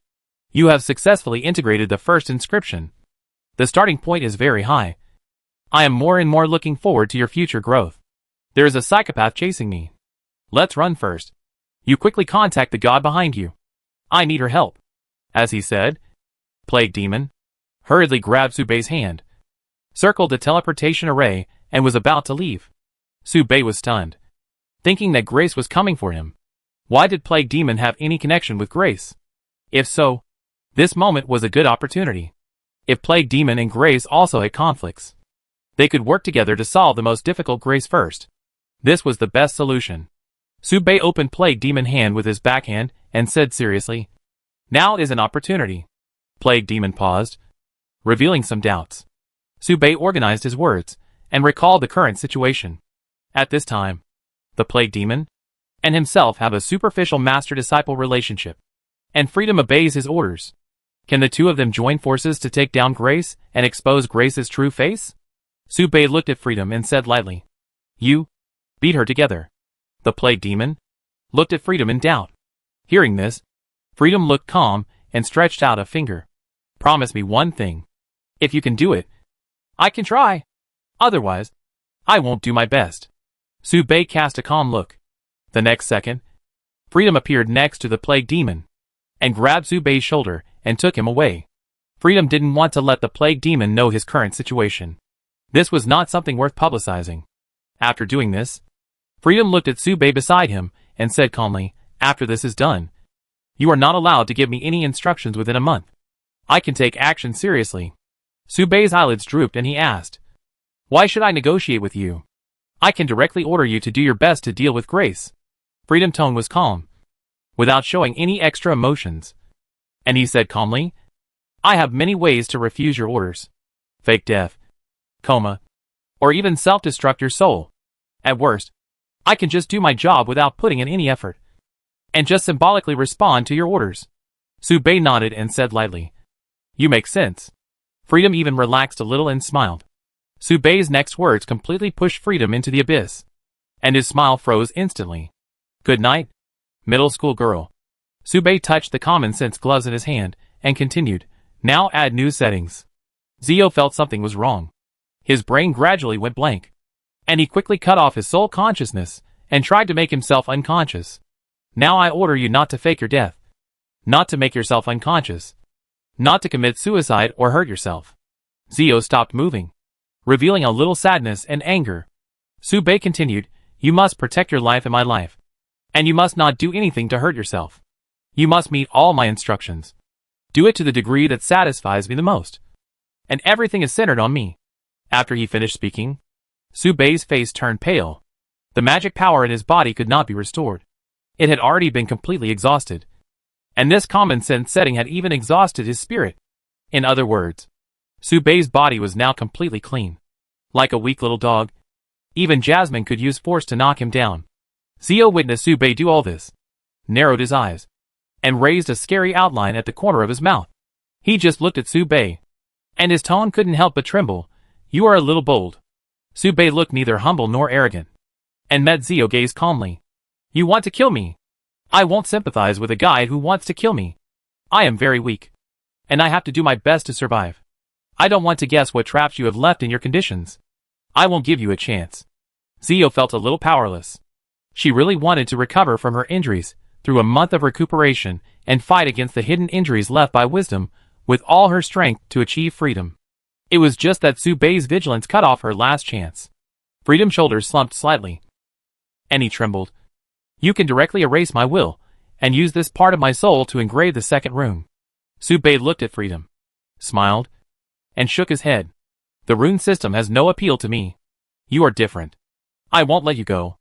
I won't let go of any gods who want my life. I will extract your soul, and use your statue to create a body for you. I will deprive you of your power, and let you experience the sufferings of birth, aging, illness, and death. I want you to feel the feeling of having your life controlled by others. Let you experience the despair and pain you brought to me. Finally, I will let you go. Let your soul return to freedom, and completely destroy your high and mighty attitude. In this way, do you still think you are a god?" Freedom felt great fear. Freedom has been observing Subei in the kingdom of God for a long time, and has never seen Subei be so cruel to others. Freedom gritted his teeth, unable to keep his expression under control, and gritted his teeth and said, "I in heaven will not let you go. Once you leave the plague continent, I will fight you with all my strength until you die. You will lose your lifelong freedom, and become a chess piece of the gods forever. And you will never be able to turn over." "Okay. You too." Subei nodded. Thanks to the absence of Jasmine during this period, Subei no longer has any scruples in doing things. It is necessary to strip the free soul as soon as possible. Coincidentally, she has a very useful plague demon by her side. She has a very high attainment in the soul, and she can ask her for advice in the name of an apprentice. Everything is developing in a good direction, and Subei gradually sees vitality and hope. Every time she encounters difficulties, she will grow faster. The cold wind blows on Subei's face, blowing her black hair flying, hiding the deep eyes. The holy light has arrived. Is it a hunt? Or a trap? Chapter 243 Reunion. After the conversation, Zio narrowed his eyes. His breath became colder, and he looked at Subei without saying a word. At this time, the holy light has arrived. Grace stepped on the wisps of holy light, like the goddess of holy light descending to the world, and entered the sight of everyone. Grace held a round ball of light and looked at everyone from a distance, frowning slightly. Suddenly he was stunned. The foot that was approaching paused and retracted. The holy light faded, and the speed of fading was several times faster than the speed of coming. Plague demon? Stupefied. In the distance, Subei was also stunned. Zio still had a sullen face, as if she was not responsible for Subei sleeping with her. The picture suddenly stopped and fell into an eerie silence. Could it be that this bitch was afraid? So she ran away? The plague demon? Asked doubtfully, with a violent and rude tone, revealing a little pride in his heart. Evil beast. You still want to chase me thousands of miles? I will make her pay when I recover from my injuries. The plague demon still wishfully thought that Grace was coming for her. Freedom thought it was not difficult to guess why Grace left, but he was too lazy to explain. Anyone who saw the plague demon so close to Freedom but not fighting would have to consider whether there was some conspiracy. The holy light believer was just a demigod who had just entered the threshold. Why should they be so vigilant? However, Freedom recalled some details when Grace appeared and fell into doubt. Grace made her feel a little familiar. After thinking about it, Freedom shook his head again, and really couldn't overlap it with a certain figure in his memory. Maybe it was an illusion? When had she ever met the demigod followers of other gods? Maybe they just happened to meet. Thinking about it, Zio sighed and exhaled lightly. She had planned to delay time by fighting, so that she could avoid being tortured by Subei. Fortunately, it was almost dawn, and her time to wake up was about to pass. Zio was silent and prayed that Subei would not think of her existence. Zio tried every means to avoid Subei, but still failed. Subei did not think of letting Zio go, so he approached Zio and asked first, "What are you thinking about now?" Zio glanced at Subei and tried hard not to open his lips, but his body couldn't help but move. Humph. Blood flowed from the corner of Zio's mouth. His eyes gradually became blurred, But he couldn't help but open his mouth. I'm thinking, you'd better not take the initiative to find me. Su Bei suddenly showed some curiosity and asked, Are you afraid of me? I just feel irritated, Zio said coldly, wiped the blood from the corner of his mouth, turned his eyes to the other side, and chuckled disdainfully. Why would I be afraid? Interesting. You are too self-righteous. Hearing the contemptuous words from Zio, Su Bei did not show any anger, but asked a new question. You know you have to answer when I ask you. Why do you still resist? Zio was silent, as if she didn't want to answer, but her body didn't allow her not to answer. 3 seconds later, Zio opened a small gap in her lips and answered in a very light voice. I hate this feeling. You ask me and I answer, which makes me feel a little ashamed. How ashamed? Su Bei asked again. Zio realized that Su Bei did it on purpose, just to embarrass her. These stupid questions made Zio feel like dying. She smiled and looked at Su Bei, her eyes full of unyielding and threatening. Su Bei was fearless and continued to ask calmly. How ashamed? Are you humiliating me? Zio laughed angrily, and the violent power was released around him, exploding into waves of magic. Su Bei could only describe this behavior in 4 words. Impotent rage. So, how ashamed are you? Freedom gritted his teeth, unwilling to speak out word by word. I feel insulted by telling an ant about my thoughts and feelings. Are you satisfied with this answer? The answer was quite standard, and there was no special answer. Su Bei nodded and stopped talking. This game that crushed Freedom's self-esteem was temporarily terminated by Su Bei. Take me to the side of the plague demon, Su Bei said lightly, thought for a while, and continued to add. Don't reveal the connection between you and me. Keep a distant relationship. After you go back, throw me in front of the plague demon. Reveal the hostile relationship between you and the holy light, and leave. Also, in order to keep in touch, give me something to contact you. Zio clenched his palms, holding back the discomfort, and responded, I didn't bring anything to the lower world, and there is no token that can let you contact me. Hearing this, Su Bei glanced away and continued. Then you cry to me. Your tears can always communicate with you. Zio frowned and shook his head. This body does not belong to me, and the tears I cry out will not be the tears of the goddess, and they will not have any effect. Su Bei was stunned. What about Li Lizi? It seems that the connection between wisdom and Li Lizi is not just a simple soul residence. Despite hearing Zio answer, Su Bei still did not give up and asked again. Is there no way for me to contact you? Zio closed his eyes, not wanting to see Su Bei's hateful face, and said lightly, Yes. Say, you become my believer and pray to me. Su Bei narrowed his eyes, glanced at Zio, and no longer mentioned this issue, and then said, Send me back. In fact, at this time, Su Bei could completely avoid the plague demon, or let Freedom and the plague demon explode, and he could reap the benefits. But Su Bei still needed to use the plague demon to get some information regarding the soul. The plague demon has too much knowledge worth learning. Hearing this, Freedom grabbed Su Bei's shoulder and flashed in front of the plague demon. The moment he landed, Su Bei was thrown out by Freedom, bounced and rolled on the ground for 3 times, and hit the plague demon. The plague demon raised his hand to catch Su Bei, sent him aside, looked at Freedom behind Su Bei warily, frowned and asked, You can leave completely. Why do you want to come back? It's a pity that I couldn't use you to kill the holy light believer. Freedom sighed and slowly left. Plague demon always stared at Freedom background until the other party disappeared from his sight. And then he breathed a sigh of relief. When Grace, the threat, temporarily left, Freedom became her biggest threat. She and Freedom were in a situation of life and death. And even when Grace chased her for thousands of miles, she did not forget to beware of Freedom. Now she completely couldn't understand the situation. Are you really a wise follower? Plague demon turned his head and asked Su Bei. If Su Bei was a follower of wisdom, why could he be so close to Freedom without a life and death situation? Any powerful being who had ever peeked into the history of the God Wars knew that wisdom had been separated from most of the gods, and was hunted down by the rest of the gods for this reason. Wisdom and Freedom were even more mortal enemies, and had fought several life and death battles of varying sizes. The last time they met, Su Bei was still tied up by the heaven's chains. This time, Su Bei was forcibly abducted by Freedom, but he was sent back alive. This made the plague demon feel incredible, and he couldn't help but wonder if there was any conspiracy Hearing this, Su Bei showed a puzzled expression. He himself didn't know when he became a wise follower. He thought about it, and responded sincerely. Everyone thinks so. Right? Indeed. Everyone thinks he is a wise follower. But Su Bei himself doesn't know. But the plague demon read other meanings in Su Bei's words. Are you a follower of other gods? Disguised as a wisdom follower? The plague demon asked with some distrust. At least I am not a free follower, Su Bei said lightly. Feeling a little irritated, he wanted to dispel the plague demon concerns, so that he could ask for advice and learn more about the direction of the soul. But the plague demon was wary of him.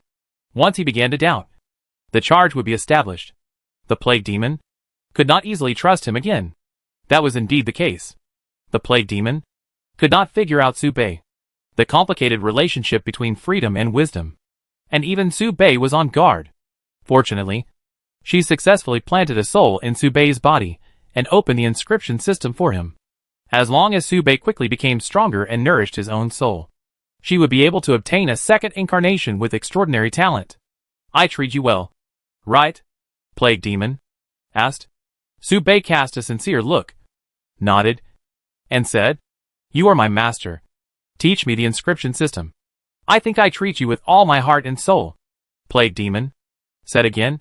Su Bei nodded and said sincerely, Indeed, my strength is not weak. In terms of your professional system, my strength is far superior to most demigods. Su Bei nodded, without comment. Then, are you willing to become my follower and abandon your former beliefs? The plague demon exuded the characteristics of a succubus, and a pink breath continued to flow from Su Bei's nose. This sentence finally revealed the plague demon purpose. She felt that planting the soul in Su Bei's body was still not safe. So she had to take a second insurance. Hearing this, the succubus tail stretched out and circled upwards. She looked extremely hesitant, as if she was making a difficult decision in her heart. Her brows kept tightening and wrinkling, over and over again. After a while, Su Bei shook his head bitterly and said sincerely, My God once gave me a miracle. I can't abandon her faith.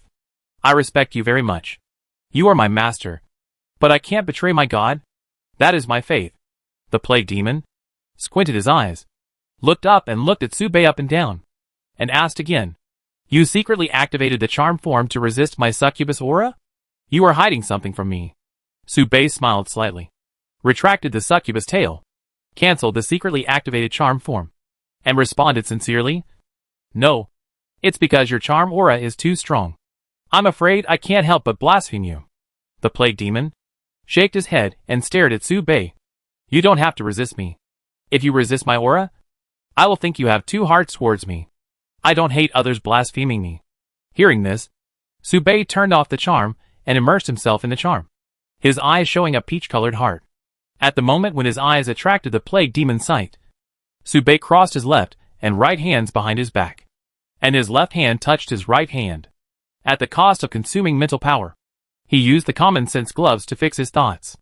This made Su Bei's newly recovered mental power squandered in an instant, and his face turned a little paler, revealing a pair of eyes that had lost wisdom.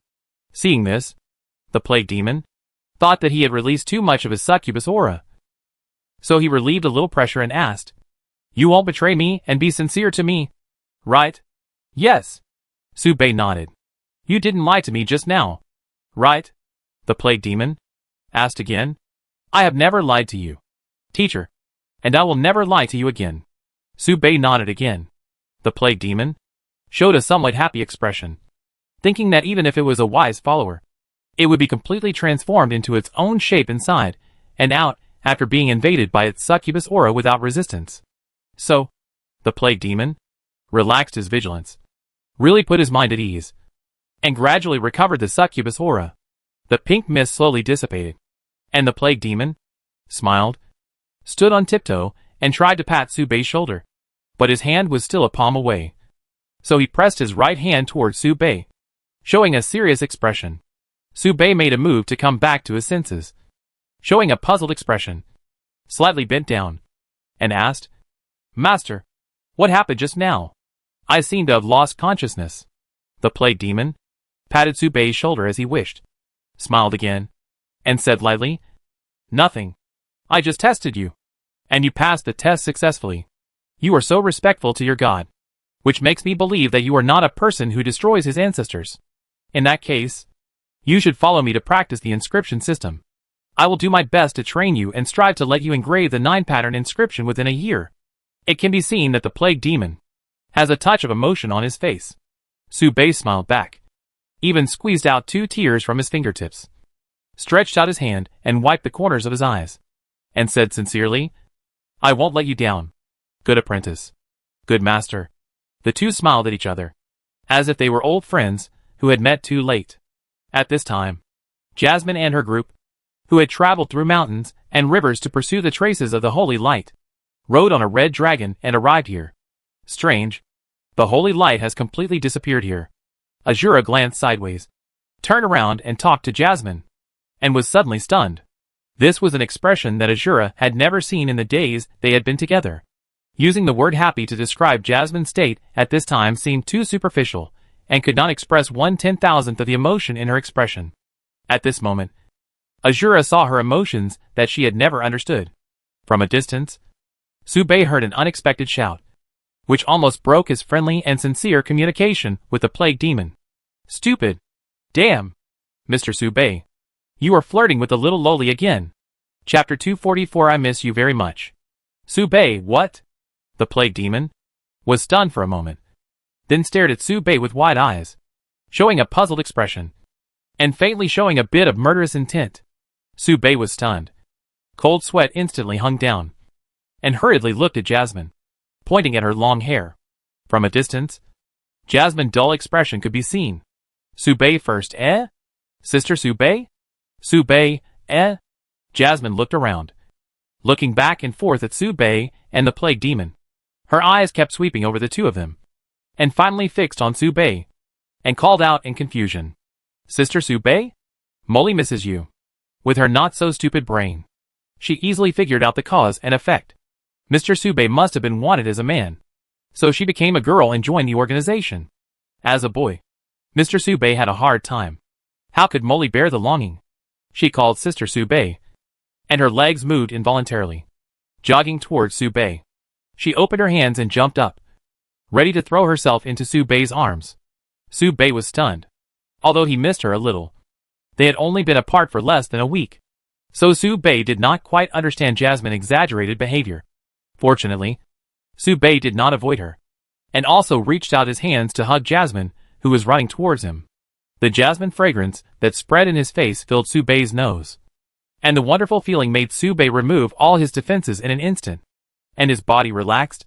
The tense nerves of the past few days instantly collapsed and loosened. Su Bei immersed himself in the embrace, gently hugging the soft and fragrant little body with his hands. His back tensed up, and his hands leaned on Jasmine's waist. He did not dare to use too much force, for fear of hurting the girl in his arms. But Jasmine wanted to use more strength, and she was already using more strength. Jasmine may have used the most strength a girl can exert, hanging on Su Bei like a koala. She smiled gently and said nothing. Just as she said, she only thought about meeting him, and she hadn't thought about what to do after meeting him. Even this hug was a spur-of-the-moment decision. Su Bei was slightly stunned, feeling his hands tightly restrained around his waist, and finally his stiff face melted, revealing a smile from the heart. The hug lasted about half a minute. Su Bei hugged Jasmine, and could only see Jasmine's chin resting on his shoulder, leaving him a small back of her head. It was fine at the beginning, but Su Bei was starting to feel a little awkward now. His body gradually tensed up, and his breathing became heavier. Sensing Su Bei's reaction, Jasmine let go of her hand, squinted her eyes, stood on tiptoe, her cheeks flushed, and looked Su Bei in the eye. Su Bei couldn't help but break the silence first. What's the matter? Have you been wronged? Su Bei recalled Jasmine's actions and asked with concern. No. Jasmine has met many friends, and they are all very nice to her. Jasmine smiled, paused suddenly, lowered her head and looked at her toes, and changed her words. But there are some. Right? Su Bei was puzzled, watching Jasmine drawing circles on her toes, and was stunned by the answer she gave later. Su Bei, my sister didn't come to me, so she came to you on her own initiative. Jasmine kept smiling, not knowing whether she was blaming or just chatting casually. Su Bei was silent for a moment, and then slowly answered, I will come to you after I finish the work at hand. Jasmine can't wait, Jasmine said loudly. Su Bei was stunned. Jasmine also knew that Mr. Su Bei would definitely come to see Jasmine.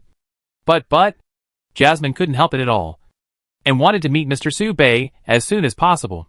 Jasmine looked at Su Bei, met Su Bei's evasive eyes, and her eyes curved like a crescent moon. We will meet sooner or later. It's been less than a week since we last met, Su Bei said in a daze. Doesn't Sister Su Bei miss Jasmine? Jasmine asked with her head tilted. Su Bei felt that Jasmine had changed in some way, but he couldn't describe it. He always felt that she was a little bolder, but this description didn't seem quite accurate. How to put it? It was like a child who had been adopted suddenly had unexpected changes and became a little out of control. This was how Jasmine felt to Su Bei at this moment. This made Su Bei's eyes evasive when he looked at Jasmine. A little bit, Su Bei replied. Just a little bit? Jasmine stretched out her hand, opened a little gap between her index finger and thumb, squinted her eyes, and aimed at the gap. Through the gap, blinked and asked Su Bei, So, how much do you miss her? Su Bei didn't have a definite answer in his mind. Su Bei just felt that if he met Jasmine now, Jasmine would be involved in a series of very troublesome things. But even if it would cause Jasmine to provoke a series of unnecessary troubles, Su Bei would occasionally think that if Jasmine was around, he might be much more relaxed. So, it should be a little more than a little bit. So Su Bei stretched out his index finger and inserted it into the gap between Jasmine's fingertips. In Jasmine's stunned expression, he slightly separated the little bit and said, About this much. Jasmine smiled happily. At this time, a girl with deep red skin riding a dragon jumped off the dragon's back and looked at Jasmine and Su Bei with strange eyes, and asked, What? Jasmine, do you like girls? I don't like it.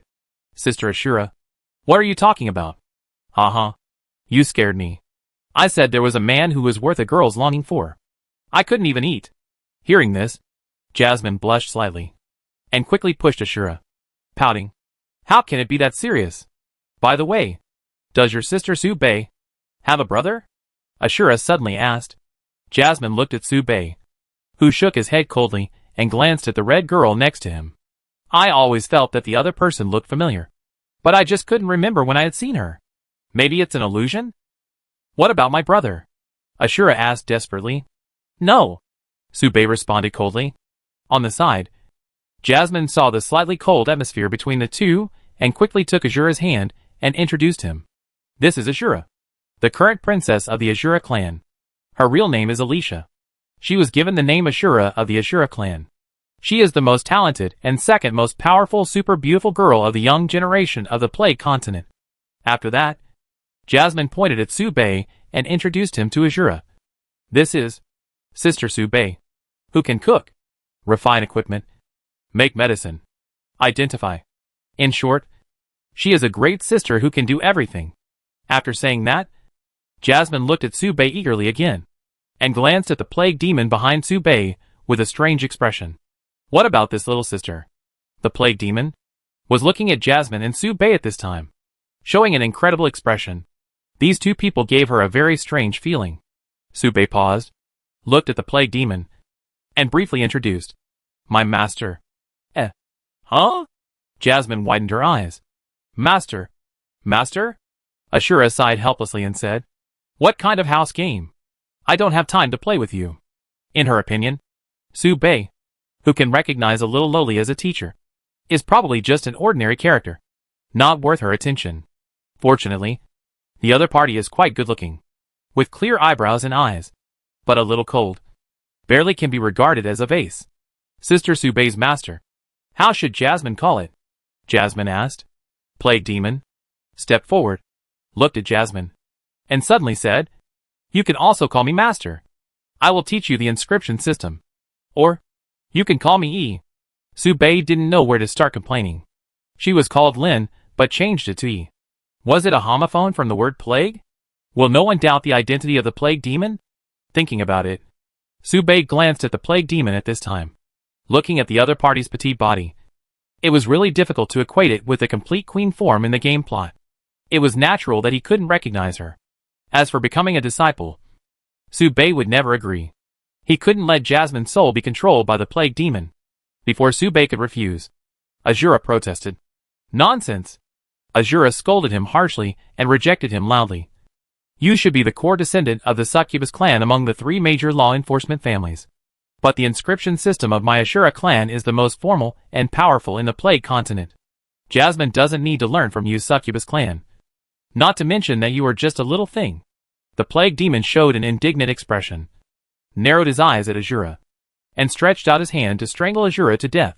At this time, Subei noticed the plague demon's violent behavior and quickly interrupted. Calm down. Maybe someone is observing this area. This sentence made the plague demon pause. And it also controlled her temperature just right. Once she made a move, her strength and state at the moment would be exposed. If freedom or strange holy light was waiting for an opportunity to move, it would bring her a considerable negative impact. Thinking of this, the plague demon showed a fierce expression, glared at Azura, and stopped stretching out his hand. On the side, Azura thought Subei was talking to him. So he glanced at him kindly and said calmly, It doesn't matter. No matter how much the other geniuses study and observe me, they are useless. They will not be my opponent.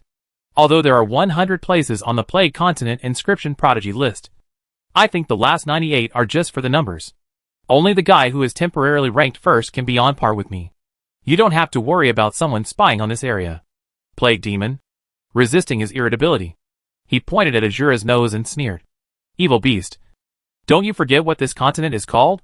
There is a plague palace above the Ashura clan.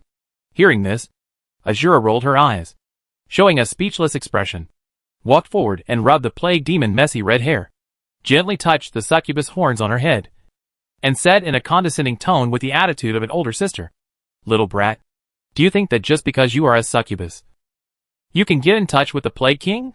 She never values blood and race, but only strength and talent. Even if you are a little princess of the succubus, she won't even look at you when you stand with me. Plague Demon was stunned. It was rare that no one dared to touch her succubus horns, dared to touch her cheeks and hair so boldly. I was so angry that I couldn't bear it. Plague Demon was so angry that he was shaking all over, and couldn't help but burst out and kicked Azura, raising his pink feet to kick him. Seeing the atmosphere gradually collapsed, Jasmine hurriedly stood between the two, smiling and trying to smooth things over. Okay. Sister Azura is not allowed to bully Shioi. She, too. Don't be angry. You are Sister Subei's master. You must be very generous. Sister Subei is super awesome. Everyone will respect you. Sister Ashura, please don't go too far. Do you hear me? Ashura curled her lips and leaned over to look at the plague demon. I know. Master E, this is my fault. Please forgive me this time. Okay. Ashura smiled at the plague demon. This standard green tea speech made Subei break out in a cold sweat. You know, the plague demon will really kill people. The plague demon is indeed on the verge of an outbreak. She narrowed her eyes and looked at Ashura, then glanced at Subei, and reaffirmed the idea of extracting Ashura's soul and stuffing it into Subei. She narrowed her eyes slightly. Her eyes became more dangerous, and her cold eyes were about to freeze the environment. At this time, a pair of hands gently touched her back, and gradually moved down along her back like stroking a small animal. Stroking back and forth. Plague Demon, stunned, the moment she was touched by these hands, she fell into shock, and it took a long time to let go. The hands caressed more and more gently, almost touching the forbidden area of the succubus that must not be touched, the succubus tail. You know, if the plague demon's succubus horns are rarely touched by people, then the succubus tail has never been touched by any living creature. Since the birth of the plague demon, any life that dared to touch her tail died. But this time seemed different. This wonderful feeling made the plague demon unconsciously narrow his eyes and relax his body and mind. And he did not immediately stop the hands on his back from stroking. This hand came from Jasmine. Jasmine successfully controlled the temperature of the plague demon. The scene in front of him was a strange scene that Subei had never imagined. No wonder. Succubi belong to the demon race, and Jasmine has a max level of demon affinity, which makes the demons have an exaggeratedly high favorability towards her. This is one of the reasons why Jasmine was accepted by the Shura tribe so quickly. But this incredible scene still made Subei's brain almost short-circuited. and he couldn't help but ask questions like, "Is this true? Is this okay?" Jasmine stroked the back of the plague demon with her right hand, gently lowered her head, and looked into the plague demon eyes, and could see the pink peach heart like water and mist in the other's eyes. Seeing this, Jasmine said gently, "Don't be angry." The plague demon squinted his eyes, enjoying Jasmine's touch, and didn't say anything, just uttered a muffled hum. Suddenly, Jasmine touched the plague demon tail. The plague demon shuddered all over, trembling on the spot, and suddenly fell limply on Jasmine. At this moment, facing the place where no one could see, the plague demon's eyes like autumn water narrowed slightly, and he was not angry, but smiled inexplicably, and whispered to himself, "It turns out to be you, the only unique existence in this world." Chapter 245 Grace's Surprise Attack. Plague demon squinting his eyes, smiling happily, he finally found out where the discord was. The two people in front of him were really perfect works, one bright and one dark, appearing in front of everyone like twin stars. Few people would attract this dark star, because the bright star is bright enough to attract people's attention. Whose plan is this? When the lively and gentle Jasmine and the cold and taciturn Su Bei appear in front of everyone, everyone will notice Jasmine first, but soon their eyes will be attracted by Su Bei, and they will list him as a very difficult and troublesome enemy. But Su Bei is the bright star, just to cover up the specialness of Jasmine, the dark star. But this method does not work on the plague demon. She majored in soul, and learned the soul forging method by observing the remains of the goddess of death. She can easily see through the external disguise and notice the internal characteristics. Jasmine's soul is too special. Su Bei's soul is already very powerful, and can be regarded as a rare special existence that the plague demon has survived to this day. He can reach the level of demigod without training. And Jasmine's soul is even more special. This soul does not belong to humans, and is very similar to the demons. But no demon can compare to her uniqueness. She is the source of the birth of the demons. So, what is she? The plague demon? Her face was flushed and hot, and she couldn't wait to devour Su Bei's soul to restore herself, and then slice Jasmine's soul for careful study. In this way, becoming a god is just around the corner. She will inherit the throne left by death and register to become a god. But at this moment, something unexpected happened. Jasmine stopped stroking the plague demon back and looked at the gradually solidifying light in the sky. The holy light has appeared again. Is it Elena? We are here to find the holy light. Hearing this, Su Bei and the plague demon were stunned, turned around as if facing a great enemy, and looked at the sky solemnly. The holy light fell again, falling in front of everyone at an extremely fast speed. All is fair in war. Grace never left, but hid and observed the relationship between freedom, the plague demon, and Su Bei with doubt.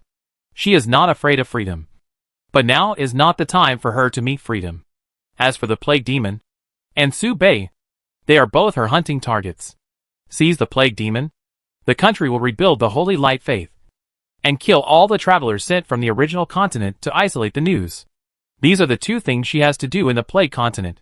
When she occupies the plague continent and purifies the entire continent, she will become the first priest of the Holy Light Church. At that time, the progress of her plan will be greatly accelerated. Recalling the details of this journey, Grace couldn't help but sigh. I thought I could only summon the plague demon and discuss decisions with it.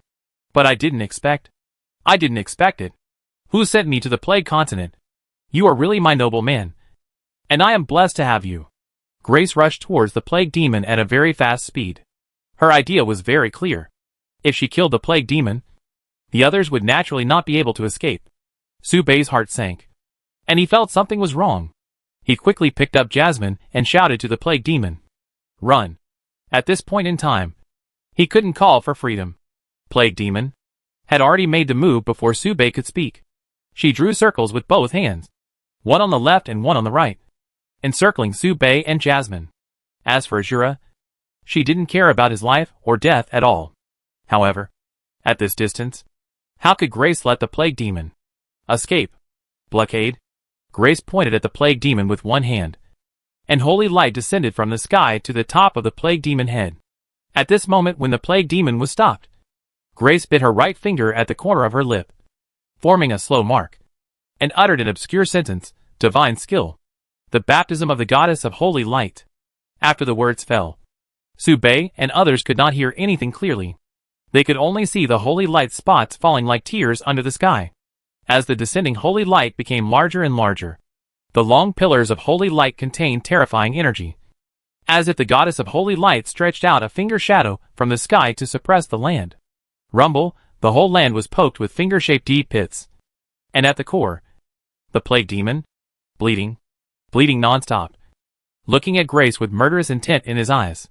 Evil beast, do you really think I'm easy to mess with? I took away half of your faith last time, and you can give me the remaining half this time. I'm going to kill you. As for Subei and his group, they entered the teleportation array as soon as Grace launched the attack. Grace witnessed Subei and his group's escape, and let this happen. She cast her eyes on the plague demon, and the holy light in her hand rose again. You can't escape. Wait until I deal with this most difficult demon. Now, please die. Plague Palace? The palace was once prosperous, but now it was in ruins, with traces of terrifying rules left everywhere. From freedom, from plague demons, and from holy light. Ashura was trembling with fear, and couldn't help asking Subei, "What's the matter with that holy light? Isn't she your partner? This is too scary." "No," Subei denied. Molly pinched the corner of Subei's clothes, and couldn't come back to her senses for a long time, and then asked, "Will Sister Subei's master be okay? How could it become like this? Does Sister Elena Master have a grudge against Sister Subei's master?" Before Subei could answer, Ashura suddenly screamed and frightened the two of them. "Wait, this is the Plague Palace? How is it possible that your master is the Plague King family?" With a very high decibel, Ashura approached Subei in a hurry, shaking Subei's shoulders and asking questions. Subei just stretched out his hand to open Ashura's palm. Jasmine asked a new question. Hey, the Plague Demon followers? Is Sister Subei's master the Plague Demon followers? I heard that the Plague Demon is a super evil demon, but he gave me a very kind feeling just now. It's unbelievable. Molly had just finished speaking when Ashura covered his face and shouted again. It's over. It's the Plague King followers. I'm dead? I dare to tease the Plague King followers. Who understands? How can the Plague King followers be a little kid? Who can tell the difference? I can't tell the difference at all. The two of them argued back and forth, making Subei's head swollen. He didn't know where to start answering. At this moment, the teleportation array in front of him opened again. The Plague Demon was covered in blood, and only half of the pair of succubus horns on his head remained, and the succubus tail behind him was dim. The Plague Demon limped out of the teleportation array and suddenly fell forward to the ground. He immediately raised his head, stretched out his hand tremblingly, and pointed at Subei's position. Run! Keep running! Before he finished speaking, the Plague Demon spat out a mouthful of blood and lost consciousness. Chapter 246. Lure the tiger away from the mountain. Subei simply checked the broken body of the Plague Demon, and had no intention of treating him. Instead, he repeatedly confirmed that the Plague Demon was dying and seriously injured. And then, he was completely relieved. Okay. Subei always remembered that the Plague Demon was thinking about his soul, and he did a lot of things in secret. At this time, the unconscious Plague Demon suddenly raised his head, stared at Subei, smiled, and asked, "What's good?" Subei was silent, staring at the Plague Demon for a long time, and then slowly said, "I'm glad you're not dead. I was afraid you would be dead." Before Subei finished speaking, the Plague Demon's simple question caused golden blood to flow out of the corner of her mouth, and the blood carried a strong breath of holy light. Her eyes were full of fatigue, and she said, "I am seriously injured. You are my only disciple. I trust you very much. Take care of me for a while. Don't let others get close to me." The Plague Demon words seemed to tell Subei that I was very weak, and the holy light contaminated my blood. If you dare to do it, I will definitely die. Subei hesitated for a moment, holding a poker card in his left trouser pocket, and after looking at the Plague Demon for a moment, he asked with concern, "I can make medicine. Do you need help? This is a great opportunity to kill the Plague Demon." But Subei was hesitant at this time, and could not make up his mind. There are two main reasons for this. One is whether he can kill the Plague Demon. The Plague Demon knows that he has seen the skills of all intelligent species, and his attack is likely to have no effect. Second, whether the plague demon's severely injured state was a disguise. It didn't look like a disguise. But Su Bei didn't know how much strength the plague demon had left. Once the plague demon had some strength left, Su Bei knew that he would definitely die. And Su Bei hadn't asked the plague demon about the relevant knowledge of the soul. After thinking about it, Su Bei took the initiative to propose the measure of making medicine and treating the other party, in order to win the plague demon trust. However, Su Bei was unable to answer the plague demon because the plague demon fainted. It was hard to tell whether he was really dizzy or not. Su Bei put his thoughts aside and stood up. He first took out the poker cards that Grace had given him from his pocket. Then, Su Bei asked Jasmine to take out the list that Grace had given her. "Hey, is that it?" Jasmine blinked and handed the list to Su Bei without thinking. Su Bei nodded and asked again, "Do you remember the content?" "I remember it all. But what use is there for Mr. Su Bei to take this list?" Su Bei did not explain. He turned his head and looked at the sweaty Azura, and asked, "I can help you adjust your relationship with her. But this requires you to do one thing." Azura paused and quickly responded, "It would be best if it can really be alleviated. Tell me what you need me to do first." Su Bei handed the playing cards and the list to Azura, and said lightly, "You have contracted a dragon species. Now I need your contracted pet to run east with the playing cards, and you run south with this list. Once your contracted pet senses the trace of holy light, you should ask it to throw away the playing cards on the spot, and use the fastest means to make your contracted dragon evacuate. No, you can't wait until you sense the trace of holy light. It will be too late. It's best to run as soon as you feel the environment getting brighter. You do the same thing with your contracted pet. If you can accomplish these things, I will let my master reconcile with you and speak well of you in front of the plague demon. What do you think?" Su Bei's words made Azura fall into deep thought. Azura knew how powerful the holy light was. If she was asked to fight it, she would never accept it.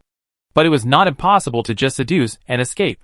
Thinking of this, Azura nodded, took the item from Su Bei's hand, and said, "It's a piece of cake. Leave it to me. Remember to fulfill your promise. Also, Jasmine, remember to come to the law enforcement camp often to play. The Azura tribe will treat you well." Jasmine waved and said goodbye happily. "Okay." Immediately, Azura turned and left the plague palace, waving his hand without any nostalgia. She and Su Bei were just casual acquaintances, and she left without any regrets. As for the farewell, it was even more unnecessary.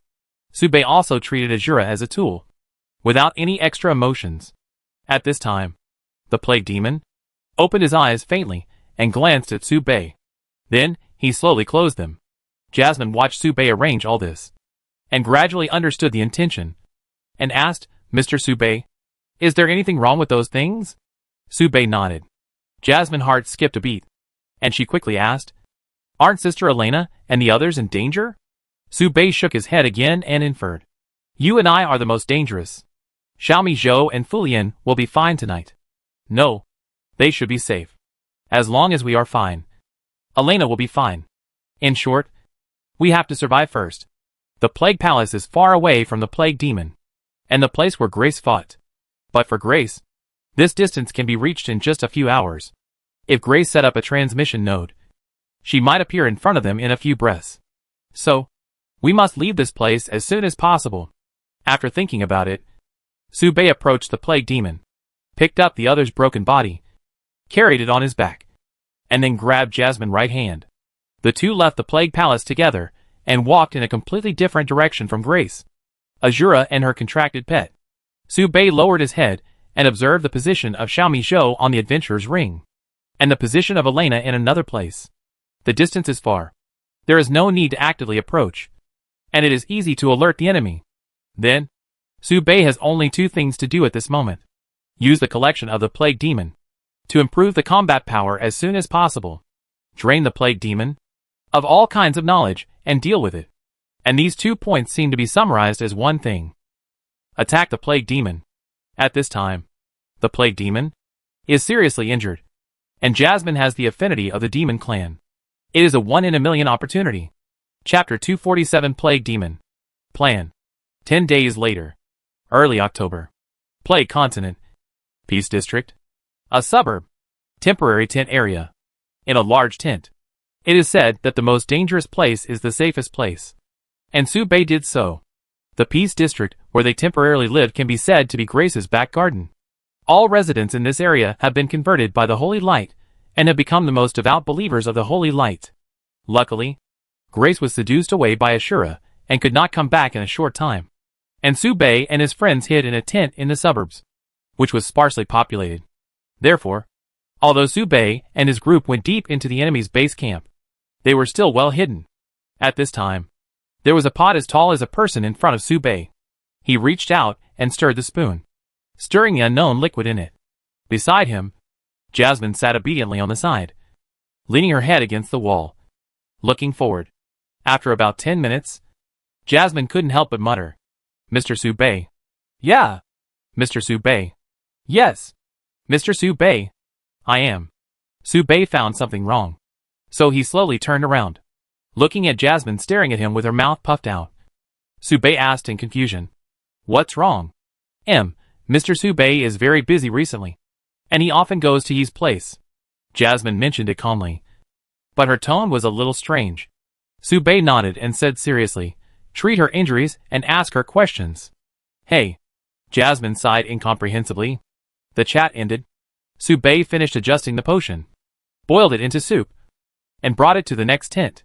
The next tent was the same size as Su Bei's tent, but the difference was that Su Bei and Jasmine lived in the same tent, while the plague demon lived in a single room.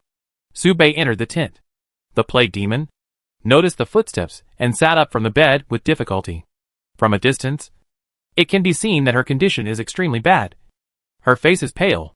Her hands are tied with bandages tied by Su Bei himself.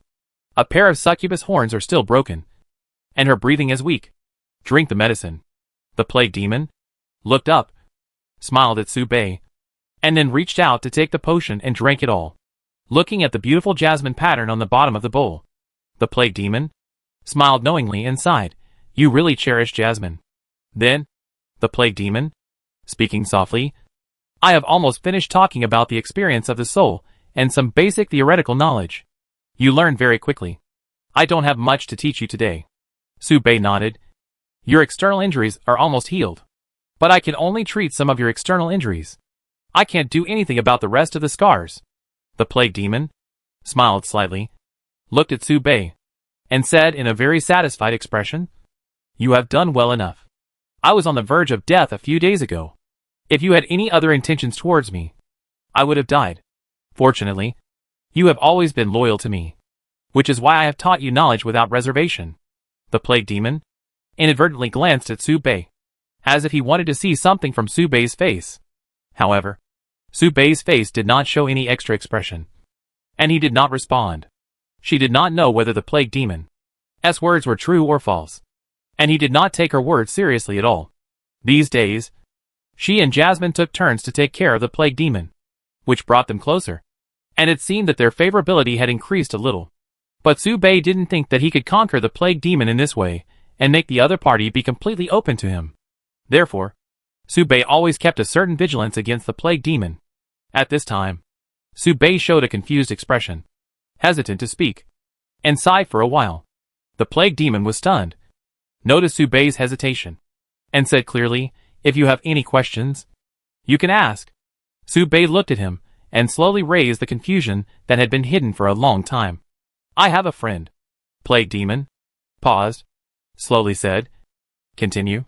Her body was invaded by a high-level soul.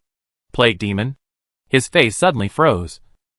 His fingertips tapped the bed board unnaturally, and asked, "Then what?"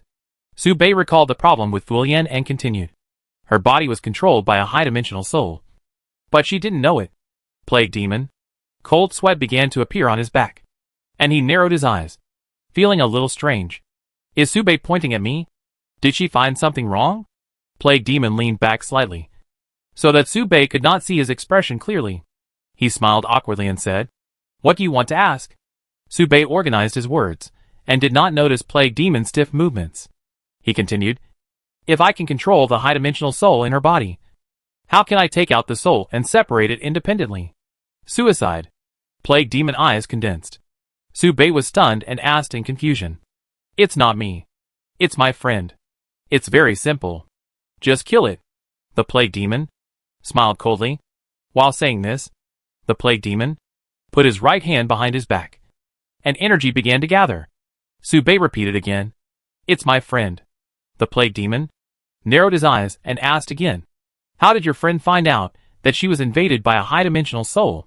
What are the specific symptoms?" "She didn't find out. I found out," Subei responded. The plague demon was stunned, and suddenly said, "It's not you." Subei looked at the plague demon strangely, watching her excited movements, stretched out his hand, and took the initiative to wipe the sweat off the plague demon's forehead, emphasizing, "It's my friend. Why are you sweating so much? Is it too hot? By the way, why do you put your hands behind your back? You have hidden injuries in your joints, and putting your hands behind your back will affect the recovery of your joints." As he spoke, Subei stretched out his hand, and under the plague demon's astonished eyes, he showed a gentle smile, and held the plague demon's small wrist with his right hand, pulled it in front of his body, and placed it on the plague demon's calf. This series of questions made the plague demon silent. She almost wanted to violently dismantle Subei and take away his soul to nourish herself. "Let me think about it. I get back to you later." "Okay." Subei nodded, picked up the bowl, and left the tent. After Subei left, the plague demon frowned and kept muttering to himself, "Did Subei find out? Subei shouldn't have found out. Otherwise, he would have run away long ago." But what does Subei mean by this? Did she really not notice that the high-dimensional soul invaded the low-dimensional body? She definitely didn't notice it. Otherwise, she would have taken action when I was seriously injured. And then, I would have been forced to enjoy her soul earlier. I have seen the skills of all intelligent beings. Unless he has achieved demigodhood and obtained divine skills, there is no skill I have not seen. Even if she really achieved demigodhood, most of the divine skills would be useless to me. I don't have to be wary of her, nor do I have to be careful of her. But I can't destroy her too early. Her soul is too weak now. She can't even restore me to my peak. At least let her engrave 5 inscriptions. No, 6. So that her soul can help me go further. So, how should I answer her? The plague demon knocked on the bedboard and frowned tightly. I should introduce her half-truthfully, just like I told her about knowledge before. But I'm afraid she will go crazy. Well, good things take time. Good things take time. This is a necessary process before enjoying food. The plague demon looked at the 2 living souls in the tent next door, licked his lips constantly, and saliva fell on the bedboard. Tick-tick sound. Chapter 248. Subei's thoughts. Outside the tent, Subei's face was calm, and he exerted a little force with his right hand to crush the bowl in his hand into pieces. At this time, gluttony, sinister, and lewd laughter sounded in Subei's mind. You designed the trap at the bottom of the bowl instead of adding it directly to the medicine. Are you too cautious? Will this really work? After Subei disposed of the bowl, he was still worried, and kicked up the clay at his feet to cover the powder, and said seriously, "She is a plague demon who has lived for many years, and has seen all kinds of potions. I don't think she can tamper with the potion. We can only design a subtle hypnosis. Even if it really works, calculating that terrifying existence in this way is no different from walking on a tightrope." Not bad. Subei shook his head and said lightly, "I just tried this way, and she didn't show too strong murderous intent towards me. Which means, it's not the time for her to turn against me. If she wants something from me, then it's not the most dangerous time." Gluttony reviewed Subei's operations during this period and asked in confusion, "So what? Are you sure these little tricks will work on her? The plague demon is not as resistant as Fulian's weak demon body, so your hypnosis may not work on her." Subei recalled the simple hints of the past 10 days. He painted a hypnotic mark on the bottom of the bowl, and used "drink the medicine" as the key hypnotic hint. Whenever Subei said "drink the medicine," the plague demon would drink the medicine obediently. In this way, the subtle hint was achieved. If the hypnosis is done properly, the plague demon may be able to obey at the critical moment. But this may not be useful. It is only a backup plan that Subei will use when he has no other choice. In addition, Subei has made other arrangements. But all this is based on the premise that the plague demon does not go crazy. If the plague demon is determined to kill her, I am afraid Subei can only wait to die? Not necessarily. Subei thought so, observing the Adventure Association ring in his hand, and walked back to the tent where he lived slowly. As soon as Su Bei returned to the tent, Jasmine came up impatiently and said, Xiao Hong said that the law enforcement team is here, and it will arrive in about 10 minutes. Should we move? Su Bei frowned and asked, Is it the succubus, the Shura, or the black demon? Jasmine was stunned, and lifted up the blue slime king jumping at her feet, and handed a pen to it. The slime king raised a pen and drew a pattern on the ground. From a vague look, it can be seen that the painting is a pair of goat horns. Only the succubus have goat horns. Su Bei breathed a sigh of relief and said lightly, Let he come out, and we hide. As he said, Su Bei knocked on the tent to pass the message to the next door, and then stepped on the ground and opened the secret passage that had been dug long ago. He took Jasmine and hid in the tunnel. The tunnel was not big, only 5 by 5 by 5 in size. But fortunately it was well hidden and could easily hide the two of them. After entering the tunnel, Su Bei took out the notebook on the side of his pocket, went back to the key information recorded in the chat with the plague demon these days, and thought carefully regarding the knowledge about the soul. Su Bei did not believe it all, so he did not make special records. But Su Bei remembered several special information revealed by the plague demon. The first message was that the plague demon had revealed intentionally or unintentionally that she had obtained the soul forging method from observing the dead body and created the inscription system. Su Bei used this as a topic to ask about the special place where the dead died. The dead body floated in the vast sea area of the original continent, the chaotic sea area, and no one could get close. Perhaps Su Bei could get some answers from this body. In addition, she also learned another key message from the plague demon. The plague demon, and the wise species mentioned by everyone, only refer to those below the demigod. Only those above the demigod can have a place in their mouths and occupy a little weight. Therefore, if you want to defeat the plague demon, the minimum requirement is to be a demigod. And if you want to reach the strength of a demigod through the inscription system, you must practice the inscription system to at least engrave 9 runes. This is impossible for Su Bei to do. She has not grown to this point. And the plague demon will harvest her soul. In other words, as long as she is in the plague continent, Su Bei will never be able to kill the plague demon. The third point, which is also the most important message that Su Bei thinks, is the way to leave the plague continent and return to the original continent. Plague demon gives 2 ways. One is that someone starts a summoning ceremony in the original continent, calling your name and summoning you back. This is also one of the ways that most demons descend to other worlds. The second is to draw a super large space teleportation array and lock the space anchor point through special props that can contact the original continent to achieve the effect of crossing. And those who reach other planes in this way are also called crossers. Su Bei can only go back through the second method. His purpose of coming to the plague continent was to deal with freedom. At this time, the freedom incident had been resolved, although this caused new troubles. As long as Su Bei could reach the primordial continent, everything could be solved. In the primordial continent, there were people who could deal with the plague demon. Grace also did not dare to chase her so blatantly. So going back as soon as possible was the right answer. And it was not difficult to find people with special props such as locking space anchor points. Luminara. After all, Luminara could not be avoided. The necklace on her chest is an epic treasure passed down from generation to generation in Dues. One of its functions is to be a guiding star. It can help the wearer find the way home forever. At this moment, a pair of hands rested on Su Bei's temple and kneaded it gently. Su Bei looked up in confusion and met Jasmine's concerned eyes. Mr. Su Bei is very tired. He has been thinking all the time. You should pay attention to rest. Before Su Bei could answer, Jasmine kneaded Su Bei's temple with a little force. And then the extremely gentle breath blew into Su Bei's ears. Su Bei's head was laid down. Let Jasmine lend Mr. Su Bei her thighs, so that Mr. Su Bei can lean on them and rest for a while. Mr. Su Bei didn't say anything to Jasmine, but Jasmine also wanted to do what she could. So, you can't refuse. Su Bei leaned on Jasmine's thighs in a daze, smelling the hazy fragrance of jasmine, and suddenly felt an indescribable mood. It was hard to tell whether it was happiness or something else. Feeling the hands gently kneading and brushing her head, Su Bei's mind suddenly went blank.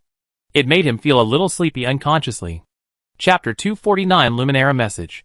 These days, the plague demon laughed and cried at times, as if he had reached menopause, and his mood was sometimes good and sometimes bad.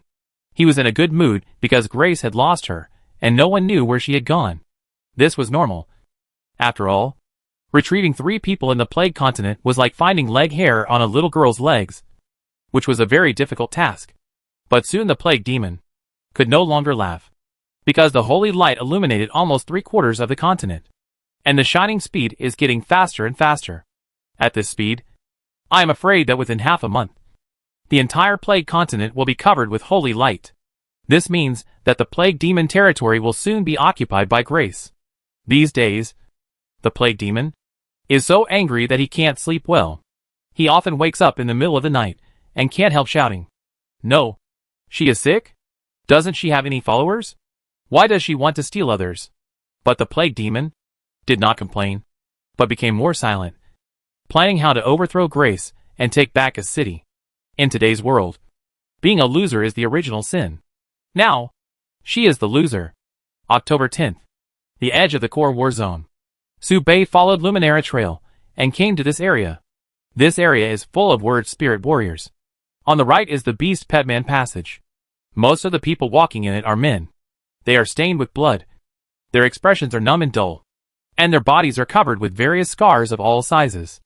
On the left is the female passage. The female individuals walking in it are talking and laughing, holding hands and chatting. Occasionally, they glance at the male passage with contempt and make disgusting gestures. Fortunately, Su Bei and his group took the female channel, which had green lights all the way, and the girls who came to play always looked at him kindly. At this time, Su Bei stretched out his hand and stopped a girl who was walking towards him. Praise the holy light. Do you know where Luminara is? Compared with his social phobia at the beginning, Su Bei is much better now. He has been polished by society into a completely different person from the beginning. At least a simple chat can no longer make him nervous. This is mainly due to his acquired learning and applying the power of knowledge. Among them, a book that played a very critical role in Su Bei's enlightenment was a very special negotiation speech. Making friends is equal to teasing dogs. As long as he treats the other party as a dog, Su Bei's heart can be calm, and he can even keep smiling. Pick up speech technique 1, bone teasing method. Just like teasing a puppy with a bone, it is reasonable to cut into the topic. And bones are a good word in Su Bei's understanding, and his reading comprehension has always been good. The holy light believer being questioned was a woman who looked like a Shura, but not pure blood, and her skin was not dark red, but pink. She was probably a hybrid of the succubus and the Shura. She smiled kindly, put her palms together and bowed, then covered her heart with her right hand, performing the standard etiquette of the Holy Light Church. She was clearly showing an arrogant and warlike posture, with murderous and seductive eyes, but her expression was a holy and tolerant one. It was very discordant, quite discordant. Hearing this, the girl's eyes lit up with admiration, pointed in the direction of the inside, and said, "Luminara, I know. Just walk inside and you find it. Thank you." After apologizing, Su Bei pulled Jasmine inside. But the girl's tone suddenly changed. Su Bei paused and stopped. All he could hear was the girl sighing and saying with regret, "Even if you go to see her because of her reputation, you may not be able to see her." Su Bei turned his head in confusion. Her Highness Luminara experience can be compiled into a collection of brilliant stories. She is like a star that appeared out of thin air and suddenly crossed the starry sky. In just 1 month, she fought her way out of countless wars, and was promoted from an unknown ordinary person to a 4-patterned word spirit warrior. Until now, she is still making progress all the time. She is known as a supernova with the top 10 talents on the plague continent, and this potential has been transformed into combat power.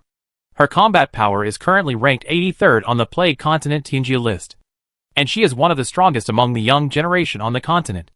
As a star player, ordinary people have no right to see Luminara. Do you understand what I mean? The girl rolled her eyes and continued. There are many people who come to greet her, but I heard that the enemy sent many top assassins to assassinate Luminara. So Luminara doesn't see many visitors, even if you are a woman. Su Bei nodded to show that he understood and said politely, "Thank you." After that, the girl said goodbye politely, leaving everyone with her back. Su Bei held his chin, carefully recalling the details of what the girl just said, and glanced back at the plague demon. Now it's good. Luminara began to practice the inscription system. For a moment, Bei couldn't tell whether it was the plague demon or Luminara who got into trouble. Why do you say that? Because Jasmine Demon King fate is entangled with her. It may not be that hard. But the hero's fate is really hard. Not to mention that freedom is still in this area. Who knows if there is any special connection between the two? That is to say, once the plague demon has a crooked idea for Lumina, Bei doesn't need to take action. The plague demon will have to catch up with the plot to kill. Wonderful. Wonderful beyond words. What are you looking at me for? The plague demon raised his head and cast a strange look at Bei. Bei retracted his gaze and asked tentatively, "What do you think?" The plague demon squinted suspiciously, recalled what the guy had just said, and shook his head very calmly. There are more geniuses, but few who have achieved success. The so-called Tianjiao list has no gold content for me. If you want, I can let you open 7 inscriptions in a month. It's just 4 inscriptions, and we don't know where this Luminara came from. Maybe she has suppressed her strength for a long time. My evaluation is that it's a pile of shit. Bei nodded, gave a thumbs up, and praised, "You are worthy of it." The plague demon, looking at Bei's strange expression. He showed a bored expression. The so-called Tianjiao list is just a list of delicacies I use to select desserts after dinner. Not to mention that it ranks only 83rd. It can only be said that in this position, she is not even qualified to extract her soul. But if she happens to bump into it, it is not impossible to take it to make up for it. Thinking of this, the plague demon licked the corner of his lips and smiled. Chapter 250 Jasmine Transformation. October 11th. The sky was foggy, and there were a few muffled thunders. Traveling in such thunderstorms would make travelers feel bad. The same was true for Jasmine. She yawned all the way and looked a little listless, as if she had lost her vitality. Bei looked at Jasmine unconsciously, a little confused. Could it be that she had reached an age and seemed to have something on her mind recently? Bei was right. But it's not quite accurate to say that it's a worry. Jasmine did change a little. This is mainly because Jasmine found that Mr. Bei had changed. He became busier, more unfamiliar, and his eyes were not often focused on her. Although it was like this before, Jasmine just felt unhappy. When they met again after separation, Jasmine became more and more greedy for the smell of Bei's body and the feeling of being with Bei. This made Jasmine more and more entangled. She felt emotions she had never experienced before. This emotion was like wind, like electricity, like light, difficult to touch, indescribable, but just a little closer to her thoughts. Her body was like being stuffed into a furnace. Boiling hot, saliva was unconsciously secreted, as if she would lose control of her body movements in the next second and lose her mind. Normally, it would be fine if she suppressed it. But when Mr. Bei fell asleep on her thigh yesterday, the special feeling that suddenly surged in her heart kept echoing in Jasmine's head. It could never be dispelled. She kept resting her head on Bei, thinking about all sorts of things. Until dawn, when the dawn broke through the night sky. If possible, she thought it would be nice to continue like this. It would be nice if she could keep Mr. Bei by her side forever. As she thought about it, Jasmine's face visibly blushed. She shook her head vigorously and patted her cheeks with both hands to wake herself up. What am I thinking about? Isn't this the same as confession? Molly is only 15 years old. Molly shook her head and took a deep breath to calm herself down, which was seen by Bei. Are you crazy? Bei asked with a frown. A girl's thoughts are like her period, which can't be hidden. You can observe it with a little attention. Bei is not a straight man. He always pays attention to details. Otherwise, he can't see through so many conspiracies. He can easily see that Molly is hiding something. Hearing this, Jasmine blushed and rolled her eyes, poked Bei's waist hard, puffed up her mouth and said loudly, "No! What are you talking about? Sister Bei." As she said this, Jasmine subconsciously moved closer to Bei and kept attacking Bei's waist. Seeing that the other party was sweating profusely and couldn't bear to fight back, she let him go with a smile, followed behind Bei, and followed him step by step. From time to time, she looked at the other party's back. Mr. Bei. Great. Jasmine couldn't help but mutter to herself. And she regained some of her energy after not sleeping all night. On the side, the plague demon looked at this scene with a bored expression. The joys and sorrows of each person are different. And this is even more true for humans and demons. Her body is a mutant, born from the pathogenic plague caused by the war of gods. And there is no one like her in the whole world. She is lonely, and can't understand human emotions. She only knows what is delicious, and what is not delicious. She will run away if she is beaten. And she will show off if she can beat him. At this time, Jasmine suddenly approached the plague demon and took the initiative to communicate. Hey. The plague demon was stunned, and took the initiative to approach Jasmine. Took her hand while Jasmine was not paying attention. Felt her unique soul. Showed an intoxicated expression. And asked with concern. What's wrong? What should we do to make the two of us never separate? Jasmine suddenly asked. This is considered to be a collision with the plague demon field. And she is best at this kind of question. The plague demon said without hesitation. I think the best way to merge the two into one should be to devour. Slice the body and make it into dessert. And use the soul to devour the soul. And swallow them together. Ah. Wonderful. Indescribable.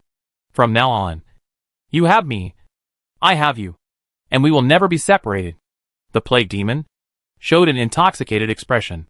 And suddenly looked into Jasmine's eyes and froze. Jasmine blinked blankly. Her blue eyes almost disappeared, leaving only the whites of her eyes blinking constantly. And she was completely confused. Hey. You are still a child. How can you think of such a dangerous thing? Who are your parents? How did they teach you? Molly put her hands on her waist, showing an extremely angry expression, and smashed the plague demon head. Bang. There was a sound. Su Bei was attracted by the movement and turned around. The plague demon covered his head in confusion, which didn't hurt much, and looked at the angry Molly in front of him, hesitant to say anything. He didn't know whether to be furious or not. In theory, no matter who it was, even if it was Su Bei, her most satisfied ingredient, if the other party dared to treat her like this, she would kick him. But this is Jasmine. Jasmine with the demon affinity max. Plague demon clearly felt the kindness in the other party's emotions, and his full affection for her. Even if plague demon was obsessed with Jasmine's soul to the point of going crazy, he could not raise any hostility towards the other party. So, something completely unexpected happened in front of Su Bei. So Su Bei gave up the move to stand in front of Jasmine. Plague demon actively lowered his head that was proudly raised to anyone, pretended to be cute and approached Jasmine, and crashed into Jasmine's arms with his petite body of 1.3 meters, rubbing Jasmine's slightly barren chest. Don't be angry. You know, plague demon, even when facing freedom, facing grace, even when he was at a disadvantage, even when he was on the verge of death, he never humbled himself or said a soft word. Even Su Bei was stunned. Molly put on an adult attitude, gently rubbed plague demon head, and sternly scolded. You are not allowed to say such words in the future. Do you hear? Otherwise, I will teach you a lesson. I will listen to you. I will not say these words in front of you. Plague demon responded softly. If Su Bei didn't know that plague demon was an old monster who had lived for thousands of years, he would have really thought she was a 13-year-old little girl. Now even gluttony was silenced. After a long time, it said regretful words in Su Bei's mind. Look, brother, I told you, if you didn't take over my sister's magic sword, my sister would have unified the world long ago. Chapter 251 The Humble and Stealing Plague Demon. Since the plague continent was baptized by the holy light, the plague demon has often given himself extra meals, taking some inferior souls with damaged inscriptions from a distance to make up for his losses. Once the inscriptions are damaged, the souls will be difficult to grow, and the upper limit of the word spirit warrior will also stop there. So, it is time for the plague demon to harvest. Anyway, the followers have all rebelled and become heretics, so it would be a waste not to eat them. And the souls are mixed with some holy light seasonings, which can only be said to be extremely delicious. Plague demon does not shy away from others when eating souls. It is also a kind of enjoyment for her to eat souls and feel the fearful eyes of others. But the situation has changed since yesterday, because she suddenly has a 15-year-old parent. Now, plague demon has to eat souls secretly, for fear of being discovered by Jasmine. Although plague demon is not afraid of Jasmine, and even has the idea of taking Jasmine for himself. But for some reason, plague demon is always naturally at a disadvantage every time he faces Jasmine. Whenever he saw Jasmine's angry expression, plague demon subconsciously felt guilty. These days, Jasmine, with the idea of educating Plague Demon, brought Plague Demon with her every day and gave him verbal education from time to time. This made Plague Demon fell suffocated on October 12th in a hotel in the war zone. The Plague Demon, hid in the toilet, sneakily grabbed a soul from the air. Watching this soul kneeling on the ground with fear on her face and begging for mercy and praying to the holy light, Plague Demon had no expression on his face, grabbed the soul and stuffed it into his mouth. The whole process was like sucking. The soul, which was larger than the individual Plague Demon, was swallowed by the Plague Demon and swallowed into its stomach. After eating, the Plague Demon licked the corners of his mouth, sucked his fingers with satisfaction, and sighed, praised the holy light. This really confused Sube, who was waiting to go to the toilet at the door. Is this eating in the toilet? Are you full? Sube asked in confusion. The sudden voice scared the Plague Demon, and her body trembled. Fortunately, she heard that the person who spoke was Sube in the next second. And then she slowly exhaled and angrily replied, "Evil beast, you scared me. I'm not full. But forget it. I just eat one." The door was opened. Plague Demon looked at Sube calmly and frowned slightly at the other's obscure expression. "What's the matter? Is it delicious?" Sube asked curiously. "It doesn't taste good. Do you want to try it?" "I have a lot of it," Plague Demon replied. Sube shook his head quickly, walked past Plague Demon, and walked towards the toilet. "And Plague Demon suddenly called Sube. Sube stopped, turned around, and looked calm. The Plague Demon showed a shy expression, his eyes fluttering unnaturally, and said softly, "Don't tell Jasmine." Silence. Sube blinked steadily and stared at Plague Demon for a long time, until he met the other's evasive eyes and saw a little timidity in his eyes. "It's covered." Sube turned around and went into the toilet. However, Plague Demon had cheated more than once, and often set the time in the early morning. This happened to coincide with Sube's habit of going to the toilet. So Sube often had to wait at the door until the Plague Demon had finished breakfast before he could go to the toilet. It wasn't that Sube couldn't wait, but how can I put it? It always felt a bit awkward. And the Plague Demon took longer and longer time to eat, gradually from 3 minutes to 10 minutes, and later even developed to 30 minutes. This made Sube wonder what the Plague Demon was doing in the toilet. Demigods can absorb and release waste in their bodies autonomously, which means that the Plague Demon does not need to go to the toilet. Could it be that she and the food had a conversation in the toilet? The longer the eating time, the greater the risk. The expected thing happened.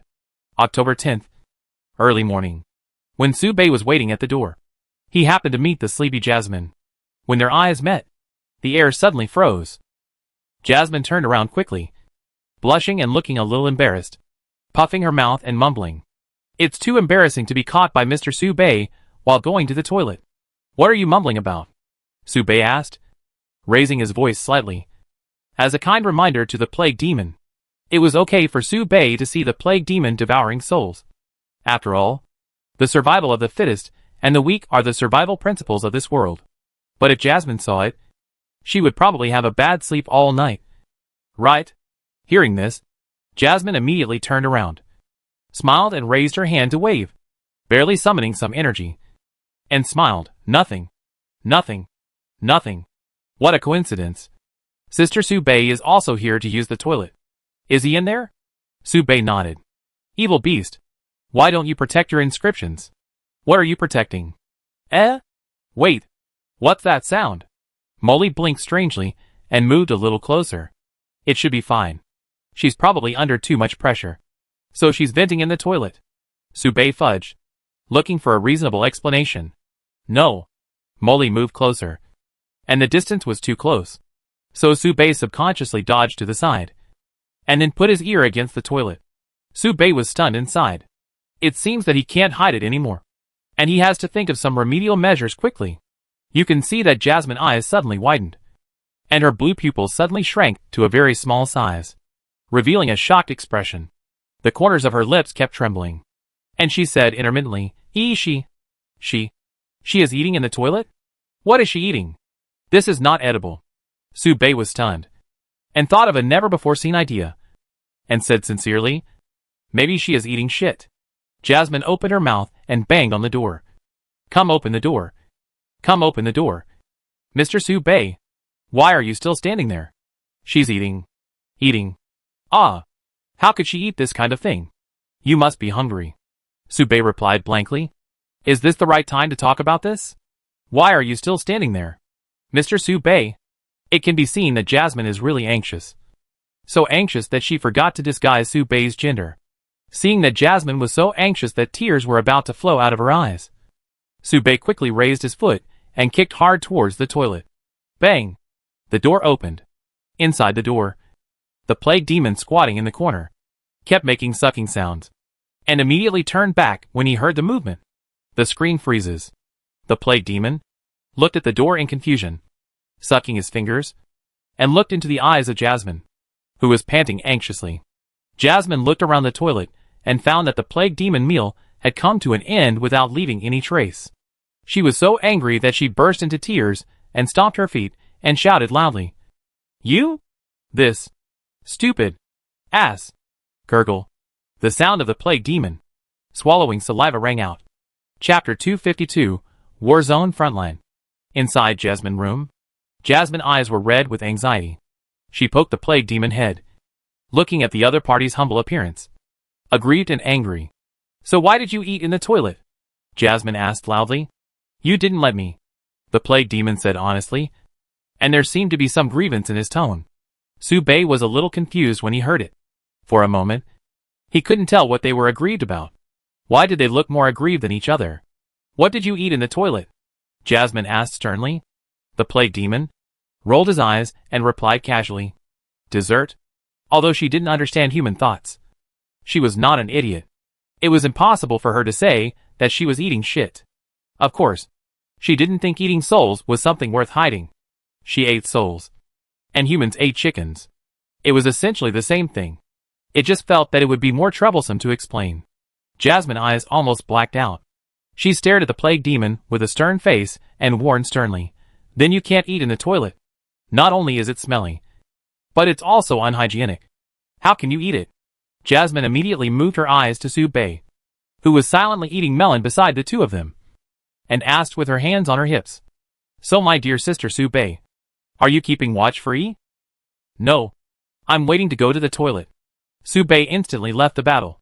"Then why did you turn a blind eye after hearing the noise?" "Hey! You should persuade E properly." Jasmine clenched her fists and gritted her teeth. "Evil beast! Didn't you say you were keeping watch for me?" The plague demon narrowed his eyes and suddenly shouted. Su Bei was stunned, staring at the plague demon with a dull look, hesitant, and thought he had misheard, until the plague demon tugged at the corner of Jasmine's clothes and pointed at Su Bei, saying, "She told me that I wouldn't be caught eating in the toilet." Such a groundless statement. Su Bei's expression froze immediately. "Ah?" Su Bei met the plague demon's dangerous narrowed eyes and suddenly fell silent. "You don't plan to let me go, do you?" Fortunately, Su Bei felt from the bottom of his heart that the plague demon was about to die. So he didn't argue with her and remained silent to acquiesce to this fact. So, Jasmine dragged Su Bei to the side of the plague demon, made the two stand in a row, and gave them a verbal instruction. "Tell me, where did you go wrong in this matter?" "It's her fault." The plague demon pointed at Su Bei. "Breathe." Su Bei replied calmly. "Be serious. Answer the question carefully. Sister Su Bei, have you not realized your mistake yet?" October 15th. Su Bei and his group went deep into the war zone and witnessed the terrible war in the Plague Continent's war zone for the first time. This is a scene even worse and crueler than the demon tide. There are mountains of corpses and seas of blood, broken walls and ruins everywhere.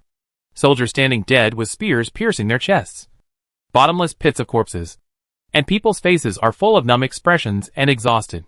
Most of the people fighting in the front are men.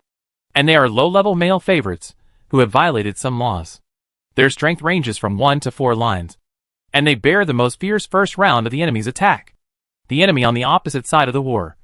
The vanguard is the beast tribe. And the Komodo beast is the leader of the charge. This group of beasts with the blood of Asian dragons are real war machines. Su Bei was not unfamiliar with the Komodo beasts. This kind of creature was the treasure of the orcs in the original continent, and was known as the war trump card of the orcs.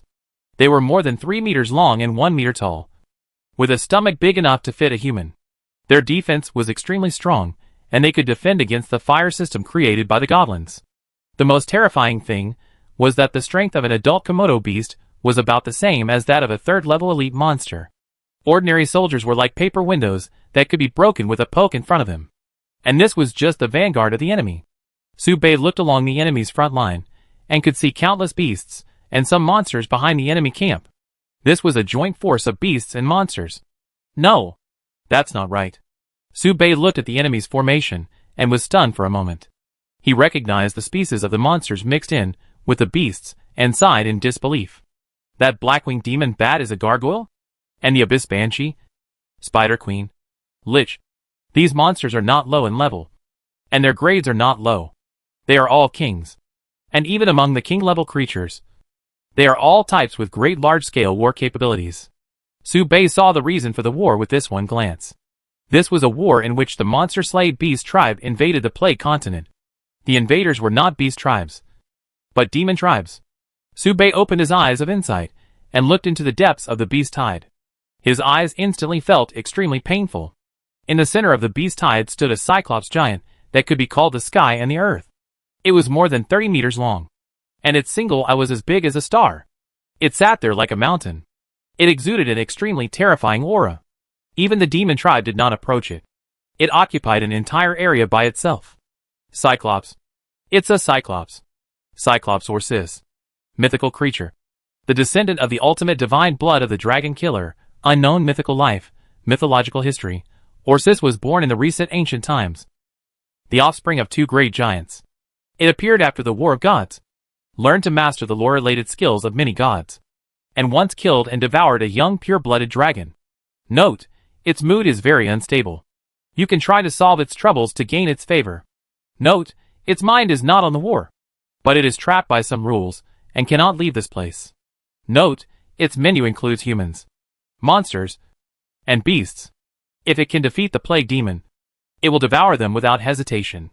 Note, do not look into its eyes, unless you are not a wise species. If the opponent's army has such a monster, how can the Plague Continent win? At this time, Su Bei looked sideways, and was stunned. The Plague Demon could not wipe the saliva from the corner of his mouth, swallowing saliva repeatedly, staring at the huge Cyclops. Delicious. Delicious. Why is it back again? I want to eat it. Want to eat. Woo woo. Want to eat it so much. Want to eat it to the point of going crazy. So, even the Cyclops is on the Plague Demon menu? Su Bei recalled the Plague Demon, who was so humble in front of Jasmine, and felt so out of place.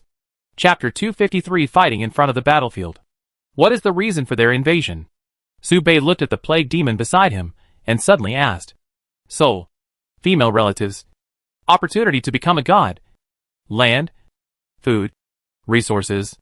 The Plague Demon rolled his eyes, and was speechless about this question. Su Bei's question was indeed a bit idiotic. The invasion was nothing more than these things.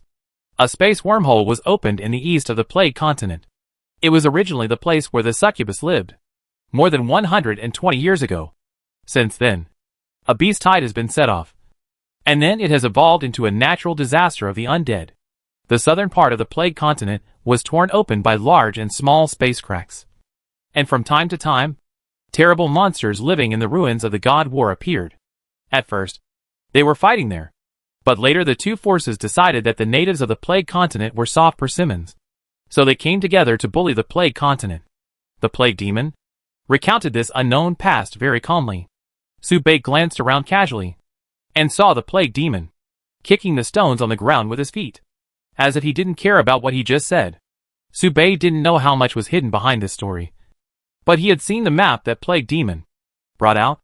On the map, the territory of Plague Continent was 2/3 larger than what Su Bei saw, far exceeding its current size.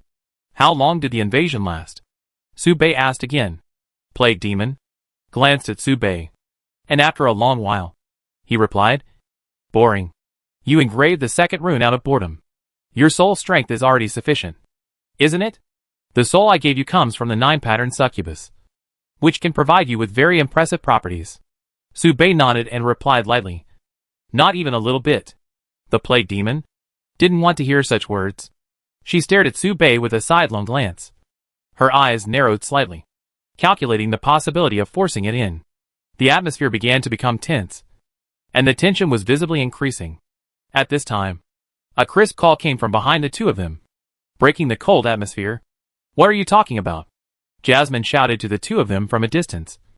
And when the two turned their heads, her body cut in between the two of them, looking around with a worried look. I've heard about Sister Luminera, and according to passers-by, Sister Elena seems to be there too. They are now participating in the frontal battle in the second area of the front line. Let's go and see, Su Bei and his group asked as they walked. And it took 3 or 4 hours to find the destination. From a distance, the most dazzling swordsman in the crowd could be clearly seen. Even if he couldn't see her clearly, Su Bei knew she was Luminera. Elena was not seen for the time being. Perhaps she was staying in the medical team. As he got closer, Su Bei noticed what was happening over there. It seemed like a challenge before the war, which started with young geniuses and eventually developed into a duel between veteran generals to determine who was stronger and who was weaker. The winner gets the loser's head, which can not only boost morale, but also kill the enemy's morale. The back and forth can determine the outcome of the local battlefield. In fact, Su Bei believes that this kind of challenge is dispensable to the invading party, because they can slowly wear away the land and achieve the effect of completely occupying the plague continent. And they did it before, and the effect was very good. So there was no need to risk defeat. But this is very important for the plague continent. For the plague continent, every victory is hard won, and any accumulated winning rate can delay the pace of destruction. As Su Bei and the other two walked to the edge of the defense line, the whole battle was unfolded in front of everyone. Outside the defense line of the plague continent, the two forces surrounded the front and back sides, leaving a whole open space in the middle. On the opposite side, the high-level undead whispered to each other, showing a sad face. On the contrary, the high-ranking officials on the plague continent were all smiling, casting satisfied looks at the girl in the center of the battlefield. They should be satisfied. After all, that was Luminera. Next, Luminera put away her sword. In front of her, a tiger man fell to the ground. This was a tiger man with the strength of the 4th level, and he was also the royal bloodline of the Tiger Man clan. He was a genuine elite species, and his strength was comparable to that of a 6-patterned word spirit warrior in the inscription system. But Luminera only had 4 patterns. Why was she so powerful? The undead were confused, whispering, and sent out a more powerful troll headhunter. This was a powerful beast of the 4th level lord. If the troll headhunter was an undead, its status would not allow it to appear on this battlefield and become a cannon fodder. Seeing that the other side sent out such a powerful opponent, the plague continent could not sit still and kept discussing. After a while, an old man walked out of the plague continent, pointed at the beast tied on the opposite side and asked, "It was agreed that the geniuses would fight, but you sent out a powerful troll headhunter. Can't you afford to lose?" Across the beast tide, a sharp response sounded. The sound was enough to pierce the eardrums of the weak. It was an abyss banshee, with a purple glow all over her body, her skirt floating above the ground, not showing her legs. Eric grew up from an orc infantryman, and he is only 28 years old.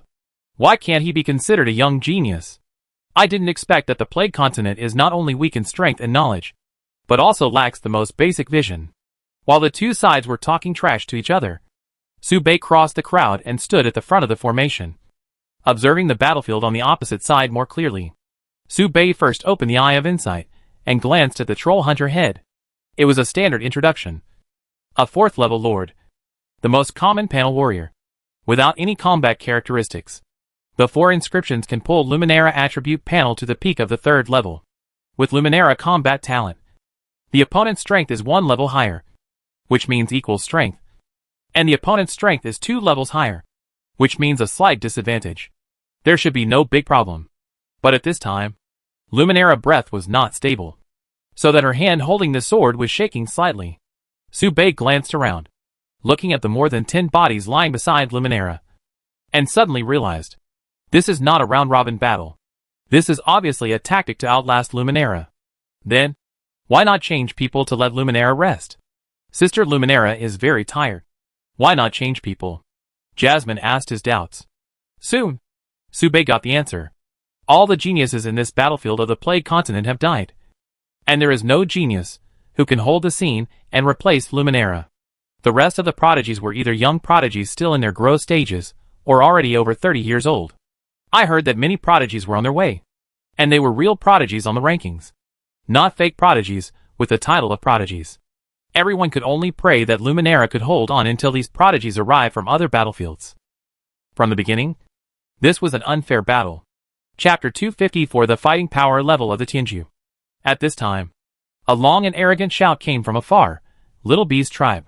Those who invade the territory of the Plague Continent will be punished no matter how far away they are.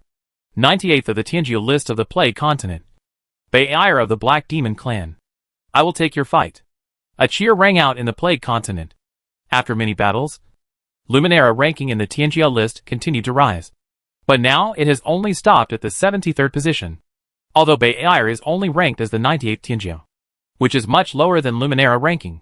She is in a complete posture. And Luminera has experienced a full 11 battles. Compared with Luminera's strength, the energetic Ba'ir can obviously make the Plague Continent's high-level officials feel more at ease. This is my Black Demon girl, Ba'ir, nicknamed the Black Demon Dancer, whose strength is not inferior to Luminera.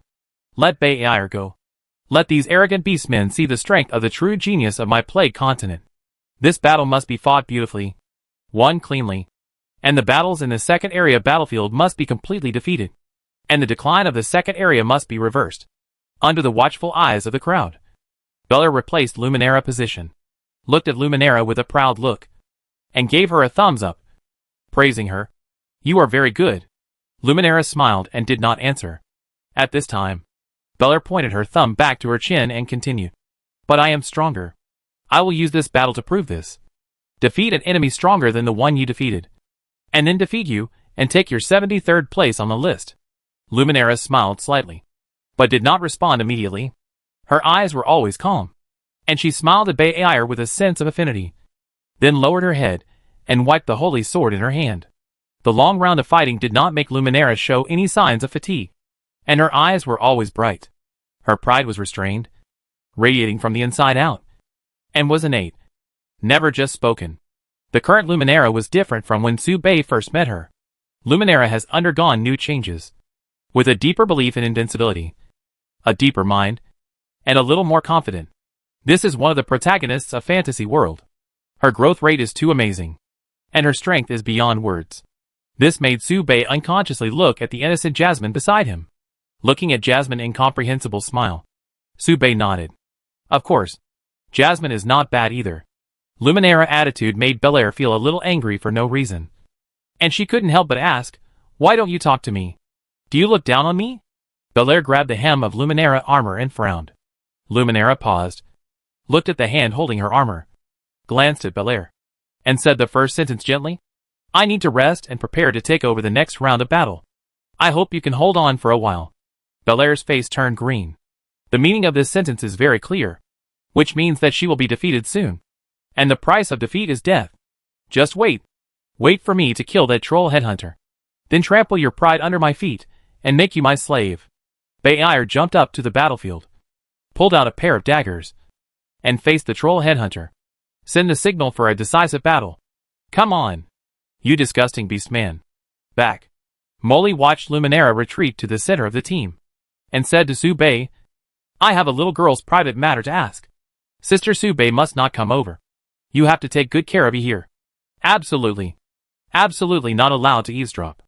Molly turned around and glared at Su Bei fiercely, then jumped off the wall and squeezed towards Luminera.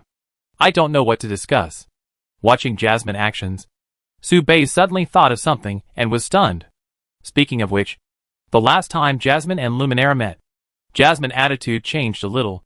It was like Loli suddenly took off her thick black Lolita stockings and changed into a set of mysterious black stockings, which gave Su Bei a great sense of disobedience. I hope Luminera won't talk nonsense this time, and instill some strange ideas into Jasmine. At this time, the plague demon let out an untimely sigh. Go and die. You might as well let me eat you. Su Bei looked sideways at the plague demon, leaning on the fence, looking at the battlefield board with an indifferent attitude. Isn't she your dependent? Don't you pray that she can win? Su Bei was puzzled. The plague demon sneered and buried his head in his arms. The little man hid his sight like a hedgehog and said lightly, "If you lose to those guys, even your soul will be imprisoned and taken away, which is no different from being eaten by me." So unconfident. Su Bei wondered. In terms of strength, the two are not much different. The plague demon, without even raising his head, sentenced Bai to death. It is true that the 5 patterns are equivalent to the 4th level of the professional system, but they can only fight against the most ordinary 4th level, which is weaker than the general 4th level. As for defeating the troll headhunter with Lord-level strength, the hope is even slimmer. She is a genius. It shouldn't be difficult to challenge the level above? Su Bei was puzzled. The plague demon shook his head and said softly, "As long as the inscriptions engraved by the normal soul body are absorbed, there will be no obvious difference in strength. What's more, the troll headhunter has the same attack type as the word warrior, but has stronger physical fitness. This is a battle without suspense." Su Bei nodded, following the plague demon thoughts. He could easily see the situation. In the same field, the advantage of the winner will be infinitely magnified. However, the plague demon changed the subject and brought the topic to Su Bei. "Not everyone can be trained by me like you. Do you think the 9-pattern soul in your hand is an ordinary item?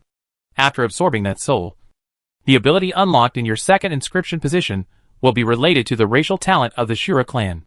Su Bei was stunned and didn't say a word, because the day after the plague demon gave him the soul jar, he threw the jar into the playing cards and didn't study it carefully at all. The faster you practice, the stronger your soul is. The stronger your soul is, the more nourished your soul is. The more nourished your soul is, the more greedy the plague demon is. The more greedy the plague demon is, the more miserable Su Bei is. It's not worth it. It's not worth it at all. The two returned their attention to the battle. The facts were just as the plague demon expected. The battle on the field was not as advantageous as everyone expected. And it was not even a balance. The troll headhunter locked onto Belair's figure with ease, and each attack could hit Belair and knock her out. Bang! Another collision. Belair was knocked out by the spear, coughing up blood. "What's wrong with Belair? Is she a fake?" "Belair, stop playing. Didn't you open the inscription? Use the word spirit." "Belair, I give you 10 seconds. Hurry up and finish the battle." At this moment, Belair was speechless, and she didn't feel as relaxed as she did at the beginning. What kind of monsters are these beast men who challenged Luminera? Why are they so much stronger than their 3 districts? Belair said the harshest words, suffered the most vicious blows, and retreated step by step. The agility she was proud of was like a child's play in the eyes of the troll headhunter, and became a joke. Troll headhunter stopped his action and did not pursue the victory. His relaxed look was like a slap in the face of plague continent Fong. It stood still and spoke for the first time. "Stop your stupid daydreaming." Troll headhunter, always with an expressionless face. He looked around, stretched out his finger, and pointed at all the geniuses on the field. "Not just her. I mean, everyone here. You are all garbage." The finger finally stopped at Luminera. Troll headhunter. There was a smile on his face. It seemed to be mocking. Chapter 255 Jasmine Thoughts. In a sense, there is no difference between monsters, beastmen, undeads, and humans. It's just that monsters have been divided into different levels from the beginning, and their talents are divided, while other races focus more on acquired efforts and opportunities. Troll headhunters are one of the few beastmen whose efforts are greater than their talents, except for the training from the lowest ordinary orcs to orc infantry at the beginning. After that, the evolutionary routes of orc infantry are complicated and diverse, so many that it is difficult to fit them in a genealogy. Among these evolutionary routes, the troll headhunter is a very high-quality evolutionary route.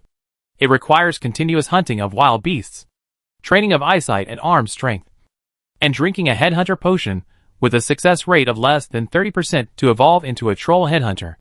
Therefore, the troll headhunter is the best hunter among the beasts. Their dynamic vision is amazing, and they specialize in catching monsters with agility. This is exactly the nemesis of the inscription system. The battle on the field is one-sided, and the last scene freezes, stopping at Belair being stabbed 100 meters away by the troll headhunter. Silence for a long while. Voila! Bayer stood up from the ruins, wiped the blood from her mouth, and said solemnly, "You are more terrifying than I thought. Troll headhunter." With a look of contempt, he took out 2 spears from behind and whispered, "Weak. Really weak." Bayer bit her right thumb, formed a seal with both hands, and whispered, "Frenzy. This is the unique racial talent of the Black Demon Clan. With this racial talent, the Black Demon Clan has established its position as the 3rd noble in the Plague Continent." Bang! It was visible to the naked eye that Bayer's muscles suddenly swelled layer by layer, and her body grew rapidly, producing the same changes as the Demon Bow Gang. It was like a small pile of meat. Swish! Bayer stepped forward and shouted loudly, "Die!" Behind the front line. "This little devil of the Black Demon Clan is dead." Plague Demon. A simple evaluation. Su Bei looked sideways. "If you use this trick to escape, you may still be alive." Plague Demon shaked his head, stopped watching the battle over there, and began to scan the high-level officials of the Plague Continent. His sight drifted back and forth, and finally locked onto Luminera. She is not from the Plague Continent, but a time traveler? The Plague Demon suddenly asked. Su Bei nodded. "Yes. There is nothing to hide. A simple investigation of Luminera movements will easily lead to a conclusion." After getting the answer, the Plague Demon stared at Luminera without saying a word. I don't know what he was thinking. In the center of the front, Molly was pushed back and forth by the crowd, and squeezed to the center with difficulty, and was stopped by 2 soldiers at the entrance. "Which family are you from? Don't go any further. You are not allowed to enter here." "Sisters, I'm looking for someone." Jasmine smiled, and her gentle attitude made the 2 soldiers hesitate. "Who are you looking for? We can pass the message for you, but you can't go in. Otherwise you will be forcibly detained under the law of stealing secrets." "Thank you." "Sisters, I'm looking for Sister Luminera." "Hey, Sister Luminera." Jasmine waved inside, and happened to meet Luminera's surprised eyes. "Why are you here?" Luminera hesitated for a moment, then smiled and squeezed out of the crowd, leading Jasmine to an open space. "What's the matter?" Luminera sat on the open space, not caring whether the ground was dirty or not, and took the water bottle from her waist and drank water in big gulps. "Sister Luminera, are you having a hard time?" Jasmine greeted with concern. "Fortunately, practicing, becoming stronger, and defeating the Demon King is my mission." Luminera smiled, and as she spoke, a murderous aura permeated her body. Hearing this, Jasmine asked curiously, "Sister Luminera, don't you have any ideal goals?" Luminera smiled softly. "This is my mission and my ideal. Wars are constantly going on, and conflicts are everywhere. This war was caused by the demon tide triggering the beast tide. I hope for world peace and the tranquility of the people. Therefore, the Demon King and the Demon Clan are obstacles that cannot be avoided." Luminera was chatting casually, and suddenly changed the subject and brought the topic back. "What about you? What do you want to talk to me about? Are you in trouble?" Luminera looked at Jasmine with a strange look, and was stunned by her hesitant and slightly embarrassed expression. Could it be love guidance? Looking at Jasmine's flustered expression, Luminera was completely sure that Jasmine's problem was related to love, and blinked in surprise. Although Luminera had given Jasmine some guidance in love, in the final analysis, Luminera herself was just an innocent girl who had been single for 18 years. If I disturb Sister Luminera from her work, I go first. Tell me what you want to say." Luminera interrupted Jasmine's next words and continued. "In a round of fighting, one person can only go on stage once, and either leave or die in the fighting. I'm off the stage, and there's nothing for me to do next." The facts are indeed as Luminera said. But Luminera concealed one thing. If all the geniuses on the Plague Continent died, then people like her who left the stage due to lack of physical strength would have to go on stage again to fill the vacancy of less than 20 candidates. Plague Continent couldn't gather 20 people. After half a month of continuous fighting, all the geniuses had died. They could only wait until the end of the month, when the magic power of the beast men and demons was completely consumed, to wait for new geniuses to come in. In other words, if Bayer died on the battlefield, then the next person to go on the field could only be her, and only her. However, Luminera was not worried. She was extremely confident in her own strength. Her magic power was still retained, and 4 unique inscriptions were engraved on it. One was from a pure-blooded red dragon that died at the God War site, and it was also the inscription system it opened for Luminera. The remaining 3 were from the 9 pattern word spirit warriors among the 3 nobles of the Plague Continent. Her strength was enough to support her to handle any battle easily. Hearing this, Jasmine also felt relieved and swallowed her saliva. Then she took another deep breath. Her eyes kept circling on Luminera face and her toes, and finally looked at Luminera face. Word by word, she said the secret buried in her heart. I seem to like Su Bei. Sir. Luminera was stunned. Chapter 256 Jasmine Feelings. Luminera blinked in disbelief, then rested her chin on her hand and looked at Jasmine, without saying a word for a long time. Jasmine, who was extremely slow and shy in this regard, actually played a straight ball with her. Jasmine's face turned red when she was looked at by Luminera like this. She pinched the hem of her skirt and felt a little at a loss, not knowing how to continue the conversation. Hey, Sister Luminera, what should I do? Jasmine was confused and pushed the task of continuing the topic to Luminera. Hearing this, Luminera put on a posture as if facing a formidable enemy and turned on the serious mode.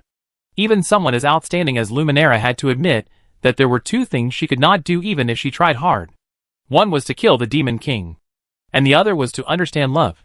For her, making a love guide was more difficult than fighting mythical species, and was about the same as defeating the Demon King. This required a complete attitude to deal with. Luminera concentrated on thinking, and first asked solemnly, when will it be officially confirmed? What does it feel like to be in love? Jasmine recalled the time of separation and stammered. Actually, I'm not sure, but it's so hard to be separated from Mr. Su Bei. We fell into the Plague Continent and separated. It's only been 5 days, and I miss Mr. Su Bei so much. I don't know how to describe the specific feeling. Probably.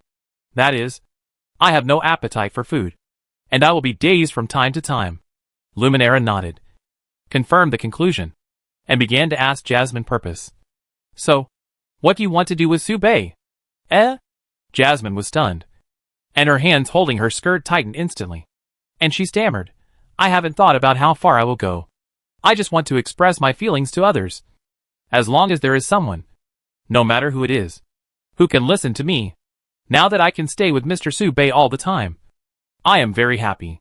Luminera frowned, and with her keen insight, she instantly saw through Jasmine's lies, and her face moved slightly closer to meet Jasmine's evasive eyes.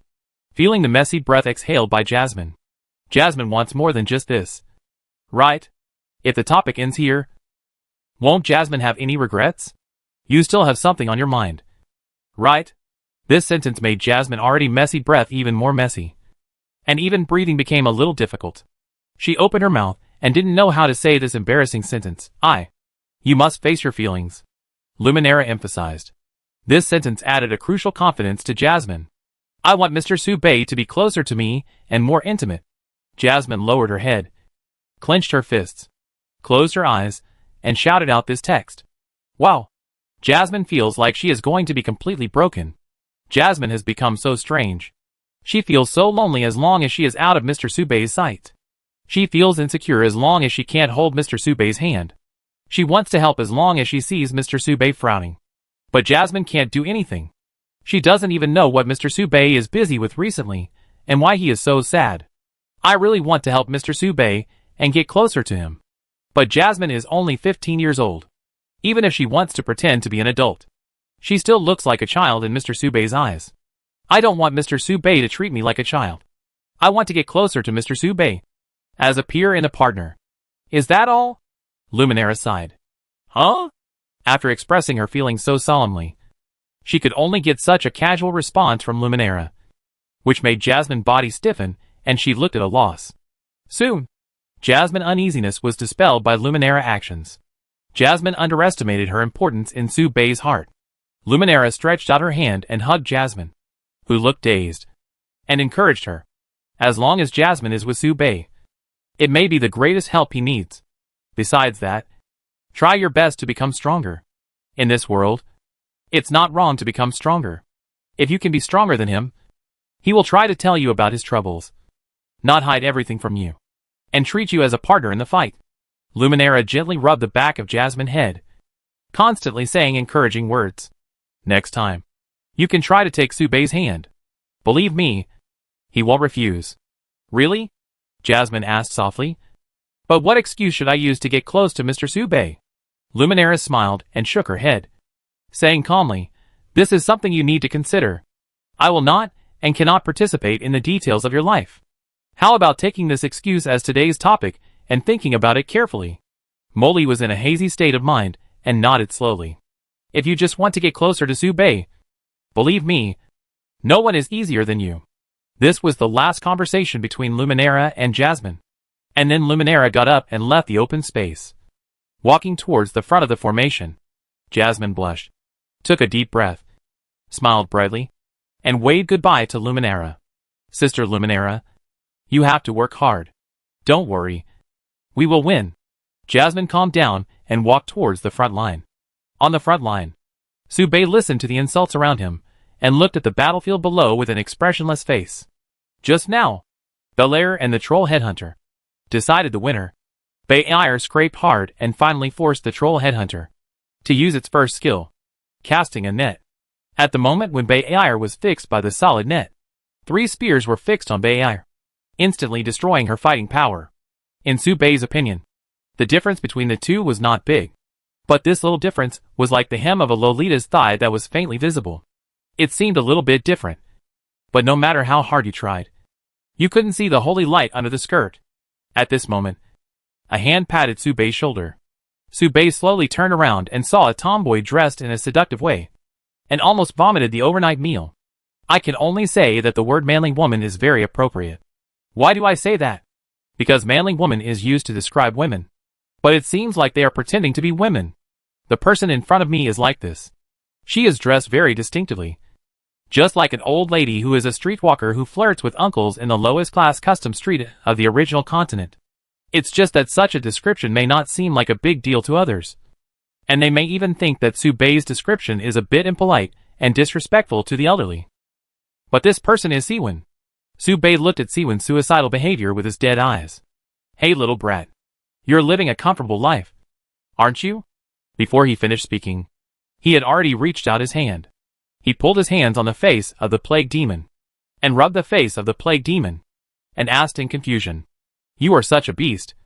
You keep finding girls younger than you. Is this one 10 years old? Chapter 257 Sven's thoughts. You are really a beast. If you continue to act like an underage person, I will teach you a lesson on behalf of your father whom you have never met. Sven let go of his hand and patted Subei's shoulder. Seeing Sven's provocative action against the plague demon, Subei's heart suddenly clicked, and he quickly shouted in the direction where Jasmine was rushing. You're back? Jasmine. Subei tried to control the temperature of the plague demon. However, the moment Subei finished greeting and turned around, the gentleman disappeared, and all he could hear was the plague demon calm chewing sound and the disgusted expression on his face. Then, the void around Subei began to fluctuate, and the sound of ping-pong-pong continued to sound from the void, and the vibration attracted the spectators around to look at him. The sound of collision lasted only a short moment, and then it completely returned to normal. Subei's expression paused. His eyes suddenly became extremely cold, and he stared directly at the indifferent plague demon. Do you have any objection? The plague demon saw Subei with a calm expression, without giving in. She had never been afraid of Subei. Not before, and not after. Subei said in a flat tone. Release him. Eat him. The plague demon said indifferently. In such a short time, it was impossible for the plague demon to eat Sven's soul in the blink of an eye. And the plague demon never eats male souls. But it was a fact that Sven disappeared. Subei could only pray that Sven was still alive. Pressed the gloves of common sense, turned on the charm form, and gambled on the tiny possibility of hypnosis success. Ha. Man, dare to approach me. Death is the best punishment for him. If it were in the past, his soul would be exiled to the God War site by me, where he would be baptized by endless rules, which is a punishment 100 times more painful than death. Subei narrowed his eyes slightly. Indeed, Sven was wrong in the whole thing, and violated the bottom line of the plague demon. But Sven cannot die. At least not in such an inexplicable way in front of him. Subei said sincerely. I apologize to you on his behalf. He can't die. Eh? Are you guys arguing? Don't argue. From a distance, Jasmine saw the tense atmosphere between the two people, and quickly quickened her pace and ran over from a distance. She subconsciously stood beside Su Bei, and asked the plague demon nervously, "Why are you arguing?" Did you do anything? Don't argue. You should communicate the problem properly. Plague demon paused. She thought that Jasmine would not side with her, but at least she should remain neutral. She didn't expect Jasmine to stand beside Su Bei without hesitation. Being questioned by Jasmine in this tone made Plague Demon feel a little wronged, as if her favorite lollipop was given to her by someone else after they had eaten the leftovers. After she licked it twice to taste it, the lollipop was taken back by the other party. Plague Demon hates men very much. She even feels sick to breathe the air with men in the same open space. But that guy actually touched her face. Why haven't all the men died yet? The Plague Demon looked very ugly, turned his head away without looking at the two people, clenched his fists, and looked at Su Bei with a faint light in his eyes. The person is down there. The Plague Demon replied coldly, walked past the two people, and walked towards the corner alone. Down there? What down there? Jasmine looked confused, looking around at the cold atmosphere between the two people, and then looked straight at Su Bei. It's okay. Su Bei shook his head, ignored the Plague Demon little mood, and hurriedly looked down at the front line. From a distance, Sven was seen stuck in the ground with his head facing downwards, standing in front of the troll headhunter, his legs shaking and swaying. The fight is not over yet. Is it too early to kowtow and beg for mercy? Someone from the Plague Continent asked. No. Who sent him? A soldier can be killed but not humiliated. At worst, he can just stop the fight and start the decisive battle. Why are you begging for mercy? Whose family is this old ding? Someone next to him continued. This scene also made the beastmen look puzzled. They discussed and smiled with relief. Troll headhunter. He laughed heartily and shook his head. Knowing that your genius can't be saved, you let an old woman of low status come to beg for mercy, trying to let me spare her life. This behavior is too ridiculous. It's okay to let that defeated general live. I want Luminara to die. One life for another. You can go back and pass on the message. After a while, Sven slowly pulled his head out of the soil and shook his head. He felt dizzy and saw stars. He had lived for so long, but this was the first time he was so embarrassed. As the King of Dark Night, a peak awakener who had stepped half a foot into the realm of demigod, the number of strong men who could quietly drag him into the turbulence of space in this plague continent could be counted on one hand. Even a word spirit warrior with 9 inscriptions could not surpass him in the realm of space by so much. This made him walk on the only possibility at the first time. This was an incredible assumption. That little thing is actually the Plague Demon. In person? Fuck. What luck does Su Bei have? With a time bomb following him? This luck is really against the sky. Sven's eyes widened in disbelief, and he was so anxious that he said the inverted sentence, thinking that he actually survived the murderous and cruel Plague Demon. He couldn't help but feel a little lucky. I heard that the Plague Demon extremely hates men, and only has a slightly better attitude towards women. Maybe because of his superb makeup skills. The Plague Demon couldn't see through his gender disguise. Thinking of this, Sven finally heard the mocking words from the other side, and couldn't help cursing back. Stupid. The troll headhunter was stunned, pointing at Baeir, who was caught in the net and impaled, frowning and asking, Aren't you here to beg for her? Baeir heard this and shouted loudly, Save me! Let Luminara replace me. She is just a lowly civilian woman. I am a pure-blooded collateral of the Black Demon clan. Take his words back. My mother will do you a great favor. Sven had known about the battle on the front line. He had originally planned to let Su Bei go down and relieve some of the pressure on Luminara, so as to use this to integrate all the time travelers and discuss ways to go home together. He had never thought that such a change would happen. Sven first glanced at the troll headhunter and shook his head. Please spare your mother, you chicken-headed man. Immediately, Su Bei turned to Baeir and frowned tightly. What a weak chicken and fat pig. Is she worthy of exchanging Luminara? This sentence silenced both the troll headhunter and Belair. The troll headhunter raised his spear angrily. His arm muscles swelled, and he stared at Sven, shouting, Those who shout and fight will die. The spear cut through the sky and shot at Sven. Sven did not show any panic, but turned around calmly and shouted at Su Bei. "Save me!" Su Bei looked at Sven calmly, motionless. Sven suddenly sweated profusely and shouted, "Come down quickly!" Su Bei still did not move. Sven was anxious, feeling the spear approaching from behind, and shouted anxiously, "Hack me! Save me! I have no magic power!" Chapter 258. Su Bei enters. On the other side, the plague demon stomped hard on the gravel under his feet, gnashing his teeth, randomly extracting several souls and eating them, in order to calm his grief and anger. "Su Bei! Evil beast! Su Bei! Evil beast! Jasmine! Su Bei! Evil beast!"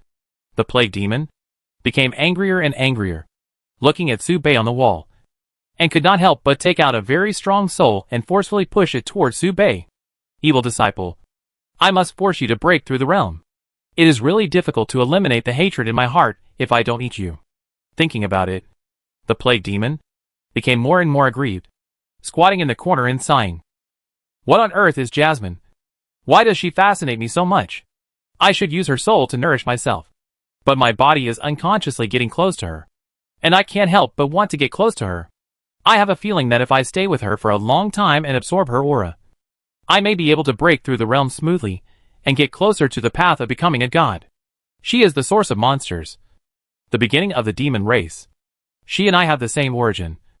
She should live with me. How can she belong to someone else? I want to get her, even if I have to kill her and imprison her soul by my side." The plague demon continued to strengthen his thoughts, forcing himself to bring up the intention to kill Jasmine. "What are you doing?" Suddenly, a gentle voice sounded from behind the plague demon, making the plague demon can't help but turn his head, looking at Jasmine's gentle expression. The plague demon overturned all the thoughts he had just imagined, pursed his lips, and said in a low voice, "Don't bother with it." This really melted Jasmine's heart. You know, the plague demon now looks like a 10-year-old girl, and this expression is extremely lethal to Jasmine. Jasmine couldn't help but get closer, stretched out her hand to touch the plague demon head, and whispered, "It's okay. It's okay. I teach Sister Su Bei a lesson for you when I get back. Don't be sad."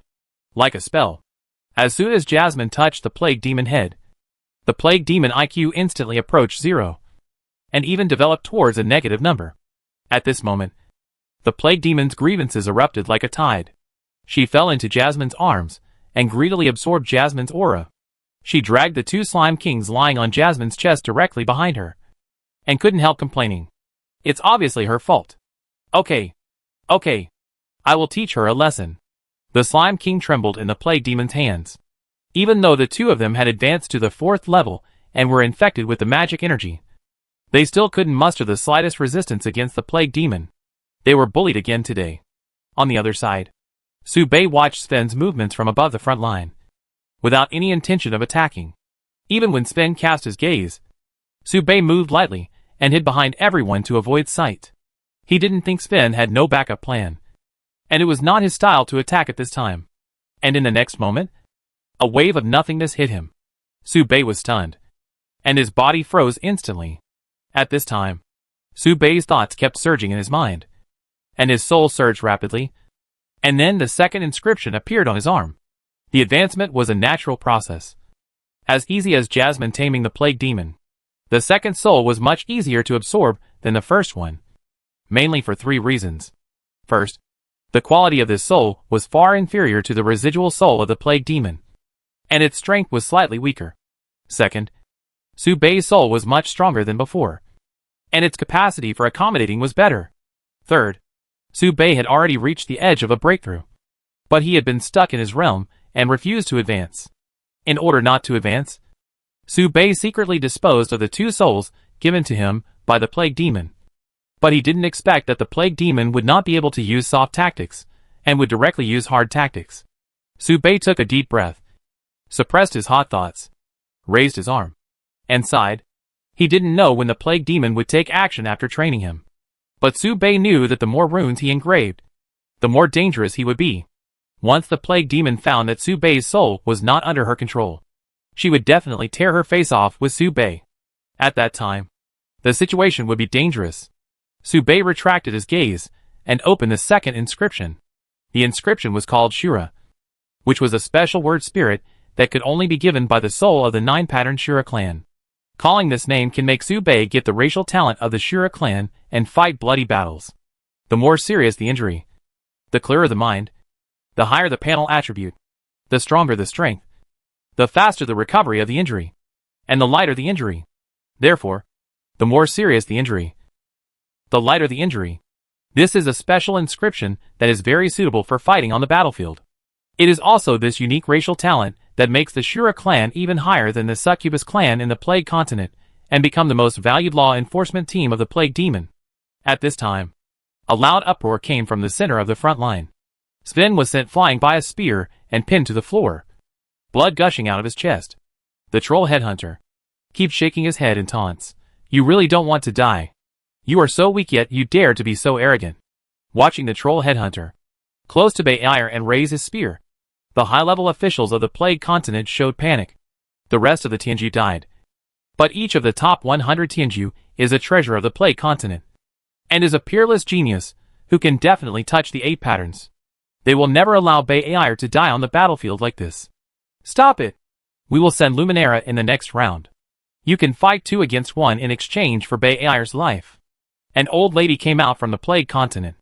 She had wrinkles all over her forehead and 8 patterns engraved on her arms. She was a high-ranking member of the Black Demon clan. Luminera was stunned. She didn't mind fighting 2 against 1. But she hadn't recovered yet.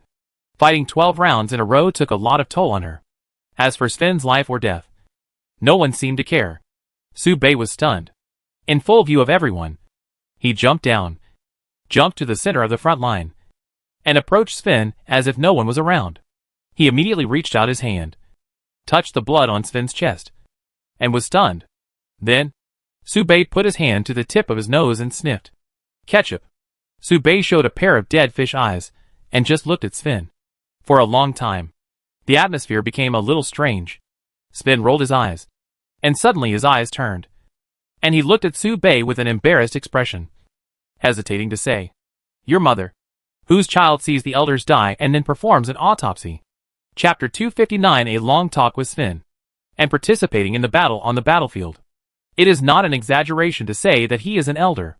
After all, Sven gave Su-Bei his first meal, arranged work for him, and often thought about things from his perspective. Although many times Sven's method seemed stupid to Su-Bei. But elders are elders, and Su-Bei is not an idiot. He always felt that Sven did things inexplicably. So he couldn't help but ask the confusion in his heart. Are you crazy? Sven opened his mouth, about to say something, but stopped himself. In front of everyone, he pulled Su-Bei to the corner. Stop! You disrupted the battle. Do you think you can just walk away like this? The troll headhunter held a spear, locked onto Su-Bei and the other 2, and threw the spear in his hand, locking onto the backs of the 2 leaving. It had strong confidence that as long as the 2 dared to take one more step, its spear would pierce their chests, and there was no possibility of failure. Sven stopped, took out 3 bottles of blue potions from his arms, and handed them to Su-Bei, saying earnestly, 3 bottles of mana recovery potions, which are scarce in the Plague Continent. You should save them. I've been wandering around for a while, and discovered many secrets in the Plague Continent. You go fight first, and I tell you later. Su-Bei frowned, not understanding why he had to fight in this battle. Taking the initiative to participate in the battle has never been his style. Especially this kind of battle that has no meaning at all. Don't rush to refuse. When have I ever harmed you? It was my suggestion to go to the Demon Tower. You got what you wanted there. Didn't you? Believe me, this time you just need to kill beautifully and make a name for yourself. Your actions will make it easier for you to survive in the near future. This Plague Continent hides incredible secrets, and only those who are strong enough can survive. Su-Bei was stunned, took the magic potion, and drank it down ton. As the potion entered his mouth, the magic power in Su-Bei's body was gradually replenished. 1 bottle of potion fully restored 2/10 of his total magic power, and it also had the function of continuous recovery. It is estimated that 1 bottle can restore him to 30% of his magic reserve. This is really good stuff. After drinking it in 1 gulp, Su-Bei opened the 2nd bottle and poured it into his mouth. Seeing Su-Bei drinking like a cow, Sven pointed at Su-Bei and said angrily, You are so arrogant. This is a large magic potion made by Sophia. I can replenish half of my magic by drinking one bottle. You drank 2 bottles in a row. How much magic must have been wasted? One bottle costs 10 silver coins. And I, Sophia, am very stingy. These are my last stocks. Su Bei did not respond, but took the initiative to ask, "What do you need me to do next?" The secrets in Sven's mouth made Su Bei very curious. And these days of getting along with the plague demon, combined with the game plot he had experienced, also made him have many guesses in his mind. Perhaps it can collide with the secrets obtained by Sven and get answers to many questions. For example, in the original timeline, why did the plague demon give up the plague continent and accept the call of the evil god organization to come to the original world? Another example is the plague demon. As the king of the plague continent, she has the right to kill and take away the souls of all people. But she is such a bloodthirsty and cruel tyrant who completely disregards the lives of her people. Why are the forces under her so loyal? And most importantly, where did the path to godhood chosen by the plague demon come from? And does it really exist?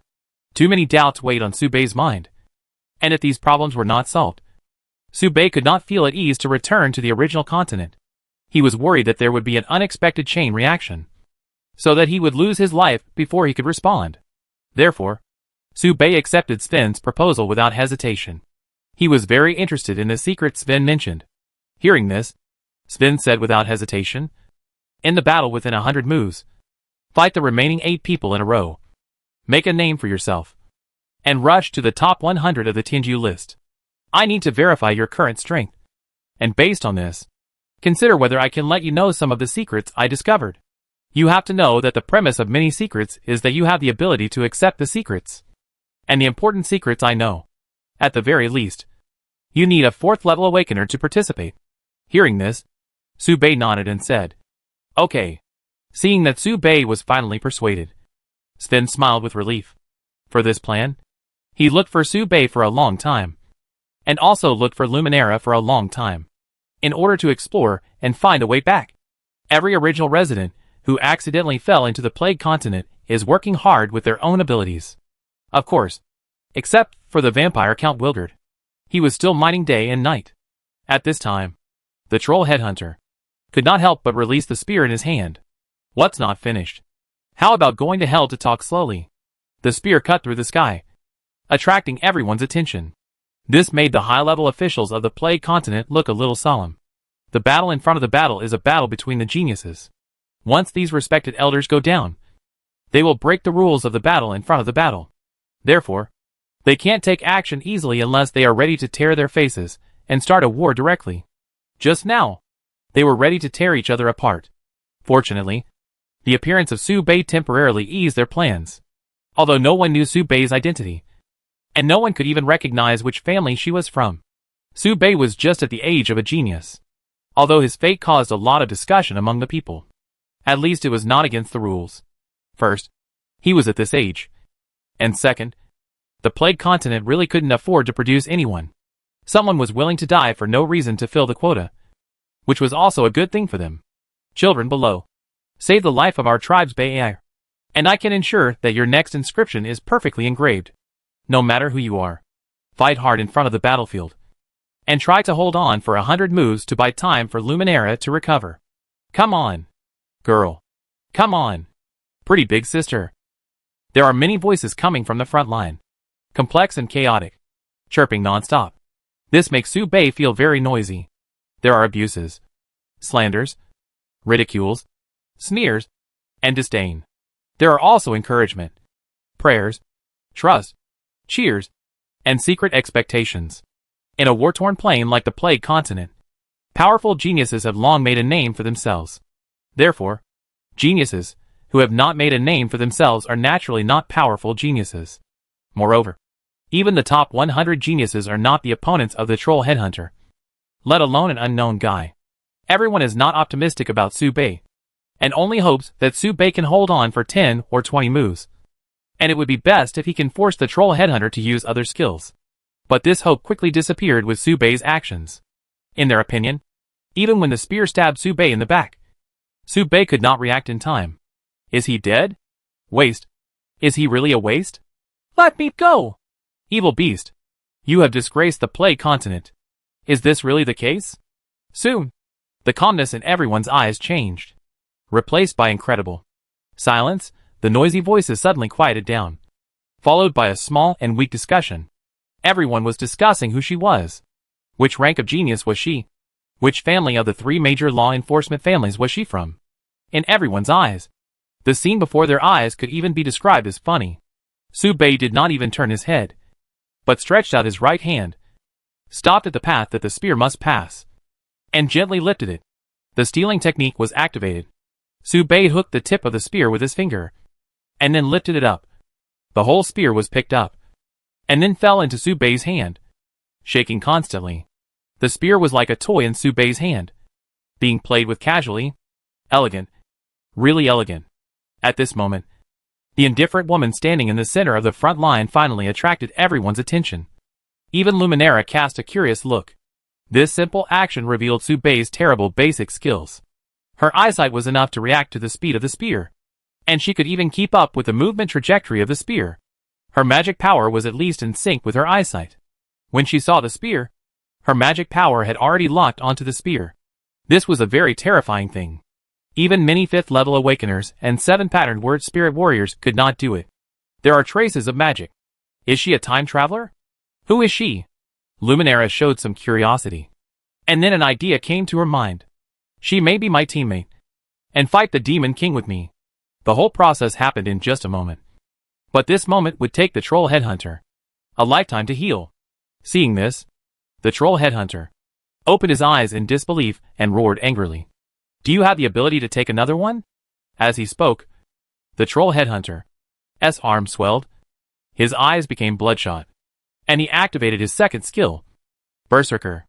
At the cost of consuming and squeezing his own tankiness, he increased his attack speed and attack power by 50%. In an instant, 5 spears shot towards Su Bei, completely cutting off Su Bei's retreat in 5 directions.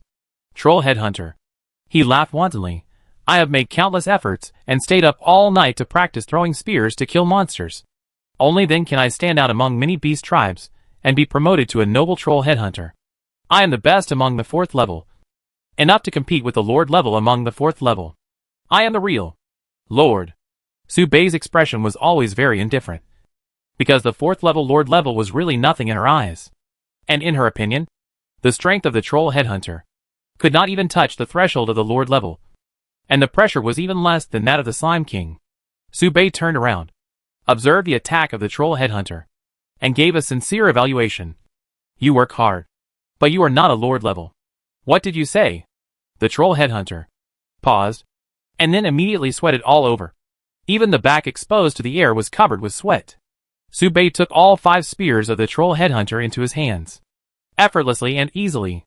The movements were so skillful that the troll headhunter even thought that these spears were the opponent's weapons. Then, Su Bei threw the first spear. This is a 4th level ordinary one. The spear was thrown back by Su Bei at random at the same angle. The troll headhunter took a posture of preparation, but the opponent's attack was so ordinary that he couldn't help but blink his eyes in surprise. And he didn't even hear the opponent's words clearly. It's just ordinary. I thought it was scary. However, just after receiving the first spear, the second spear came.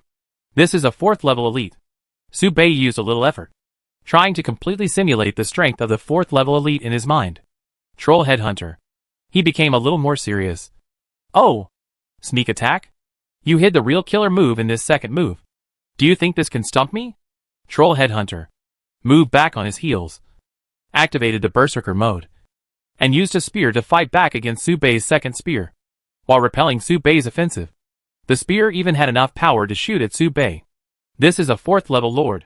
Su Bei took a breath, gathered some strength, and threw the spear hard. The impact force instantly tore through the troll headhunter's attack with a terrible momentum, and then stabbed the troll headhunter fiercely. The troll headhunter kept retreating, showing a horrified posture, and finally heard the words Su Bei was muttering, showing an incredible expression. Cast the net. Cast the net.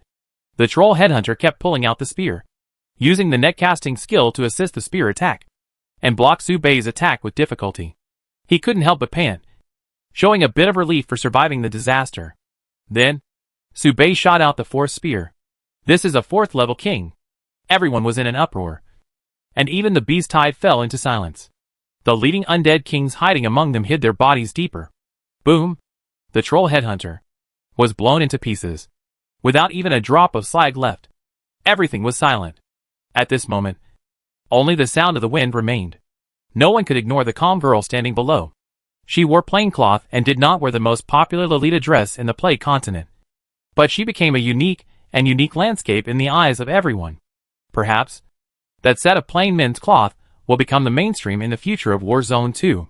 Behind him, Sven swallowed his saliva.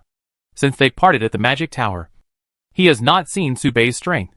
He only heard Sophia say that Subei had at least opened up 5 levels of the Magic Tower, thus gaining the attention of the gods and being able to improve his realm again. When they met at the food festival, Sven did not see Subei fight. He only remembered that the porridge Subei made was very fragrant, but his body was very weak, and it seemed that even his spirit was drained. So, after more than a year of growth, what kind of changes has Subei undergone? This was something Sven was very curious about. But now curiosity turned into fear. He clearly saw that when Subei shot out the 4th spear, his footsteps moved, and the strange light flashing on his body suddenly surged. And the 5th spear in his hand was ready to go. And the next scene was probably only seen by Sven. The 5th spear on the string was actually easily retracted by Subei without any effort. It was difficult to shoot out the 5th spear, and it was even more difficult to retract it. But Subei was able to retract it freely and easily, as if the fighting posture of shooting out the 5th spear was his usual fighting level. So, how far did Subei surpass the 4th level legendary level? Sven didn't dare to think about it further. Nor did he ask. Subei's strength was enough for him. Enough for him to tell the hidden secret. Chapter 260. The fight ends. Who is that? It seems that she is not using the inscription system. Is she another time traveler? No. She has traces of soul training. Maybe she used some external objects to fight just now? It's hard to say. How high can her strength rank on the Tianjia list? Not low, the A-patterned old man of the Black Demon clan said, while praising Subei. He also mentioned his own clan girl. 30% and 70% with Baeir? The surroundings suddenly fell silent. The gaze that seemed like a thorn in the back made the old man of the Black Demon clan a little embarrassed. It seemed that the words were too absurd, so that the surroundings lost their voices. After a long while, someone said faintly, "You are a little humorous." The old woman of the Black Demon clan was embarrassed. He could not help but add, 3-point strength against 7. It can also be considered a 30 to 70 split. This question was indeed stupid. Subei's strength, let alone being on the Plague Continent Tianjia list, would have no problem killing the 50th to 100th Tianjia list back and forth. Of course, this requires kicking Luminera out first. Most people were deeply shocked by Subei's strength, while some were wondering whether Subei could throw the 5th spear, and whether his strength could reach the 4th order legendary level. Only Sven was different. He blinked in astonishment, and did not think deeply about Subei's complete strength. You should know that he was also a genius boy in the original continent, who could defeat the king-level monsters in the same realm, and was famous throughout the continent, and a frequent visitor to the major Tianjia lists. But at this stage of the 4th level, he has never reached the edge of the legendary level. Unknowingly, in just 1 year, the taciturn socially anxious boy has now grown to an incredible level, gradually approaching the top level of the continent. This potential is being converted into combat power. In the center of the front line, Subei was stared at by countless eyes, and goosebumps appeared all over his body. This is probably what it means to be at a loss. Some people are born not suitable to appear on the screen, and Subei is the best example. Subei waved the spear in his hand, took a deep breath to clear his mind and block his surrounding vision, and recalled Sven's request in his mind. Kill 8 people in 100 moves. It is very difficult. And it will be difficult if it is a round-robin battle. Immediately, Subei pointed the spear in his hand in the direction of the beast tide, and said lightly, "There are still a few spots left for the challenge and fight. Let's go together. A quick battle, and a quick decision. Once and for all." This is Subei's idea. But others don't think so. Pretending. Too pretentious. It has been a long time since such a flamboyant player appeared in the Warzone 2. Luminera is also very powerful, but the light on her body is too sharp. Even if she speaks arrogant words, others will think it is natural. But Subei is different. He looks too ordinary, with ordinary clothes, ordinary personality, and ordinary people. His strength does not seem to have any special features. Just ordinary strength. Subei's appearance is the only thing above average. And it can touch the level of 9 out of 10, which can be regarded as a melancholy beauty. So why does Subei dare to pretend like this? You must know that facing 8 people at the same time is very variable. The opponent can completely select an 8-man team with combination skills to deal with Subei on the scale of dealing with a boss. Humans are not monsters after all. Even if their strength can be compared to legendary creatures, their vitality is far inferior. Everyone looked over to see where Subei's strength limit was, whether he was qualified to climb into the top 50 of the prodigy list, and whether he was qualified to become a 9 pattern. Apart from the wait-and-see attitude of the Plague Continent, the Beast Tide suddenly fell silent. The Plague Continent did not understand the professional system and could not see Subei's strength clearly. But they were different. They knew Subei's value too well. Even several undead kings have participated in Gargamel's site, and vaguely feel that Subei's appearance is somewhat similar to that of the guy suspected to be the Demon King. And they may be siblings. You know, the Demon King can kill undead creatures. This made the undead a little confused, wondering how the relatives of the Demon King mixed with the heroes? The Abyss Banshee sighed and broke the silence first. How come we can avoid the original continent and still see the traces of these 2 evil stars in the Plague Continent? Anyway, the rest of the war zones are going well, so it doesn't matter if we are slow. On the side, the Lich took out his ribs and beat a sad song for everyone. Sighing, the Lich King behind me told me to stay away from that woman, so as not to affect the fight between the hero and the Demon King. Any creature with a weak fate will be destroyed and will die as long as they touch and participate in this battle. My fate is not strong. What about you? The gargoyle flapped its wings and asked. The undead were silent. The beastmen on the side couldn't hold back their laughter after hearing this question. You have all died once. Can your fate be strong? But this was not funny to the undead. The head of this beastman soon became a collection of the Ghoul King. Then, the undead came up with a new idea, randomly picking 8 unlucky beastmen and sending them to Subei to show off his record. So, in full view of the crowd, 8 trembling 4th-level beastmen came forward and swung their axes at Subei. Subei did not think much about it, and kept shooting and swinging the spear in his hand, without any fighting beauty, and cleanly killed 8 beastmen. Her movements were pure killing skills, bloody and fierce. At the last moment, Subei shot out the spear in his hand, pinning the last struggling beast warrior to death, pinning his body at the front of the beast tide, and the end of the spear trembled constantly, ending with this. At this point, the battle in front of the battlefield ended, and the undead retreated very quickly, leaving behind a few cruel words that were neither painful nor itchy. We admit that we lost this battle in front of the battlefield. But what does it matter?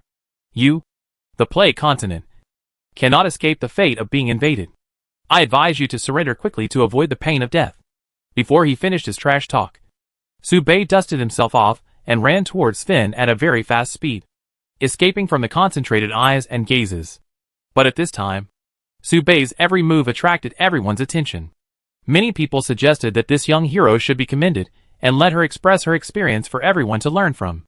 It would be best if she could hold a 7-day parade speech to increase her exposure, so as to bind her to the Plague Continent. Therefore, many people rushed towards Subei at this time, most of whom were the descendants of elites from various tribes with excellent qualifications, strength and appearance, all girls of similar age. They wanted to win over Subei, wanting to win over this beautiful girl with fair skin and beautiful appearance to increase their family power. Among them, Luminera was closest to Subei. She was also the first to come. She approached Subei, looked at Subei with gentle eyes, and extended her hand to make a sincere invitation. Are you a friend of my original continent? My name is Luminera. You should know me. I want to invite you to join my adventure group. You can ask for anything. I will give you all the treatment, as long as you can become my partner.